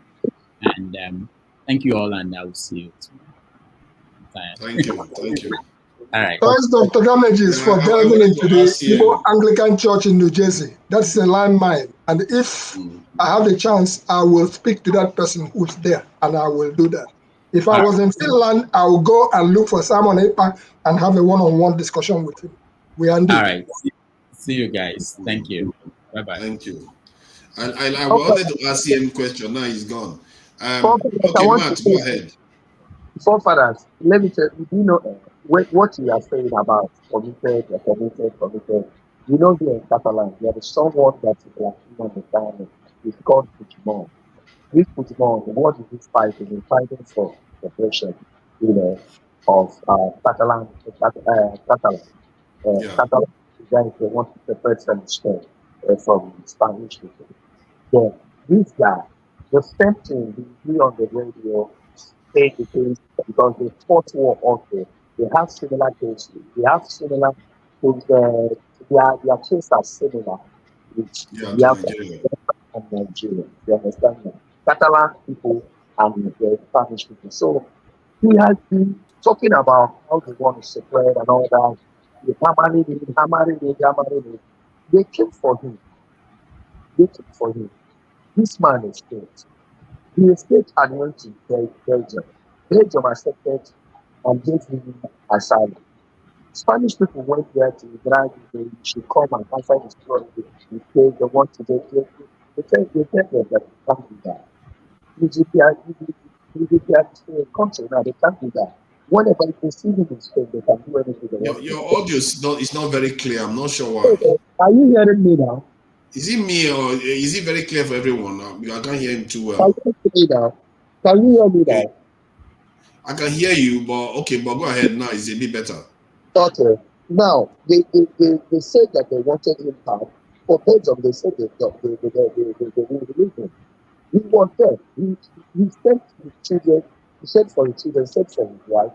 They came to Belgium. But when the new government came, they wanted a negotiation. They wanted the Catalan. They wanted Catalan to be calm because they were agitated. In fact, it was very rough. The Spanish people, they were not getting it. In fact, it was very rough. They know that they can't even control it. What did they do? This is what Nigeria. This is what Nigeria lack. they don't like to come down to settle things. They always want to be hyper. That hyper, they spoil a lot of things. Do you know that this man, he's now in Spain. They invited him, make peace with him. So it might not be 100%. He's a Catalan leader.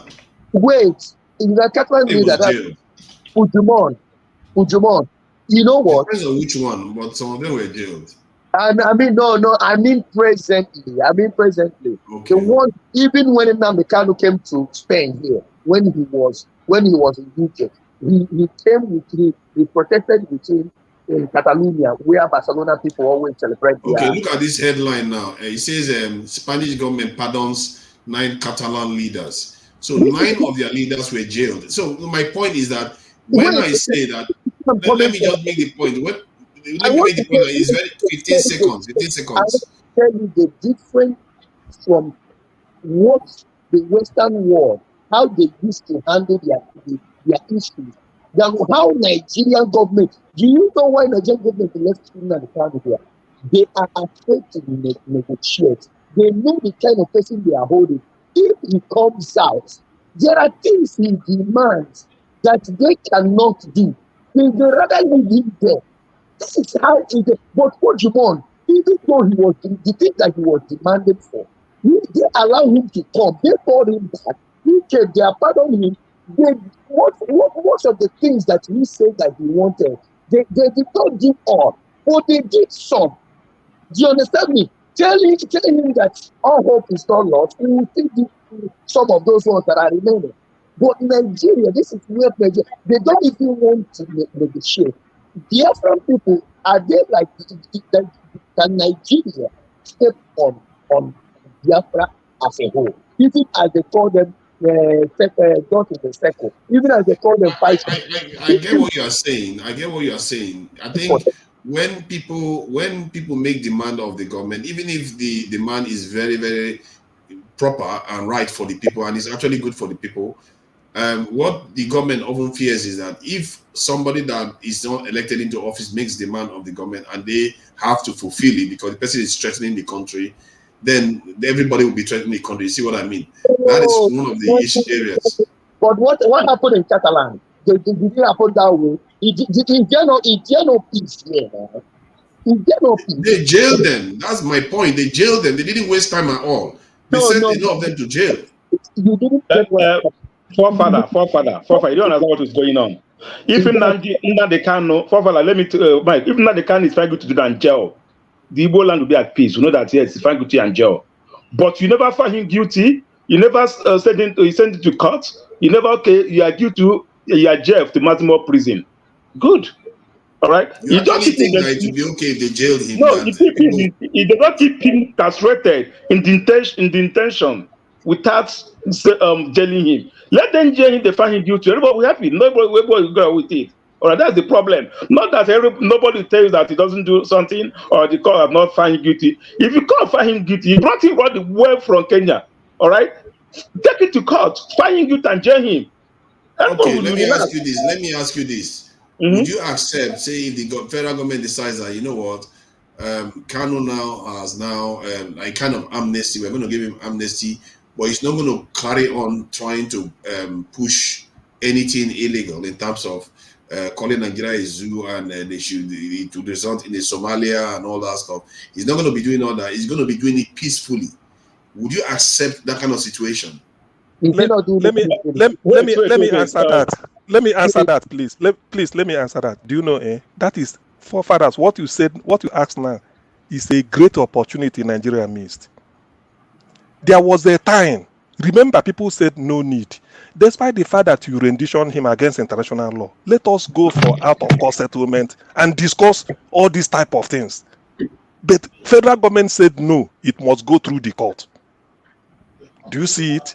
It's like before playing a match, they've awarded you, take 2 points. You said no, I want to play the match. And when you now play it and lose, what happens? The other party will say, I told you. So what you said now is a very wise suggestion, which the federal government threw away. After all, he's a human being. He has followers. If he sees that, and I told you one day that I said one time that Nnamdi Kanu, there was a meeting they held with Southeast governors, with Professor Nwabweze. It was there Nnamdi Kanu said, Nwabweze asked him, said, this your Biafra, is it absolute? Is there nothing you can do to drop it? Nnamdi Kanu said, I can't drop the dirty water I'm drinking until I see a clean one. Let us adjoin. Let me talk to my peoples. Let it not be I sold out. I have followers. I will bring some of them. Meanwhile, these are the things we are asking for. Seaport, all these things. He wrote it down, and this is in the open. But the thing is that Igbo politicians, all these Ekweremadu, then ganged up to go and say that he's dictating. Because these are some of the things they should have been doing to the Southeast. The politicians are not taking care. But So you now have to try to see them. You want to try to see from their own point of view. It may be hard for you to see. Look at it from the point of view, because like I said, 2014, when I saw Kanu was actually threatening Nigeria from 2014. If from in that kind of context they are having a meeting, then he's making a demand. What it looks like is that he's holding them hostage. It's like saying, if you don't do all these things, I'll carry on threatening the state. No, Listen. Let me tell you, if they convicted him now and the government pardoned him, that is a more because you look like they are setting an example, but then they can pardon him after that. So you see, I'm coming. That those things he's asking. Let me say something that you will use to answer him. You know, here in Spain, apart from Catalan, there is a place they call them that is Nigeria. That is they speak another different. Okay, Victoria, yeah. You know these people. They started their own. They are doing suicide bombing in Spain. I think that's the Basque, that's the Basque separatists. They were brutal, but do you know that? Do you know what sorted out their problem? The government of Spain came on a runtime with them. What is that your problem? All of them. Do you know what? Everything now stopped. This is how I'm telling you that, like what CM is saying. You don't understand what he's saying. This thing is, if you're not an Igbo man, you will not feel what this man. I get where you're coming from, but you also have to try to see from where the state is coming from. They will release him if they feel that he is not holding something over them. I am assuring you that. To me, the moment somebody is making agitation, allow Masca to say something because he hasn't said anything at all before he signs up. I remember the last Saturday he waited for so long in the background that he had to leave. They said, Masca, this thing, welcome, so that I'm sure you've had a few things to say. We talked about the students that did so well in this in JAM, and now we are talking about the Kanu issue. That said, though, has there been any northerner, just in case, northerners may actually be marginalized in JAM? Have they had northerners that have scored the highest score before in JAM? They are being marginalized there. See, let's not go there. They are being marginalized in JAM, isn't it? How many of them have scored the highest? You don't. No, it's not. Welcome, can you hear me, forefathers? Yeah, we can hear you. I will take offense, but because you are forefathers, I will drop the offense. Thank you. I appreciate that. What I will tell you, there is this guy, Sarki Abba. Okay, he was a special advisor to the outgone regime. Go and just Google Sarki Abba, and you will see his story. Intelligence is not a tribal issue. So I think the problem really I have, sincerely, with the country, and I'm beginning to even see it on the platform, is that I don't know what is the problem with a black man. We tend to elevate tribalism to a level that is unbelievable. Even this issue of Nnamdi Kanu, I support you, forefathers, because look, there are a lot of Nigerians that were incarcerated without any date of their release. There are two examples I would give from the north. There's this guy that was Abacha's, I think, security person. What's his name? Mustafa. Mustafa was incarcerated like forever. After Mustafa, there was Dasuki, who is actually a royal blood of the Sokoto Caliphate. He was incarcerated with no any date, any. It's really, these things are not tribal issues. If today, let's say, who will I use as example now? CM, if today CM is the head of state or is the president of Nigeria, somebody wants to scatter his regime, chances are that if you are truly a leader, you will take some decisions that are not very much moralistic or holy. I'm not making excuses for anybody, but the reality of life is the reality of life.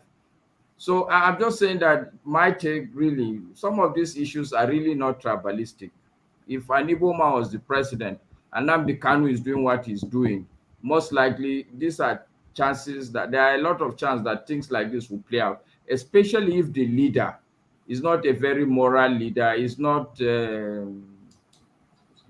is not the kind of leader we would all want to. If it's a normal Nigerian leader, let's say I'm going to be very careful, but some of the senators today from the southeast, if one of them, for instance, is the president of this country and Nnamdi Kanu is doing what is, I'm sure the man will be in, this same thing will go. It's not a tribal thing. We just tend to color it like that because sometimes it's easier emotionally to play the victim card. But the reality is that, honestly, I think even the Igbo people are overplaying this victim card, sincerely speaking. Because there's nothing you will take that has happened to the Igbo that is not happening to any other tribe in this country. They have decided to cut your line now since you are mouthing off about Igbos too much. They cut your line.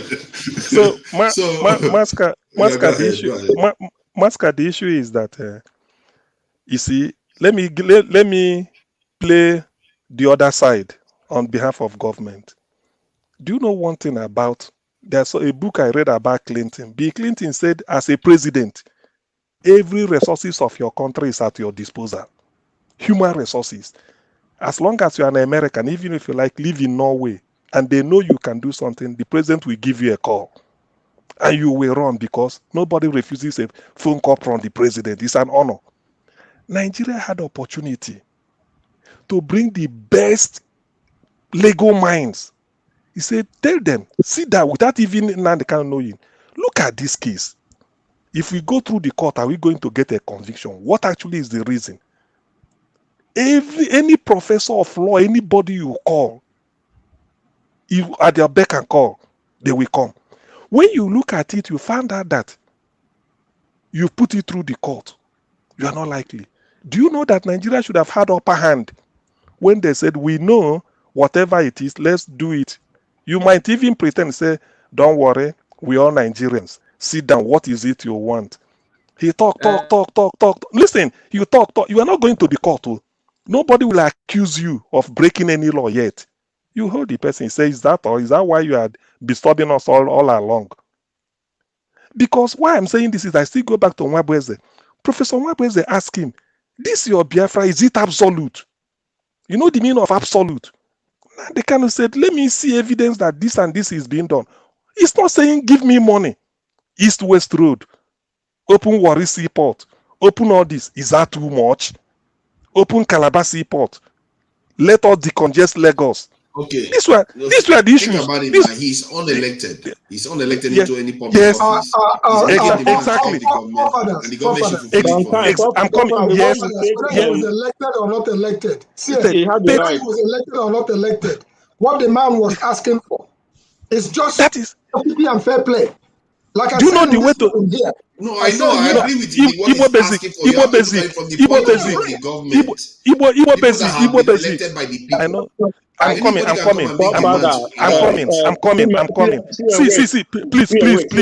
Please. Please, I don't want to. Import was approved. Please, Biko. So you see, what Nigeria should have done is that all? Yes, okay. By the time you are tiring East-West Road, you know you can't finish it maybe in 1 year or maybe it's 8 months. Work is going on there. Okay, you move this thing. He said, you may call him now and kind of say, see, this thing you say, look at our budget this year. we didn't capture all this in the budget, but because of what you said, let us do it this way. There's a way. You see, when the thing comes to diplomacy, you win your opponent. It was good faith. The man was showing good faith. Because after all, if you open Warri Seaport, it's still federal government revenue earning. You are earning it. Only that it is easier, it is nearer to some people. You open Calabar Seaport, make it like Lagos. Somebody from Adamawa can easily come to Lagos, Calabar, than going to Lagos. These are still something that will earn you money. He's not asking for himself. Meanwhile, all these things is not even regional, tribal. What you should do is that all these things are money. You may tell him, say, look, this is our capital budget. Look at how much our budget is. That is when you now use diplomacy, postpone, next round of talks. Go and ask the federal government to do all this thing for me, and the federal government will do that for me. In what capacity am I doing it? Hold on.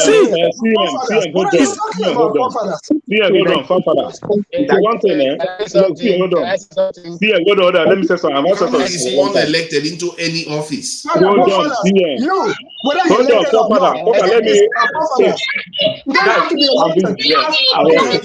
my point is that you can't have an organization just pop up and start making demands from government. Hold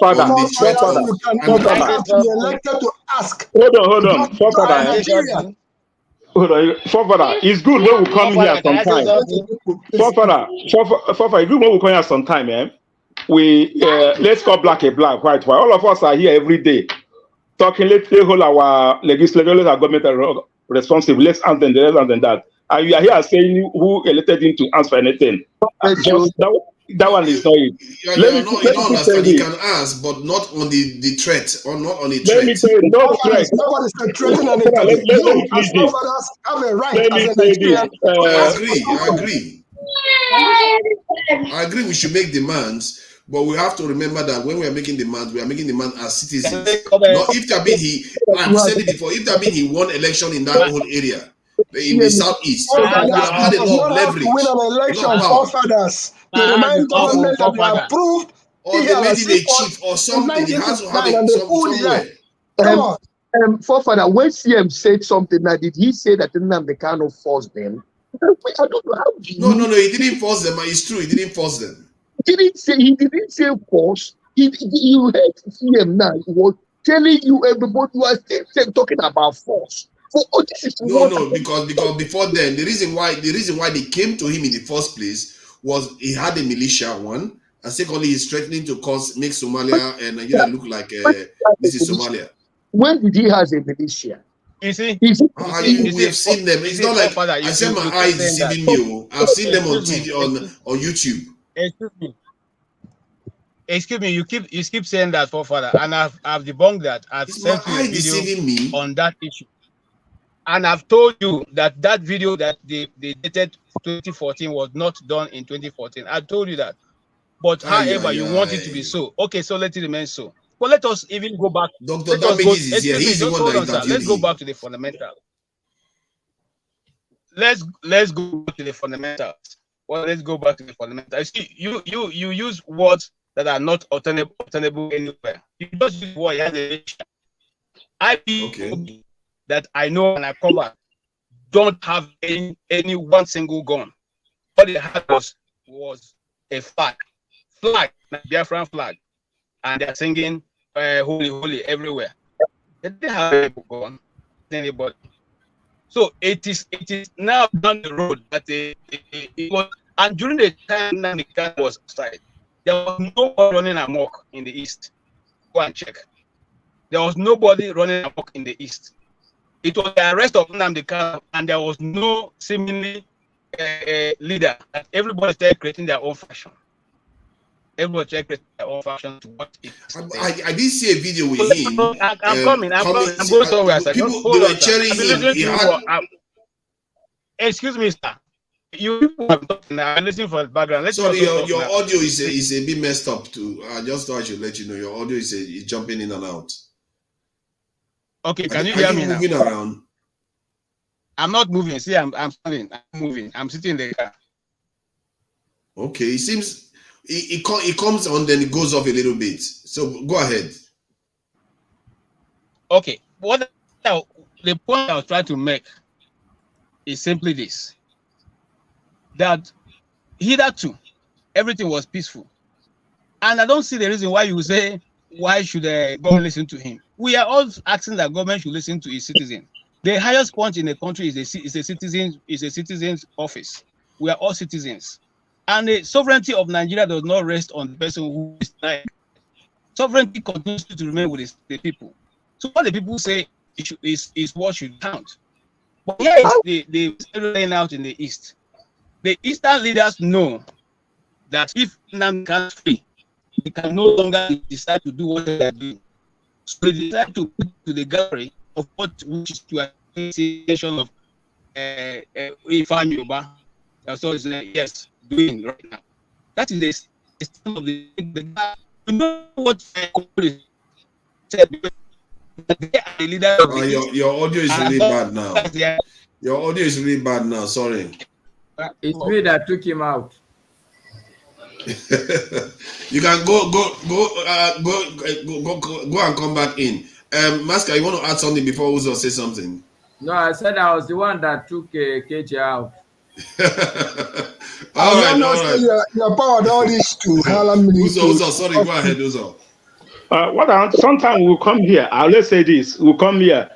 We are like Masker said, giving examples of so many things. I will say this: the Nnamdi Kanu problem is not even the federal government. That's what his problem is. His problem was these 5 Southeast governors they put in there. All right. Yes, I believe when you stand to be like when Nnamdi Kanu is still active, nobody in the entire East can even like Nnamdi Kanu give command in South. People listening to him because he defended the interests of those Southeast. I'll give you because we problem with not other tribes that when things happen we don't talk. May I talk? We talk. Let me tell you something happened in my place. I'll give my place an example. I said this before here. All right. Before the formation of Eastern Security Network, all right, ESN, which every Southerners can verify on this. What we used to see on the internet everywhere was that somebody was raped, head was cut, leg was cut in the whole Southeast. Even out to my place, that's what was on the internet. It was so brutal. All of us see that. He was hit. This what did happen? Even my place, I was in a blue team. Blue team. What I mean that the amount of money I contributed myself. The amount of money I contributed for the security of my village, to you reach an extent that you buy a cow to do burial. Fulani will come at night and take the same cow, and you can't say anything. If you say something, they will say, "I'll call my brother." Fulani kill Fulani near my compound. Everybody run away from the village. The whole village disappear. All right. So this is what get bad, and we are talking about the Saudi governors. You guys should take charge of this. No one wanted to respond until Nnamdi Kanu step on, become the savior to so many people.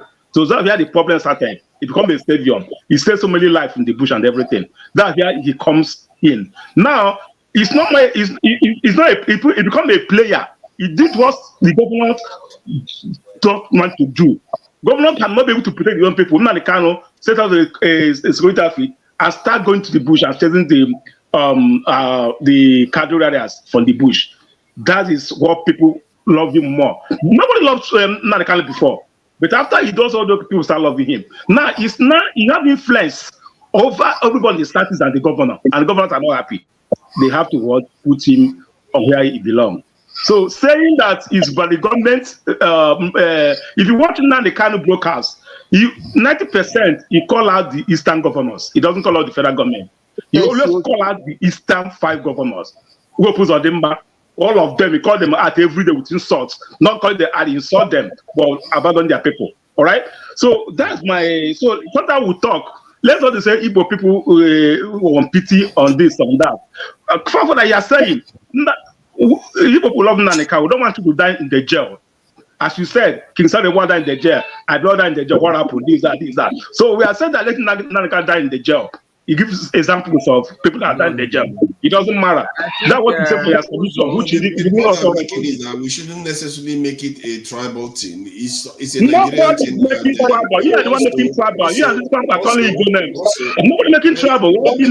My point. Also, Nnamdi Kanu actually did something. Some people would like to pretend as if he didn't do anything. No, nobody is free. Like, let me tell you something now. All this you are saying online, all right? You have said something that offends some people. You also do something, all right? Everybody do something. You have said something that offends some people. That is not something you said that you offend some people, all right? You just stay here and I say, because they lock Emefiele from Niger Delta, do you got to protest? You're breaking tribal. It's not about offending people. It's about actually breaking the law. It's about breaking the law. My point is that you break the law. Face the judgment of the law. If the law cannot find guilty, people will tell to release him. That's my point. Allow the process to complete. Then allow the process to complete.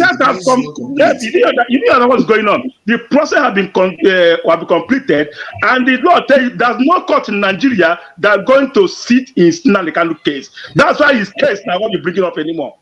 No court in Nigeria. You know now that there's a court. There's a court case. No more court. Forefathers, I have never taken anybody up on this. I'm moving the goalpost each time. I'm moving the goalpost. Moving it to where? Until man dies in jail. Forefathers, the federal government has filed a stay. Forefathers, hold on. What's going on here is this. They are moving the goalpost, and each time you continue moving the goalpost, it is not right. If they said release the man, they moved it. Zulika Amechi, he died. He went and pleaded for them to release Nnamdi Kanu as a son to him. Did they? They did not. Hold on. Let me ask you now. Did you see? Have you ever seen any video of Nnamdi Kanu where you can say technically, not whether you believe it or not, technically by the law of most countries in the world, he actually broke the law by some of the things he said or did. By broadcast forefather for kind of plan. I'm asking you now. I'm asking you. You can say they can't talk so many things. But forefather, you are learning that because someone made a broadcast, all right? You made a broadcast. That means you saying you have not seen it. Let me say, forefather, as far as I know you, you start from you didn't from Nnamdi Kanu from beginning. You don't follow him because this is there. You don't even know who he is. He just from what he said. My own is about rules. Forefathers, we are all about the rule of law. Forefathers, we are about the rule of law. A form of amnesty, pardon, or something. Instead of saying the person did nothing wrong. Nobody is saying he did nothing wrong. Forefather, nobody say he did nothing wrong. Nobody saying that. I'm glad you said that. I'm glad you said that. But if you find him guilty, though, if you find him guilty, judge him and tell him. I'm glad you said that. I want to ask a question. Forefathers, let me ask you a question. Since you are following rule of law in Nigeria, what have you changed with that rule of law in Nigeria? Nigerian government, do they follow rule of law? Do they follow the rule of law? I'm asking you, the Nigerian government, do they follow you as a person now that you have been following? What law have you brought to the Senate or to the House of Reps for Nigeria, for the good of Nigeria? Maybe you bring one, law as an individual, you put it. Do you think it will pass the gate of the? Matt, it is simple. When federal government break the rule of law, we blame them for it. So we don't need to follow federal government do the wrong thing. But let me help Uzo case with what Uzo said. Because you are here, my hair the same thing. Why help my case, Abi? I don't tell you that. Welcome to the club. Let me help Uzo case. With what Uzo said, I really like it very well. Let's use what do they call themselves? The university union team. ASU.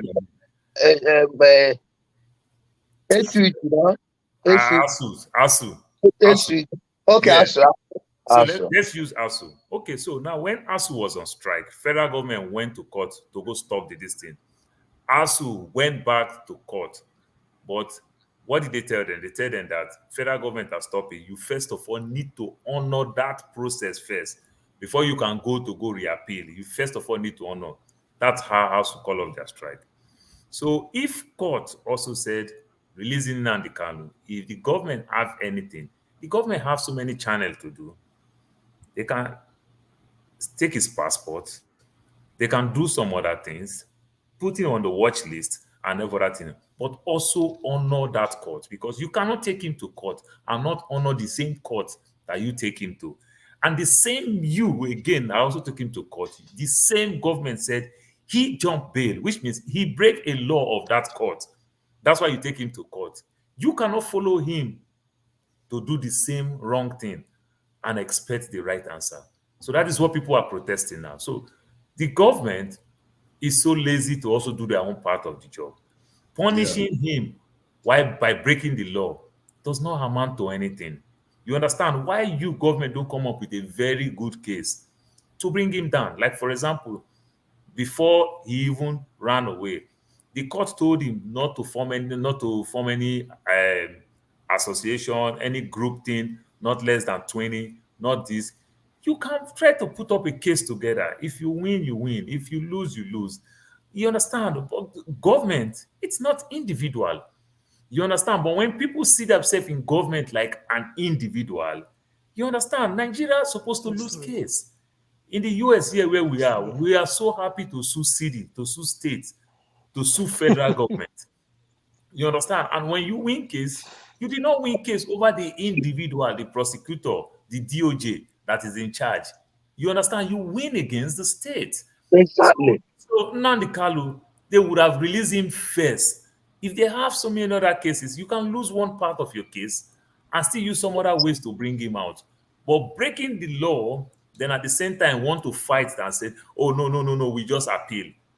ASU also appeal when federal government go do stay of procedure. First of all, go back to school. ASU did the same thing. They said, no, you have to respect the law of the court. That's how ASU went back to class. You understand? So in that aspect, now we are not talking about the case, but we are talking about the court. That's my take for now. You see this date here? This is for the May 23rd, just this 11 this year, and they fixed a date for his hearing. So when they say this stuff is not in court anymore, that the stuff is over from court, I don't know where they come. No, forefather, that is the appeal. But first of all, court say release him. Release him, let him go to court for this and for the appeal that the federal government appealed the case. Where you don't follow up, you I really understand mistake. what you're saying, but the federal government has different rules. It's not only No, one that is rule the that they appeal. follow. That is the appeal. Government appeal, forefather. In matters of national security, you don't say, oh, because the court says so, let's just release somebody like that. That's how it And you claim Nigeria this, Nigeria that. Nigeria only follows the rule of law. We can't even, okay, this they are doing is bad. We can't here tell Nigeria that this. And they don't follow the rule of law, we can't condemn it. Then take the federal government to court, sue them that they are breaking the law, then you see what the court tells you. Now, Papa, the way you we call you say one Nigeria. You can sue the government. It's obvious, isn't it? You can sue the government. But first of all, what we are saying right now, the government has all on their own side break the law. If a court said release him, go ahead and release my and arrest him the next day. Remember, the government is so powerful. They can plant the chips around him. They can do so many things around him. You understand? No, I understand they could do all those things, and they could have been a lot more, effective at prosecuting a case. Remember this case now. Hold on, so let me just add something. The man called Nnamdi Kanu. Let me add something now. See, if the same court goes and convicts Kanu now, a lot of them will still complain. But yeah, the same court that the federal government controls so much is the one ruling against the federal government now. Constantly ruling against the federal government. That is the topic for tomorrow. But let us follow the one for today. Oh my goodness. I don't understand. My thing is that we have to accept the good and the bad, but when we only accept the good when it suits us. You like what? To be honest with you, Nigeria lost a very golden opportunity on Nnamdi Kanu's case, and I keep saying it. The moment somebody agrees, because Nnamdi Kanu, the resources of Nigeria is available for the president to use. So far, he said, okay, it's not absolute. What do you want? You keep it. I've given you an example. If I'm advising federal government, I said, look, since he said he doesn't want, what you do is that, okay, come for dialogue. We sit down, what do you want? You name all these things. I will go and cost it and tell Nnamdi Kanu, say, Calabar Seaport will cost this. It's not in the budget, but we are going to put it from now on. This is what we are going to do. That is part of how to do the thing. That is it. Because it's not captured in the budget, you can use it and say, look, because it's not captured, this is how we are going to do it. If we concentrate the whole resources on Calabar Seaport, we won't be able to pay federal civil servants. But you are discussing everything. That is the thing. Paul made. When you are appealing, you don't have to carry out the previous conviction because the process is not completed. When you are appealing a process, why did federal government force ASU to go back to class? Because they appeal. They say you need to honor that case depending on why you appeal. ASU's case is don't want to kind of die in jail.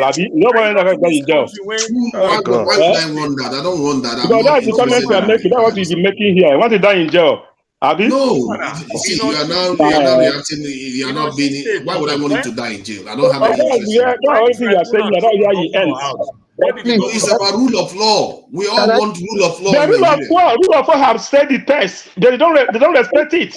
I am not saying it. They are respecting it. They are going to court. You don't. Nobody respect it. They say release him. He cannot be trying in any judicial court. They have the right to appeal. It's in Supreme Court now. He says it's not being able to be tried. It's in Supreme Court. In the Supreme Court, you saw it that normally after case they were announced. Not court date is also day.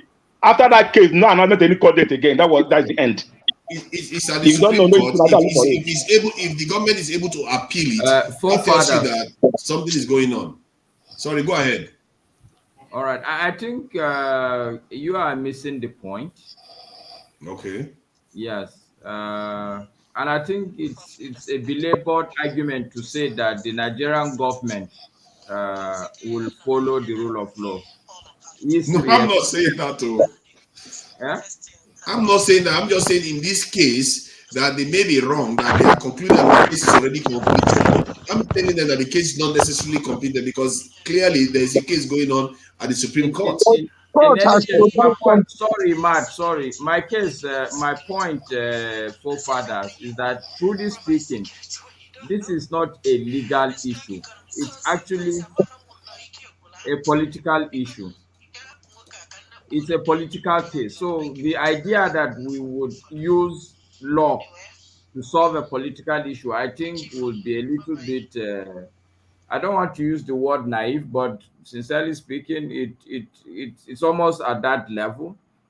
I believe that this is a political issue. What I think people should even be arguing now is forget about the previous regime.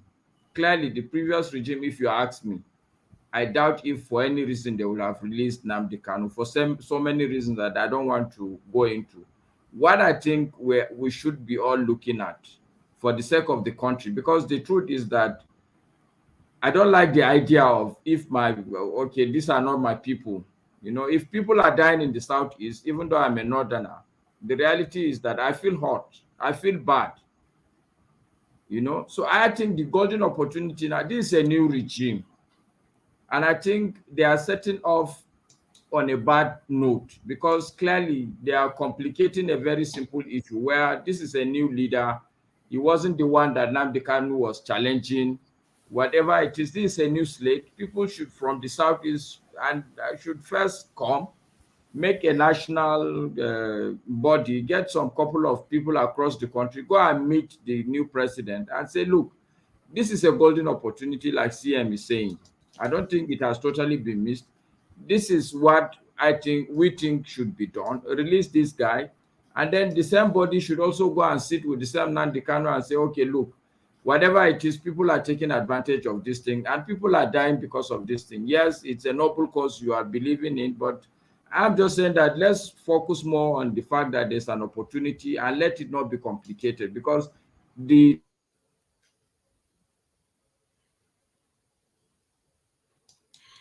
your audio is gone again. Oscar, never don't take life for your side. Yeah. Even when you are talking in favor, they are against. See, personally, I don't subscribe to this idea that everything is politics. This is the recipe for anarchy. If anybody does anything wrong in the country, and you just say, "Oh yeah, it's politics. Let's just release him," but that is not how Western countries behave. All the countries, or China, or any of these countries behave. We keep Now- saying we want a good country, but we make everything about politics, Father, even when people break the law. The West Jesus is Christ. allowing us to, yeah? You are no more allowing us to. I've been raising my hand. You are no more allowing us to talk. You need to allow us to talk. You mean Masca that was talking just now? What No, are no, you no, going no. on about? I was raising my hand. You should have said Matthew, Matt, continue. Masca, please. Masca was talking. He just left how many seconds ago? You have been interjecting and prolonging this issue, going further and further and further. We have been giving you reason. Can we go along till Uzo has spoken, Paul has spoken, CM has spoken, maybe you haven't spoken, but Masca has spoken just about twice now. I've spoken, so don't worry, I will get to you. I didn't see you. Sorry, I didn't see you. Can you hear me, forefathers? Yeah, I can hear you. I can hear you now. Okay, so let me just land on my point. My point is that even law deals on precedences. So if you look at the political scenario in Nigeria, there are people who have broken the law.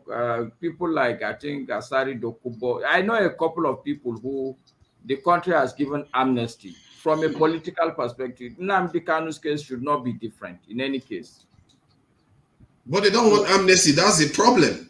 No, it's not. No, what I'm saying, what you don't know, forefather. Just No, see, Uzo, you are the only one that said it. The last time I said it, they said he hasn't done anything wrong. They don't want amnesty. No, who said who? Have you wait, let me ask you.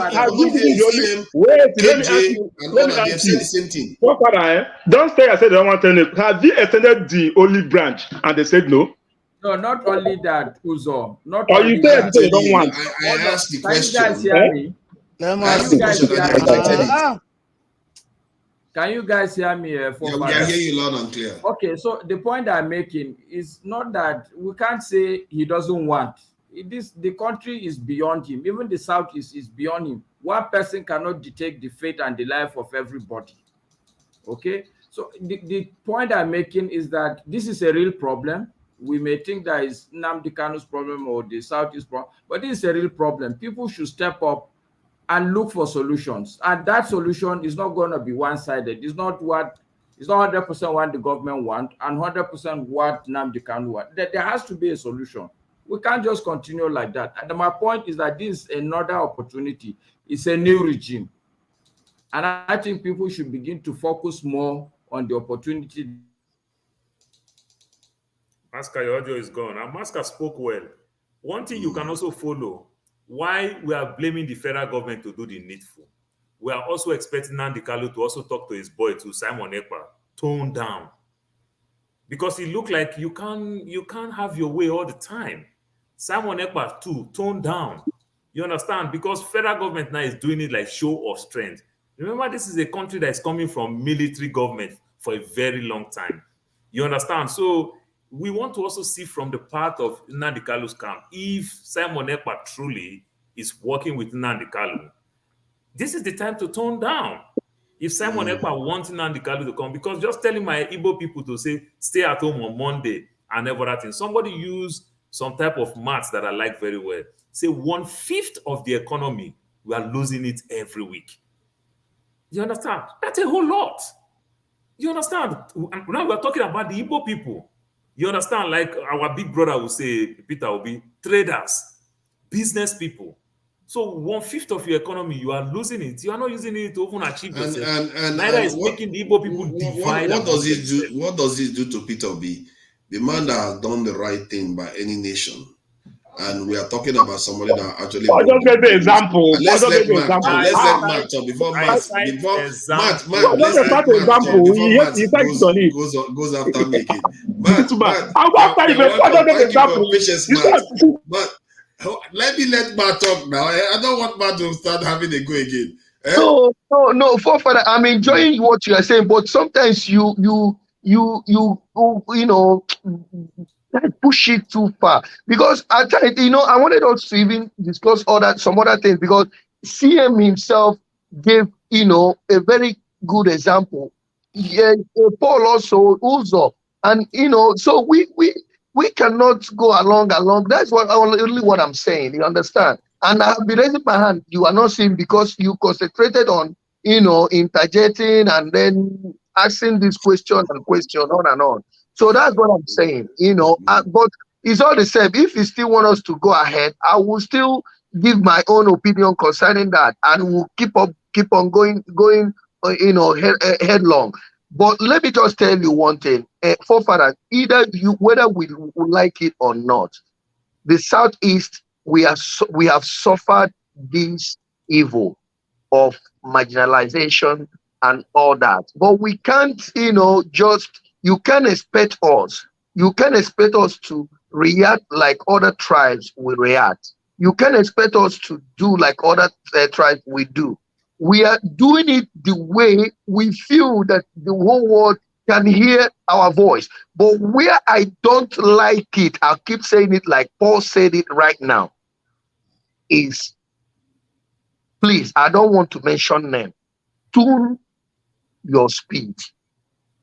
I think we are running too much speed, and killing people in the Southeast. This is getting too much. Let's just tune that thing down and then keep up, louding our voice, speaking, negotiating, and, do all that we can do to see that, Nnamdi Kanu is out there. But you see, this kind of wearing, I don't want to be mentioned, but let nobody say I called the name, but at least coming out, carrying all these things and killing people and disturbing people, that is what I don't like.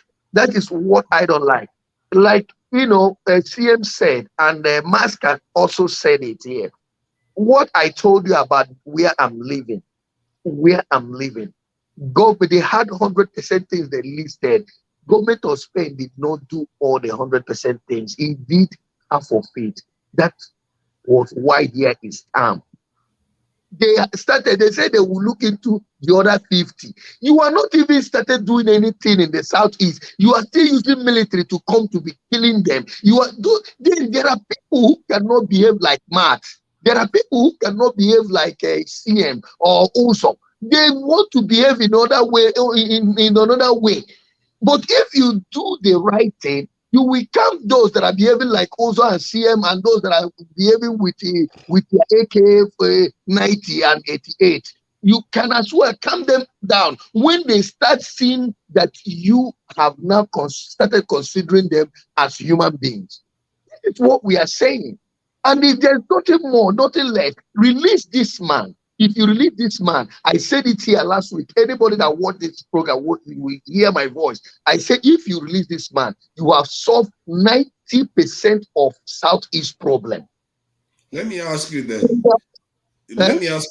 Because all the cases, like in the case of Asare Dokubo and some of the Northerners that were pardoned or given amnesty, they went on to pursue whatever they want to pursue on a legal basis and without turning into some big problem for the federal government. Would you advocate the same thing for Nnamdi Kanu? That's in terms of that, I think ESN or all those forces that are on the ground, they will all be disbanded accordingly. I don't know how the South Asare Dokubo kind of people did it, but in a way, you can work with the federal government technically, because after all, Asare Dokubo was against the federal government once. You can work with the federal government. Do you advocate that part for the future? Okay, can I answer you, CM? Can I answer you a little? Let me come in there. I will just make it brief. Yes. What I said something before. I said something to you before. Nigerian government, they don't negotiate when it comes to their change. Do you know that the Kanu, they can negotiate within the camp, but they are afraid when they bring him out there, he will stand on the foot to still keep agitating. So they think that he is out of control. But he is in their custody. They can start from that place he is, start talking, start negotiating. They have top officials they can be sending to speak. Those things that CM said that this man listed, they can start talking with him. diplomatically. When he comes out, you people will start showing him that, yes, what we discussed right there, that we are ready to do it so that there will be peace in the Southeast. The government itself knows the problem of Southeast. They know what the problem is, but they don't want to go ahead. They don't want to go there. This is where the problem is. Thank you. So can that I say others can something? contribute. Let me tell something. Let me add something. There are new people that have not said anything. Well, no, Paul let me has just add said something one man anything. said. I have to just add what one man said. Let me tell you this. This is the truth. If Nnamdi Kanu is being released, okay, Samuel Ekpa will not stop. One. You know why? He said it that if Nnamdi can't make any comment right now, that means he didn't make it out of his own way. Samuel Ekpa will not stop.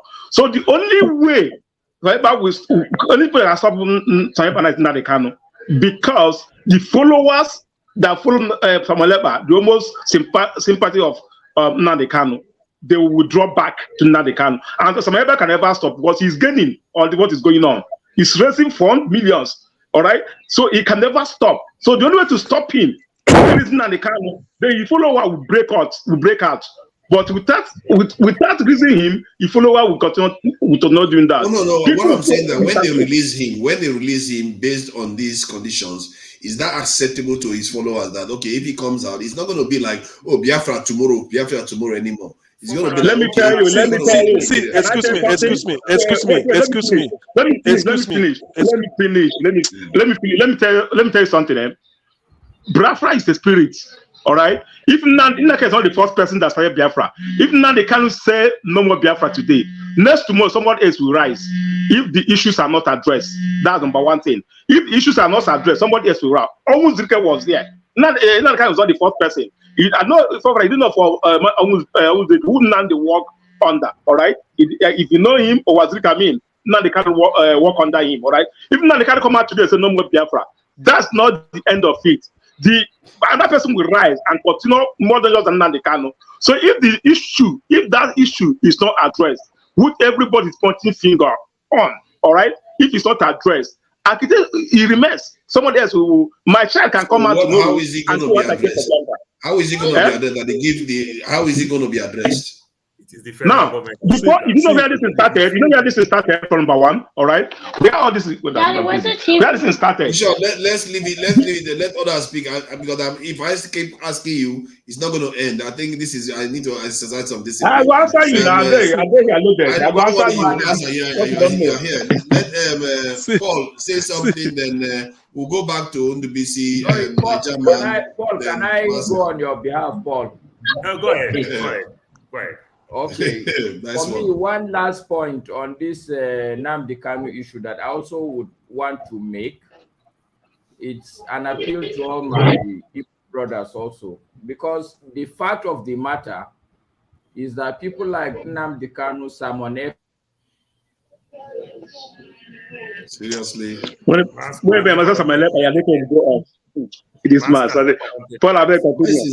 me see what's going on.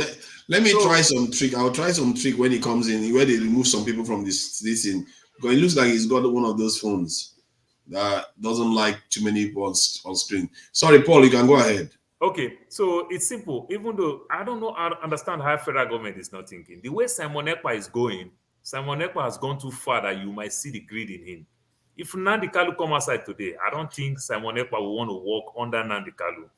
And that can bring a very big division, which can be a good case for federal government, which can also help calm the Igbo people down. You understand? Because they themselves too, some faction of it will probably see that Simon Ekpa is not a good thing, because Simon Ekpa, the way Simon Ekpa is going with it right now, I don't think it's so good.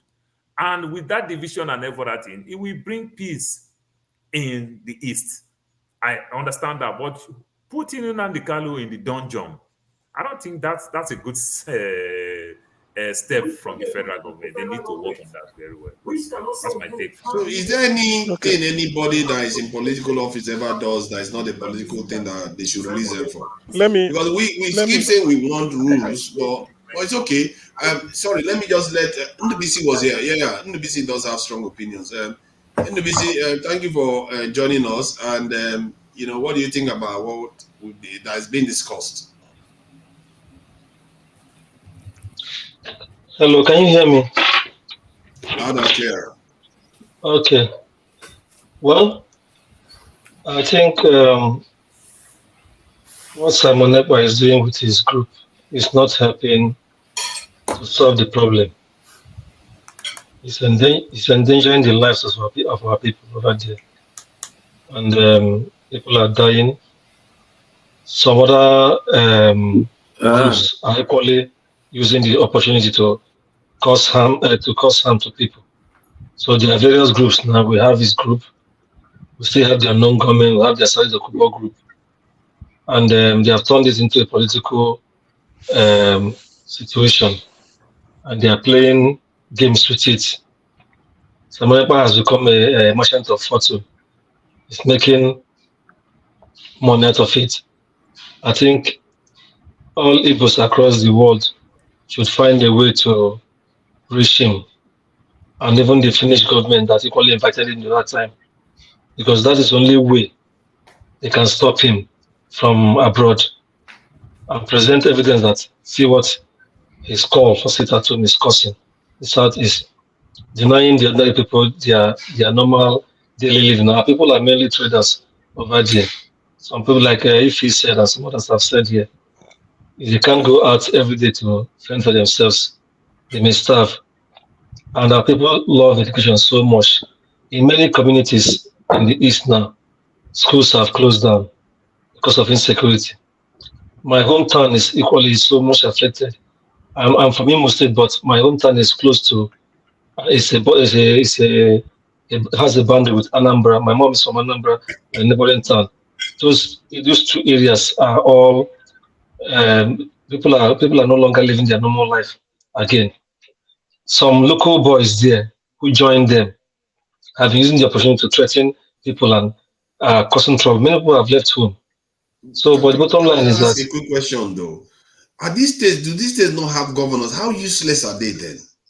that is what Zid Uzo was saying it, or I was saying it. Some of the governors are not helping matters.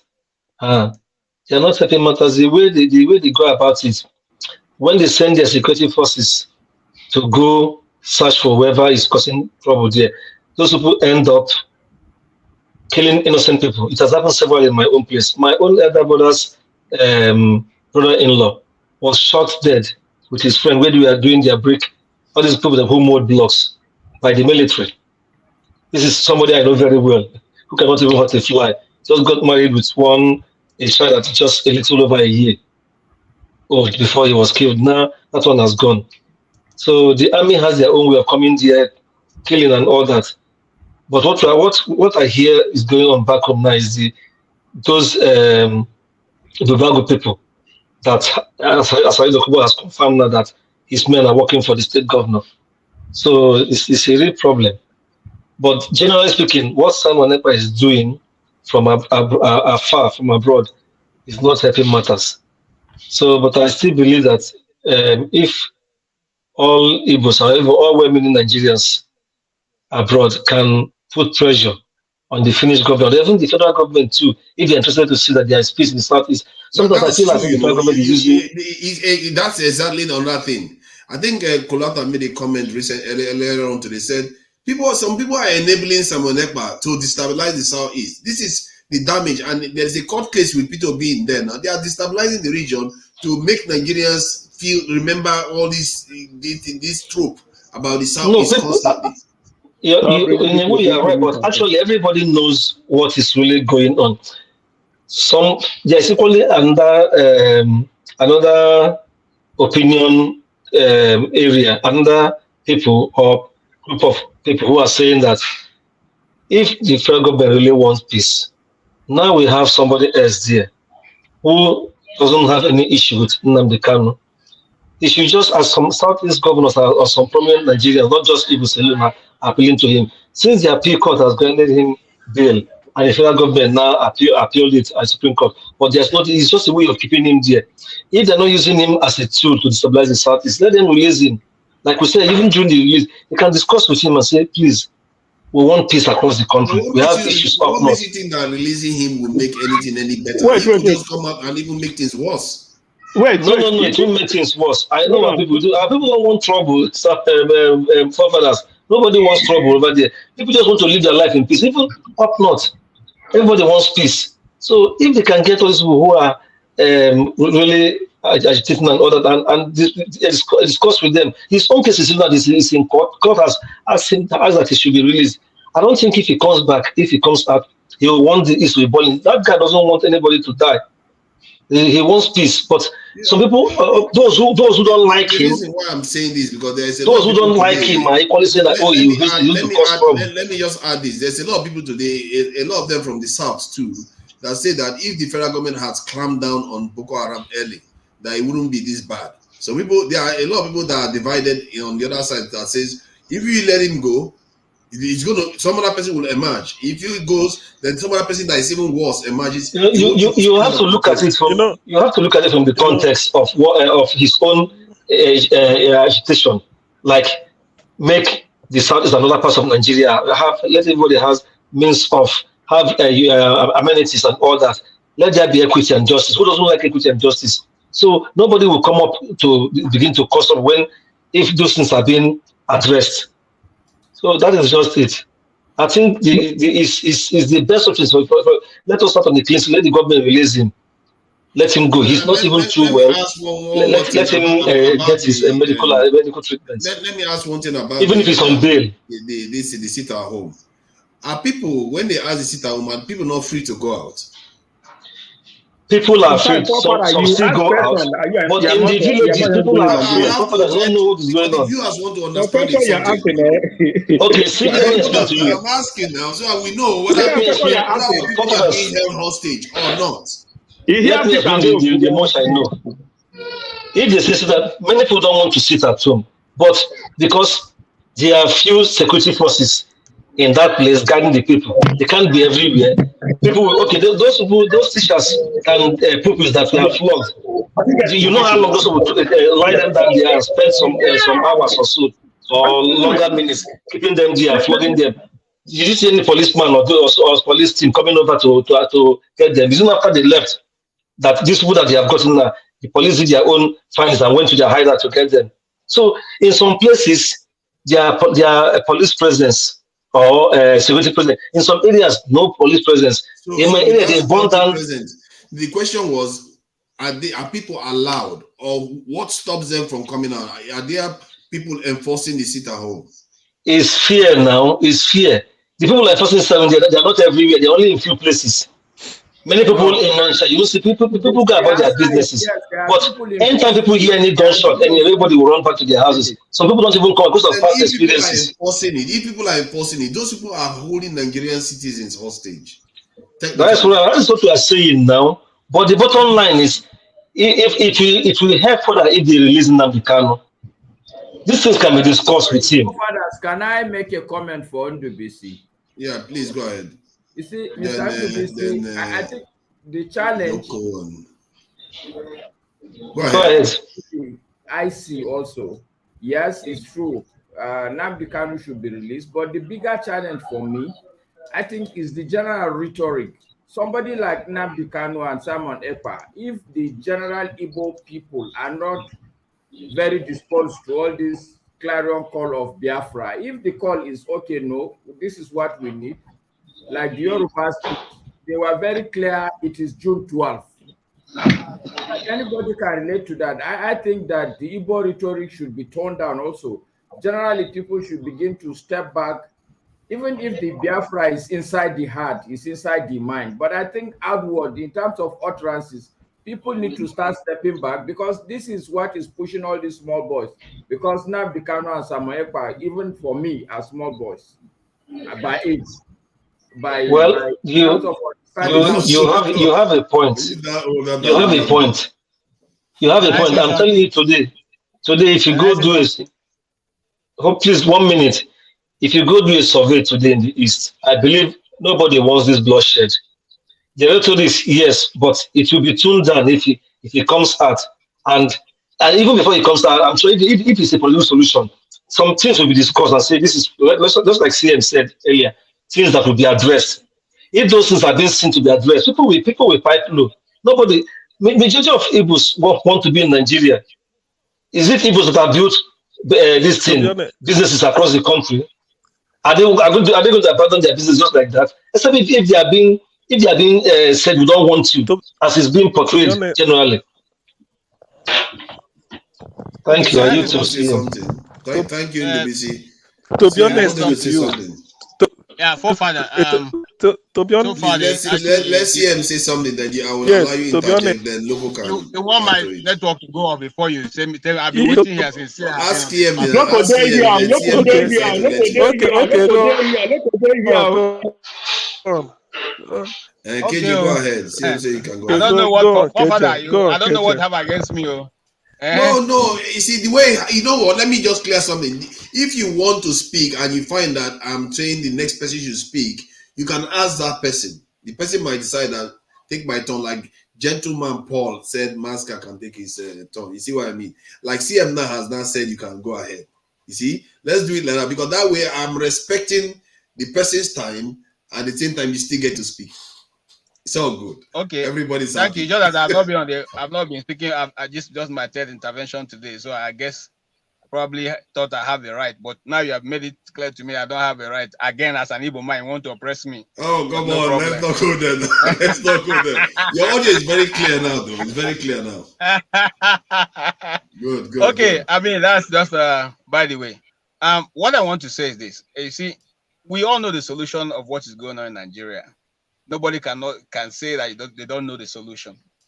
Now, like I said earlier in the afternoon, the problem is that our political leaders, or those who call themselves political leaders of the Igbos, do not seek the consent of the Igbo people to be able to make a meaningful intervention in the federal level. If it were a place where things are done properly, it is not chiefs in Igbo land that will have to go and make this demand. We already have elected senators and House of Representatives and governors. But you see, they are more concerned about their interests. And like I was saying before my network went off in the afternoon, Ekweremadu made a boast that they are the Igbos and they will decide where Igbos will vote because they are the Igbo leaders. And some people, I remember what the comments some people made for him that, some general people like us made comments and say, well, let's see whether you have also become a god in Igbo land to make Igbos begin to vote for APC. And that happened. But today, Ekweremadu did not witness the election itself.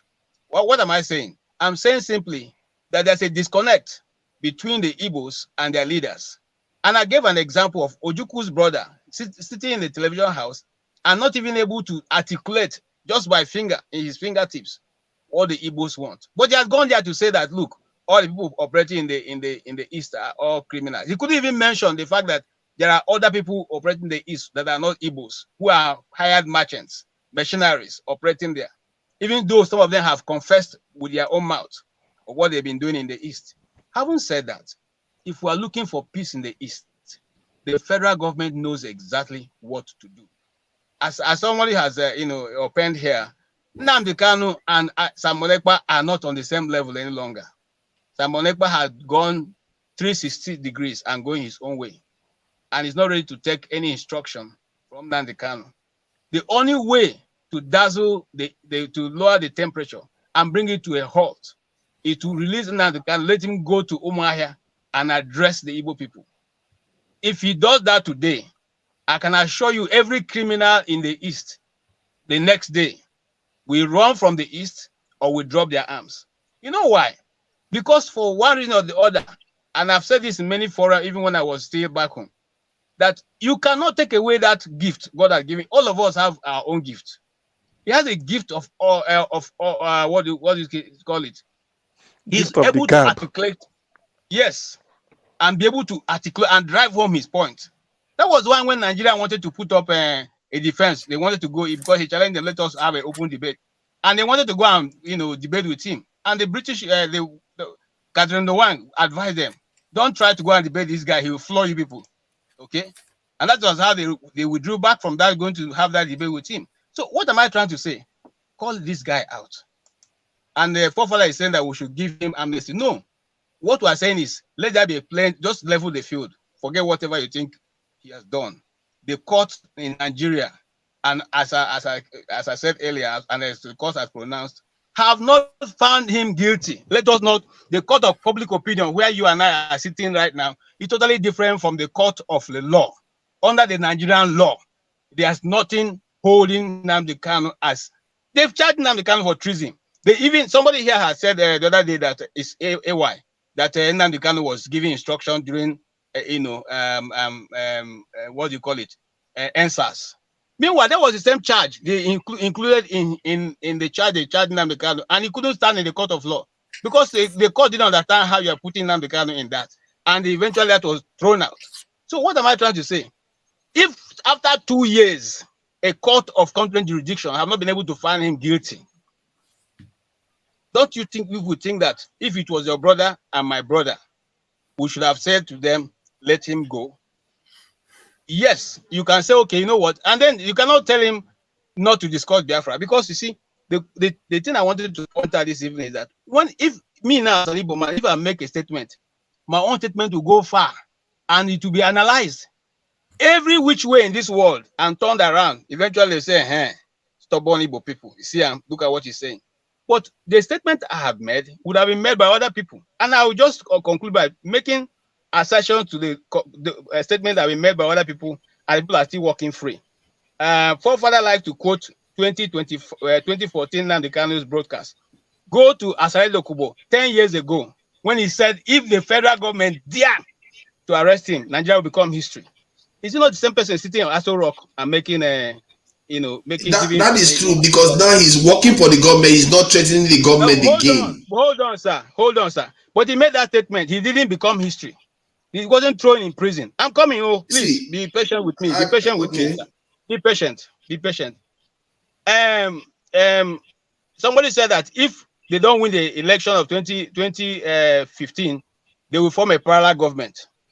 That guy is still walking around. Somebody said that if they don't allow them, if they don't accept a peaceful change, they will bring a bloody change. He's still walking around.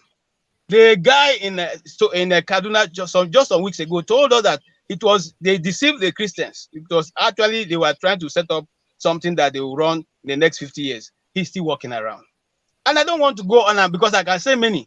The governor of former governor of Zamfara 2 days ago was saying on TV that they should give Boko Haram, who have killed 11,114 people, okay? They should give them amnesty. These are just bad boys. These are people who don't have, there is poverty that's worrying them. They say federal government should discuss with them.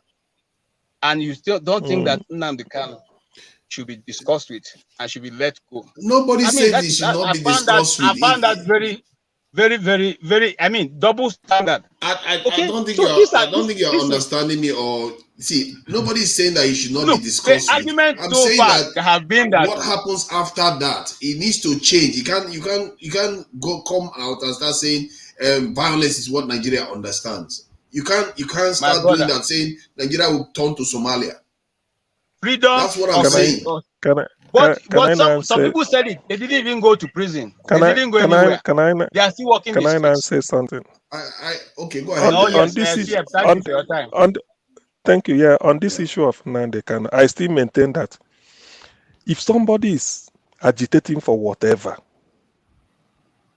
and the person said, you happen to hear the person say, but what do you want?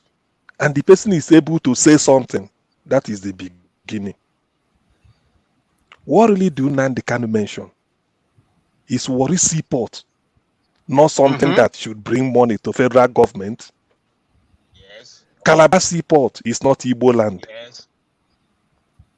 Margaret Ebo, if you enter there, you land in Los Angeles or London. That is international. That's what you want. East-West Road from Oron to Bini to this. That's what he was asking for. These are infrastructure in the southeast and some part of south-south. That's all. He said, if I see evidence is being done, all these things, then I can now. That's why he said, I can't leave the bad water, dirty water I'm drinking until I see a clean one. That is the proverb. So if somebody said this, but in fairness to the federal government, because let me put it this way, they were misled by all these kobo politicians Ndi Igbo had in Abuja, Ekwere Mwando, all these are pious. They misled the federal government because federal government 2017 when they released the Nnamdi Kanu before the Operation Python dance, they said Igbo politicians go and discuss this. In fact, they said they took it out from government, said let's go and do it our own. A meeting was held at in government house in Enugu. Professor Mwabweze was there, following Nnamdi Kanu say, come and be a witness. All others gang did there. What was the reply they went to Abuja to? They said, how can this small boy be dictating to us? Because what Nnamdi Kanu is saying is an indictment on them as a politician, that you people are there, Southeast is not getting infrastructure. So that's why he took it up himself to use it as a demand. That should have been, if federal government had sort of said, okay, if that is what you want, come. This is our budget. We make budget every year. These things we aren't captured in the budget. But because of you, we scant money and start this and start that. That is what they call diplomacy and negotiation. These things should have been nipped. But if that's why Mwabweze said, I can only go this as a professor of law. Mwabweze, very old. He asked Nnamdi Kanu, is your Biafra, is it absolute? Is there nothing that could be done for you to go the other? He said, yes. He said, let me see evidence of this. So it's not absolute. That's why when people do not know, the Southeast politicians misled Buhari into thinking that, don't worry, we control him, because they feel that Nnamdi Kanu is becoming more popular than the politicians in the Southeast. See, So they want add something to what you just said just now. It's a question actually. Like what you said just now, that when they asked Nnamdi Kanu whether this Biafra thing, whether it's absolute, then he Yes. said no. Then he went on No. to list some things he would like to see. So Yeah, he said, let me see. Yeah, the question now is, would it be acceptable that if they release him and say, okay, forget about the turning Nigeria to Somalia or violence or all these things, but campaign for these things that you say is not absolute. Come and campaign for them. Would you consider that an acceptable way for him to come out of there?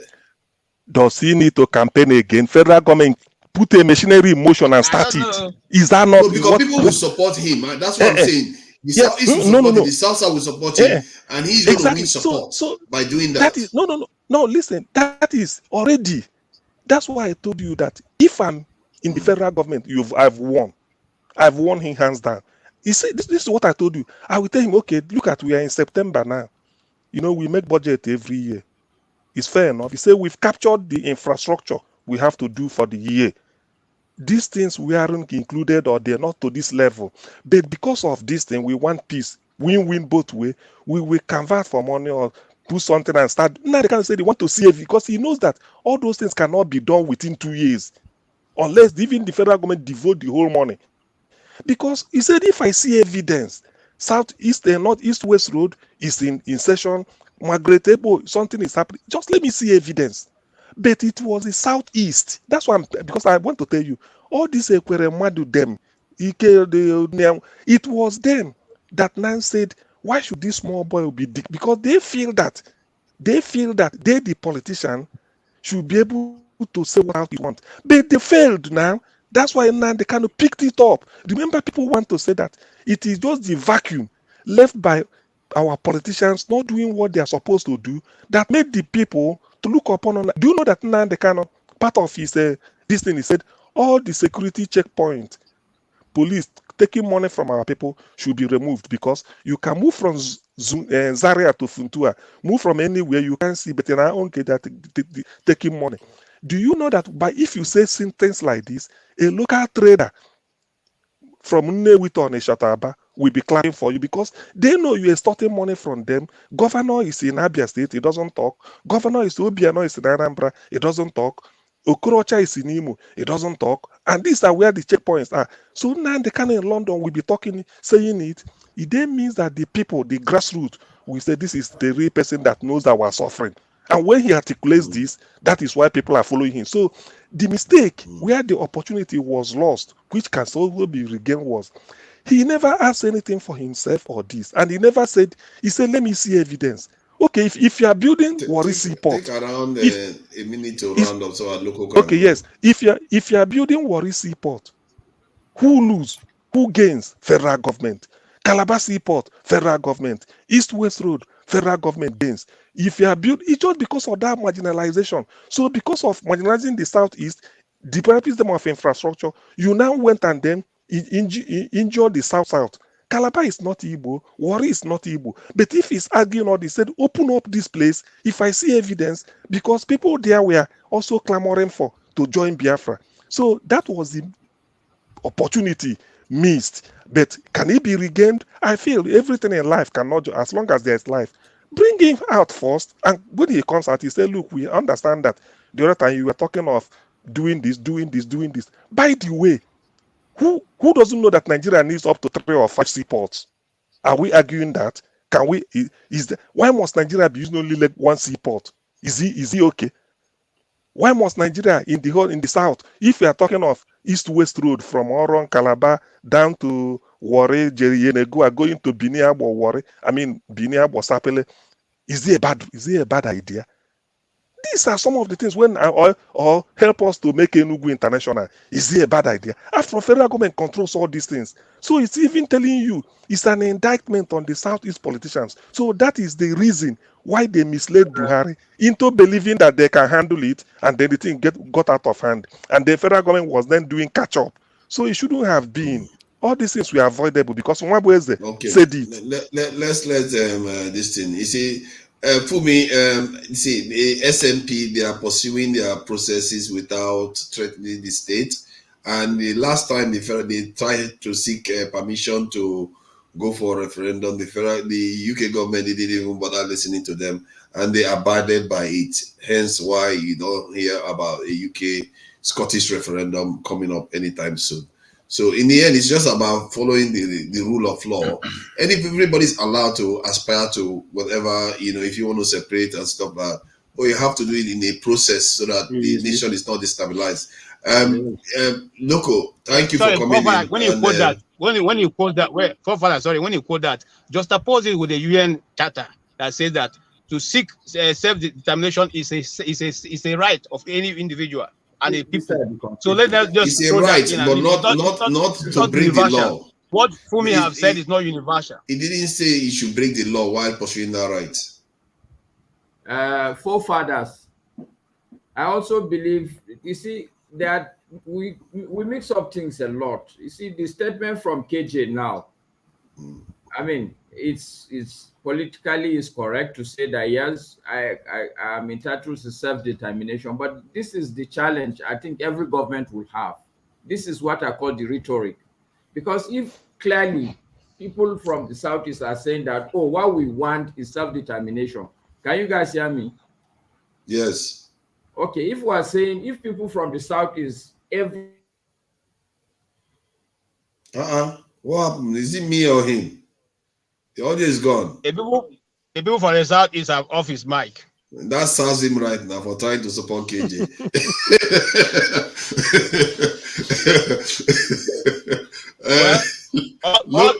All he's trying to say is this. You see, sometimes we take things out of... now taking over. KJ, where are you? I'm trying to buttress my point. Sorry. Are we going to let Loco talk? Loco sorry, bro. Loco, please go ahead, bro. Loco, go ahead. Go ahead, bro. Loco, go ahead. Loco, welcome. Okay, everybody. Good evening from here. Good morning or good night wherever you are. Or good morning rather. You see all this issue, but Nnamdi Kanu, this that. For me, Nnamdi Kanu is not even close to the problem that's happening in Southeast. Not even close. Yeah, we know that the federal government did the most outrageous thing by not obeying the judiciary, which is an arm of government. You understand? So it's like federal government is not obeying itself. When an arm of the government is saying release this guy, and you're not releasing the person. So federal government heavily goofed on their own. So I think Nigerians or whoever that they want to do might want to sue the federal government for damages for whatever they want to sue on behalf of Kanu. You understand? But like I said, what is happening in Southeast has nothing to do with Kanu at all. People are just, when you see Nigerians, I've seen Nigerians, especially Nigerians, when they are doing something that is not good, they always want to look for an excuse to hide under. Those idiots they are criminals. They are murderers. Case closed. It has nothing to do with Nnamdi Kanu. You understand? Even it has nothing to do with Simon Ekpa self. Simon Ekpa is just doing his own, saying whatever he wants to say. He did not put gun in those boys' head. He didn't give them gun, take gun to go and kill. He said what he would say. That's why if they take you to the court of law, they will not say, "Hey, it was not my fault. I'm not guilty. It was Ekpa that said this. That's why I did it." They will not arrest Ekpa. They will arrest you because you were the one who committed the crime. So the reason I'm just here is just federal government is just so docile, and even the state governments and okay, let me leave local government. But this local government has a role to play. They might get some information, even if they are not fully empowered, armed or to counter those guys. They might get information and pass it to the state government, and the state government will take the decisive action and fish those guys out. You understand? If police want to work, they will work. If army want to work, they will work. I think what is just happening is there are some people, even in the southeast, maybe political people that is even aiding these guys, shading these guys, that they don't want the government to fish them out or the army to fish them out. You understand? So for me, those guys, what those guys are doing, they are murderers and criminals. They should be dealt with instantly. And you Igbo say that are talking some things. I'm just looking at everybody. When this small girl, this jam girl, was having one little issue, people were asking, "Hey, because it's an Igbo girl, because it's an Igbo girl." When these stupid boys now are killing the Igbo, I'm not seeing anybody coming out to start, "Hey, let's join together and fight this idiot. Let's condemn them."